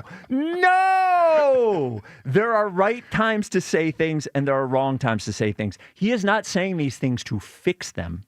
He's saying these things because it makes him feel better. But it doesn't do the offense any good. It doesn't do the team any good. It doesn't do the coaches any good for him to say it. He is getting it off of his chest. Right. He is doing it every single week in a different way, whether he gets the ball or doesn't get the ball. So again, the people that saying he's right and he's correct and he has a point, we've heard his point over and over and over again. Whether you agree or disagree with his point that's not what we're talking about. We're talking about you go on Twitch, on a random Twitch stream, and say they should trade you on fantasy football because you're not getting any targets. That might make you feel better, which is what he's saying, but it makes everybody else feel like worse, So that's my point, is that when you're saying you're siding with AJ, you're not saying, what you think you're saying is you're siding with AJ because he's right about the offense. What you're really saying is that you should criticize your teammates and coaches in public at every opportunity if if you don't think the offense is good enough. And that is not the right thing. We wouldn't accept that from anybody else on the team. No, I agree. And also I think it's short-sighted. Sure. And it's misguided. You brought up a lot of good points there. I'll just add to that because I agree with you. I don't know if it changes anything. So why do you keep doing it? Like, the idea you don't feel like you're involved enough in the offense. It was that way last year. They still went on to win the Super Bowl. So I know after a 10-7 win, everybody, it's easy to jump to that side of the argument and be like, hey, he's right about the offense. He's right about that. But what about when they put up the most points they had all year or had the best offensive output they had in the games prior to that? Or the game in Minnesota where he caught 2 touchdowns and had the game-clutching catch at the end of the game. Wasn't happy then either. It's use me, but don't use me, something that he tweeted out. Right? So it's not just in a 10-7 game this happens. It's happening every other week. Really, whenever he speaks, the only time it doesn't happen is when he doesn't speak. Well, the Vikings game was the best passing game of the year. Jalen had a perfect quarterback rating, and we still got a tweet. Yeah. Right? We still got the cryptic tweet. I will say this. Everybody is praising AJ for standing up, speaking his truth, and this and that and the other. I would say this. Then do that all the time. Yesterday, I spoke about mixed messaging. Like, don't send out cryptic tweets. If you standing on business and that's how you feel, and you feel, because when you stand there and say, I'm not apologizing for what I said and this is how I feel, okay, then you felt this way several other times and you sort of left cryptic tweets out there only to come back and say, no, that's not what I'm talking about, or this, that, and the other. When clearly this has been an issue for you dating back to last year and probably dating back to 2023. It's been an issue for you. Jalen is the same quarterback he's always been. He just is. And either you're going to support a teammate as he's working through some of these issues to try to get the offense to be more consistent and more sustainable, or you're somewhat separating yourself and saying, hey, man, this offense stinks. Get me the ball more. It's everybody else's fault. Yeah, because everybody's working. The offensive line is working. They're trying to do better in blocking and run blocking, pass blocking. Like, they're all trying to get it together. They're all working. We know it's not perfect. They're all working. What if somebody came out on the defense and criticized CB2? The other cornerback out there. Hey, listen, we can't stop anybody, man. We got to do a better job. This ain't our standard around here. Like, nobody else is doing this. And so I would say this real quick. Yeah, no, I'm sorry. I would say this for everybody that sort of feel AJ is in the right. This isn't going to change. Do you think they're all of a sudden going to say, get AJ the ball at all cost? They're not. They put together these game plans every week, and AJ's a part of them. But they're putting together a game plan that suits the offense and what's best for the offense, not one individual player. And like Coach Sirianni said yesterday, being risk-averse and not forcing the ball and all these types of things, he flexed his muscles. He said, we've been pretty damn successful at doing it the way we're doing it. I don't see that changing. He just told you right there. We've been successful doing this the way that we've been doing it. Jalen tells you, I've been successful doing it this way. You have to get used to doing it Jalen's way. This is the way I'm going to play the quarterback position. I don't see anything changing. So you have to accept that and roll with it like a lot of us have. I've given up on this argument over where he should be ranked at. This is what he is. And I'll accept the winning. I'll accept the clutch performance. I'll accept the thick skin to not fall victim to us in the media at times or this and that and the other, get baited in the question. He doesn't get caught in the nonsense. Jalen is what I'm saying. I'll accept all of those things as well as accepting he may not be a prolific passer. I'll accept that because I know what I'm getting in exchange. I'm getting playoffs every year. I'm getting winning football. I've gotten the 2 trips to the Super Bowl and a Super Bowl victory. why would I change anything that I've been doing the way that I've been doing it? And the Eagles, as an offensive philosophy, don't look like that's changing to me. No. It's not going to change. And the quarterback isn't going to play any different. He may have some up days, some days he don't throw for us as much. But ultimately, he's the same quarterback. And we've seen it for two straight years now. Yeah. 215-592-9494. Two other quick things. And just to my original point and something you said, we all know the offensive line isn't playing well. Yep. We all know it. Yep. We all know that Saquon Barkley is not having as good a year in great part because the offensive line is not playing well. If Saquon Barkley, after every single game, said out loud on Twitch streams and Instagram, man, offensive line's holding me back. That's my truth. It's correct. Not blocking as well as we were last year. Not blocking well. It ain't me. You know, they got to find opportunities for me to get more space. We would all be like, enough, Saquon. Yep. But we don't see Saquon doing that. So that's nothing that he is saying publicly. Again, this doesn't change, to your point, it doesn't change who the quarterback is. It doesn't change what the offense is. It just makes AJ feel better at the expense of all of this. Right? Of all of the division between fans, of Nick Sirianni having to answer questions about it, Jalen Hurts having to answer questions about it. It just doesn't, whether he is correct about it or not, I just don't think it doesn't matter. That's not what we're talking about. We all agree they wish you could throw the ball more. We all agree. Yeah, sure. It would be great. It would be awesome. But like, he probably wishes you were faster. Yeah. I mean, like, right? I don't know. I mean, what would we say? What would everybody who was saying AJ's right say? Okay, if you're saying AJ's right, what if Jalen stood up on that dais after a game and said, you know what? If the wide receiver was able to create a little more space, if he was a little faster, maybe I'd be able to get him the ball. Would he be correct? Probably. Would he be right to say it? No, because AJ can't just be faster because Jalen wants him to, just like Jalen can't just become some prolific passer because AJ wants him to. That it's like it is like selfish. And man, I've said this 100 times. I would love to be Team AJ on this. I agree. I would love to be able to throw the ball more, but it is what it is, man. Yeah, and I don't. The problem that I had with yesterday mostly is that this is convenient placed outrage. They won a game 10-7. Everybody's frustrated about the offense. So now you can conveniently say this because a lot of people are going to agree with you. The problem is that you've done it when you've gotten the ball, when you've scored touchdowns, when the team wins. And I'm sorry, I know he said it's not about winning. It's not about just winning. From my perspective, yeah, it is. From the head coach's perspective, yeah, it is. Because in the end, that's all that's going to matter. All these people that want AJ to get the football, we lose in the playoffs in the first round, and we're going home. I don't think we're celebrating AJ's catches and touchdowns. No, probably not.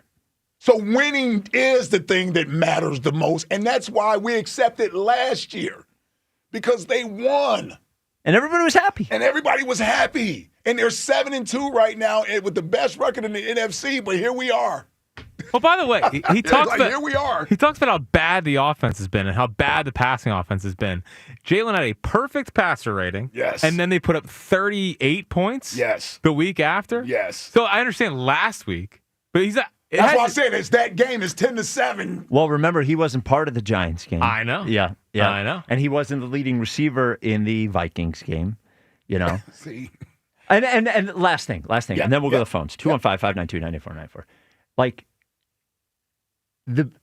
one of the biggest issues in this thing getting settled is I think part of the reason that AJ is talking to us, which is what he's doing by putting it on social media and Twitch is because he doesn't talk to the quarterback and the quarterback doesn't talk to him because they don't like each other. And like everyone who denies that, aside from Brandon Graham coming on our air saying that they're not friends anymore, if that wasn't enough for you, every time that AJ has asked about communicating with Jalen directly, he answers about them meeting as a group. Every time that Jalen is asked about AJ and communicating with him directly, he answers about meeting as a group. They deflect it every single time. And I bring you back to what Travis Kelce said when we put on the New Heights podcast. It was several weeks ago, just about when he is not in a groove. He is not in a groove with Mahomes. He goes over. He and Mahomes talk about it. They talk about it in practice. They talk about it during the game. But these two don't. So whatever chemistry that should be there between a quarterback and a wide receiver is not there. Yeah. And I think Jason Avant said this earlier this week. When you're trying to make a final call, a risky final call on a play, the fact that you and he are not really on the same page makes that final call a little bit harder to make. You know? All right, 215-592-9494. Take a deep breath. Take a deep breath. Here we go. Here we go again. Going to have some fun today. Corey in Columbus, you're on WIP. We ain't taking no deep breaths. We breathing heavy and we breathing hard. A lot of beeps. Time out. Time out. So I just want to take a walk down memory lane here. Yeah. So back in 2023, how come when we look at that season, we say that's one of the biggest failures ever? Because the offense wasn't that great, right? Right. I mean, the defense was terrible. It's terrible. Why do we say because they were losing, right? Yep. Right? Yep. They lost 5 in a row down the stretch, correct? Yep. So in 2023, when AJ was having all them weeks of 7+ 125 yards, I'll remember him crying every week because the offense wasn't looking spectacular. We weren't looking spectacular because he said it's not about winning. I want to look good for the team. So let's talk about this season, right? He said when we get down the stretch and we play tougher opponents and we get into the playoffs, we got to be able to beat these teams. We playing playoff teams every week.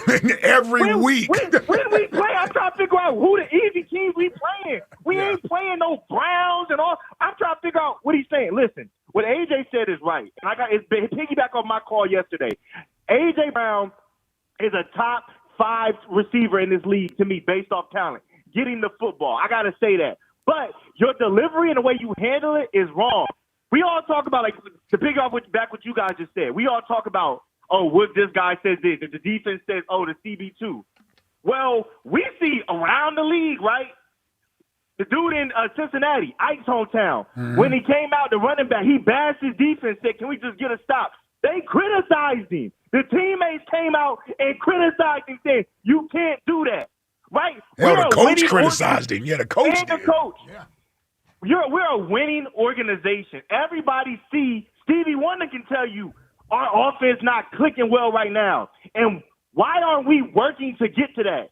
If you got a beef with the quarterback, bro, we can't do nothing about that. Because, see, the problem is the issue is with you. Like, Uncle Hugh came and said all this stuff about what Jalen needs to do. Jalen don't look like he got an issue. You the one with the problem. So you are the one with the problem. You want to sit up there, meditate, talk about it with your Twitch buddy who don't got no power, talk about it with social media who don't got no power. That's cool. You can sit there and cry. I don't care. Listen, I'm glad, and like I said, I still want to win a Super Bowl, and this is long-term. I'm glad I found out about that damn poison pill because I'm putting 19 poison pills to wherever team he want to go to. I'm sending him to the – you want your stats, and, I want to win. You can cover it up and say it however you want. We all want to win, bro. You don't think Jalen want to win? You don't think Devontae Smith want to win? Like, damn, like everybody want to win. Everybody want their damn numbers. Oh, I go about it this way. I'm going to call people out. Come on, dog. What does that do for you? Like, we all got jobs. We all got career paths. Whatever career you do, I don't care what it is. Everybody's job is important. If you sit up there and you bash your coworkers and you talk down about your place of employment, you're not going to be working there much longer. The Eagles have paid you twice. And all this where, like, him and Hurts got beef, it's personal. It's not all on the field because I'm going to keep going back to this. He played in Tennessee with Ryan Tannehill. I don't care what you think about Ryan Tannehill. Ryan Tannehill was not an elite quarterback. I don't care what you think about Jalen Hurts. He's been an all-pro for 3 straight years, a Pro Bowler for 3 straight years, been to a Super Bowl. Not a lot of receivers have done that. So this year, you're having a down season. I get it. Let me keep saying it on repeat. You need to get the football. We all know that, bro. But let's not act like this has been a problem for you forever. Like, you get the football. You're having a down season. We get it. But the way you go about and the way you derail it, like, damn, we can't even enjoy it. If I was somebody on the defense right now, Jalen Carter or whoever, I would be like, damn, I can't get no credit because we talking about this clown mofo every week. Like, we out here balling, should have pitched a shutout, but it don't get talked about. Why? Because this clown always got to say something. But if they say that, now everybody going to want Jalen Carter off the team, right? Now, Jalen Carter, when he spit, now this is two different things. Everybody was criticizing him for a week. I'm not saying that was right. What he got, he should have got. But what I'm saying is A.J. Brown is doing foul stuff too, and people praising it. The message and the messenger, I get all that. A.J. is a great player, but what he's doing is wrong, and the way he's going about it is wrong. And if anybody coming here saying this, that, and the third, y'all not winners, bro. Y'all going with y'all the way your call is, or however you deliver it. If you want to bash your quarterback, you're not a winner, dog. I don't care what it is. You can say it however, you can dress it up, you can put makeup on it and call it a woman. It's still a pig, dog. Listen to me. What this dude is doing is stuff. Devontae Smith having one of the best seasons of his career. Dallas got it. We can't talk about that. Why are they numbers up but yours is down? So they can't get the ball. We can only pass it to you, right? Saquon had one of the best seasons last year. I get he's having us sat down here this year. He can't complain about it because we got to get you the ball. Every week somebody got to answer about what you got to say. Listen, on the way out, I got 2 receivers coming out at Ohio State the next week. Oh, jeez. We got to figure out how to get these dudes because I want this dude off my team, man. I don't care. I want this dude off my team. Thank you for your service. Shake your hand. But you got to go, dog. I'm tired of this. There he is. Well, that's a good point Corey brought up about how Corey Morse code in Columbus. Exactly right. Yeah. But about how he's acting like he's talking for the entire passing offense. I bet Dallas Goedert's pretty happy. And Devontae. And I bet Devontae's happy. Yeah. Yeah. All That's things what I was trying to considered. explain to Elliot the other day. Like, no, they all don't feel the same. Like, what are you talking about? They're probably like, yeah, dude, I hear you, AJ. But I'm good. I'm in doing their pretty head, good. In their head, they're like, nah, I don't know. This guy's crazy. We're all right. Well, because here's the thing, and I know we're going to break. Yeah. I know some of these other teams, like I use Cincinnati, for example, because they throw. So, yeah, Jamar can get 15 targets, and T. Higgins can get 8 targets with no problem. They're throwing 40-something times a game. The Eagles aren't going to throw the ball that much. So if they're going to throw the ball 20 to 25 times a game, he has to spread the ball around. The ball has to get in some games, it's going to be you. Some games, it's not going to be you. Everybody else accepts that. What's coaches saying? Sometimes you, sometimes me, always us. Man. That's this show's motto, too. Yeah. Come on, man. Sometimes you, sometimes me, sometimes us. Always us. Always us. Never Jack. Come on, man. Well, sometimes it's Jack. Yeah.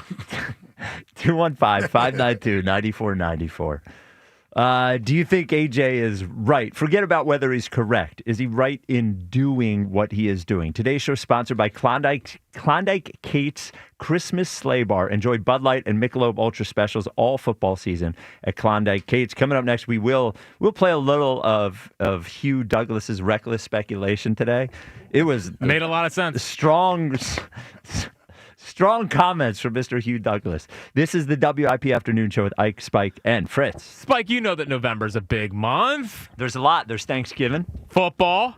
Black Friday. And Black Friday. And speaking of, Thanksgiving. Yeah. You're probably going to have people over. Yes. Don't embarrass yourself with your current appliances in your kitchen. Forgetting about the look of it, you want to be able to prepare a great Thanksgiving feast. Yeah.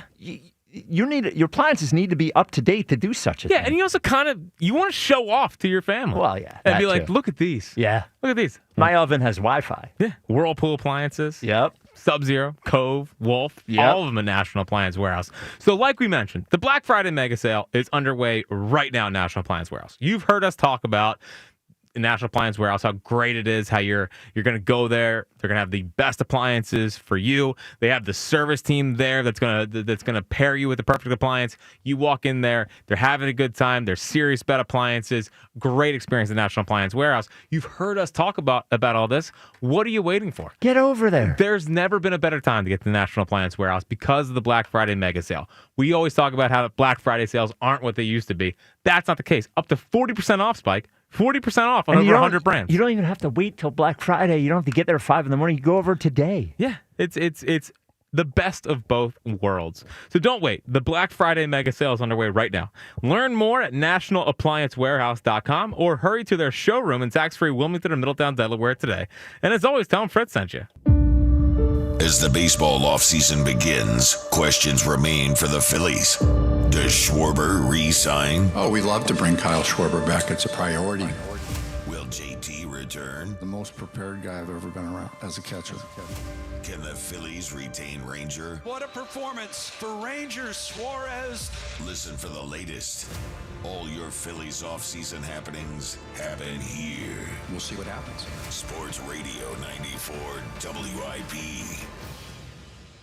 Prescription products require completion of an online medication consultation with an independent healthcare provider through the LifeMD platform and are only available if prescribed. Subscription required. Individual results may vary. Additional restrictions apply at lifemd.com. Read all warnings before using GLP-1s. Side effects may include a risk of thyroid C-cell tumors. Do not use GLP-1s if you or your family have a history of thyroid cancer. Confused on where to start with weight loss medication? 95% of LifeMD patients said starting their weight loss journey was simple. Go to trylifemd.com now and see the best options with or without insurance for Wegovy, Zepbound, and more. Brian was approved for insurance coverage and lost 100 pounds. I love the fact that insurance covered almost everything because pharmaceutical prices are going through the roof. The first time I realized that LifeMD was working for me was when the hunger started going away. I never thought losing weight would be this easy. It's given me more energy. I would recommend LifeMD to anybody. Nearly 96% of patients said they would recommend the LifeMD program to anyone who wants to lose weight. Get started right now at trylifemd.com. That's TRYLIFEMD.com. Looking for a new truck for your business? Then visit Barlow Commercial Truck Center in Delran, New Jersey. Barlow is one of the largest commercial truck dealers in the country, which means a huge selection of Chevrolet, Business Elite, and Isuzu commercial trucks. Plus, all of our inventory is on site. The staff at Barlow is experienced and can upfit your truck just the way you need it. The right specs, the right price. Only at Barlow Chevrolet, Business Elite, and Isuzu commercial trucks. Visit us in Delran or at barlowworktrucks.com. Hey, it's Mike Quick.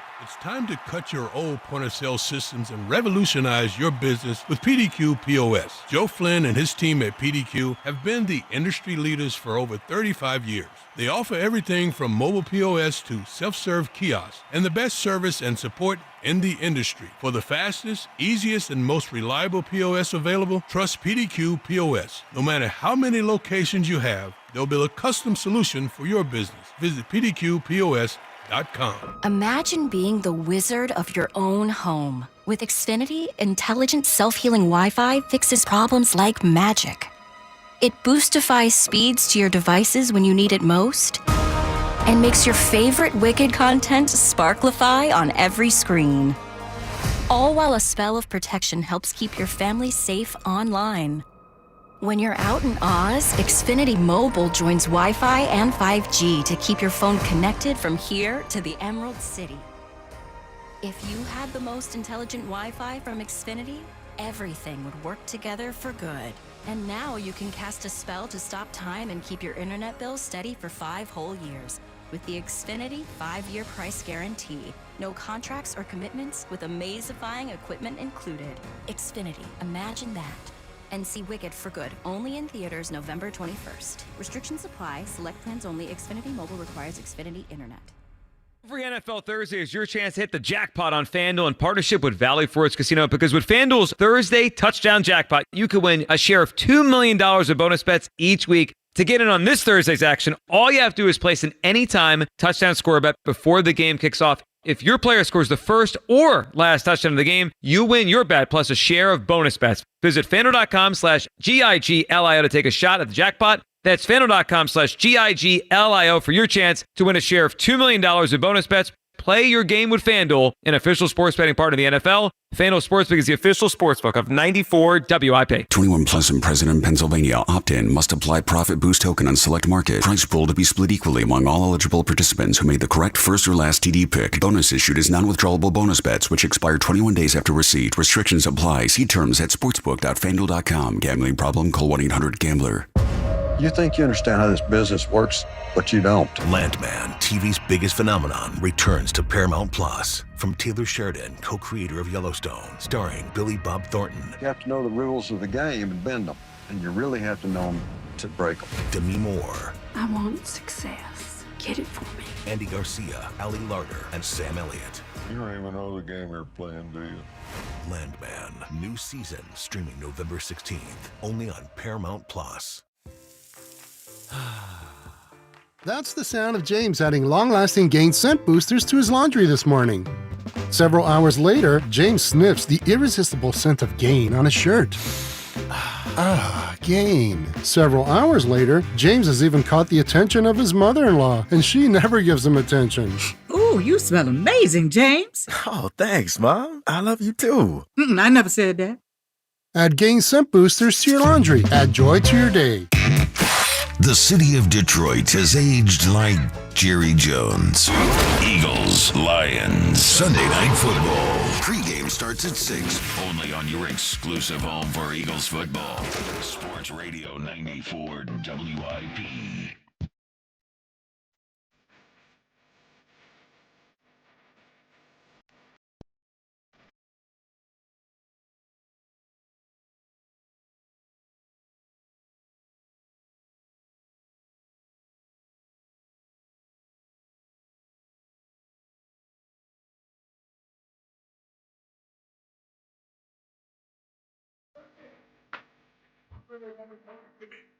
It is the WIP afternoon show with Ike, Spike, and Fritz. There's your 2:32 pop. Today's show sponsored by Klondike Kate's. Sorry. You want to keep going? Nah, we're cooking though. Today's show is sponsored by Klondike Kate's Christmas Sleigh Bar. Check out the pop-up Christmas Sleigh Bar at Klondike Kate's now through December. Before we get to the Twitter question, back to the phones, we have to thank the Plymouth Whitemarsh Sports Debate Club, high school sports debate club, for coming in today. Yeah. 45 guys who like debating sports. Definitely guys. In high school came to listen to us talk about how to debate sports. And they all came in with their takes afterwards. Oh, man, they had takes, man. Oh, they had takes. They really did. They did. We had Drake May is going to be better than Josh Allen. We Not had a Phil's are going to trade for Tarek Skubal. With an ass trade proposal. Yes, not a great trade proposal. We had a Joel Embiid's going to retire this year. Yeah. We had some Don't takes. resign Kyle Schwarber. No, Yeah, I heard got that one. Yeah. Well, like shoe fly. It's all right. It's good. And of Had to course, start somewhere. I know. But of course, just letting everyone in, when we do something together as a show, usually ends up as a top 5. Oh, is it going to be a top 5? Okay, all right. We'll talk about it anymore.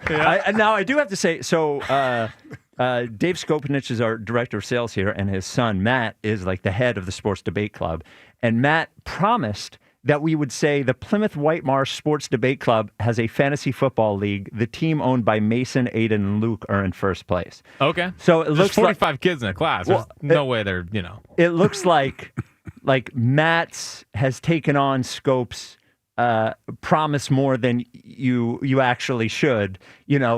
Promise first and worry about the promises later. Right. So we were not consulted about this part, about the fantasy football thing. A classic sales tactic. Classic sales tactic. So Matt is learning young. The Twitter question is brought to you by Mark's Jewelers with locations in Montgomeryville and Mount Laurel. There's a Mark's Jewelers Minutes from Everywhere online at marks-jewelers.com. After hearing AJ talk yesterday, are you now on his side? Ike, what do you think the Twitter results are? After hearing AJ talk yesterday, are you now on his side? Well, there certainly has been a groundswell of support for AJ coming out. So I'd say it's close to 50-50. Let's go 55-45. No. 55-45, yes. Okay. I see, and that is why we started the show the way that I did. Is I've started seeing this. Everything that he said about the offense, everybody already knows. Yeah, he didn't break any news yesterday. No, every time he says it, and you made the point in the first segment, he sometimes says it when the offense is actually fine. Every time he says it, it forces everybody to answer questions about it. It forces Eagles fans the week after a huge win to debate this rather than talk about Jalen Phillips being a game wrecker in his first game. This is not about fixing the offense. It's about him trying to make himself feel better. It's about him getting the ball. Yes. Yeah. It's about him getting the ball. Yeah. 215-592-9494. Ike in Southwest Philly. You're on WIP. What's up, Ike? Yo, I'm gonna be honest with you. I'm strictly on AJ's side with this. I ain't even on front because I just care about what you say And what he said, like I believe, was at least 85 to 90% right. And I like the fact that he sat there and showed that he could realize it ain't all. He don't believe Jalen not throwing the ball to him. He thinks that the offense is not clicking. He the one who said, I know sometimes like an offensive lineman could fall. The defense could be the issue, but we need to get it together. Everything he said was right. And I have no issues when people say what is right. This is the funniest thing is when I'm listening to the radio and people call, they say the same thing. They talk about, oh, he shouldn't be saying this. He shouldn't be saying this. But sometimes he said the same thing last year, and that didn't stop us. Okay. That didn't stop us. Well, here's the thing. Did he not? No, it didn't. And he's free to feel and say what he wants to say, and we're going to react to it. That's fine. But no, y'all got no reason. Y'all right. No, my point is that people get upset that we're talking about it like it's not a big deal when he clearly wants it to be talked about. Like he wants it to be talked about. How about this, Ike? How about getting it fixed with your team? If we are to believe that it's not about Jalen or what have you, then who is it about? Who is he complaining about? Is he complaining about the coaches? I think it's about all of them.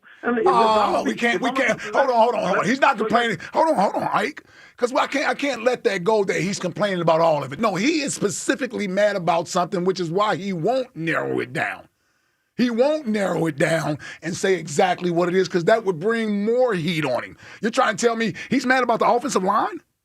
Like, how can you be mad at everybody who's working their ass off to get better and they're getting better?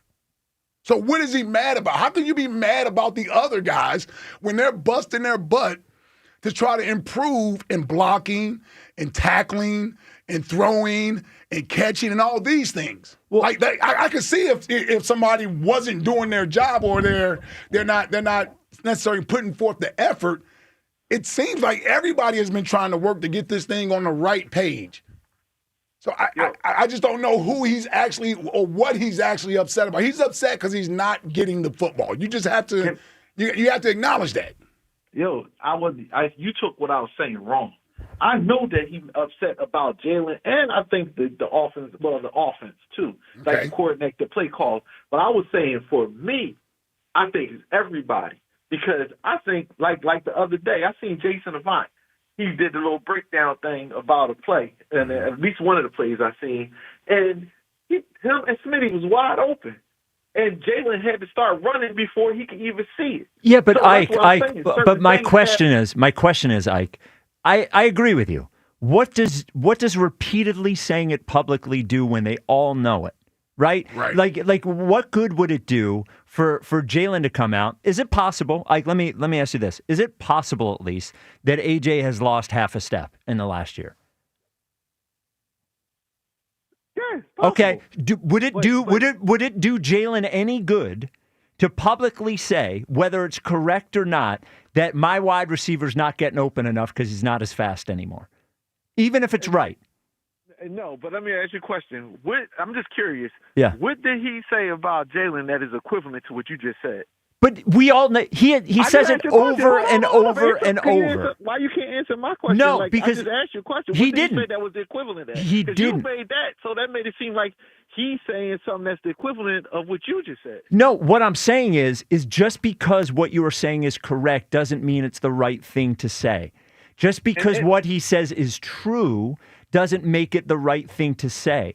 And like we could all agree that there are a lot of things. And at what point during that 8 minutes of press availability did A.J. Brown say, I personally need to be better at X, Y, and Z?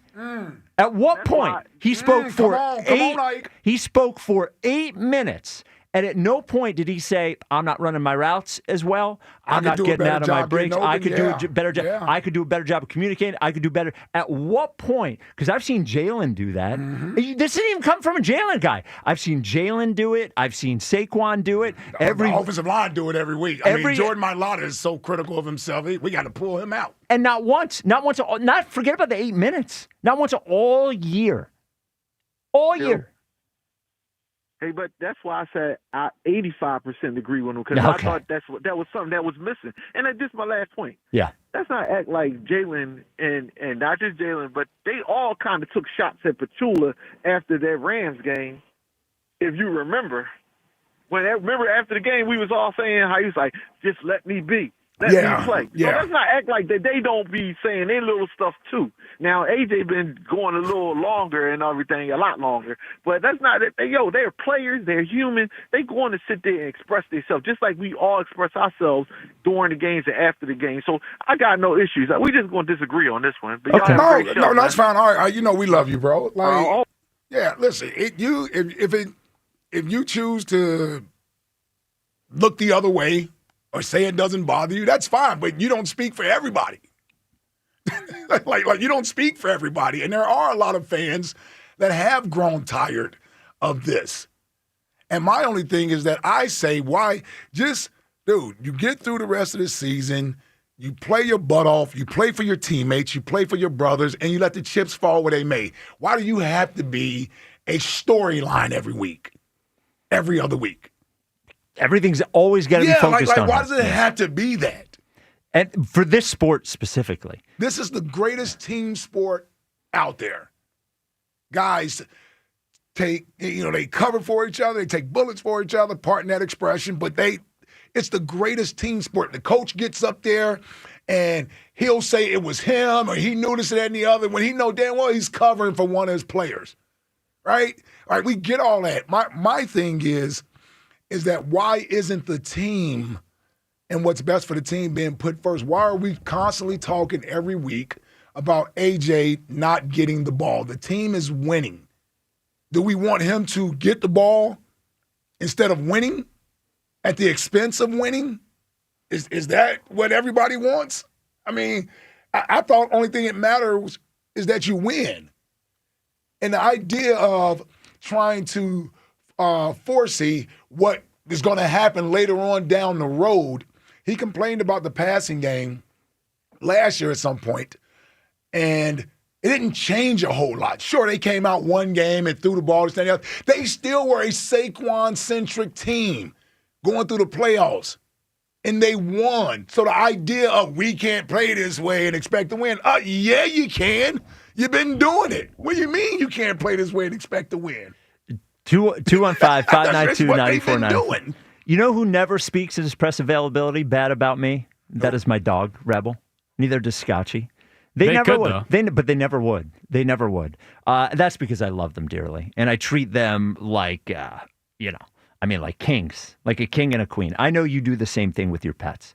And you want to keep them healthy. You want to keep them happy. You want them to have fun. You want them to have good toys or whatever. Dogs and Cats Rule is your partner in making sure your pets have the very best life they possibly can. And they have the very best staff you could possibly imagine. The league dog, George Perenni, has made sure that every single one of the 7 locations has great staff that can answer your questions. When I say they are top of the line pet nutrition stuff, they have the great products. But what good are the great products without a great staff to help lead you to what is right for your pet, for your dog, for your cat? So for pet nutrition, they have it. For supplements, they have it. For treats, they have it. But they also have the staff that's going to put you in the right position to make the right decision. 7 locations, 2 in Jersey, Pennington and Princeton, 5 in PA, Newtown, Doylestown, Maple Glen, New Hope, and Blue Ball. Dogsandcatsrule.pet is the website. Dogs and Cats Rule, shop small, shop local, shop family. I love when people say, well, you guys don't have to talk about AJ. You do realize AJ wants us to talk about this. Yeah. He wants us to talk about this. Well, of course. He wants us to talk about him not getting the ball and whether or not he should. Or he wouldn't say the things publicly. He wouldn't. Yeah. They win in Minnesota. Jalen has a perfect quarterback rating. AJ had 2 touchdowns. I forget how many yards he had. 4 catches, 100 and some yards. I forget what it was. Had the big catch to seal the game. I don't think, correct me if I'm wrong, the games get jumbled up in my head. I don't think he spoke after the game. He did not. He didn't even speak after that game. That's when we got the Instagram That's post. What I was just going to say. Yeah. He didn't speak to the media after the game about the big win, the catches in the game, the 2 touchdowns, the perfect quarterback rating that your quarterback had. He didn't speak after a big win on the road. After 2 straight losses, they go on the road and beat Minnesota. He didn't speak after that win after having a big game. Instead, he sent out a cryptic tweet. Using me. But not using me. Yeah. Then we got to think about what's going on with that. Then all of a sudden, the hamstring. Yeah. And he misses the next week. Nobody is speaking about AJ. We're talking about the game Jalen just had, how great Devontae has looked. Then they go out and put up what they did against the Giants. Again, nobody is speaking about AJ. We're talking about the team, the good things that are happening there. He comes back against Green Bay. He declares he's going to play. He let the team tell us he was going to play. He told us earlier in the week, yeah, I'm playing. Comes back against Green Bay. One game, we're back to speaking about AJ. And you're right. We didn't talk about it. So during that time, nobody was talking about AJ. We were talking about all the other things, making trades, who we should get in the trade, and this and that and the other. Spike and Jack were dumb about Jalen. Look at the perfect quarterback rating. We had none of that here. So then he does this so that we can talk about him. Yeah, well, and like what he said yesterday about how we made a big story after he talked after the last game. No, we didn't. No, we didn't. No one talked about AJ on Tuesday. No. Besides, like, hey, that was great. Just do more of that. Yeah. So Hugh Douglas had an eventful show today. Yeah. Here's some of what he said. AJ's talking about the quarterback. Like, flat out, he's talking about Jalen and his play. Because when you look at this team, Joe, man for man on paper, and you look at them and the star power that we has compared to every other team in NFL, is it hyperbole for me to say that this should be a dynasty? When you talk about what Tom Brady won with and what we have accumulated over the last 3 seasons, well, over the last years, over the last few years, you know, with Howie's drafts and everything, we shouldn't be winning by the skin of our teeth. I agree with that. Is that fair to say? Yeah, they should be a better offense. No, the quarterback's the problem. Blow everybody out by 2 touchdowns. The quarterback's the problem. The quarterback is the person that's holding this team back. Even though they're winning. And this is where it's a hard pill to swallow, Joe, because I'm old school. And a win is a win. A win is a win. But when and I've never been in this situation, but when you start talking about dynasty and legacy and being dominant in the NFL and putting up historic numbers, why is this team not doing that? When you talk about the team, the chess pieces that Howie has put together, why isn't this team doing that? Why are we talking about every week, pundits on television, talking about as much talent as this Eagles team has, they're not doing this, that, and the third? Why are we talking about Tanner McKee like he's the future of this team? It's Jalen Hurts. First of all, who's talking about Tanner McKee like he's the future of this team? Well, maybe Jack. Or I never. Oh yeah, Jack doesn't even like Tanner McKee. Yeah, I love Big Bro. Yeah, I love Hugh. I couldn't disagree with him more on all of that. I can't disagree with him more on that. Jalen's holding this team back. In what way? And this nonsense about setting records and points. This ain't college football. This is the NFL. This is the NFL. Andy Reid has Patrick Mahomes out there, right? Like, this idea that you're going to blow teams out every week, it just doesn't happen. Oh, and by the way, doesn't mean you're going to win in January. This team happened to have done that. That's what I can't get with. If they hadn't won a Super Bowl already and have been in the playoffs 5 straight years, and have gone to 2 Super Bowls, then you may have an argument because we hadn't reached those heights yet. You may say Jalen is holding his team back from success. He's not good enough. But he's already proven that he is good enough. He may not be the best, but how do you argue with facts? The fact is, he's quarterbacked us to 2 Super Bowls, and he won a Super Bowl and the Super Bowl MVP. So that flies in the face of that logic that he's holding the team back. And he did it without having to have a prolific passing game. I think he did it without having a prolific passing game. The truth with Jalen is that you just have to weigh, when you're thinking about building your team, the first thing you have to weigh is, do we have a better option? Always, right? Because every team in the NFL wants a perfect quarterback. Sure. Every team in the NFL wants a perfect quarterback, right? Sure. Most teams in the NFL don't have one. The thing with Jalen that you have to weigh is, do the positives of what he's good at outweigh the negatives of what he's not particularly good at?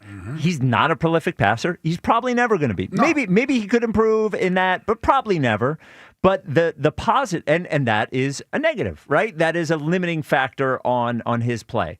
But the positive factors on his play about, coming up big in big spots, being able to handle the pressure of a city like this, not really becoming. He never unwinds and devolves during a game. Like it never snowballs with him. It's all of those things. We witnessed that, so we know what that looks like. Yes, all of those things are the positives. And if you're on one side, I'm sure AJ would rather have somebody slinging the ball over all around. Whatever.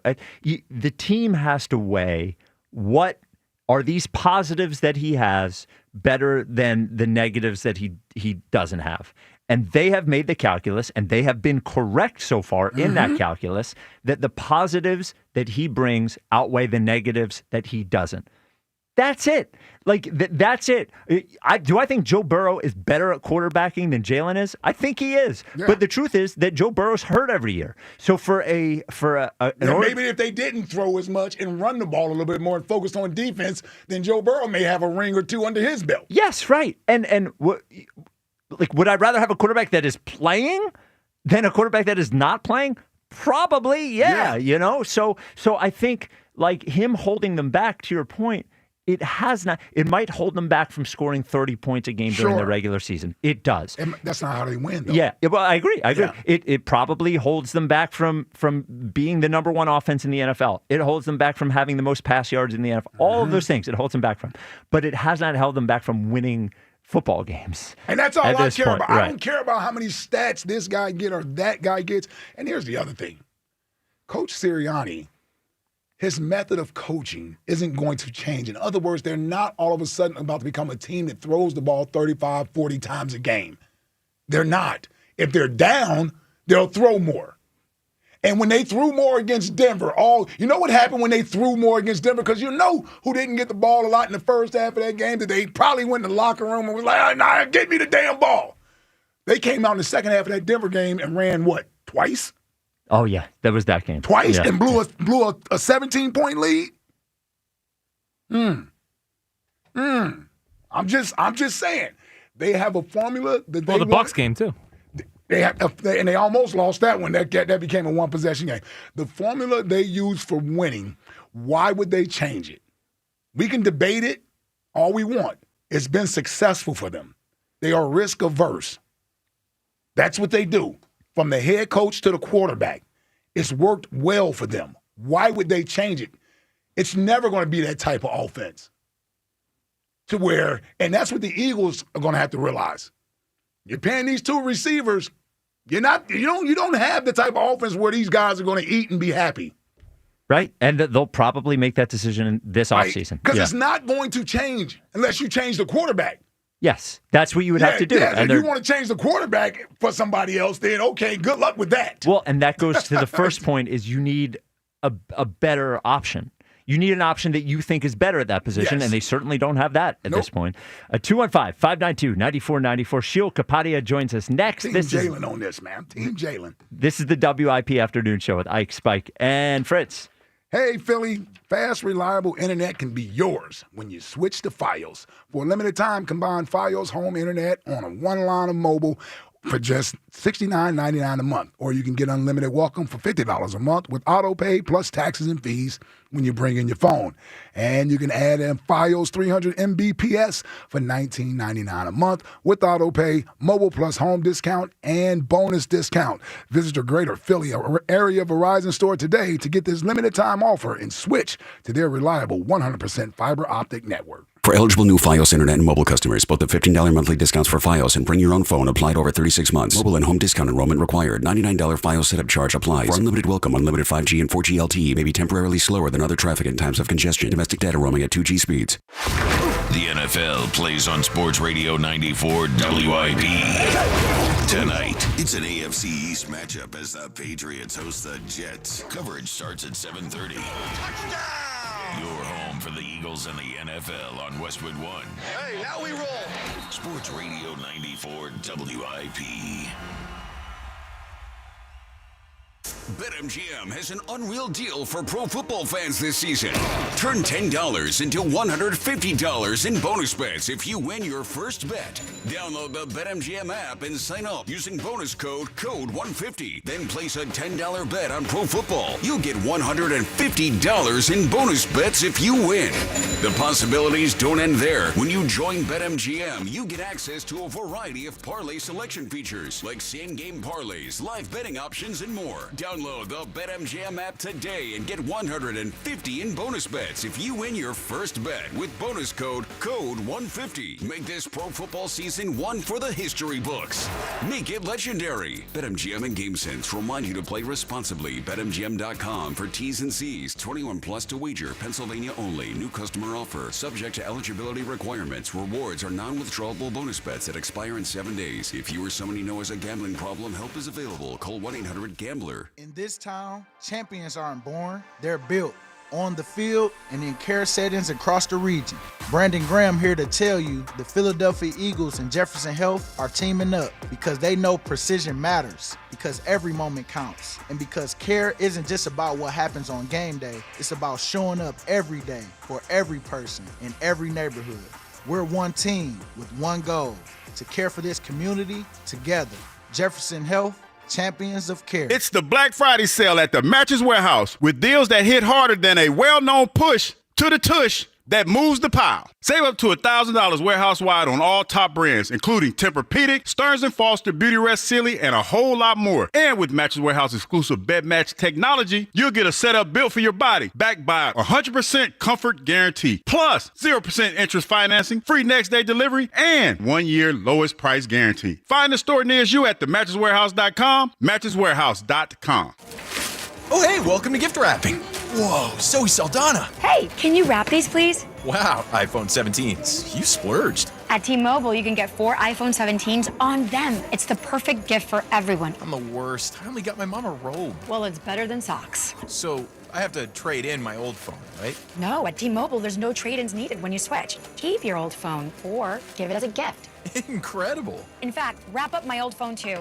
For my Aunt Rosa. Forget that. Aunt Liz will be jealous. Sounds like my family. Drama. Oh, I got it. I'll give it to my abuela. I'll take reindeer paper with, hey, where are you going? To T-Mobile. Thanks, Zoe. The holidays are better at T-Mobile. Get 4 iPhone 17s on us. No trade-in needed when you switch. Plus 4 lines for just $25 a line. With 24 monthly bill credits and 4 eligible port-ins on essentials for well-qualified customers. Auto pay plus taxes, fees, and $35 device connection charge. Credits end in balance due if you pay off early or cancel. Contact us. Finance agreement 256 gigabytes, $830 required. Visit T-Mobile.com.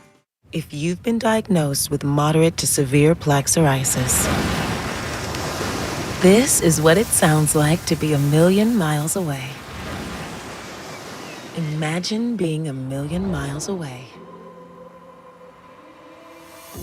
Tremfya guselkumab, taken by injection, is a prescription medicine for adults with moderate to severe plaque psoriasis who may benefit from taking injections or pills or phototherapy. With Tremfya, clearer skin is possible. In clinical trials, at least 70% of patients saw at least 90% clearer skin at 16 weeks. Results may vary. Tremfya is also indicated for adults with active psoriatic arthritis. Serious allergic reactions and increased risk of infections and liver problems may occur. Before treatment, your doctor should check you for infections and tuberculosis. Tell your doctor if you have an infection, flu-like symptoms, or if you need a vaccine. Ask your doctor about Tremfya. Call 1-800-526-7736 or visit Tremfya.com. Your favorite neighborhood spots run unsquare. You know the ones. Maybe it's the popular shop that just opened a new location by you, or the big sports bar that's always packed on game day. These places make the neighborhood, and the money spent there stays in your community. Square powers more than 4 million neighborhood businesses worldwide. To learn more, go to square.com, or just stop by your favorite local business. See you in the neighborhood. Square. This is the story of the one. As a maintenance supervisor at a manufacturing facility, he knows keeping the line up and running is a top priority. That's why he chooses Grainger. Because when a drive belt gets damaged, Grainger makes it easy to find the exact specs for the replacement product he needs. And next-day delivery helps ensure he'll have everything in place and running like clockwork. Call 1-800-GRAINGER, click Grainger.com, or just stop by. Grainger, for the ones who get it done. This is Andrew Bogish with an Odyssey Sports Minute. Last night in the NBA, for various reasons, there was no Giannis in Charlotte. The Pistons were missing 7 regulars, and the 5 biggest names skipped Cavs Heat in Miami. But Nikola Jokic was out there, completing a back-to-back with 55 points, 12 rebounds, and 6 assists. During Denver's 6-game win streak, he's averaging 35, 12, and 11. I'm Andrew Bogish. 94 WIP HD1 Philadelphia. Live from the Tasty Cake Studios. An Odyssey Sports Station. This is the afternoon show. Sports Radio 94 WIP.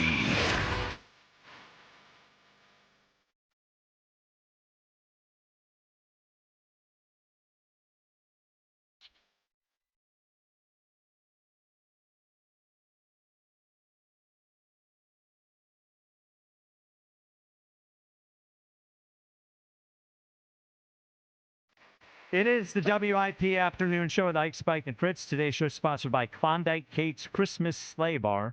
Enjoy Bud Light and Michelob Ultra Specials all football season at Klondike Kate's. Joining us now, as he does every Thursday at 3 o'clock, Sheil Kapadia of The Ringer. Sheil, how you feeling, brother? Doing well. How you guys doing? What up, Sheil? Happy to see you survived Yeah, how was 2 hours with Elliot? last night. Yeah, how was 2 hours with Elliot for you? I mean, fantastic. I got to, see what it's like to be you guys standing there. Now, I didn't have to do any of the hard part about going to breaks or I just got to sit there and fire off takes for 2 hours. It was fantastic. Well, Elliot led with his completely absurd take that it was quite obviously the right thing to go for it on 4th down at the end of the Packers game. You sat there and you listened to him do it, give his reasoning for 5.5 minutes. Now, I know you believe the right thing to do is punt. What did you think of Elliott's argument? Listen, I've known Elliot, I don't even know how many years now. It might be like 20 years. I've heard a lot of takes from Elliot over the years, so I was ready for that. I don't buy his take. I am generally the person saying be aggressive. You don't always need to punt. Don't worry about the risk type thing. But the bottom line is you do the decision that gives you the best chance to win in that moment. And I thought that the move that would have given them the best chance to win was to punt. I would have been really curious if they lost that game because of that. Vic Fangio, I just feel like would have been the angriest guy in Philadelphia. I don't know someone would have felt that in the building, but luckily they came through and they won anyway. What's funny is when some people said to me, well, he did it because he trusts his defense. And I was like, no. The trust the defense thing is to give them as many yards. Yeah. And the defense played lights out, essentially, that game. I just thought, even in the flow of the game, it didn't even... And one thing I thought you said last night that I agree with is it just doesn't seem like there's any rhyme or reason to when they are aggressive and when they're not. I think one of Elliott's points is they win being aggressive. And then you say, well, why do they run the ball at 3rd and 9? Why don't they go for points at the end of the half? It just doesn't seem like there is a cohesive reasoning to when they're doing it and when they're not doing it.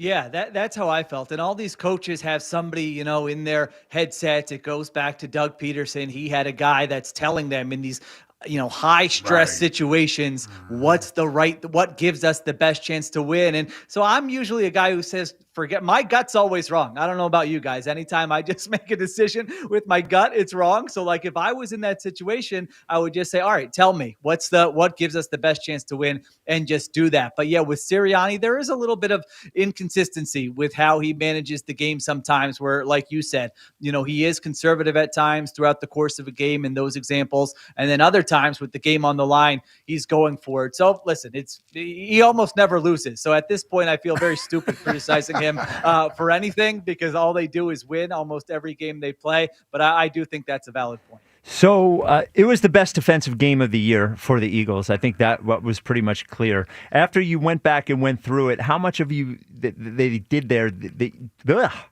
Let me start that again. Yep. How much of what they did there do you think is sustainable for the rest of the year?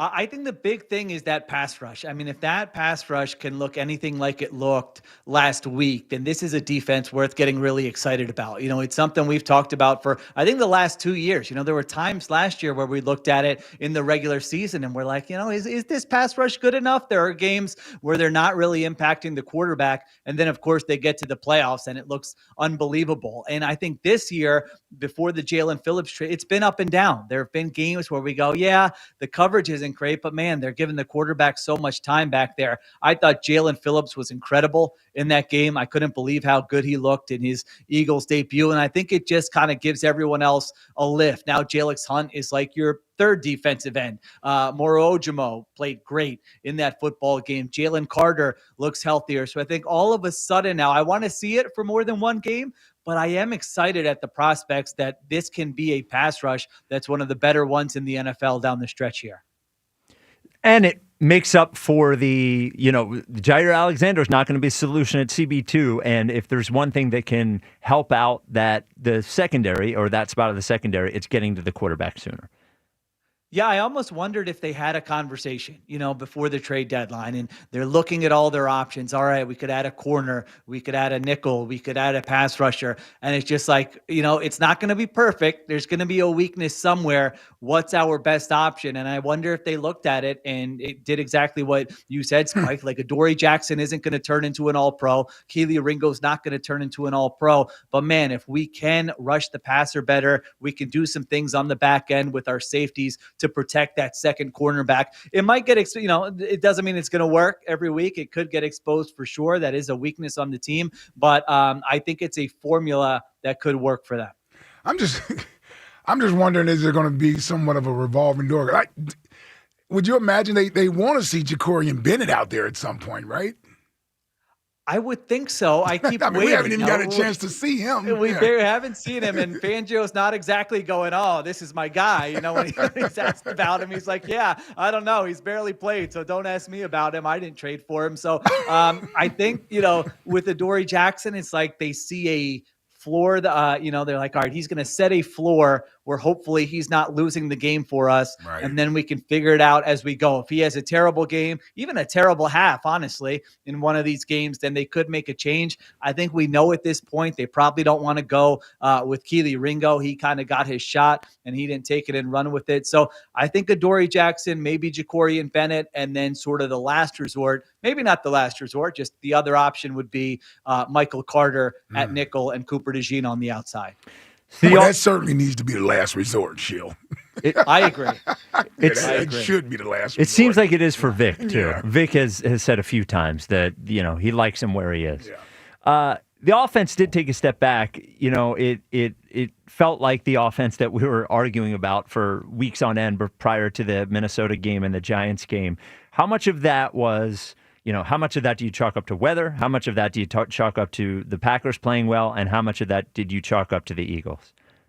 Yeah, I think the big thing to me is that they still want to be a running football team. And on first and second down, they're running the football at a really high rate. And before the bye, I don't know if you guys felt it too, it feels like they're finding something with the run game. They're going under center. They're putting the sixth offensive lineman out there. And I was like, all right, this could lead to something.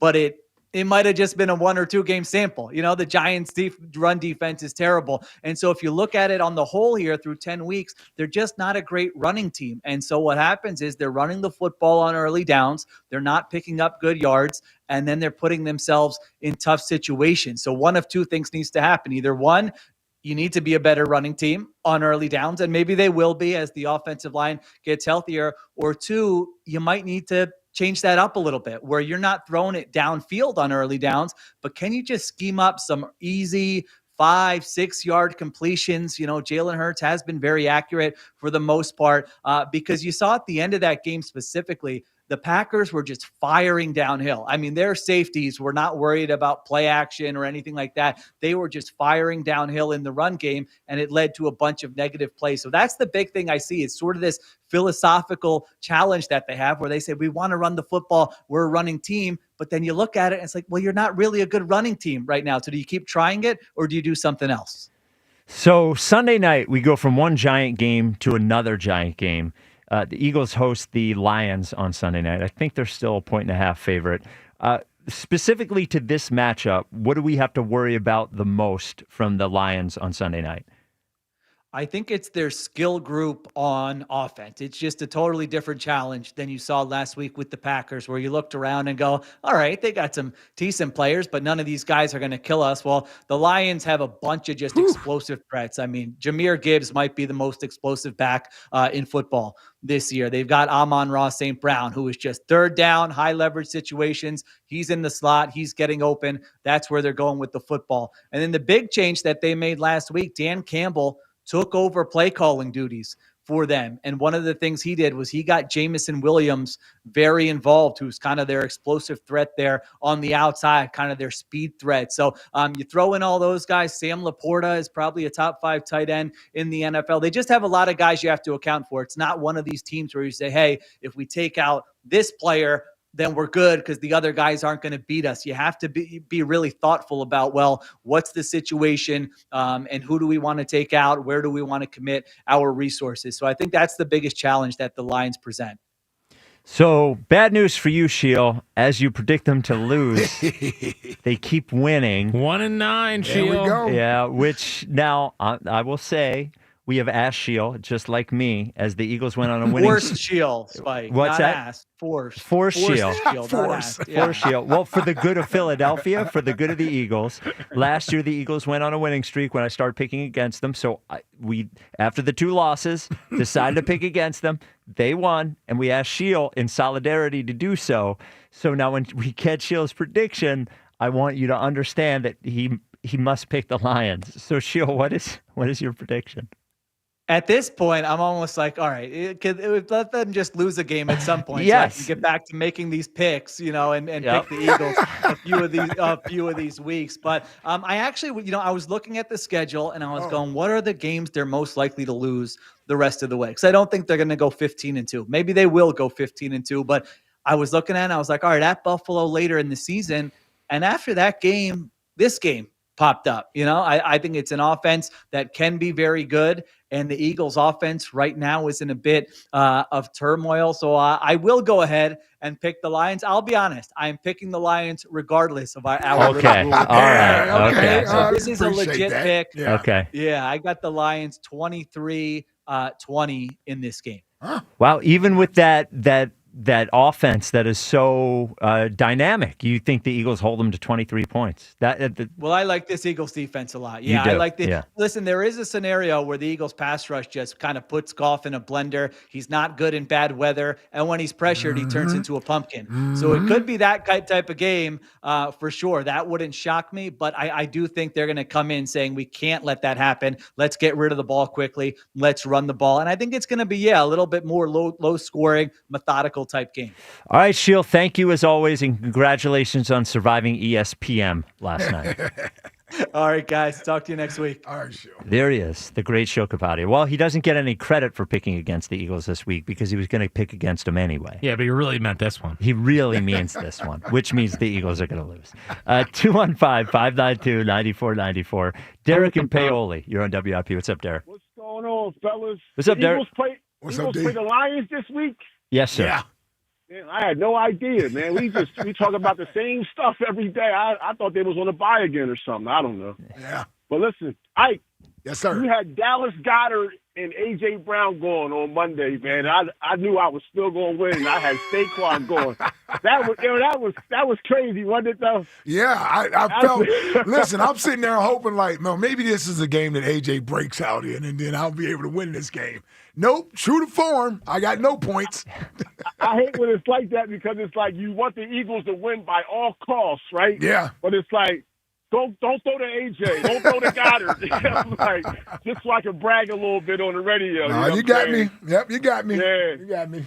I got you next, Spike. You know what I mean? So we'll see what happens. Well, you're going to beat me. My team's in shambles. Yeah, he's defeated. Wow, He's given up. So My sad. team's in shambles. Why don't you have a backbone? I do have a backbone. It's a lot of injuries. It just is what it is. Listen, can I make 2 points? Listen. Yes. So the thing I respect about the show, right, especially with you, Spike, is like you calling it how you seeing it because you're someone who's been very critical of Jalen Hurts, right? So the stance that you're on, that's how I know it's like right down the middle. So with A.J. Brown, right, he just does a lot of stuff to just, for me, it's like he's just a me guy. You understand what I'm saying? Like every time, like even that whole thing where he said using me but not using me, right? I thought about that for a while. This is what I came up with. He had 4 catches in that game, right? And I think one of them was on 4th down, right? And then he had the Minnesota game. Yeah, the Minnesota game. Yep. He had the touchdown on 4th down. He had the game-sealing catch that kind of wrapped it up. So that was his way of saying, like, y'all only throw me the ball when you really, really need to. Like, using me but not using me. And it's just like, come on, bro. Like, you're not gaining anything by standing at your locker every single week saying the same exact thing, right? And it's like with Jalen Hurts, right? He comes like Jalen Hurts and Nick Sirianni are kind of like a team now. How about that? We never thought we would have said that. Yeah. Last year, I used to get so mad listening to Spike remember when Jalen Hurts did that comment? Yeah. They said, what is Nick Sirianni's role? And he said, he does a great job of delivering a message and da-da-da-da. That was Nick Sirianni's way of telling Jalen Hurts, like, I need you to do this, right? And it's like, how can Jalen Hurts not believe in him when he's being successful doing it Nick Sirianni's way? You know what I'm saying? And it's like he's just not going to be out here throwing the ball all across the field. And I think he might lack a certain level of confidence in A.J. Brown that he once had for whatever reason. And that's neither here nor there. But I just think I think that's true, though, D. You know what I'm saying? I don't know. So when Yeah. everybody's like calling in, like Jalen Hurts, he doesn't get up there and say like Spike said, he doesn't get up there and say, well, like even though that's still to Smitty, right?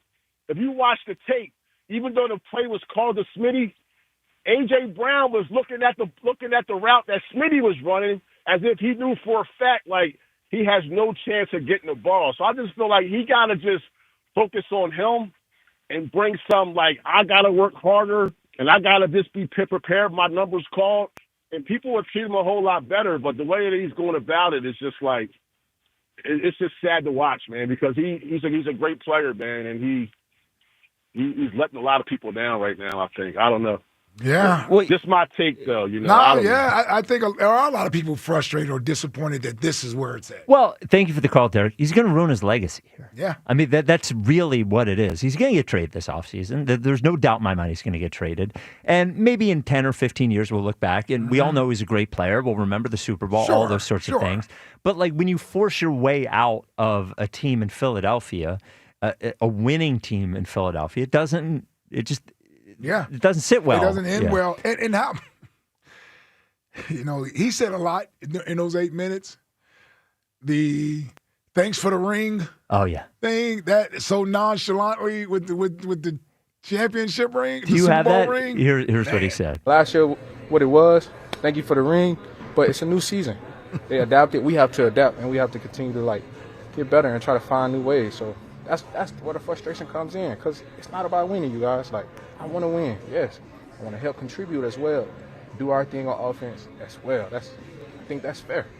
He reminds me of Jimmy Butler a little in that Jimmy Butler is a great player who has his time has run out in every place he's played, because I always believe that Jimmy wants to win, but Jimmy wants to be at the center of the winning all the time. And the winning doesn't matter quite as much if Jimmy's not the center of the winning. Yeah. And that is if he That's sees. That's kind of where AJ is at. Yeah. Because if you think about it, with the weapons that they have on offense, somebody's not going to get the ball.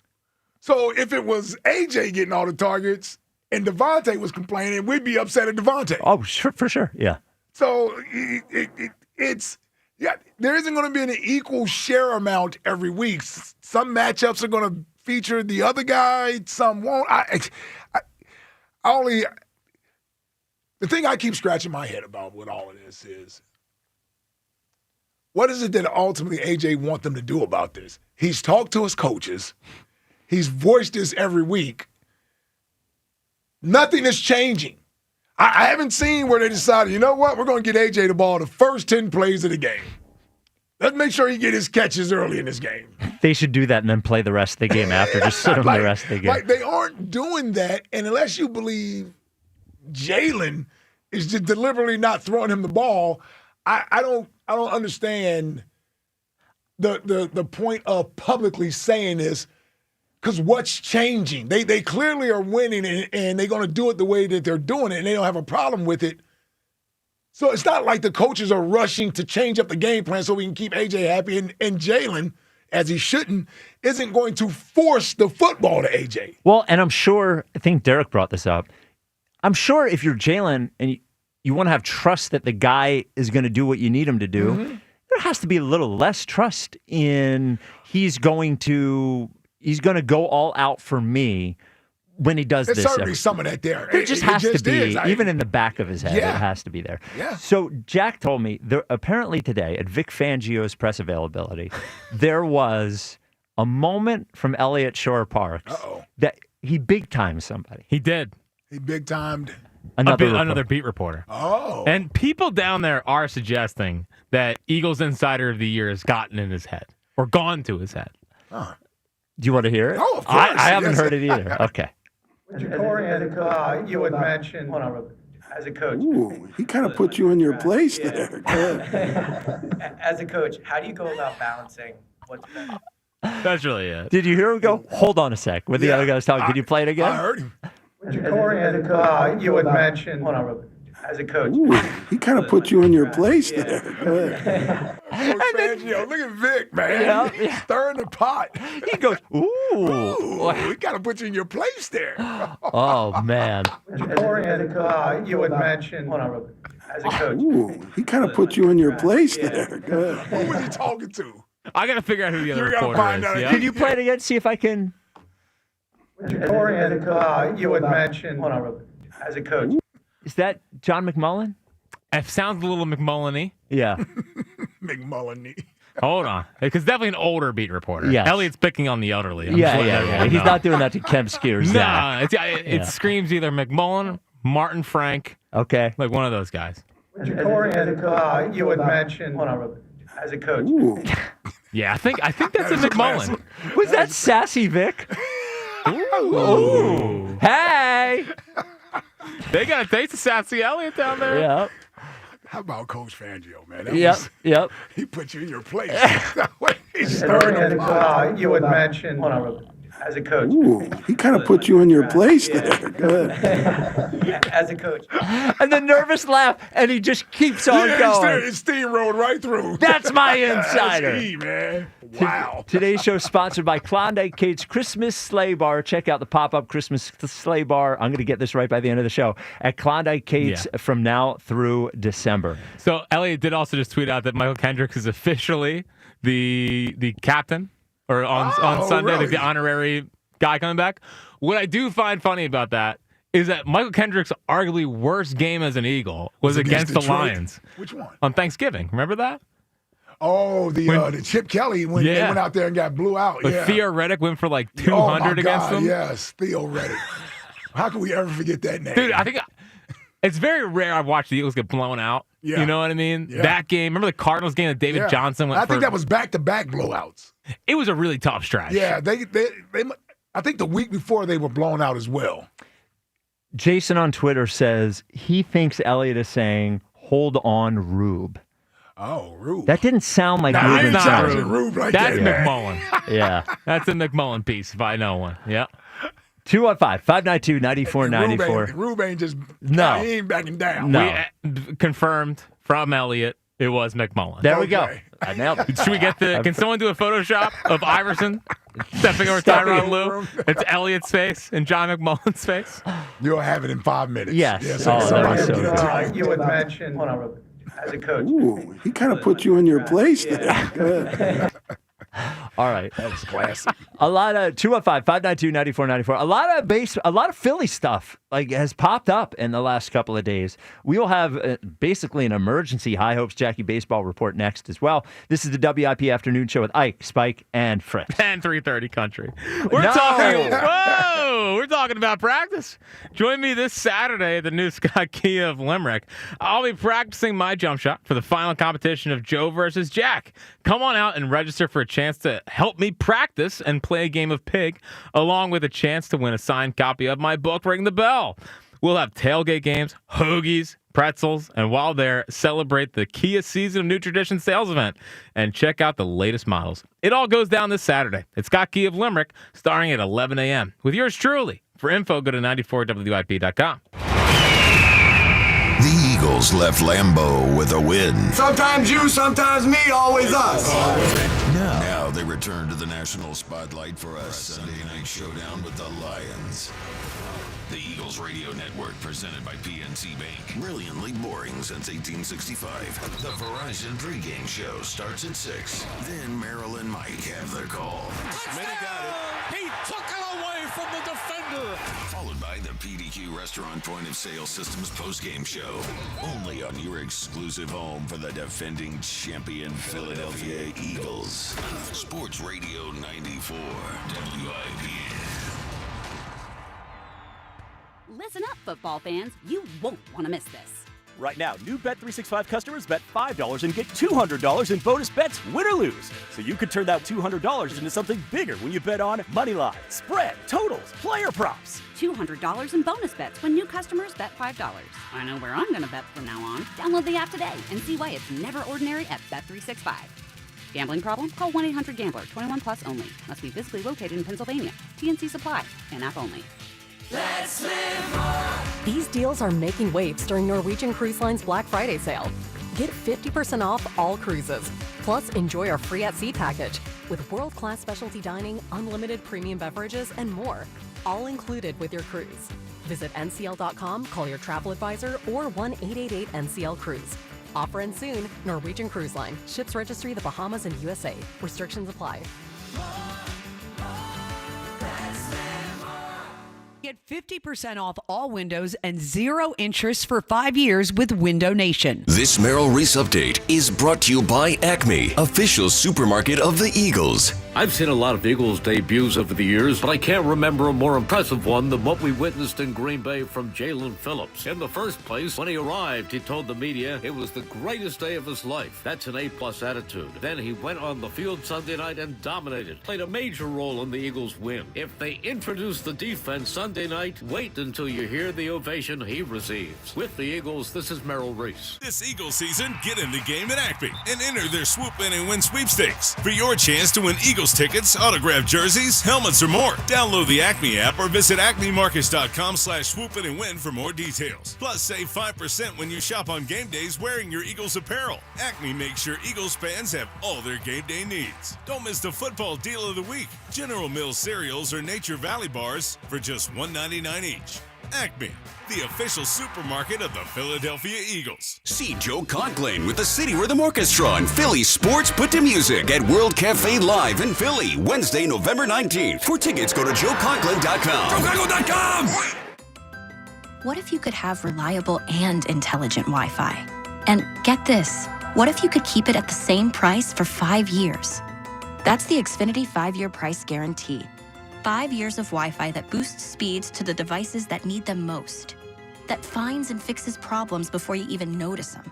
Like super intelligent Wi-Fi with a 6th sense. And that keeps you gaming in the fast lane, even when the whole family is banking on bandwidth. All your devices working in perfect harmony for 5 whole years. And here's the best part. No annual contracts, no hidden fees, and our best equipment included. Hey, let's face it, a lot can change in 5 years. Kids grow taller, dreams grow bigger. But your Wi-Fi? It would stay reliable and the price would stay put. The Xfinity 5-year price guarantee. Lock in your price and unlock the possibilities. Xfinity. Imagine that. Select plans only. Restrictions apply. Hey, football fans, tune in this week to kick off with Boomer and Valenti, where the guys break down the biggest headlines and storylines from across the NFL. Kickoff with Boomer and Valenti is brought to you by the Home Depot. When the job calls for the best, call on Makita. Available at the Home Depot. How pros get more done. BetMGM has an unreal deal for pro football fans this season. Turn $10 into $150 in bonus bets if you win your first bet. Download the BetMGM app and sign up using bonus code 150. Then place a $10 bet on pro football. You'll get $150 in bonus bets if you win. The possibilities don't end there. When you join BetMGM, you get access to a variety of parlay selection features like same-game parlays, live betting options, and more. Download Download the BetMGM app today and get 150 in bonus bets if you win your first bet with bonus code CODE150. Make this pro football season one for the history books. Make it legendary. BetMGM and GameSense remind you to play responsibly. BetMGM.com for T's and C's. 21 plus to wager. Pennsylvania only. New customer offer. Subject to eligibility requirements. Rewards are non-withdrawable bonus bets that expire in 7 days. If you or someone you know has a gambling problem, help is available. Call 1-800-GAMBLER. eBay has reinvented vehicle buying. From click to curb, everything's covered. Ever try to buy a car online and end up in a parking lot with a stranger and some blind trust? That era is over. Now with Secure Purchase, eBay isn't just where you find your car. It's where you buy it, start to finish. Title, financing, registration, delivery, it's all built in. This is the modern way to buy your next ride on eBay. eBay. Things people love. Secure Purchase is powered by Caramel Dealer Services, LLC, an eBay subsidiary. This is the story of the one. As a custodial supervisor at a high school, he knows that during cold and flu season, germs spread fast. It's why he partners with Grainger to stay fully stocked on the products and supplies he needs, from tissues to disinfectants to floor scrubbers. Also that he can help students, staff, and teachers stay healthy and focused. Call 1-800-GRAINGER, click Grainger.com, or just stop by. Grainger, for the ones who get it done. Hey, it's Joe DeCamera, and I'm John Ritchie. Did you know that the 94 WIP Morning Show is both a radio show and a podcast? You can find us anytime on Apple Podcasts, Spotify, or wherever you get your pods. Catch the full episode, listen by individual hour, or jump straight to the highlights. Just open up your favorite podcast app, search for our names, and hit the follow button to get every minute of the show your way and on your time. We prefer the Lions to be the game we nap through on Thanksgiving. Eagles, Lions, Sunday Night Football. Pre-game starts at 6, only on your exclusive home for Eagles football. Sports Radio 94 WIP.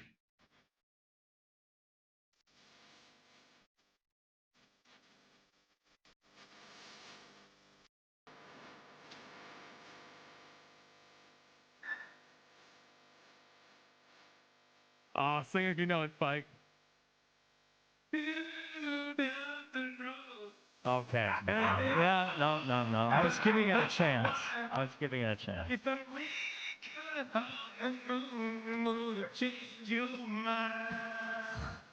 It's a WIP afternoon show with Ike, Spike, and Fred. The 3:30 country, I don't know. The fans are chanting it. I don't know if this bit can stand. At least, I don't know if it can stand.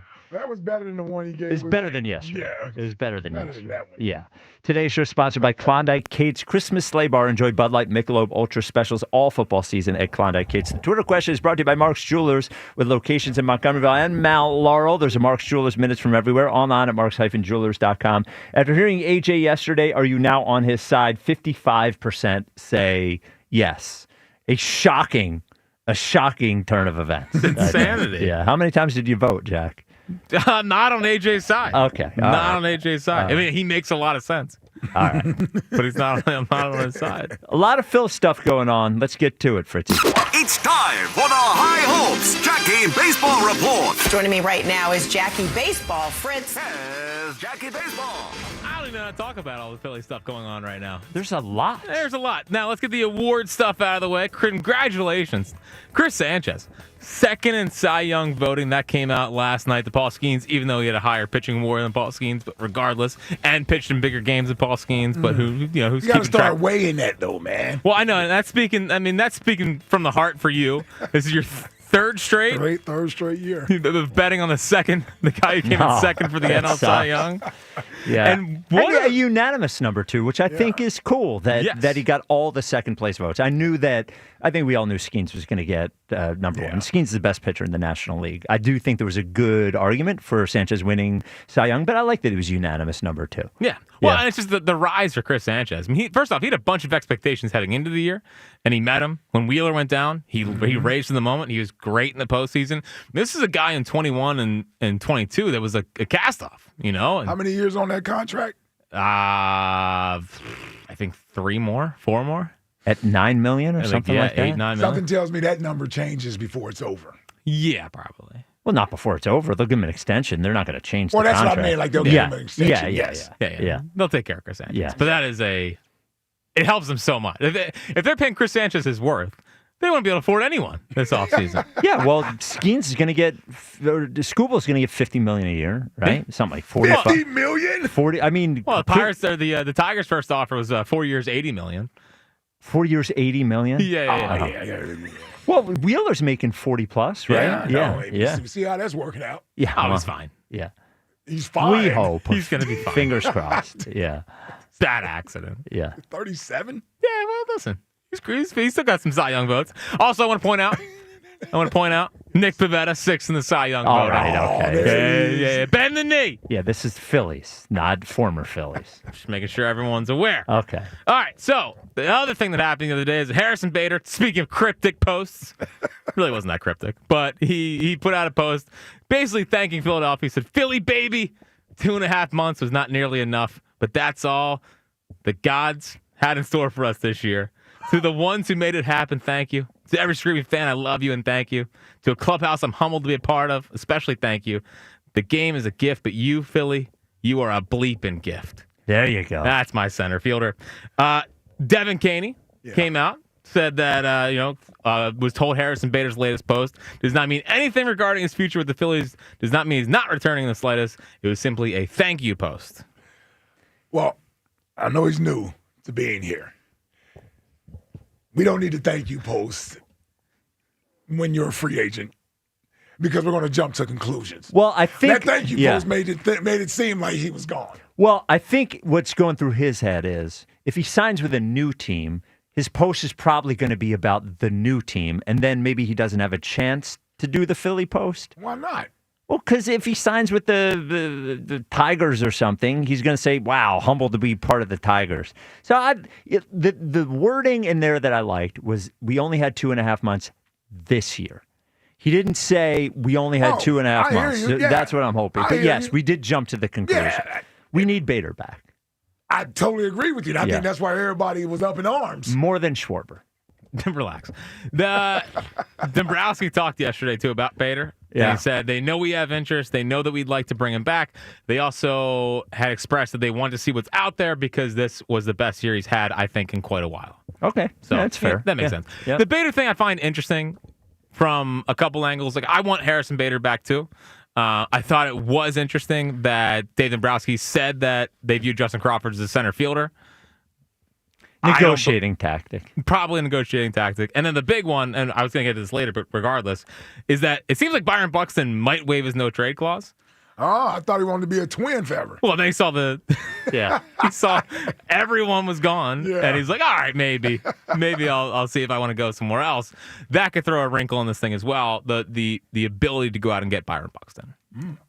I would say so as well. Yeah. But are you back in on Buxton, or are you still worried about Buxton? No, Buxton's hurt all the time. Yeah. I would love to have Buxton as a Philly. I would be happy if they trade for him. I want guys that are going to play games, and Buxton is hurt so much. You look through his career, it's literally every year of his career, he misses a significant number of games. And he did last year, too. And, he's a good player, but that happens at the wrong time. Byron Buxton gets hurt in game 160 or 158 or something, and then you go into the playoffs without your best outfielder. He's just hurt too much for me. Yeah, so it's not Trout level. I don't think Trout is done probably. Yeah. He still put 35 home runs last year and had a 551 slugging percentage, and does he's a great player. A Gold Glove center field. And it's one of those things where, and by the way, he's probably AAV wise somehow going to make less than Harrison Bader next year.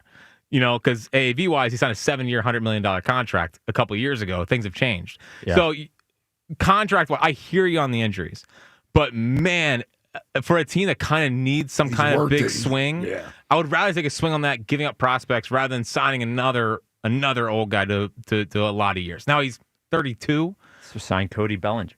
your boy Bellinger. Wow. But this would solve center field. But sign Bader and Bellinger.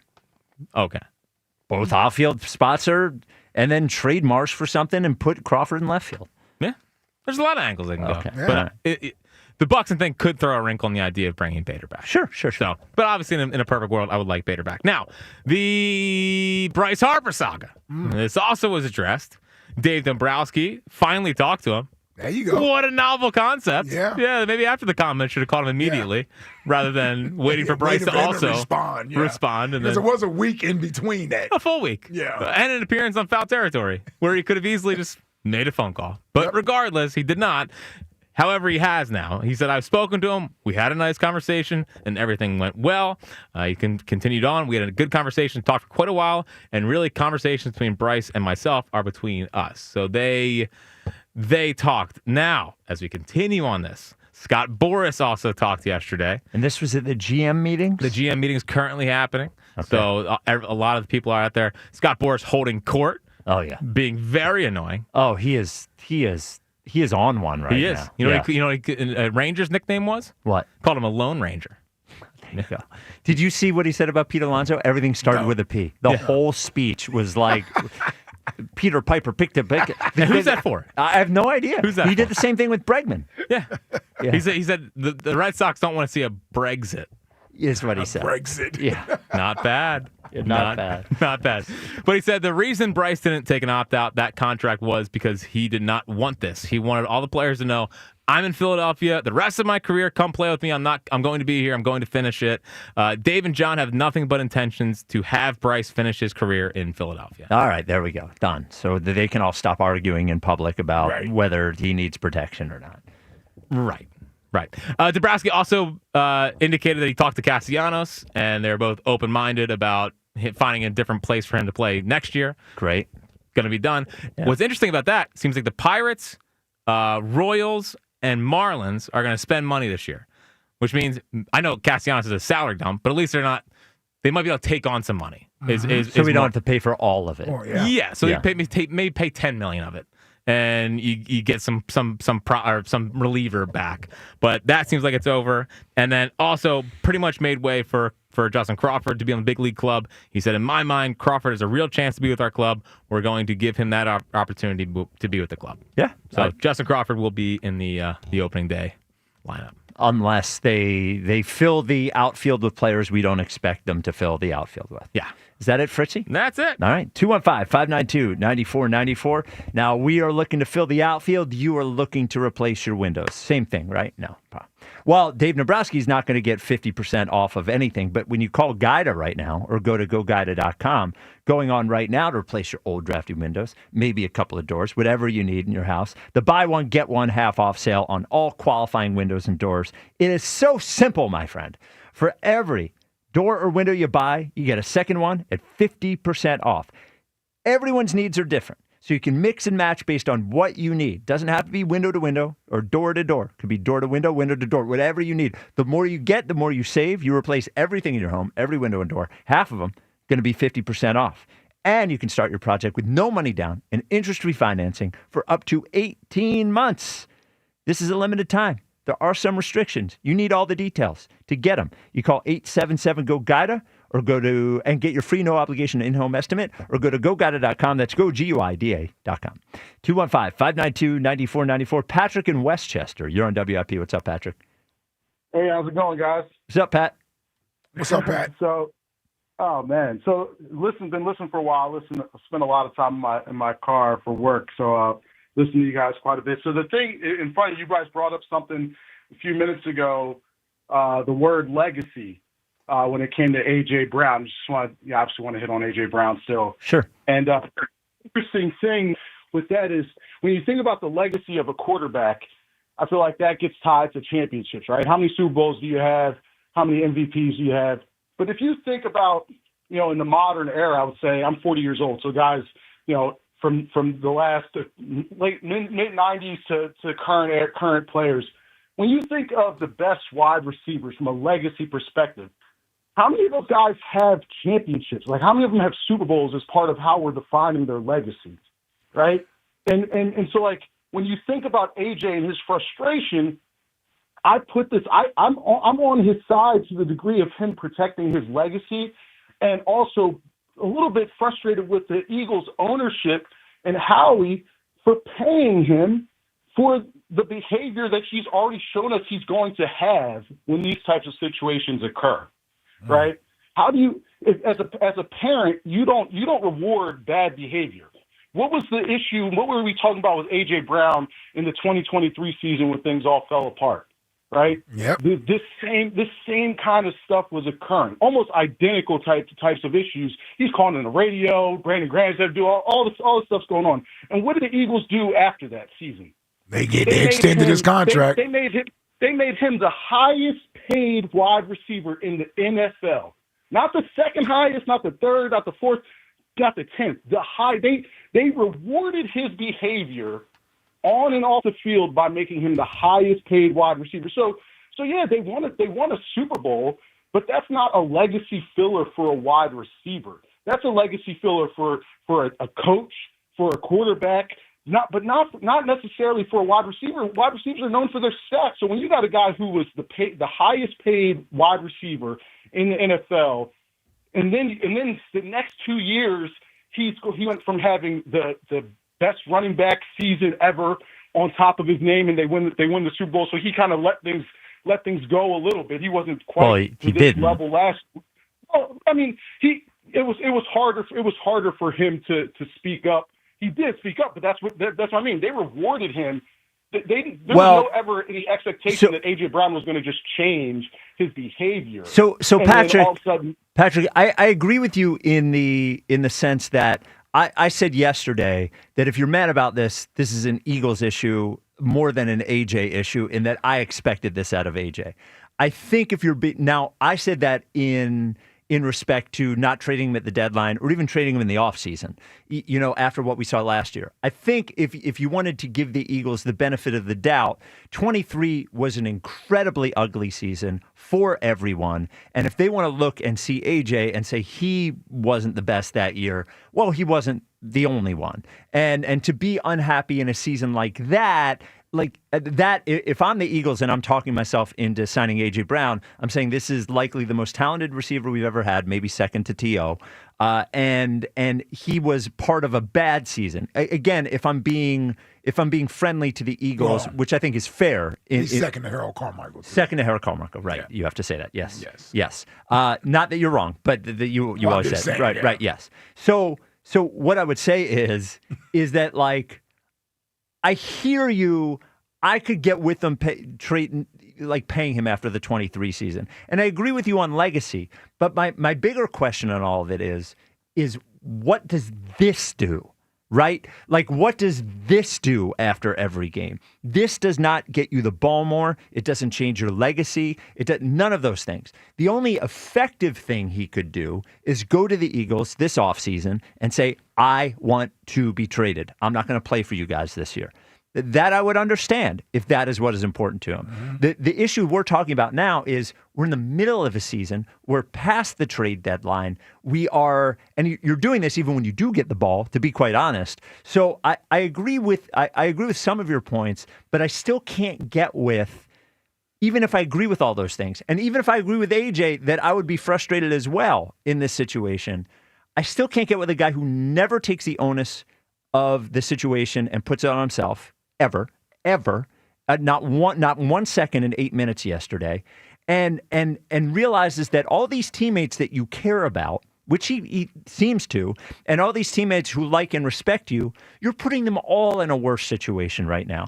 And they can say, Jason Kelce can say this morning that it doesn't have that quite same effect. I'm sorry, it just does. It's there. It's just there, and it's only going to grow more and more and more. It might not, I'm not saying that in the locker room they're all infighting and not talking to each other, but if you don't think it's in their head at some point, when the only thing that should be in their head is getting better every week and winning the Super Bowl. So I think all the things you said have some truth to them, but I still don't think it adds up to this, if that makes sense. Yeah, can I make one more point though? So the thing, I guess, what goes into it for the people that are in support of AJ is just like we know who Jalen Hurts is, the way he talks and communicates with reporters, and it's boring. He doesn't give us any information, and you can get frustrated with that. But it is who he is, right? I think at this point in his career, people expected that A.J. Brown, this is what you're going to get from him. So like the level of expectation Just like if you have a really bad kid, like you're not, but they do some things that you like, but they're bad overall, or they do some things that you don't like. Your expectations are different, and so I think people give him a little bit of a pass overall because like this is who he's been, and so we're not expecting him to change. But last thing I just wanted you guys to consider about the last game and the crazy play on 4th down. Sure. Now this might be a little bit. I don't even know if I want to give the Eagles this much credit. But if you looked at that play, people broke it down and were like, man, is something wrong with AJ? Why didn't he make an effort to get to the ball, right? And so in my mind, I'm looking at it, I've watched it a bunch of times. I'm like, man, what if the Eagles were making that throw and it was like, hey, if there's a breakdown and he's wide open, obviously he catches it, the game's sealed. But the flip side of it is, if the defender catches the ball there, what is he at the 2-3 yard line? Yes. The defender shouldn't even catch the ball. The defender should knock down the ball at that point. No, the defender shouldn't catch the ball. Yes, that's what I said. But if they do catch the ball, it's essentially a punt back to the inside 5 yard line. So like I don't necessarily want to give Jalen Hurts or the coaches credit for that. But I was thinking, but maybe that was part of the calculus. It was like, hey, we either get this play, we make this catch, or they intercept it and they're down at inside the 5 yard line, and it's essentially as if we punted it. So just leave with that. Thank you for the call, Patrick. It sounds an awful lot like what happened in Seattle a few years ago when the explanation there was we were trying to draw a pass interference. Right, and that's not actually. Yeah. That's one of those convenient explanations after the fact that you had a couple days to think about it. Well, maybe he was trying to do this, and if he didn't catch it, nah. No. First of all, AJ wants to catch every ball thrown to him.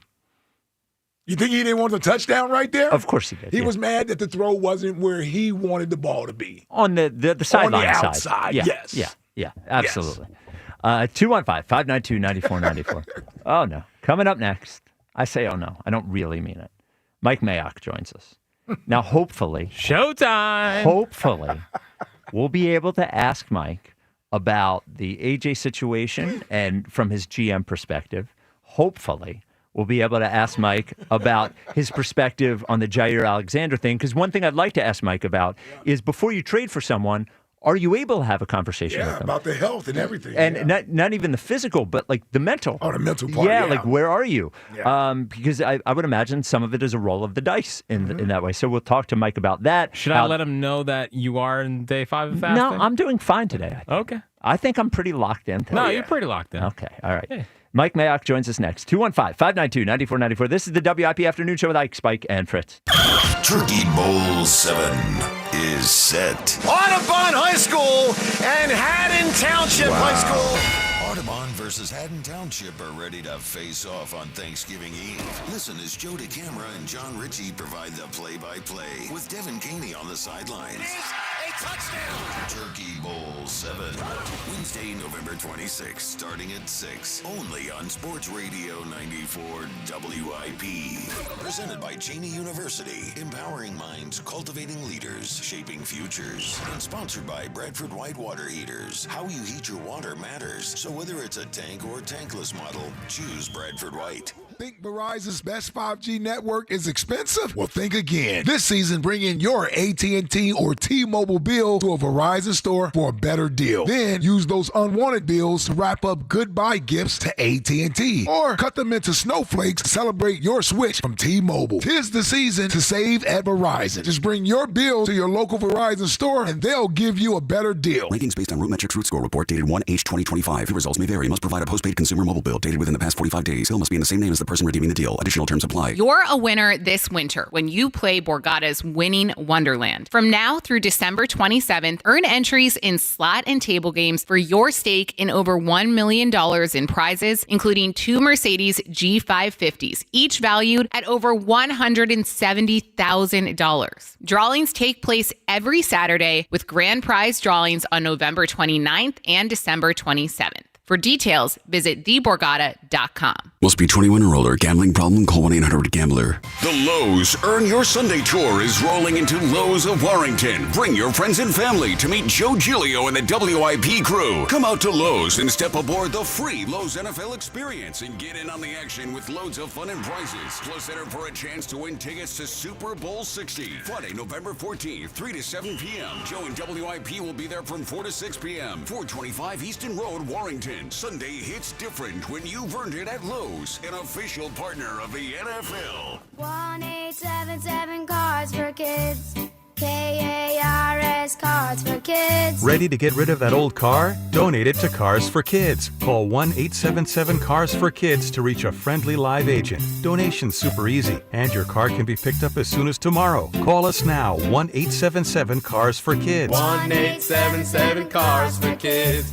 Donate your car today. Did you know you can donate real estate too? High energy stakes and hot entertainment. UFC 322 is hitting hard Saturday, November 15th at Cheerleaders, New Jersey and Philadelphia. Madalena versus Makhachev is a clash of the titans you don't want to miss. Catch every punch, kick, and knockout surrounded by their stunning entertainers. The action is live on massive big screens, and menu and drinks are ready to keep your energy up till the final bell. Come get live, up close and personal at Cheerleaders, New Jersey and Philadelphia today. Hey, Joe DeCamera here. Every NFL Thursday is your chance to hit the jackpot on FanDuel Sportsbook in partnership with Valley Forge Casino. Because with FanDuel's Thursday touchdown jackpot, you can win a share of $2 million in bonus bets each week. To get in on this Thursday's action, all you have to do is place an anytime touchdown scorer bet before the game kicks off. And if your player scores the first or last TD of the game, you'll win your bet plus a share of bonus bets. Just visit FanDuel.com/hammer. That's FanDuel.com/hammer to take a shot at the jackpot and win your share of $2 million in bonus bets with FanDuel Sportsbook, the official sports betting partner of the NFL. FanDuel, the official sportsbook of 94 WIP. 21 plus and present in Pennsylvania. Opt-in. Must apply profit boost token on select market. Price pool to be split equally among all eligible participants who made the correct first or last TD pick. Bonus issued is non-withdrawable bonus bets which expire 21 days after receipt. Restrictions apply. See terms at sportsbook.fanduel.com. Gambling problem? Call 1-800-GAMBLER. Some people just know you can save money on car insurance by checking Allstate first. Like you know to check if they're going for it on 4th down before going to the concession stand. Yeah, give me 3 hot dogs, 2 jumbo touchdown, baby! What? Hey, buddy, you want cheese with those? Yeah, checking first is smart. No. So check Allstate first and see what you could save. You're in good hands with Allstate. Potential savings vary, including based on how you buy, subject to terms, conditions, and availability. Allstate North American Insurance Company and affiliates, Northbrook, Illinois. Straight Talk knows the best holiday gift is simply saying yes. Yes, you can stay up late. Sure, more cookies. Of course we can watch that movie again. That's why we give you real unlimited data, so you can say yes to all of your family's streaming, scrolling, and sharing. And now at Straight Talk, get another gift worth giving, a free 5G phone with select plans. Because yes is the best gift to give. Yes! And receive. Available at straighttalk.com and Walmart. For network management practices, visit straighttalk.com. It's about time pros had one partner for every part of the job. Simple ordering, fast delivery, continuous support, all from one partner. The Home Depot delivers supplies on your schedule. Our pro team helps you plan ahead so projects run smoother. And with Pro Extra benefits, you can simplify ordering, track spending, and save time every step of the way. Because with one partner, you get more than materials, you keep your job moving. The Home Depot Pro. It's about time. Must qualify for enrollment. Results may vary. We all hear the radio ads about the IRS. They tell you to be afraid, to be scared, and they try to frighten you into calling. I'm not here to do that. Tax Relief Advocates is different. TRA is here to tell you that if you owe money to the IRS, whether it's $5,000, $50,000, or $500,000, we have a solution. It doesn't matter if you're sitting in your car, at work, or with your kids. No matter where you are, call now. 800-583-5795. Don't lose hope. TRA can eliminate or reduce what you owe to the IRS. Generous programs are now available that can give you a fresh start. Our passion is taxes and helping individuals fix their IRS problems. We have over 1,000 5-star reviews on Google and an A+ with the Better Business Bureau. You don't need to be afraid of the IRS any longer. End your tax nightmare today by visiting us online at TRA.com or call 800-583-5795. That's 800-583-5795. $1.95. Tax Relief Advocates. Real solutions for real people. I'm Bill Ryder with an Odyssey Sports Minute. And while A.J. Brown's candor may seem obnoxious or diva-like behavior, the reality is he's right. Forget the Eagles' 7-2 record. This is a basic offense that has underperformed and has been bad at times. And if Nick Sirianni, the head coach, isn't going to call truth to power to his team, thank goodness someone, even their wide receiver who's disgruntled, did so. Good job, A.J. Brown. I'm Bill Ryder. 94 WIP HD1 Philadelphia. Live from the Tasty Cake Studios. An Odyssey Sports Station. This is the afternoon show. Sports Radio 94 WIP.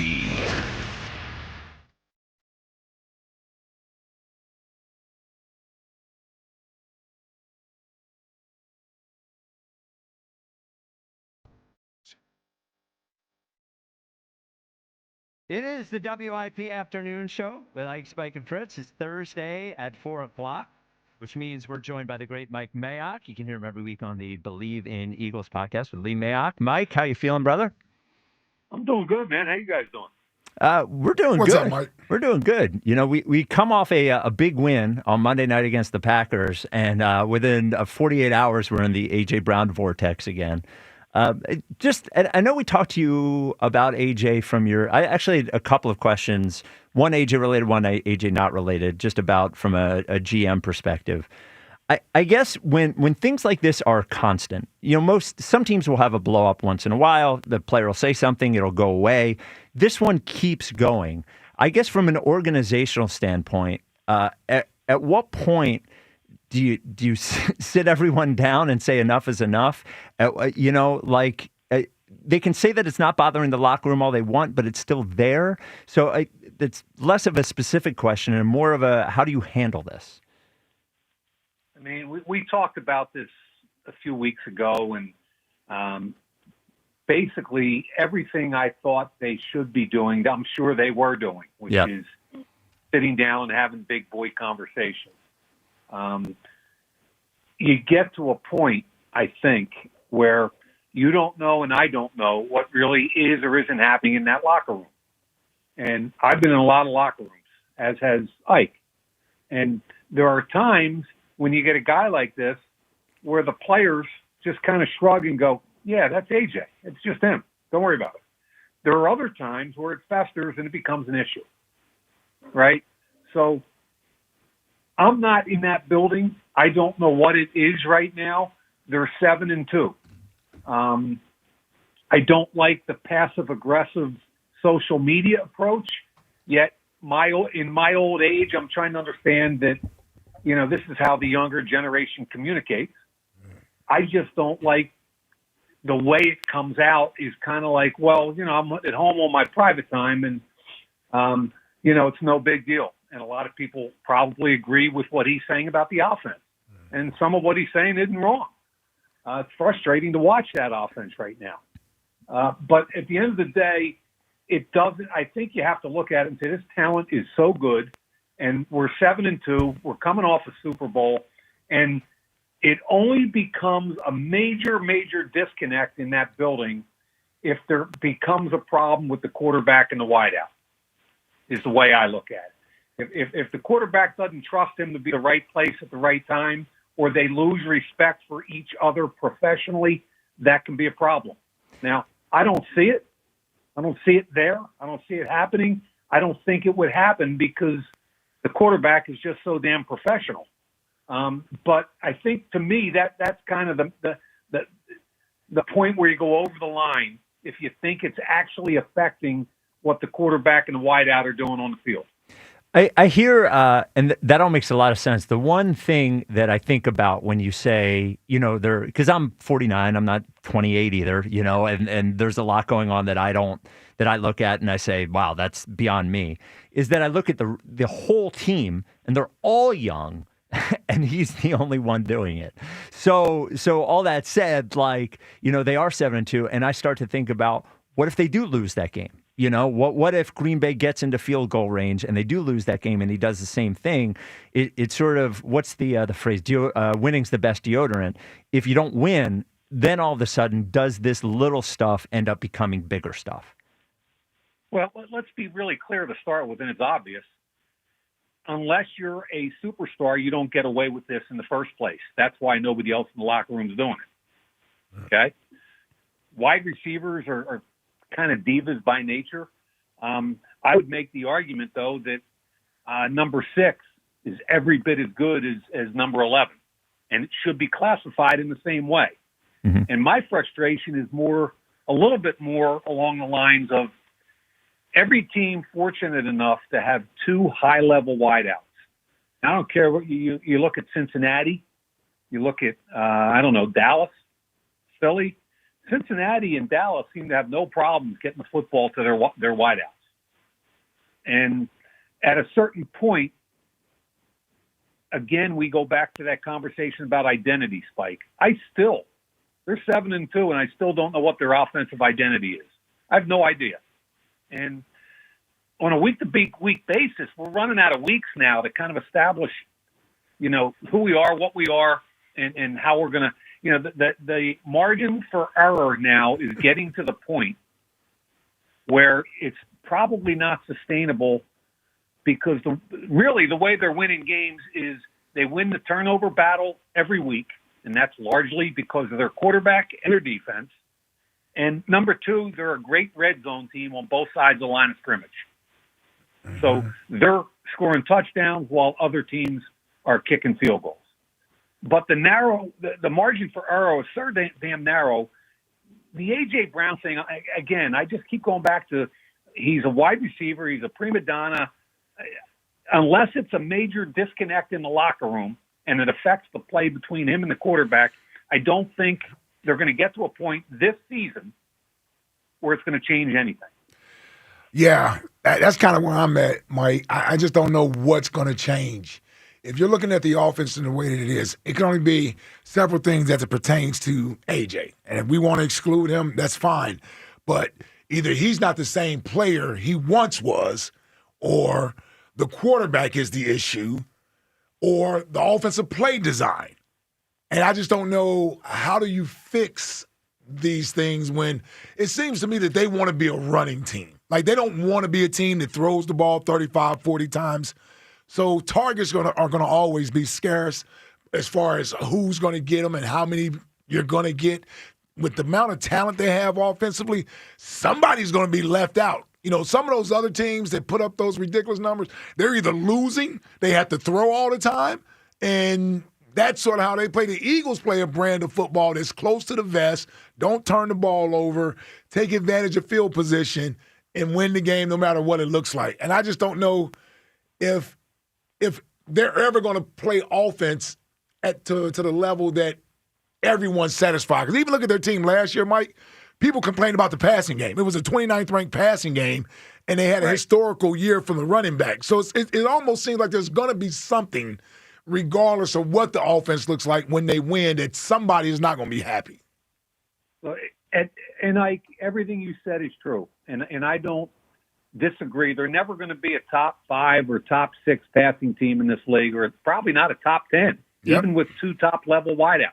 That's probably not who they want to be, right? Mm-hmm. So as long as they're winning football games, they're going to live with A.J. Brown right now. I can't speak for the offseason. I don't know any of that.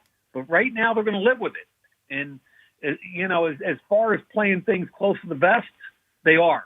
But at a certain point, you're going to turn the ball over 3 or 4 times some game, and you're going to need to score points. And we talked about this last year, Ike, on the stretch to the playoffs. I kept saying somebody's going to stop Saquon, and then what? Mm-hmm. Are they going to be able to handle it? And they did. Yep. They handled it. Yeah. And every time we kind of say Jalen Hurts is not a top-level quarterback in this town, he shows that he is.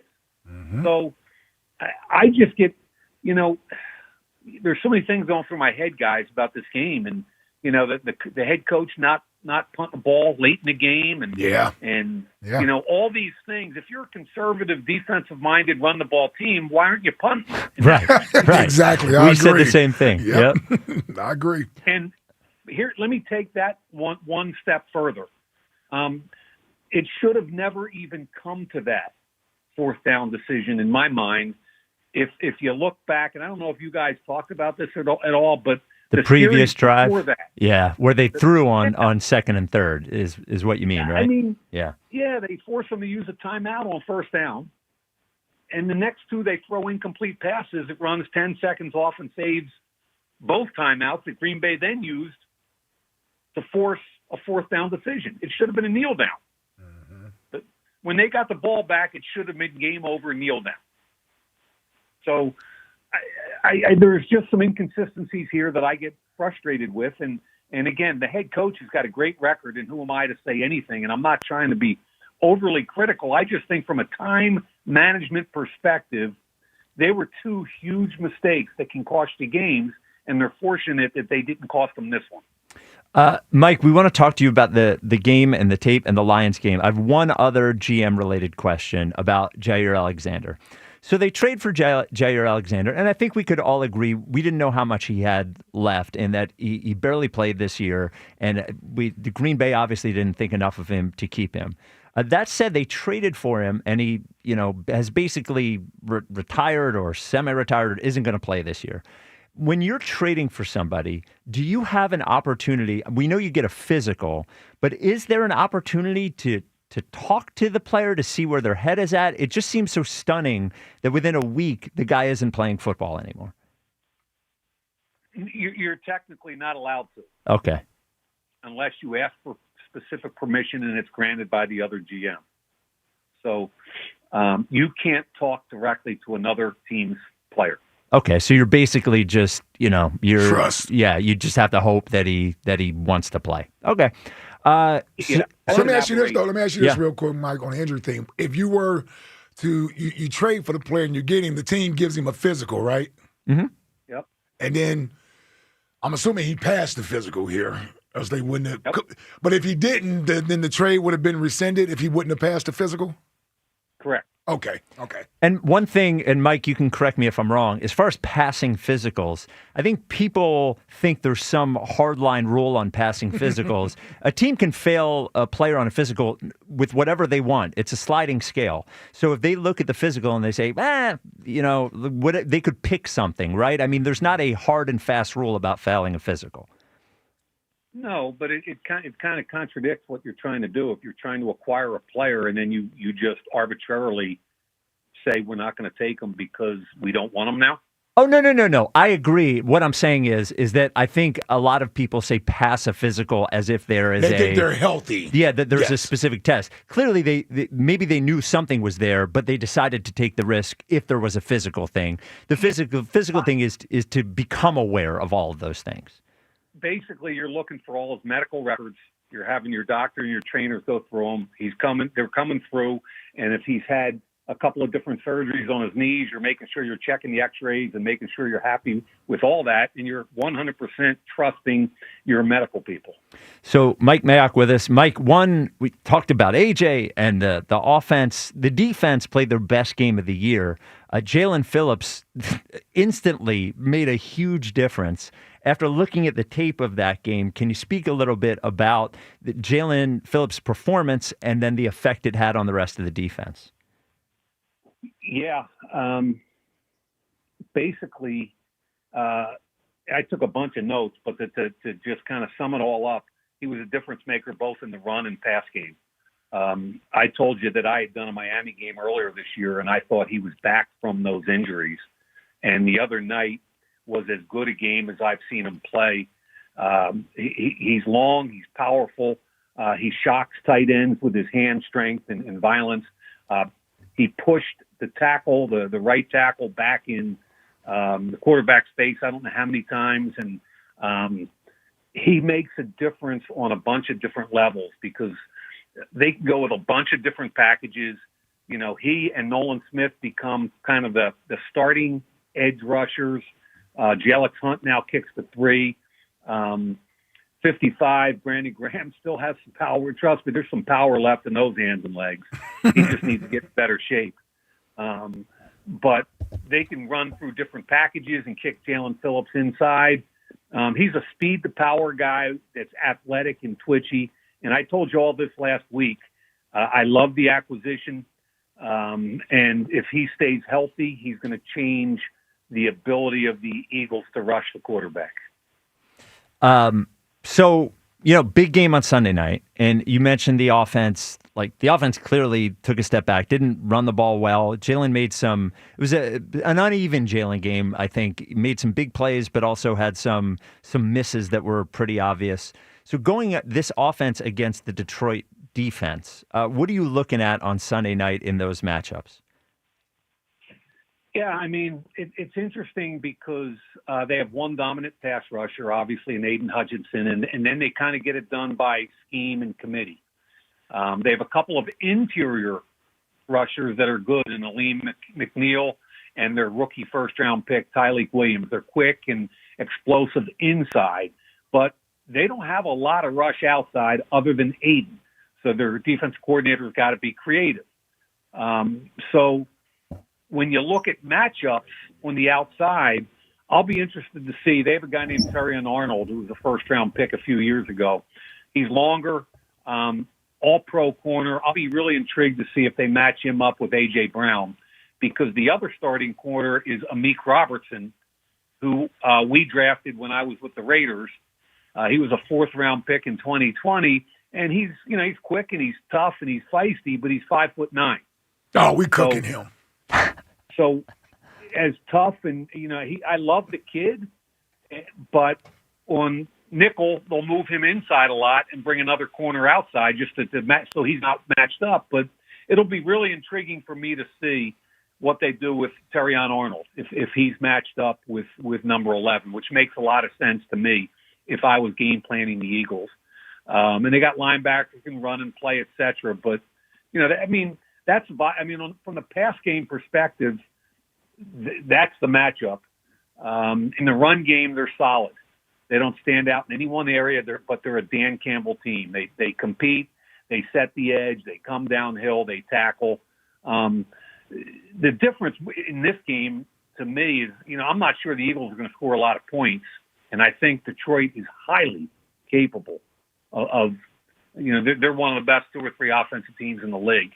And the Eagles' defense is going to have to play at a high level. You think the Lions are going to win this game? I don't know. I would tell you right now that if the Eagles' offense scores 10 points, yeah. That's a pretty solid guess. I agree with you on that one. Yeah, for sure. All right, Mike. Thank you as always. We'll talk to you next week at the same time. Appreciate it, brother. Appreciate it, guys. There he is, the great Mike Mayock. I think. Mm-hmm. When I was talking about the physical, Mike thought I might have been going after Howie a little bit. Might have gotten tight for a second. All I was trying to do was explain the physical, because I think we got through it. Yeah, I think people think there's a hard and fast rule with the physical, and there's not really. No, so, you're right. Yeah. It's a because you would wonder. How did he pass his physical? He hadn't played a game here, and all of a sudden there's a knee issue. Well, I think the truth is that, like with Jahad Campbell, you decide what level of risk you're willing to take. Because you don't have a chance to watch him run in practice, and all you do is you look at the medicals and you say, this is worth the risk or not worth the risk. It wasn't they didn't give up a lot, and I think they knew it was probably a less than 50-50 chance he ended up being a great player here in the first place. Right. So it's probably worth the chance anyway. Jack, we have something? Breaking news. A.J. Brown related? Breaking news? Where we at? So this is per. Couldn't trade him. No, that's the deadline. No, but I still think it is worth breaking news. What happened? This is per Eagles Insider of the Year candidate, John Clark. Uh-oh. Today at Eagles practice, Big Dom got Eagles owner Jeffrey Lurie and A.J. Brown together, and it looked like they had a very good conversation about A.J.'s frustration, and they all want the offense to be better. Dude, I like when the owner's like, enough. Listen. Yeah. I love John Clark. Yeah. How does he know that's what they were talking about? And how do he know it's a positive conversation? Yeah, like how does he know this? No one fought on the field? Someone must have given, here's my guess. My guess is John Clark just sees the meeting. Like everybody does out there, yeah. Like Kemsky saw the meeting. But my guess would be John Clark, I would hope, before he goes with that, get some insight about what the meeting was about. And you think they told him? Or they told him that? I think they told him that. I think they told him that. Yeah. And he said right away. Yeah. And I also think I like that my owner of the Philadelphia Eagles, Mr. Lurie, said that enough. But why are they doing it on the practice field? I don't know. It could easily, exactly. That could have been done in the building. Unless maybe it's they performative. Maybe they want to keep. You call. Okay, you remember this, or everybody. If you're at the office and the boss says to you, "I want to talk to you in my office," all of a sudden there's a different intensity to it than if you just do it while you're out there. So maybe they're trying to keep the intensity level low, or are you both of you suggesting that John Clark is making more of the interaction than needs to be made? I just want to make sure where we all are on this. Well, no, I'm just curious as to how do you come to that conclusion by just from afar seeing A.J. Brown talking to Mr. Lurie. And here's my other question. Yeah. He's the only one that's put that out. Yeah. And if this happened at Pratt, wouldn't everyone else Like down they there? all, because the media is only allowed in there at the beginning. Unless he's the only one that asked about it. Can you get John Clark on the phone? Do you want me to call Clarky? Yes. Go ahead. Yes. All right, I'll call Clarky. You know, like I would love more insight on this. I want to give him Eagles Insider of the Year points on this. Well, we are giving him credit. Well, of course. I was just wondering how did he come to that conclusion that that's what they were talking about. Unless he got some inside information. Which is definitely possible here. Of course. Because if every other beat reporter had saw them congregating. How long was the discussion? Yeah, I want to know. You would have known more about it. Why are we getting random sources, random places about meetings? Look, all I'm saying is Mr. Lurie, Big Dom, and AJ having a conversation. I want to know what happened. Yeah, it doesn't pass my smell test. So really? So let me ask you this. Okay. Well, in this conversation that is reportedly being had, what do you think Mr. Lurie's angle to this is? To talk to AJ? I think it's he wants to be on Janky Rondo's Twitch stream too. So I'm wondering, is it telling him to cut it out? Is it telling him we understand? Like I don't because you gotta realize Mr. Lurie's not a fan.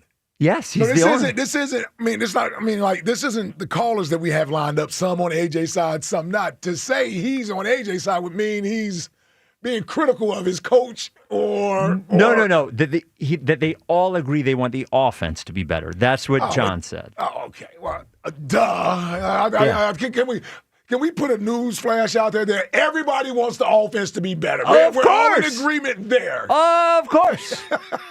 Yeah, it's okay. Yeah, we all want the offense to be better. The last time I heard, no, it wasn't reported that Mr. Lurie said anything about it, but I think it could be gleaned from the report, was after Nick yelled at the fans after the Cleveland game. Yeah. There was a report that, people weren't happy about it. within the NovaCare facility were not happy about it. Yeah. And maybe that's Mr.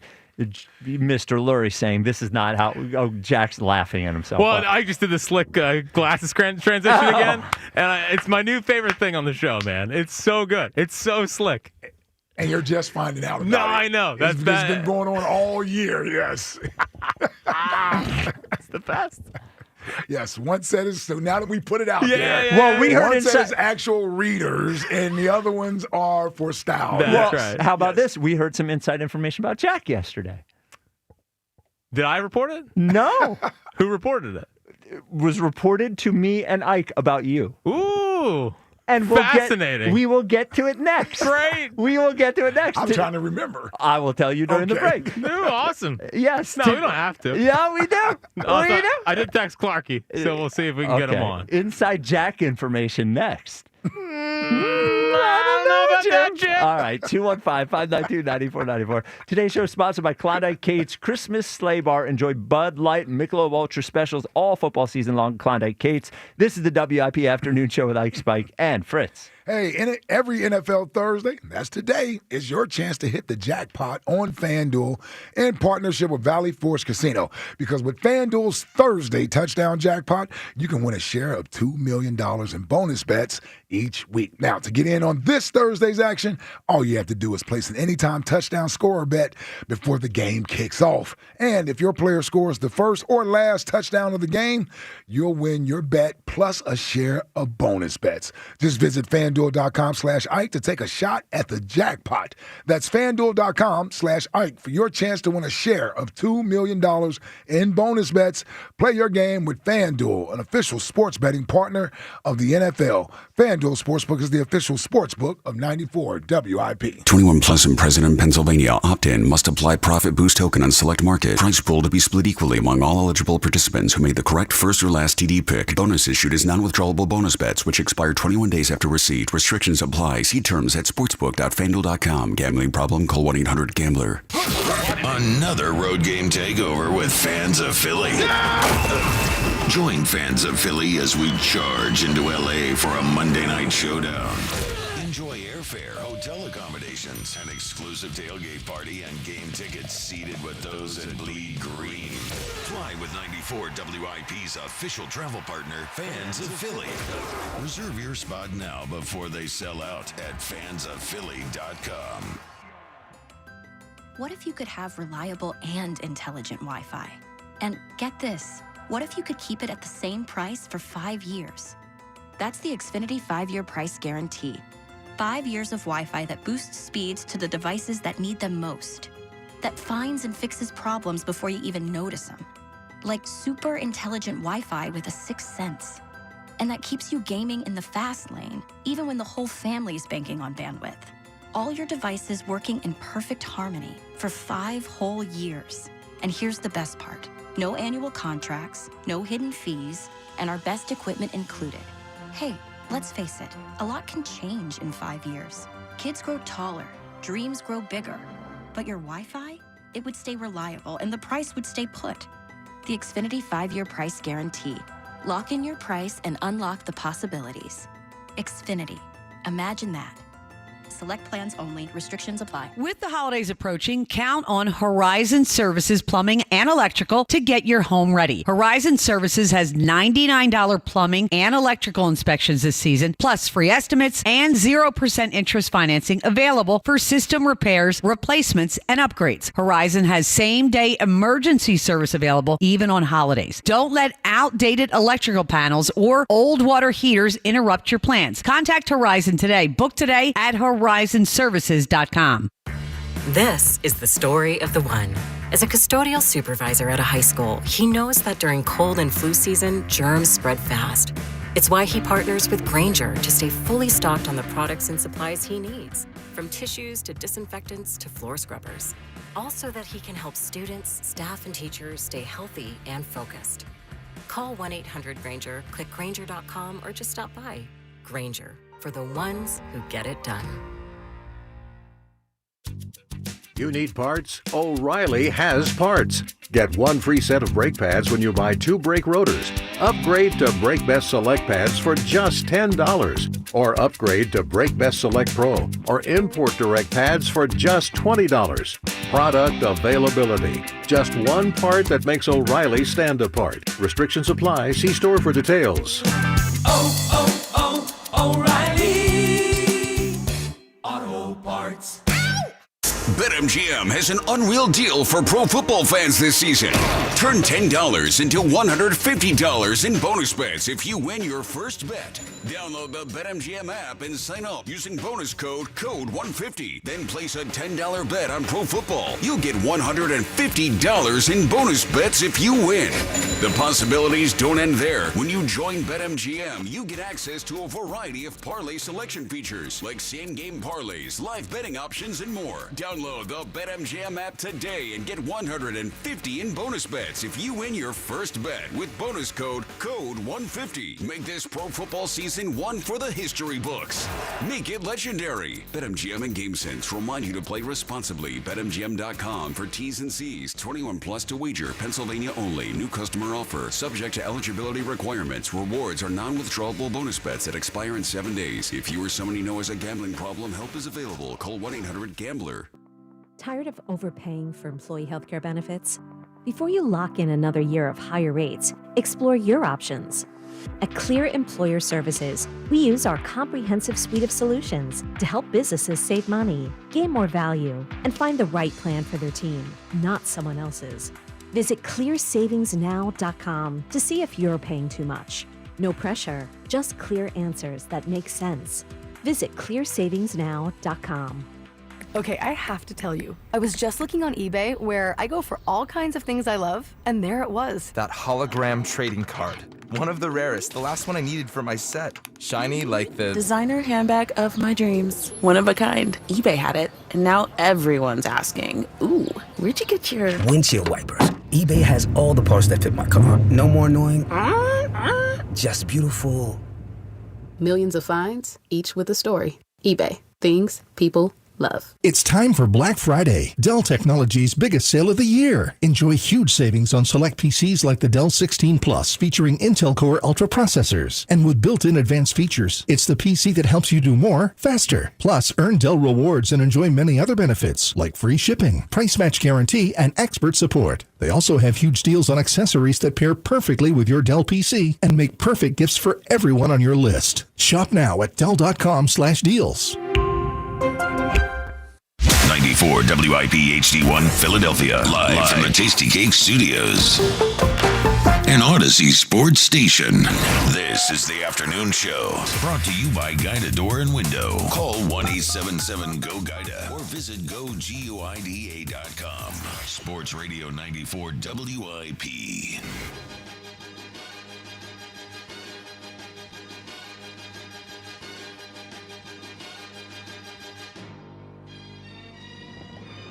The WIP Afternoon Show with Ike, Spike, and Fritz. Today's show sponsored by Klondike Kate's Christmas Sleigh Bar. Check out the pop-up Christmas Sleigh Bar at Klondike Kate's from now through December. Nailed it.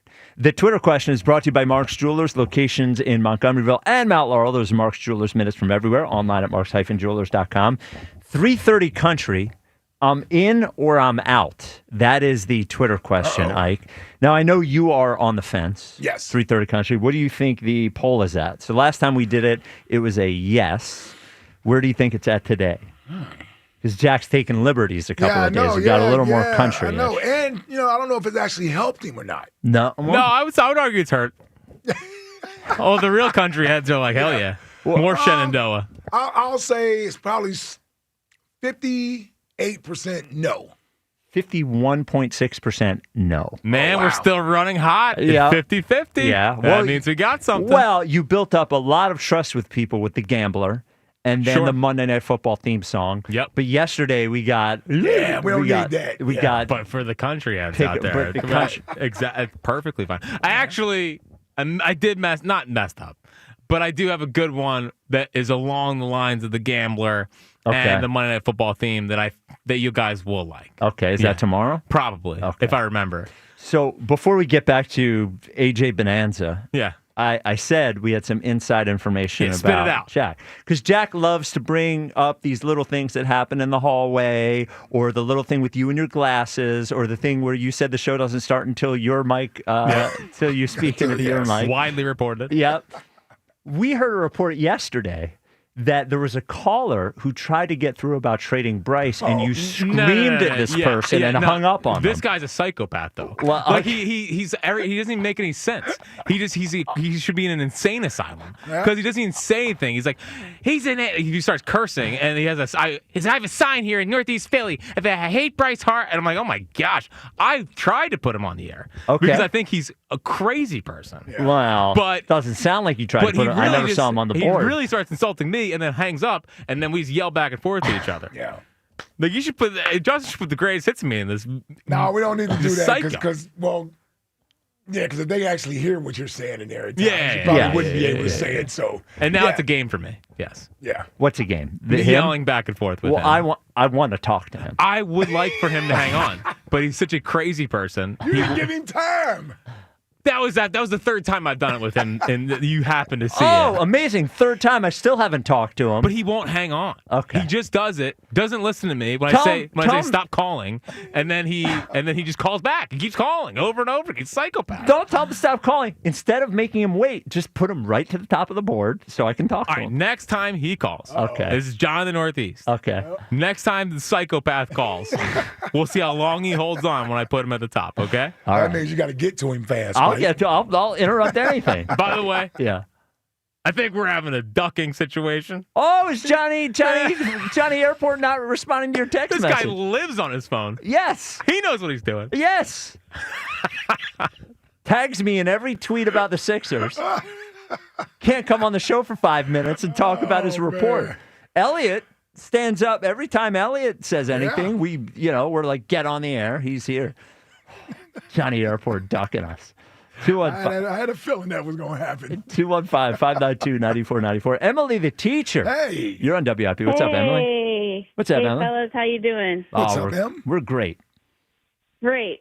First, I want to say thank you to Spike publicly. He replaced my mace as promised that I was confiscated at the Sixers game, and I want to just make a public thank you and show my gratitude to you, Spike. You're a good guy. I don't care what anybody says. Oh, thank you. And you have 3 maces now, so even if one gets 3, yeah. confiscated, you're fine. All right. Yep. Yeah, I can get one confiscated now. Yep. All right. And that day, so many awesome people reaching out to me on Twitter. Hey, talk to this guy that you were sending me. It's just awesome. The camaraderie and sports community y'all have built here, and I'm happy to be a part of it. Mr. Ike, I have a question for you in terms of this AJ thing. First of all, I think AJ is so wrapped up in his own thoughts. I mean, he's very outspoken about having mental health issues in the past and, always wearing those sweatshirts, check on your teammates, stuff like that. I have to assume that he, kept a lot bottled up inside before he became so outspoken about that. And so I think he gets wrapped up in his own thoughts. I think he has a problem seeing beyond the here and now. And then he's also impulsive. And I think that's what leads to the cryptic tweets and everything. But at least he is expressing himself, not making excuses, not picking sides. But at least he is expressing himself now because he can, whereas in the past maybe he couldn't. But I do have a question because it seems like he just does not care about optics at all. His responses with the media is not calculated like Jalen's and other players. So, when you become a professional player, and you're expected and required to, have these media events and talk to the media and have these discussions, are you guys put through any type of training or workshop or do's or don'ts for carrying yourself, as representing the team when you're talking to the media? Sure. You get that stuff coming out of college. A lot of these guys go to major colleges, and with today and social media, I'm pretty sure there are seminars, there are classes available to you on how you should handle the media. I know the Eagles do a great job of trying to inform rookies when they come in and new players when they come to town about being able to navigate the Philadelphia media, because media here isn't the same as media everywhere else. And so we're going to comb through every quote in audio, video, everything. That's what we do here. And AJ's been here long enough to know these things. I think AJ actually chooses to be public with some of the things he wants to be public with when he feels like it's time for me to do it. And what I mean by that is that when he wants to get a message out there, he has no problem with telling you he'll get the message out there. Mm-hmm. Yeah, he has no problem with telling everybody. He'll hold everybody accountable. That's what I do. He had no problem calling our show a couple years ago and professing that I challenged the bully. You guys are like bullies in the media. I ain't afraid of the bully. I'll attack the I'll attack the bully. These are things that he that's said. the impulsivity I'm kind of talking about. Yeah. He's quick to react and not really to think ahead. So, Well, Emily, the other thing he has is he is surrounded by a PR staff that will if he allows them to, will tell him basically what he's going to be asked, and if he needs any help constructing a response, they are That's there. what they do. They are there for that. Yeah. So yeah, and he feels so wrapped, like he doesn't have the wherewithal to reach out for help when maybe he like he didn't think twice about reading a book on the sideline as a professional player. Like he just doesn't think things through. Anyway, I'm not I don't know what he said right and wrong, but I think he thinks the problem was that the whole entire like scheme of the offense, like the whole thing, not Jalen, not other wide receivers, not nothing. Correct me if I'm wrong. Do we have a huge amount of like time of possession in the league? Are the Eagles? Do we have like one of the most amounts of time of possession in the league? So I would guess this year it's not very high. A lot of 3 and outs this year. Yeah, they lead the league in 3 and out percentage this year. So they're a kind of a confounding team, and that they have I think they have the most 3 and outs of any football team since 2014. So it's hard. When we do go on drives, they're usually like long and sustaining. No, I feel like Nick Sirianni wants to, or KP, whoever wants to just like soak the clock, like rest the D. Like that's why we run it on 3rd and 14 so we can, run that clock and then take even more clock while we're running our punk guy out there. So I don't know. The Eagles are 14th in the league in time of possession. They're not bad. They're right ahead of the Giants. All right, Yeah. whatever. Yeah. I also, last point, I want to just take a step back. I always like to find the silver lining and things, give people the benefit of the doubt like I do with Fritz all the time. And I had to get a dig in. Every call. Hi, Fritz. Here's the silver lining I'm saying. Let's take a step back as a city, as Philadelphia sports fans, and just realize what a luxury it is to have teams with the Sixers and one of the best centers to ever play basketball, former MVP, on our team, but he's sitting and we're winning, or playing little and we're winning. What a luxury it is to have one of the top elite wide receivers in the whole NFL on our team, and we're not running the offense through him, and sometimes he's sitting and we're winning. Like, what a luxury is that we get to have these conversations. We're using one of the let's just be top grateful as receivers in the sports league. I don't know if you noticed. The guy number 6 on the other side, he's establishing himself as one of the top wide receivers in the league. Our roster on paper is a blueprint for explosive play after explosive pay if we want it. Mm-hmm. Yeah. But anyway, all right. I'm just going to take a step back and be grateful that we have winning teams, even with this. Yeah, and you know what, Emily? And you know what that says to me? That says to me that winning is the most important thing to you. To the city. That's right. In this city? It's amazing. In this city? Yes. Thank you for the call, Emily. In this city? It's amazing how many people have decided winning isn't the most important thing. Not me and Spike. Wow. We're late converts. It's day 5 of Jalen's sobriety.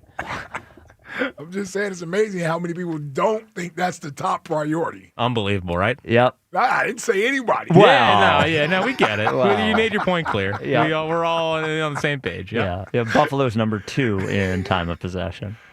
Okay. Well, they're fraudulent this year. They might be. Yeah. They might be because their defense isn't that good. Yeah. And Josh isn't playing that well. He is not. 215-592-9494. Get your calls right after we tell you about National Appliance Warehouse and the Black Friday mega sale. The Black Friday mega sale. Mega Spike. sale. I mean, you get excited when you even say it. It's like, but Black Friday's not even, it's weeks away. I'm so excited about the Black Friday mega sale. I might add a 2nd and 3rd fridge in my kitchen. Just so many fridges. Yeah. With all the Wi-Fi. From National Appliance Warehouse. Yeah. So listen, you've heard us talk about National Appliance Warehouse. You're probably curious, like, should I really go? When's the right time to go? Right now is the right time to get to National Appliance Warehouse because you can save up to 40% on over 100 brands, including Whirlpool appliances. Whirlpool appliances, Sub-Zero, Cove, Wolf, whatever you could possibly need appliance-wise, National Appliance Warehouse has for you. Obviously, they have Price Assure, piece of technology specific for National Appliance Warehouse. Instantly updates price tags all throughout the store, so you're saving money there, and of course, tax-free Delaware. So, Black Friday mega sale underway right now. So you're going to get the right appliance, again, over 100 brands, 15,000 square foot showroom. You're going to get a great price, but on top of that, an industry-leading service team there to take care of you. Installation, delivery, the whole 9 yards at National Appliance Warehouse. Learn more at nationalappliancewarehouse.com or hurry to their showroom in tax-free Wilmington or Middletown, Delaware today. And as always, tell them Fritz sent you. We haven't played Jalen's responses to the AJ questions. I was just looking at some of those. Jack, do we have them ready to rock? Is the question in there so I don't have to set it up? No, but the first one's just about his thoughts on AJ's comments. Okay. We got the Detroit Lions, so I'm gonna definitely put a halt to that. I think the more we drive that, the more of a distraction it becomes, and I think ultimately it's about the group. And so things have been what they've been, and they are where they are. You know, we are who we are as a team. We're all we got, and we're all we need. And so in terms of who we have this week, we got a really good opponent coming into town, a team that is, if I can only imagine, has been waiting on the opportunity to play us, given history and given how good they've been. Been a great team, great organization, great coach, and great culture. And so my energy, my focus is purely focused on trying to be the best that I can be this week, trying to lead this offense in a way that we need to be led and be the leader I need to be in this time. So we got the Detroit Lions. So my question is, when he said, I'm going to put a stop to that, did he said mean halt? Yeah, halt. Yeah. Did he mean I'm going to put a halt to him making the comments, or did he mean I'm going to put a halt to the conversation about it in this press I conference? took it as he meant he's putting a halt to that conversation. Okay. Okay. All right. He's putting a stop to the conversation because he says the more we talk about that and the more we drive that, he said something to the effect it becomes a bigger distraction. Sure. So I locked in on that specific line or two for everyone who wants to keep telling me this isn't a distraction. He's saying it's He's telling you it. You're asking me about AJ's comments. I want to focus on the Detroit Lions. We got a good football team coming up here Sunday that's going to be looking to kick our butt on national TV. Right. He said that's what he said. Yeah. Those are his words. He said he essentially said it's a becoming distraction. a distraction. Yes. So then they asked Jalen about the idea of getting A.J. Brown the ball more. Here's what he said. Now, where do you stand in terms of getting him more involved? I know you got to ask those questions, and I have a lot of respect for that. My focus always gears back to what the group is doing and what the collective is. AJ plays a pivotal role in what we've been and what we've done, and so we just have to continue to grow with that every day. I know he's talked about having a growth mindset and embracing that, and so we just need that mentality as we go throughout this season and try and get to where we're trying to go. You know, I'm not a Jalen guy. Come on, I had to move you right there. But that's how you answer those questions. Because not only does it not start a fire. He's not adding to it. He's not adding to it. Yep. He is also, without giving too much, he is sending messages. There's one into AJ there. He says essentially, if I wanted to say it, here's how I would say it. Well, he says he's about a growth mindset. I hope he is. Yeah. That's the way that I'm saying it, not the way that he's saying it, but it's the same words. Yep. You know what I mean? So, I don't know. I mean. Yeah, and I think his response to this stuff is important. We get that AJ is frustrated. I mean, the problem with AJ's frustration for someone like myself is that I don't know what's that line of demarcation that's going to make him happy. What is it? How many targets do you need to get? 2 touchdowns and over 100 yards, and you still weren't happy. Right. So, like, what are we talking about? You don't know. It's like somebody trying to please you, and you can't be pleased. You can't be pleased.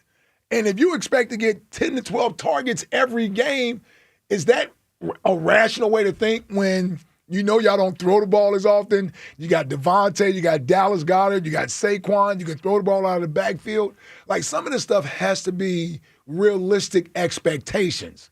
And that's sort of where I've landed on this whole thing. And that's why I get frustrated with all of this, is because we're expecting now we're expecting. It's one thing to talk about this in the offseason and say we hope this is what they're going to be, but we see what they are. Yeah, we're 9 games in. Yeah, we're 9 games in. So now all of a sudden, would you expect us to be the Cincinnati Bengals?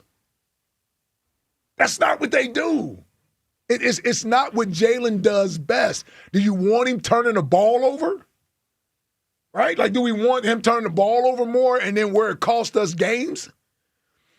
So he's trying to do the best he can. They want to get better. They all know that it hasn't been good enough. I just don't know what that looks like. What does good enough for AJ look like? Well, it's clearly not winning. It wasn't even winning a Super Bowl. His words after winning the Super Bowl was that, this ain't really do for me what I thought it was going to do for me. I like dominating my individual player. Those are AJ's words, unprompted. Right? Yes. Yeah. It wasn't a media question. It wasn't any of that. That was him putting it on Instagram that's how he felt. I just think there isn't. At this point, I don't think there is. And you know what, Spike? Yeah. Guess what? I think the Eagles realize that too. That's why they're not changing. They're not forcing it anymore. They do. Right, because we're never going to make them happy. Exactly. Right. The Eagles feel the same way as a coaching staff. They could easily say, we're going to dial up the first 10 or 15 plays for AJ, so we make sure we get him all his touches.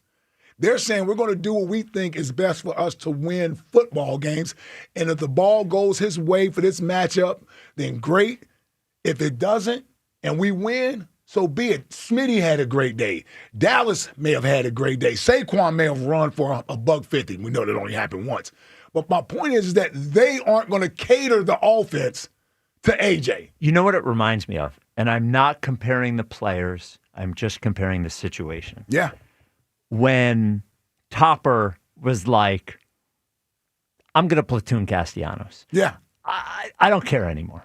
I'm trying to win a World Series. You're going to pal. You're going to say this and that. That's a good comparison, Spike. And you know what? I'm going to do what I have to do. And if you want to blow yourself up, if you want to be the one that looks like a jerk, have at it. Yeah. But when you get in there, you're going to have to play. You're under contract, whatever. Yep. And you know, I'm going to do what's best for the baseball team. And this is not the case that was happening because earlier in the year, I think they were trying to force the ball to AJ. The Rams, the Bucks game, yeah. You could tell that they came out in the second half of a game and tried to get AJ the ball. Yeah, and I think they just said, like Topper said, I'm going to play Max Kepler. I don't care. You clear, and it was after Castellanos clearly showed, I think, I care more about me than I do about us. Then Topper said, okay, well then I care about us, and I'm going to make decisions based on us. And I think that's well, look how that's ending, by the way. Well, yeah. I mean, it'll end the same. I mean, AJ's not going to be on the team next year. Yeah. Everybody thinks AJ's going to be on the team next year is crazy. There's no way. They're going to do this again. There's no way. Because they're not going to change what they're doing. So then he can't be happy if nothing is ever going to really change. Well, and Sirianni was defiant about it the other day, talking about it. He's like, we've won a lot of football games done it this way. Yeah. Yeah. And I got to be honest with him. I'm on that side of things. Do what you've been doing to win football games. You have to be. That's the side of things I'm on. We're a win's a win show. Yep. Always been Listen, that way. late adapters, hands up. Yeah. Hands up. But late adapters. Listen. Since the glasses, you're on the wrong side. Hold on. I'm just letting you know. Let me see if you're in my top 5. Yeah, what's coming up in the top 5 at 5, Jack? Funniest things from our talk with Plymouth White Marsh High School. Okay. So we spoke to the... How can I not be in the top 5? No, you're on it. Yeah. We spoke to the Plymouth White Marsh High School sports debate club today. 45 kids in jerseys came in learning how to spit takes. Sure. Yeah. So that is coming up next. This is the WIP Afternoon Show with Ike, Spike, and Fritz. Man, we're talking about practice. Join me this Saturday at the new Scott Kia of Limerick. I'll be practicing my jump shot Not that I need much work. My jumper's pretty wet. For the final competition of Joe versus Jack. Come on out and register for a chance to help me practice and play a game of Pig, along with a chance to win a signed copy of my new book, Ring the Bell. We have tailgate games, hoagies, pretzels, and while there, celebrate the Kia Season of New Traditions sales event and check out the latest models. It all goes down this Saturday at Scott Kia of Limerick starting at 11 a.m. with yours truly. For info, go to 94wyp.com. As the baseball offseason begins, questions remain for the Phillies. Does Schwarber re-sign? Oh, we'd love to bring Kyle Schwarber back. It's a priority. Will JT return? The most prepared guy I've ever been around as a catcher. Can the Phillies retain Ranger? What a performance for Rangers, Suarez. Listen for the latest.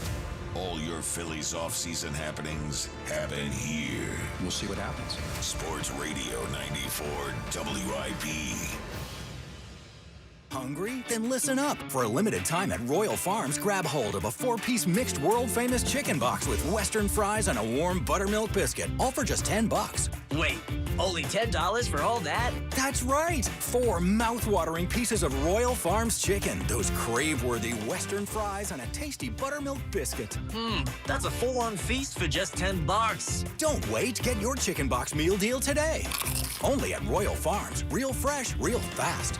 Prescription products require completion of an online medication consultation with an independent healthcare provider through the LifeMD platform and are only available if prescribed. Subscription required. Individual results may vary. Additional restrictions apply at lifemd.com. Read all warnings before using GLP-1s. Side effects may include a risk of thyroid C-cell tumors. Do not use GLP-1s if you or your family have a history of thyroid cancer. Confused on where to start with weight loss medication? 95% of LifeMD patients said starting their weight loss journey was simple. Go to trylifemd.com now and see the best options with or without insurance for Wegovy, Zepbound, and more. Brian was approved for insurance coverage and lost 100 pounds. I love the fact that insurance covered almost everything because pharmaceutical prices are going through the roof. The first time I realized that LifeMD was working for me was when the hunger started going away. I never thought losing weight would be this easy. It's given me more energy. I would recommend LifeMD to anybody. Nearly 96% of patients said they would recommend the LifeMD program to anyone who wants to lose weight. Get started right now at trylifemd.com. That's TRYLIFEMD.com. All right, it's the Robin from Robin Ford, Delco's #1 Ford destination for over 6 decades. November is typically the beginning of migration season, and Robin Ford has the flight plan to migrate you into a new Ford. Sammy from Springfield, what's packing? I've been eyeing a new F-150, but I'm not trying to get plucked on price. Say less. At Robin Ford, you can migrate into a brand new Ford F-150 with 0% financing up to 72 months. There's no stopping the Robin. Call me now at 866-THE-ROBIN. Up next, Michelle from Newtown Square. Would love a new SUV, but maybe after holidays, will there be good deals? Need some extra cash for the holidays. I hate to say it, but maybe kill 2 birds with 1 stone during Robin Ford's Black Friday sales event going on now. Grab a new PS5 or Nintendo Switch 2 with every new vehicle purchased. No matter where you are, you're closer than you think to a better buying experience at Robin Ford. Online at robinford.com. Robin Ford, where cars and trucks are sold cheap.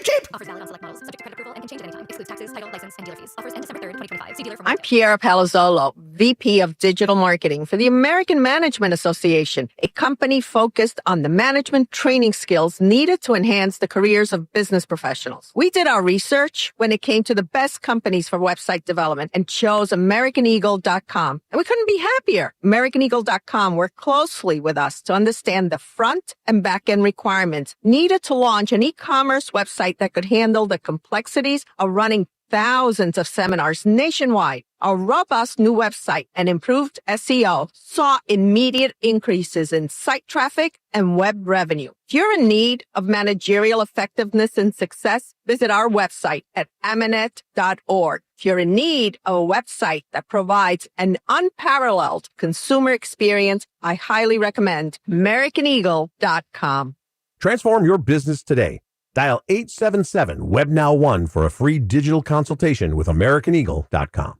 This is the story of the one. As a maintenance supervisor at a manufacturing facility, he knows keeping the line up and running is a top priority. That's why he chooses Grainger. Because when a drive belt gets damaged, Grainger makes it easy to find the exact specs for the replacement product he needs. And next day delivery helps ensure he'll have everything in place and running like clockwork.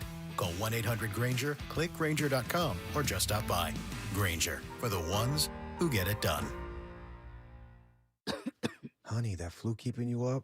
Did you take NyQuil Intense Flu? Nah, I got this. Okay, I don't got this. Yeah, you need NyQuil Intense Flu. Undo your flu with NyQuil Intense Flu. NyQuil Intense Flu provides powerful relief of your flu symptoms so you can sleep. You do got this. NyQuil Intense Flu. The nighttime sniffling, aching fever. Best sleep with the flu. Medicine. Use as directed. Keep out of reach of children. Must qualify for enrollment. Results may vary. We all hear the radio ads about the IRS. They tell you to be afraid, to be scared, and they try to frighten you into calling. I'm not here to do that. Tax Relief Advocates is different. TRA is here to tell you that if you owe money to the IRS, whether it's $5,000, $50,000, or $500,000, we have a solution. It doesn't matter if you're sitting in your car, at work, or with your kids. No matter where you are, call now. 800-583-5795. Don't lose hope. TRA can eliminate or reduce what you owe to the IRS. Generous programs are now available that can give you a fresh start. Our passion is taxes and helping individuals fix their IRS problems. We have over 1,000 5-star reviews on Google and an A+ with the Better Business Bureau. You don't need to be afraid of the IRS any longer. End your tax nightmare today by visiting us online at TRA.com or call 800-583-5795. That's 800-583-5795. Tax Relief Advocates. Real solutions for real people. This is the Sports Machine, Sean Levine, with an Odyssey Sports Minute. I'm telling you, the Patriots don't just have the best record in the AFC. They're the best team in the AFC, and that didn't take very long. You look at the Colts, very difficult schedule going forward. The Broncos are good, but they play in the same division with both the Chiefs and the Chargers. And the Steelers, well, they're basically what they've been the last couple of years. The Patriots are a problem. The Patriots are going to get the 1 seed. The Patriots can get to the Super Bowl. I'm the Sports Machine, Sean Levine. 94 WIP HD1 Philadelphia. Live from the Tasty Cake Studio. Sports Radio 94 WIP. An Odyssey Sports Station. This is the WIP Afternoon Show with Ike, Spike, and Fritz. On Sports Radio 94 WIP.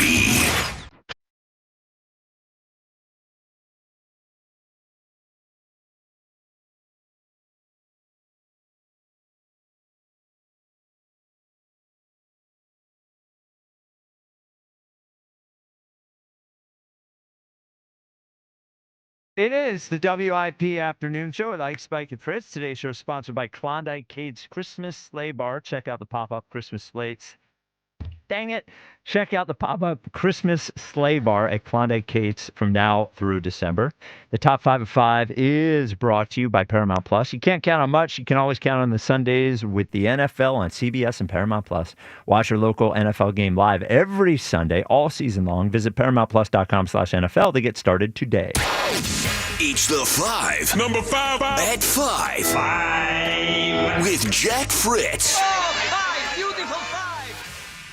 Yep, so the crew just imposing our wisdom on the youth today. Yep. They said, the debate team from Plymouth White Marsh High School. Sports debate debate club. Which is crazy. I mean, I wish they had that when I was in high school. Well, do you see the number of people in that club? Yeah, it was awesome. Yeah. Was it exclusive to boys? Well, yeah, it was only boys. It was only boys. Yeah. It was only boys. Yeah. So, well, whatever. Yeah. And we all started our talk with the same thing.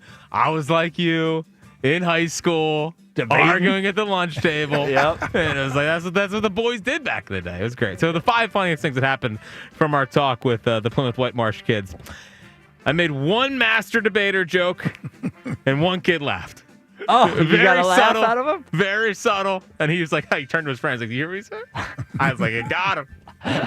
No one else noticed it. I didn't even hear it. Yeah. You got to be, I'm a little sneaky with that. So I did land one master debater joke for the debate club. Well, it was very quick that you almost got an enough already out of Lakin. Yeah. Well, because I started with, I didn't have a famous father. Yes, that got me the job. Yes. And Rod had to clarify that my father did not get me this particular job. Correct. The 4th funniest thing that happened with our talk with Plymouth White Marsh is the shocking reveal that at one point, I was an Uber driver. Yes. Yeah, seriously. Did not know that. How long did you drive Uber? Well, like 2 or 3 months. Really? Yeah. When the hell was this? So this is before I was hired here. So this is like 2017. So I graduated in May of 17, and I forget when I graduated. But I graduated in 16. Okay. I barely did questions if I even graduated. Yep. Okay. So I was out for 8 months, and I was either Ubering or I was making dog bones for my dad's dog bone company. Right. In a church listening to sports radio. So all day. any funny stories about Ubering? Did you have any funny business in the back? Nah. I hated picking up drunk people. Yeah. I don't like being around drunk people. What do you think Uber is? Yeah, I know. Yeah. I know. I actually liked when I could take people to the airport. That was nice. That's a good one. I That's a like good that. one. But then my problem was, you took someone to the airport, all of a sudden you get stuck in Philly, because you're close enough, because you take someone from the airport, and then you're and then this is old Uber. No, I guess I'm saying the airport is in the middle of nowhere. It's not in Philly. No, I know. But also, you're not stuck in Philly. It's not like you're in Rittenhouse Square. But also, you're at the airport, you might as well pick someone up. Yes. Okay. So then that could take you into Philly. Yes. You Yeah. know. Yeah. So and then I started racking up miles on my car. I had a new car. Yeah, who would have guessed you would have done that driving Uber? Yeah. Dude, if there is somebody listening who had Jack as your Uber driver, Please call us. You are going right to the top of the call board. I need to know. They're not going to remember Fritz. No. Come There's on. one guy who would remember, because I remember I did it the day I got hired by WIP. Okay. And I was like, I just got hired by WIP. Really? Won't be doing this much longer. Yeah. He might call it. Okay. But yes, I was an Uber driver for a little bit. The third funniest thing on our talk with Plymouth White Marsh today was the one kid asked about arguing and how you win an argument. Yes. And Ike started almost arguing himself and won the argument against himself. He's like, you know what? Sometimes you get more passionate and it got louder. And that's how you win every argument. And we pointed out the clock trick he pulls. Yeah, every now and again. Where he knows we're 2 minutes from break, and he's like, I'm going to Kobe possession. Give me the ball and get out of the way. I mean, it was a master class in arguing. Man, unbelievable. Well, you had to learn that when you were doing the show with my dad. Yes. Because you guys were arguing a lot. A lot. You needed strategy with him. He is definitely where I honed my debating.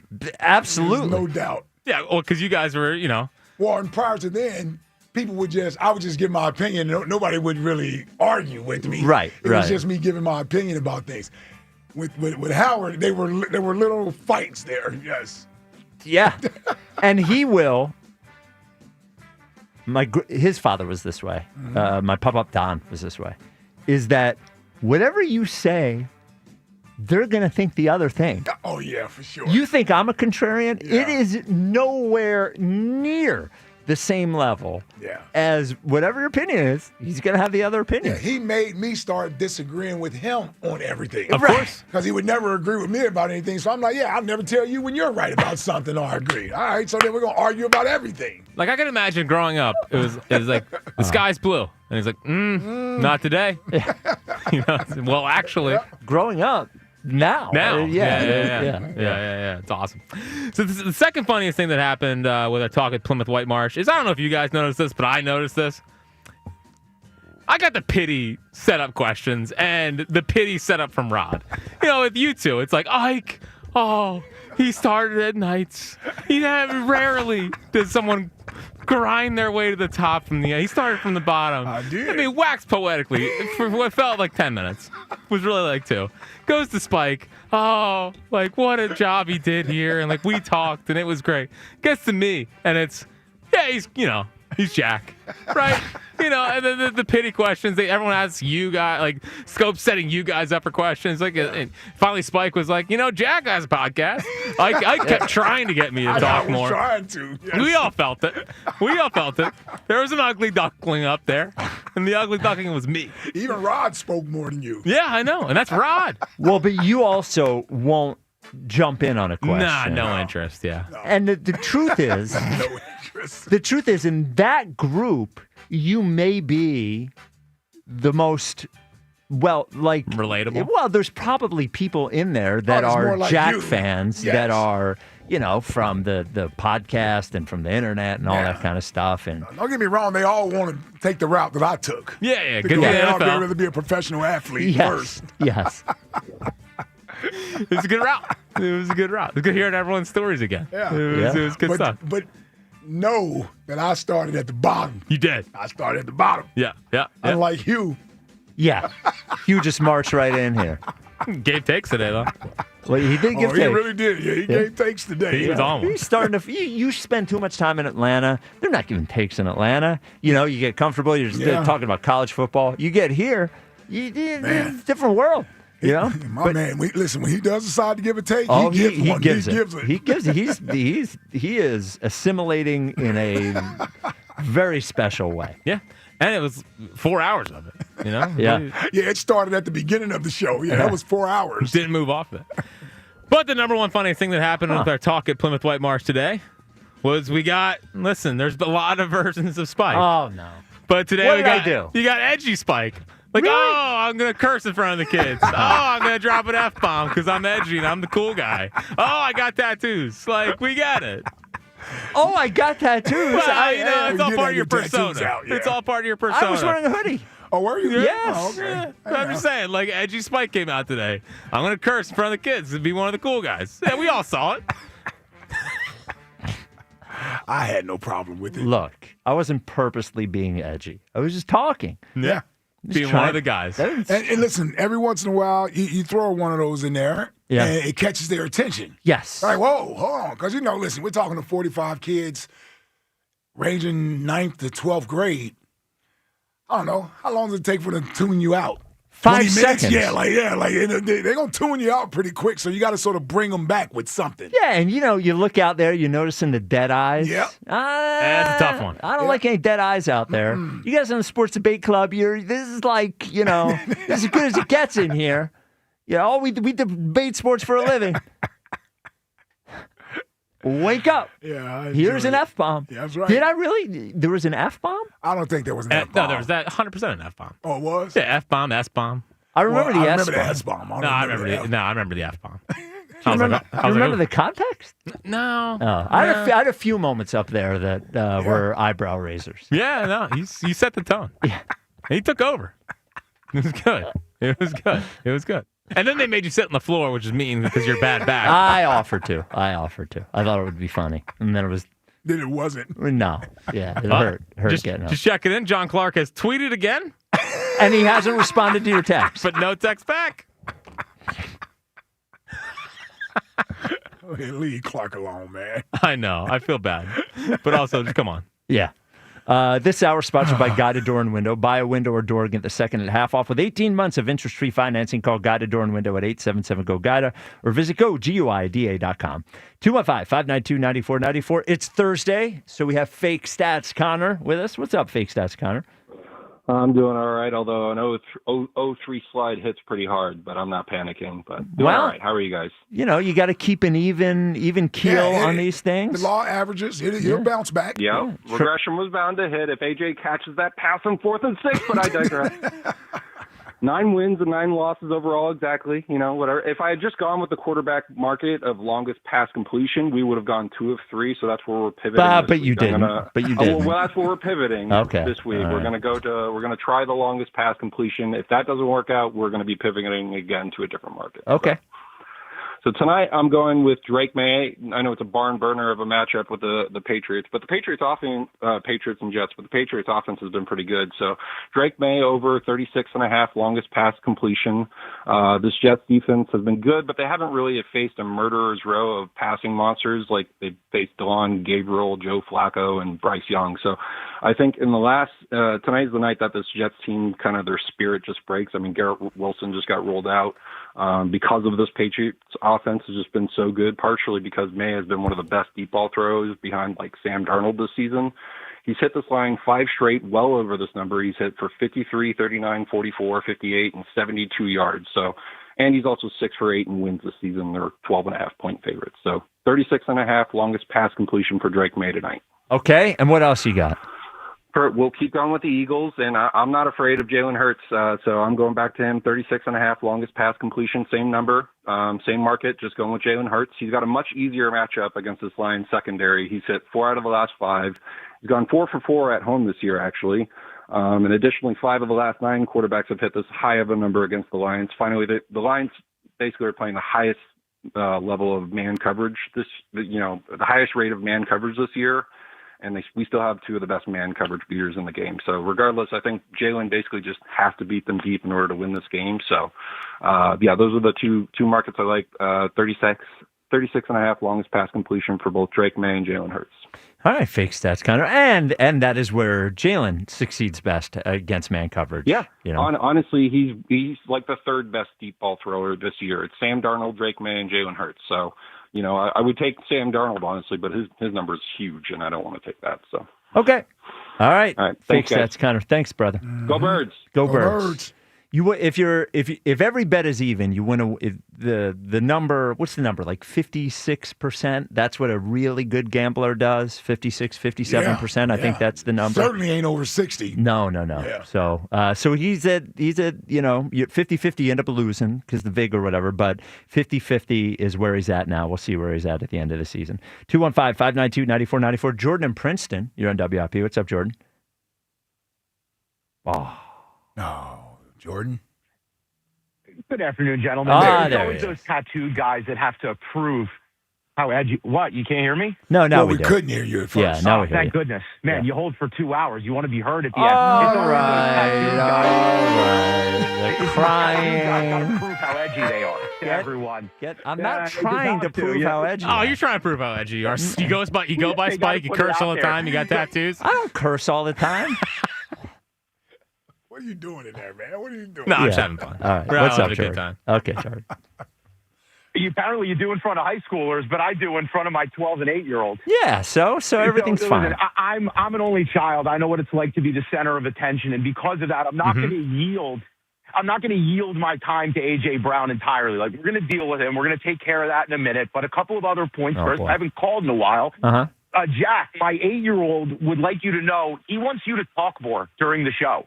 He's tired of hearing Spike. So, Jack, if you could speak up a little bit more for Austin's benefit. We're in the car in the afternoon. He likes your take. He likes Jackie baseball. So, yeah, I would love to, but I'm being I haven't suppressed. gotten a feel on you yet. But, Spike, I think you're starting to get on his nerves. So we're turning towards Jack in this afternoon. We had a whole 20-minute high hopes I Jack. don't like it. And I will not stand for it. I will not stand for it. We got Herb here. Yeah, what are you running through our phone call? Herb in Princeton. There was a whole 20-minute High Hopes Jackie baseball report today.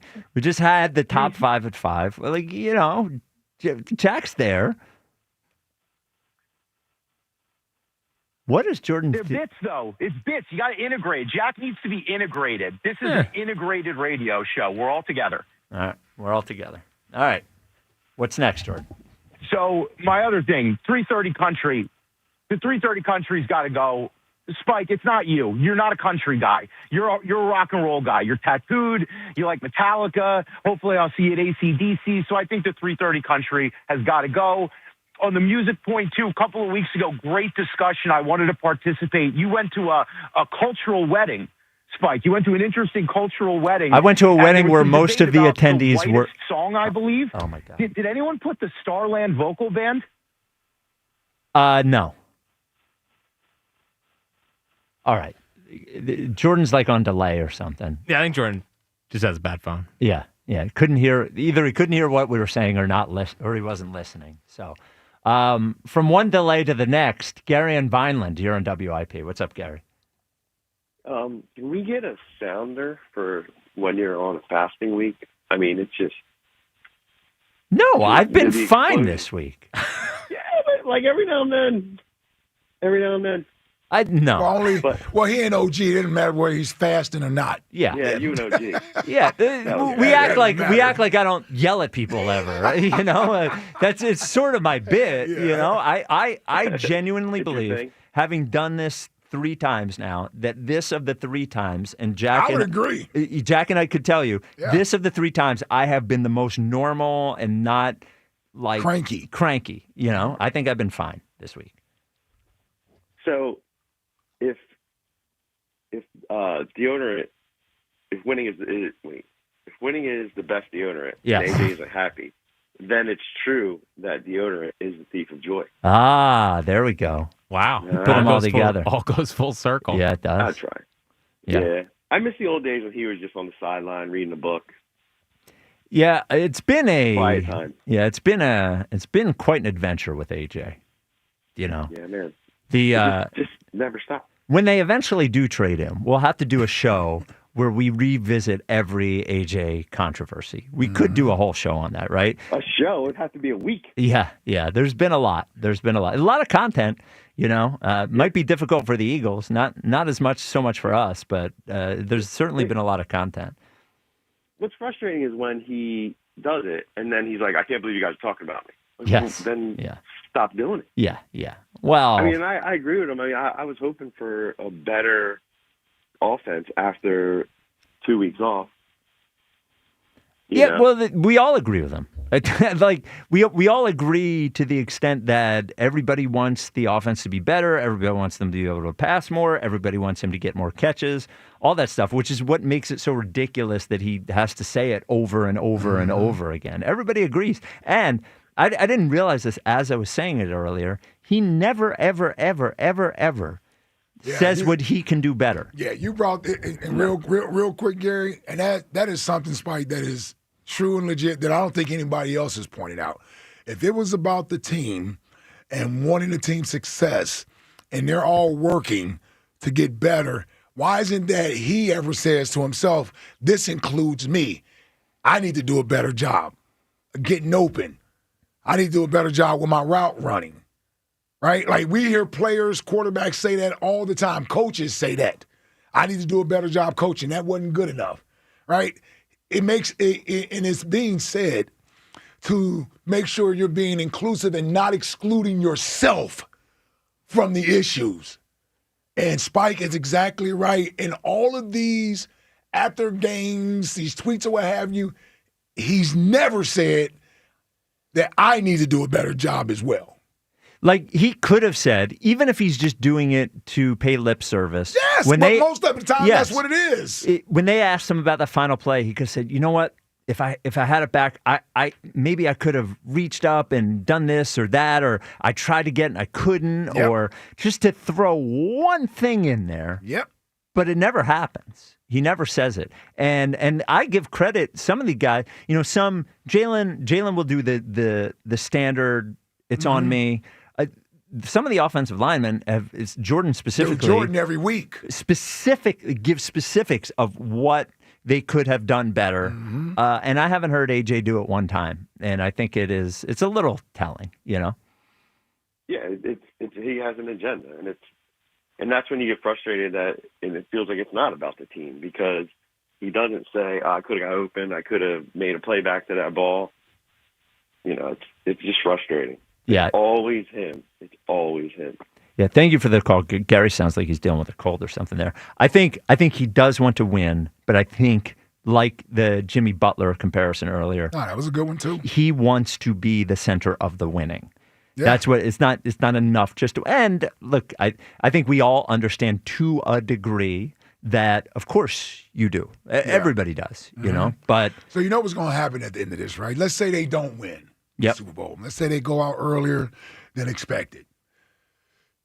Well, there'll be enough defense of Jalen and who he is as a player that he'll get some of the blame, but I think the groundswell of blame will go to Kevin Patullo.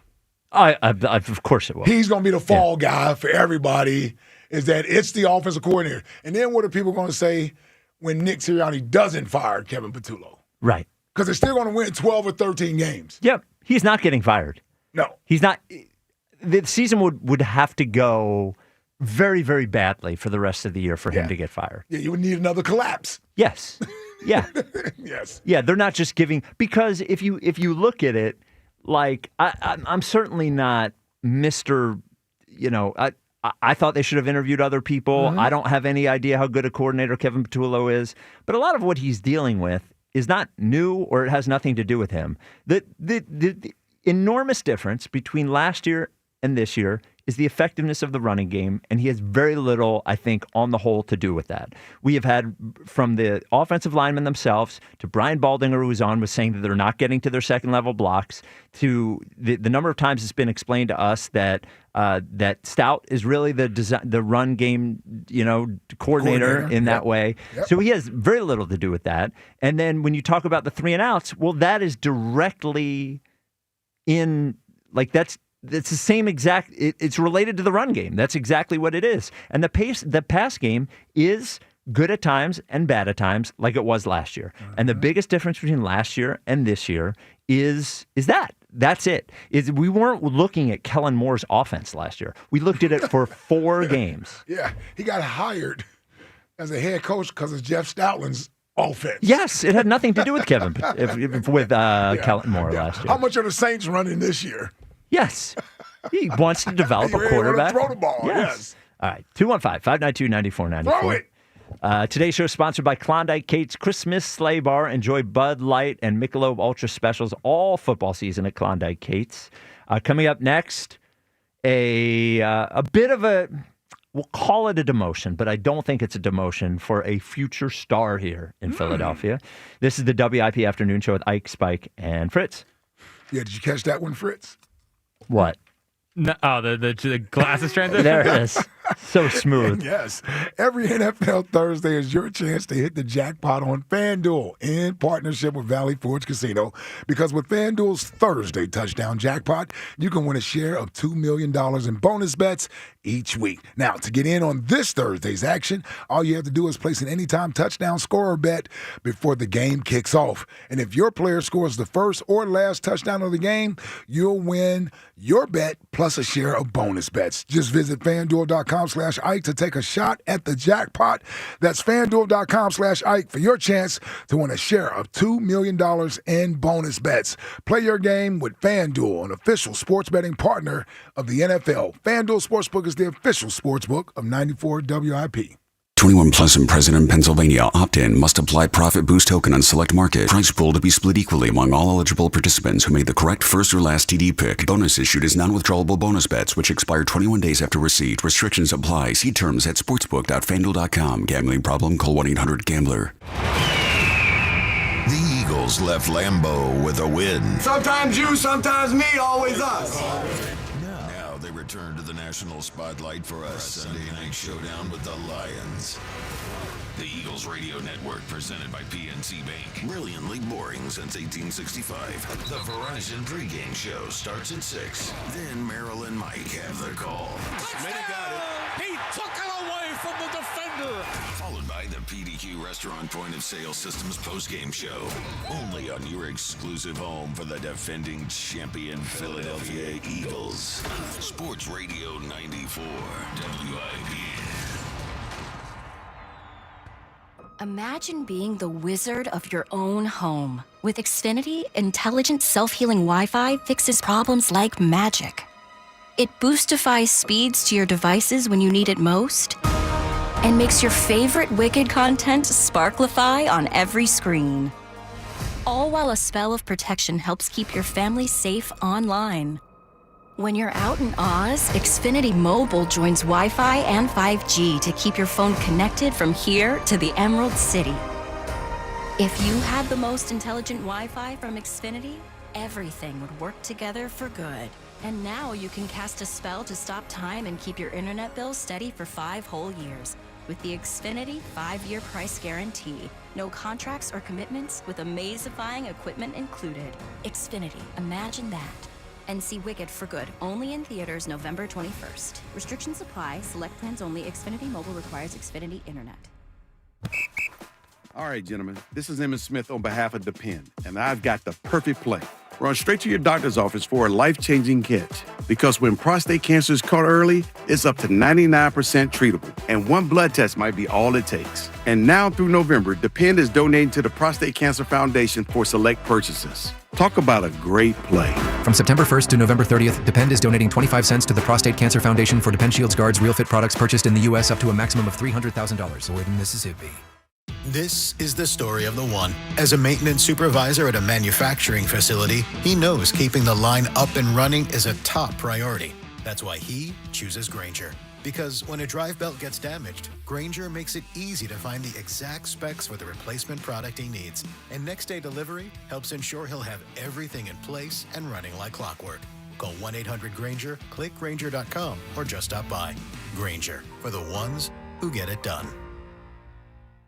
This Merrill Reese update is brought to you by PNC Bank. Brilliantly boring since 1865. I've seen a lot of Eagles debuts over the years, but I can't remember a more impressive one than what we witnessed in Green Bay from Jalen Phillips. In the first place, when he arrived, he told the media it was the greatest day of his life. That's an A-plus attitude. Then he went on the field Sunday night and dominated, played a major role in the Eagles' win. If they introduce the defense Sunday night, wait until you hear the ovation he receives. With the Eagles, this is Merrill Reese. Whether it's midfield or in the red zone, our hometown team can handle anything thrown their way. That's why PNC is proud to be the presenting sponsor of the Eagles Radio Network and support the team's dedication to smart, tested tactics. Being adaptable and preparing a solid strategy pays off. And just like any big game, when it comes to your finances, there is a lot on the line. Having a dependable team allows you to make the plays you need to reach your goals. PNC Bank, brilliantly boring since 1865. PNC Bank, National Association, member FDIC. All right, it's the Robin at Robin Ford. You can migrate into a brand new Ford F-150 with 0% financing up to 72 months. Online at robinford.com.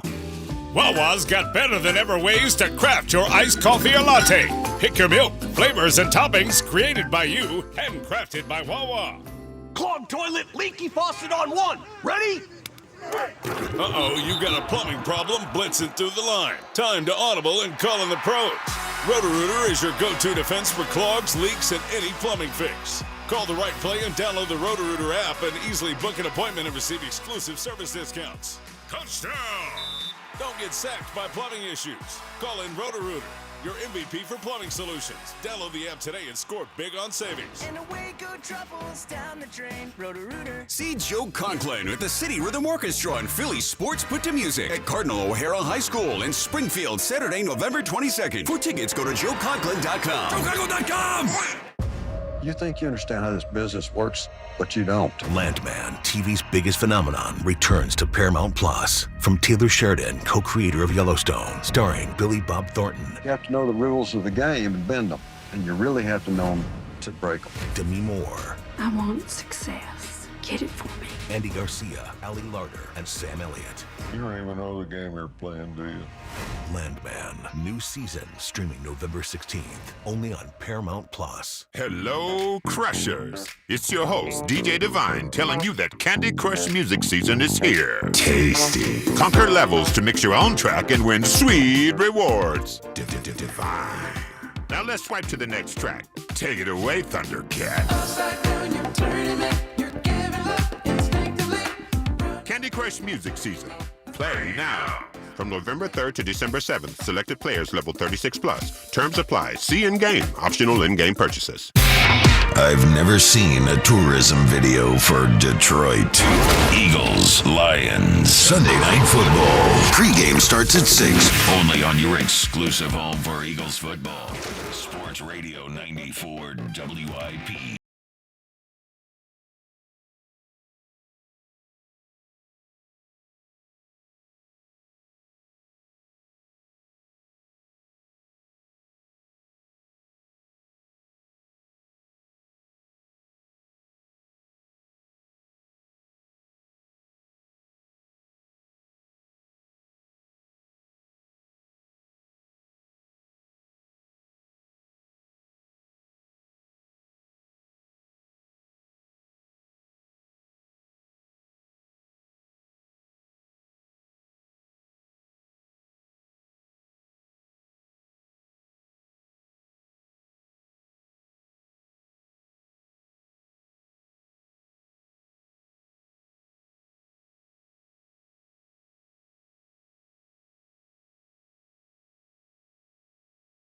And RJ singing. Do you see that? Belting it out. Yeah, man, it's good.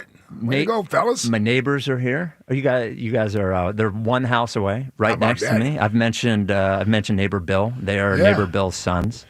Type of neighbor is Spike. Yeah, you can come up. Is he get off my lawn type of neighbor? No, not at all. He's a good dude. He's a good dude. Great guy. There we go. Gave out Yeah, the full-size easy. candy. Well, you guys aren't too big to be going trick or treat. I was giving up the candy. You knock on the door, say trick or treat. Yeah. They both got 5 o'clock shadows going on. Yeah. Beards going on. Yeah, they're the age where if they're trick or treating, they're throwing on a sports jersey and saying that this is who I am. I'm Saquon. Yeah. Yeah, I'm an okay neighbor, right? Don't make any noise. No, you're good. Absolutely perfect. All right. Is he throwing wild parties over there? Oh, it's so loud. Yeah, the dogs are loud. The dogs make noise. I still have to meet them. Oh, our dogs. Yes. Yeah. Their dog's named Shady. Yeah. After Shady? We cursed it. He After traded Shady him for McCoy? Kiko Alonso. Okay. Within the year. Okay. That's wild. Yeah, Billy wants to meet Rebel, and he doesn't like anybody. Oh, I So like Bill. Every dog likes Bill except for ours. I would love to see it. We'll give you the opportunity. Thank you for singing along. Makes us feel better. The Twitter question is brought to you by Mark's Jewelers with locations in Montgomeryville and Mount Laurel. There's a Mark's Jewelers minutes from everywhere online at marks-jewelers.com. 3:30 Country, I'm in or I'm out. Jack, did you retweet it? Okay. No. It's at 50.4% I'm in. Hell yeah. And 49.6% I'm out. Don't like that. Today's show sponsored by Klondike Kate's Christmas Sleigh Bar. Check out the pop-up Christmas Sleigh Bar at Klondike Kate's now through December. Ike, it came out today. Jared McCain going down to the G League, I believe, for tonight's Blue Coats game. So, what they do with players that they're not. What I don't think is happening is they're just assigning him to the G League and leaving him there. Right. I think they want to get him some run, so he'll play tonight, get his legs underneath him. I love it. Yeah, I think so too. Yeah, I love it.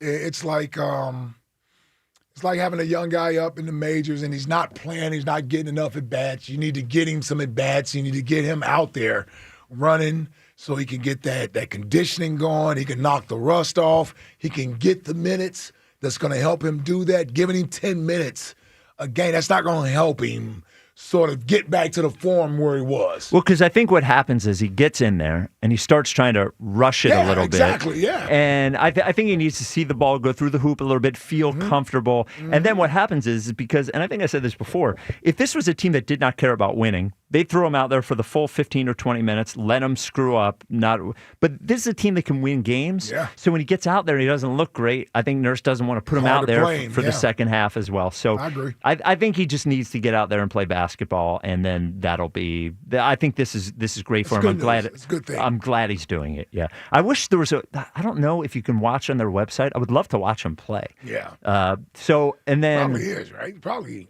I don't know if you can watch Blue Coats games. Yeah, I mean, they have a broadcast team. Oh, do they? Well, because Pat McCarthy was just named one of the broadcasters. Oh, was he? Pat is? Yeah. Oh, that's pretty cool. No, I texted him. I was like, you keep trying to get your way back here. Oh, Your he's little getting traitor. closer. Your traitor nonsense going to the Mets. Every time Pat tweets about the Mets, I text him. I said, I know who you are.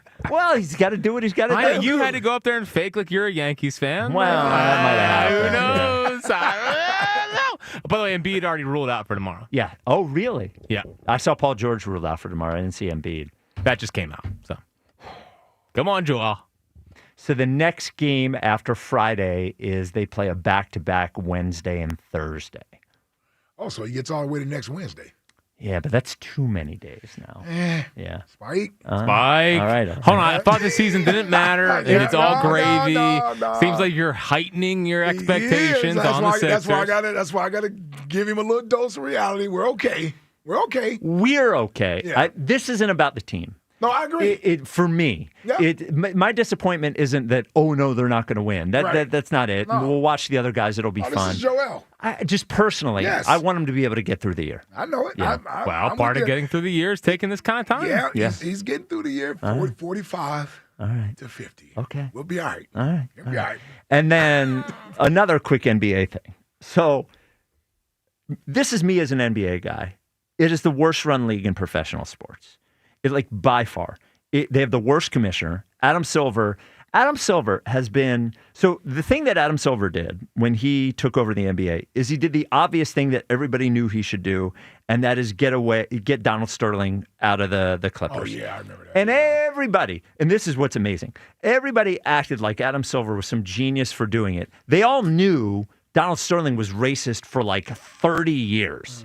Doc Rivers signed, everybody knew it. So it became public. He got rid of Donald Sterling, and he has been skating on that ever since it happened, as the league every single year gets less popular than it was the year before. Yeah. Every year. Right? I mean, you ask a regular person on the street who the new stars of the NBA is, they can name you LeBron and Steph Curry and all that. Old stars. They have no idea. All right. No. So here is the latest in Adam Silver's complete failure. So the All-Star game is a complete failure, and the biggest problem with the All-Star game is the players don't try. Right? Yes. That's it. Players don't try. So you can't incentivize them with money because the guys in the game. I was going to say they make way too much. Yeah, you're not paying them enough money. Yeah, they make plenty of money. So they thought to themselves, okay, what if we do what hockey did? The NBA actually did this once years ago. Nobody remembers it. What if we make it U.S. versus the world? I thought to myself, that idea. I thought to myself, what might motivate the U.S. players? They don't want to get punked by the European players. Mm-hmm. Okay. Now, maybe we make it North America versus the world. That way we get Shea. But it is what it is. It is what it is. By the way, we need Shea. We need. Yes. Yeah, I don't know if we got enough. Yeah. And again, Canada, basically ours. Yeah. So some say it should be the 51st state. They do say that. Some say that. Yeah. Okay. So I was on board with U.S. versus the world. So they release the format.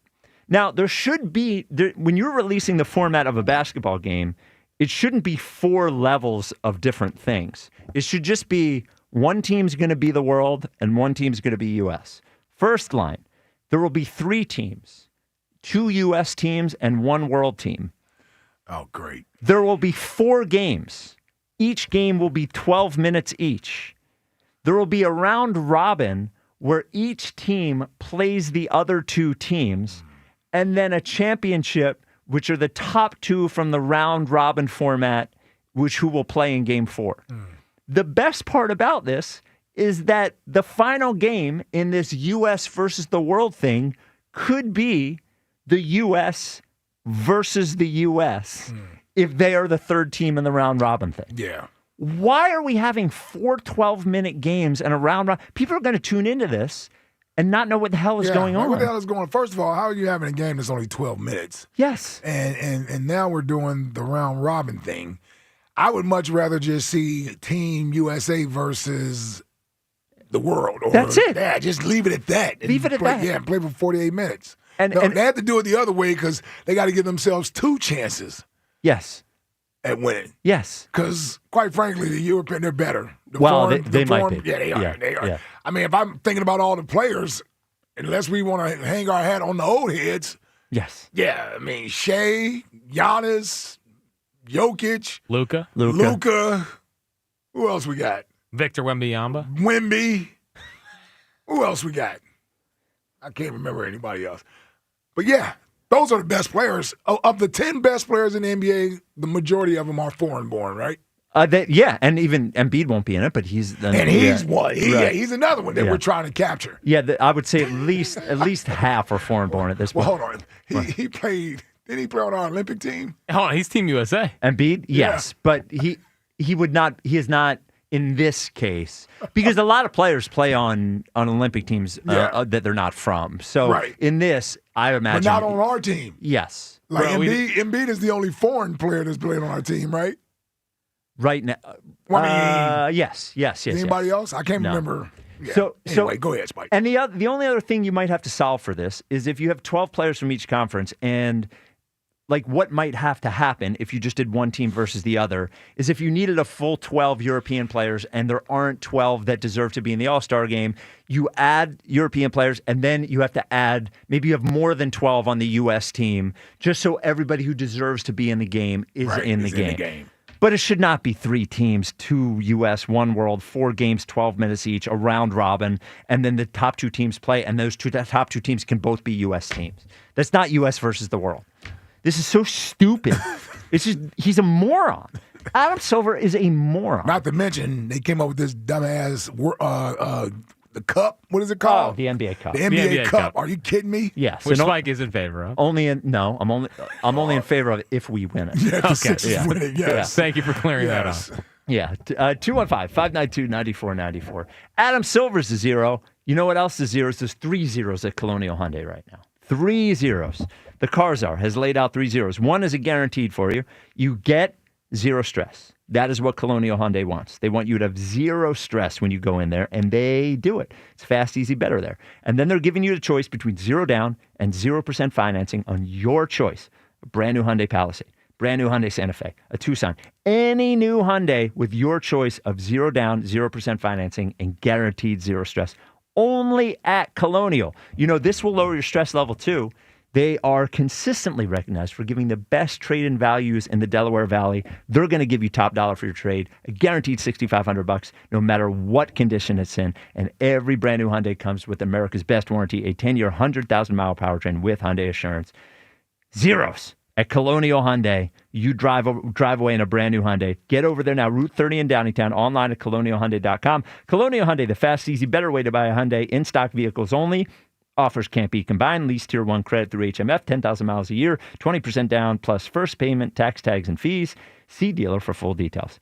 Jeff in Wilmington, you're on WIP. What's up, Jeff? What's up, fellas? How are you? What's up, Jeff? What's up, Jeff? Another day in paradise.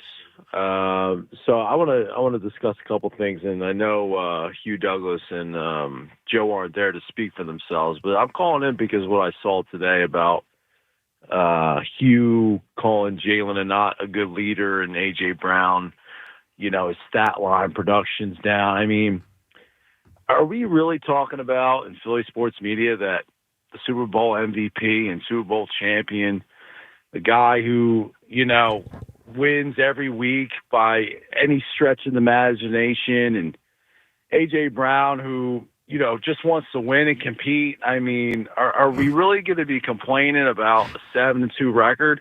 Well, AJ's complaining. AJ's complaining. No, not wait a minute. You wait a minute. AJ's the one that isn't happy with the 7-2 record. And also, I think what Hugh was saying was that he believes that is AJ's perspective, is that Jalen Hurts is holding the team back and the reason for his stats being lower, which is clearly what AJ believes. But how can you say that, though? We're not in his shoes. We're not a professional athlete. We're not the best wide receiver in the game. I mean, are we really saying anybody's better than A.J. Brown? Well, he's not the best wide receiver. Well, I don't even know if he's the best receiver on the Are you team. serious? Yeah, well, of course he's not. Pound? Dude, Pound for pound? Jeff. Are you guys kidding me? Jeff.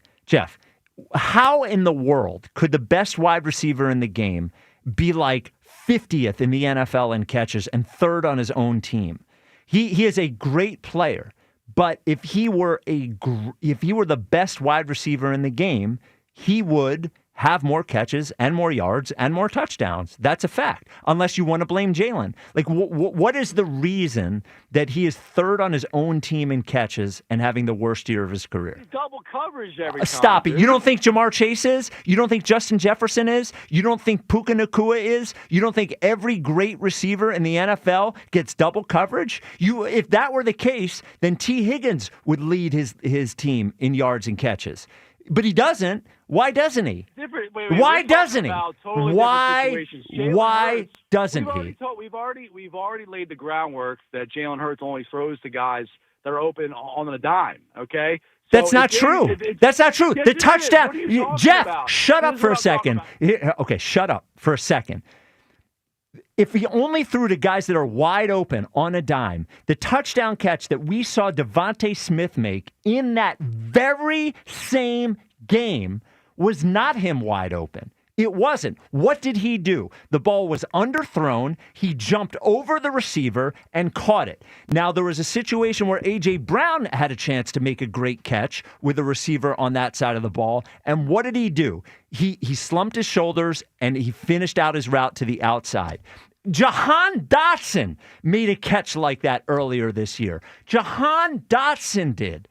I don't know what your point is, right? Like if you're saying it's Jalen that's the problem, then why is Devontae Smith thriving? Why is Dallas Goedert thriving?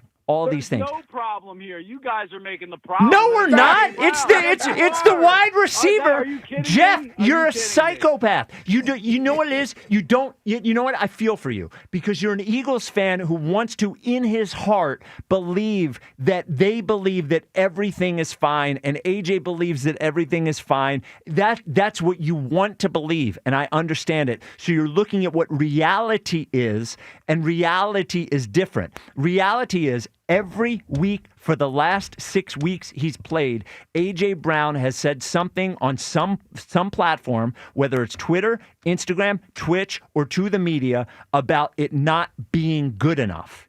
And every time he talks about not being good enough, he doesn't talk about wins and losses. He talks about his personal production. That's it. And what's wrong with that? What's wrong with wanting to be better? Let me ask you this, Jeff. He wants to win. Jeff, what? I want you to tell me the time this year where you heard A.J. Brown say something about his own performance not being good enough. His own performance. I don't care about that. You guys clearly do. I don't care. Jeff, do you think the offensive line has done a good job run blocking this year? Yes or no? I mean, no. We don't. Okay, all right. No. I just need Jeff. All right, shut up. All right, he's on hold. I just need a yes or a no out of you. And here is what the question I was going to ask, and you're going to have a yes or no answer. If every game where Saquon Barkley averages 3 yards a carry, the worst performance of his whole career, came out and said the offensive line is not doing a good enough job, which we know to be true, but if he said after every game, the offensive line's not doing a good enough job, that's why I'm not running the ball for enough yards, do you think that would reflect well on Saquon Barkley? And do you think the rest of the team would like that? And do you think that we would react positively to that just because it happens to be true? They're all hurt, dude. They're all hurt. What are you talking about? They're not all hurt. That might have been maybe the most delusional phone call I've ever heard. He's delusional. Oh, he's living in fantasy land. Living in, like, make-believe, which is fine, but, like, not reality. Not reality. Can you thank our friends at Stables? Yeah, of course. The Stables came by today. Beautiful Chester Springs. They refurbished a barn out there. So dude, the food looked amazing. I couldn't eat any of it. Yeah, because you're fasting. Well, also because I'm vegan, but sure. it looked amazing. Yeah. What is the pretzel thing with the cheesesteak stuff in it? Cheeseburger pretzel. It's like a stromboli, though. Dude. I even took a little snippet. You had to. Of course. And it was great. I got all the meat. Yeah, you did. And also, there it is. Cut that. I don't know, I'm a brat guy. Yeah, I'm a brat guy. I like a good brat. I like a good brat. Better than sausage. Nah, well, yeah, sausage, glizzy, brat, all good. Rank 'em. All meats. All meat. Man. Do we need to bring a meat off back? The meat off was good radio. That was good radio. That was day two. And they said, we got to get Spike down here. Anyway, thanks to the Stables for their partnership with Miller Lite and Jameson Irish Whiskey for the Philly Formation Contest. Head out to the Stables in Chester Springs for Eagles games and enjoy their $10 Miller Lite and Jameson shot special. And you can register for the Philly Formation Contest, everyone calls it that, for the chance to win a game day experience with Brent Selleck and a home gating experience with yours truly with 2 Weber grills from National Appliance Warehouse. For more info, go to 94WIB.com. That Stables place looks cool. It is cool. Yeah. Have you been? Man. Yeah, Chester County, baby. Oh, yeah. There you go. By the way, thanks to Nick on Twitter who tells me if you download the G League app, you can watch the game tonight. Oh, there you go. So I got to find out. Watch Jared McCain. I got to find out if Pat McCarthy's on the call. Oh, I would love. Yeah, I'm going to watch. I'll listen. The text line is brought to you by Benari Jewelers. Don't settle for ordinary. Choose extraordinary. Choose Benari Jewelers at Exton and Newtown Square. Online at BenariJewelers.com. Text line. Fire torpedoes! The U.S. submarines getting Corey and Columbus's distress signal. Dude, it was the worst it's ever been today. He powered through it, though. Yeah, well, he doesn't. I don't think he hears it. Oh, yeah. You're right. I don't think he hears it. it. The beeps, it was immediate today, and he was on fire. That's the thing that I'm upset with Corey, is that he was on fire today. He was cooking, but I was giggling the whole time because the beeps were happening. We gotta find out what that problem is. What's next? Shout out to Hugh Douglas for achieving the rare feat of having an argument with himself, starting by saying, "Is it hyperbole for me to say this should be a dynasty?" And then seconds later saying, "All these people are talking about dynasty and we're barely even winning." Alex in Lancaster. Hugh also apparently was one that was bringing up Tanner McKee as the future. Oh, God. and said, I didn't realize that. Now people are saying Tanner McKee's the future. No one's saying that. Yeah, no one is saying that. Might be, though. Oh, Hugh was on one today. Oh, he was. Pat McCarthy on the call tonight. Yeah! Part of hiring Pat McCarthy, too. man. Look, for the Mets broadcast, I did. Yeah, you took him away from us. Yes, I did. What's next? Just because something is correct doesn't make it right for you to say it. Unless your coworker is cooking you in an argument, at which point it's much more than acceptable to call them a little bee on live radio. Mark in Modco. Look, I will go to my grave, and he admits it. Elliot was being a little bee when I called him a little bee. He All was. right, what's next? We will not be silenced! There's dozens of us! The fans chanting 3:30 country. There's a lot. Dozens of us. There's dozens. Very vocal on Twitter. Give me a lot of ideas. Well, you better bring us back in because the last 2 days have been tough. What's next? Look, I like Byron Buxton, but I want guys in Philly that are actually going to play. President of the Joel Embiid fan club. Wow. It's a fair critique. It is a fair critique. I wouldn't. Yeah, all right. All right. All right, what's next? Hold on.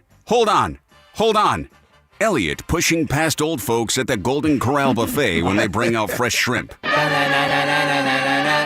Text line. Would not eat shrimp at a buffet. But No, yeah, I would not do that. Do we need to hear the Elliott thing one more time? Yeah, I was going to ask you to. So earlier today at Vic Fangio's press conference, Elliott muscled past John McMullen to get a question in, and Vic Fangio noticed it. What a moment.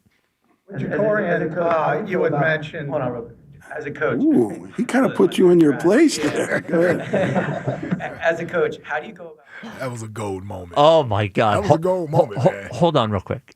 Yeah. And Elliott doing it was awesome, but Coach Fangio's reaction to it. Ooh. Yeah, he got to put you in your place. Dude, he likes competing at all things, Vic Fangio. I mean, press conferences, practice, everything. He's literally trying to start a fight there with Elliott and John McMullen. Yes, I love it. You know how somebody's instigating from the outside. Yes. That makes you have to react to it. And also, John McMullen's never been in our Insider of the Year power rankings, which I'm sure bothers him as well. Wow, what a moment from Elliott. Is there Fritz at 6 tonight? Oh, yeah. We got the full Fritz at 6 and then a bonus. Ooh, a little bonus, 25 minutes. Oh, what you got? Oh, the Thursday night game? Football. Oh, Yeah, okay. yeah, What are you doing in Fritz at 6 tonight? Do you want this to be AJ's last year as an Eagle? Oh, there we go. Yeah. AJ. Yeah, we'll hear your thoughts on that. Yeah. Actually, I'm going to be positive tonight. How? Because I don't want them to change for him. Oh, okay. Right. All right. Well, here's what I promise you tomorrow. I'm sure AJ will come up, but I am promising you, unless there is some new development, Yes. the start of the energy of tomorrow's show is not going to be AJ. They do play the Lions on Sunday. We got to get into it. Yeah. Well, thank AJ. Yeah. I know. Like, this is a huge game. He's the one why we're not talking about the Lions matchup. You heard QB1. Oh, he's always locked in, though. Yeah. Are you kidding me? He's begging for them to ask for the Lions defense. All right. We will talk to you tomorrow. Thank you guys and your dad's, your parents' donation to the Brandywine Valley SPCA, which is amazing, and for bringing the apple cider donuts, which I can eat tomorrow. We will be with you tomorrow. Thank you so much for listening. We love you. Remember, deodorant is the thief of joy. I want to talk about joy in your home. Joy in your home is professional grade where you can get it. Where can you get it? You can get it with Bradford White with your water heater. I have a Bradford White water heater right there in my basement. And what do I know? I know I'm getting reliable hot water every single day. It's not just in your home, in your office. You want that as well. That is what you want out of your water heater. You want the performance you expect and you deserve. Also, when it's built to be the best, like Bradford White is, it's going to last longer than any other water heater you're going to get. That is for sure. So whether it's tankless or tank, Bradford White is your answer for superior performance. When it's time, I want you to remember those two words, Bradford White. Ask your plumbing pro about Bradford White or go to bradfordwhite.com to learn more and find a pro near you. Turkey Bowl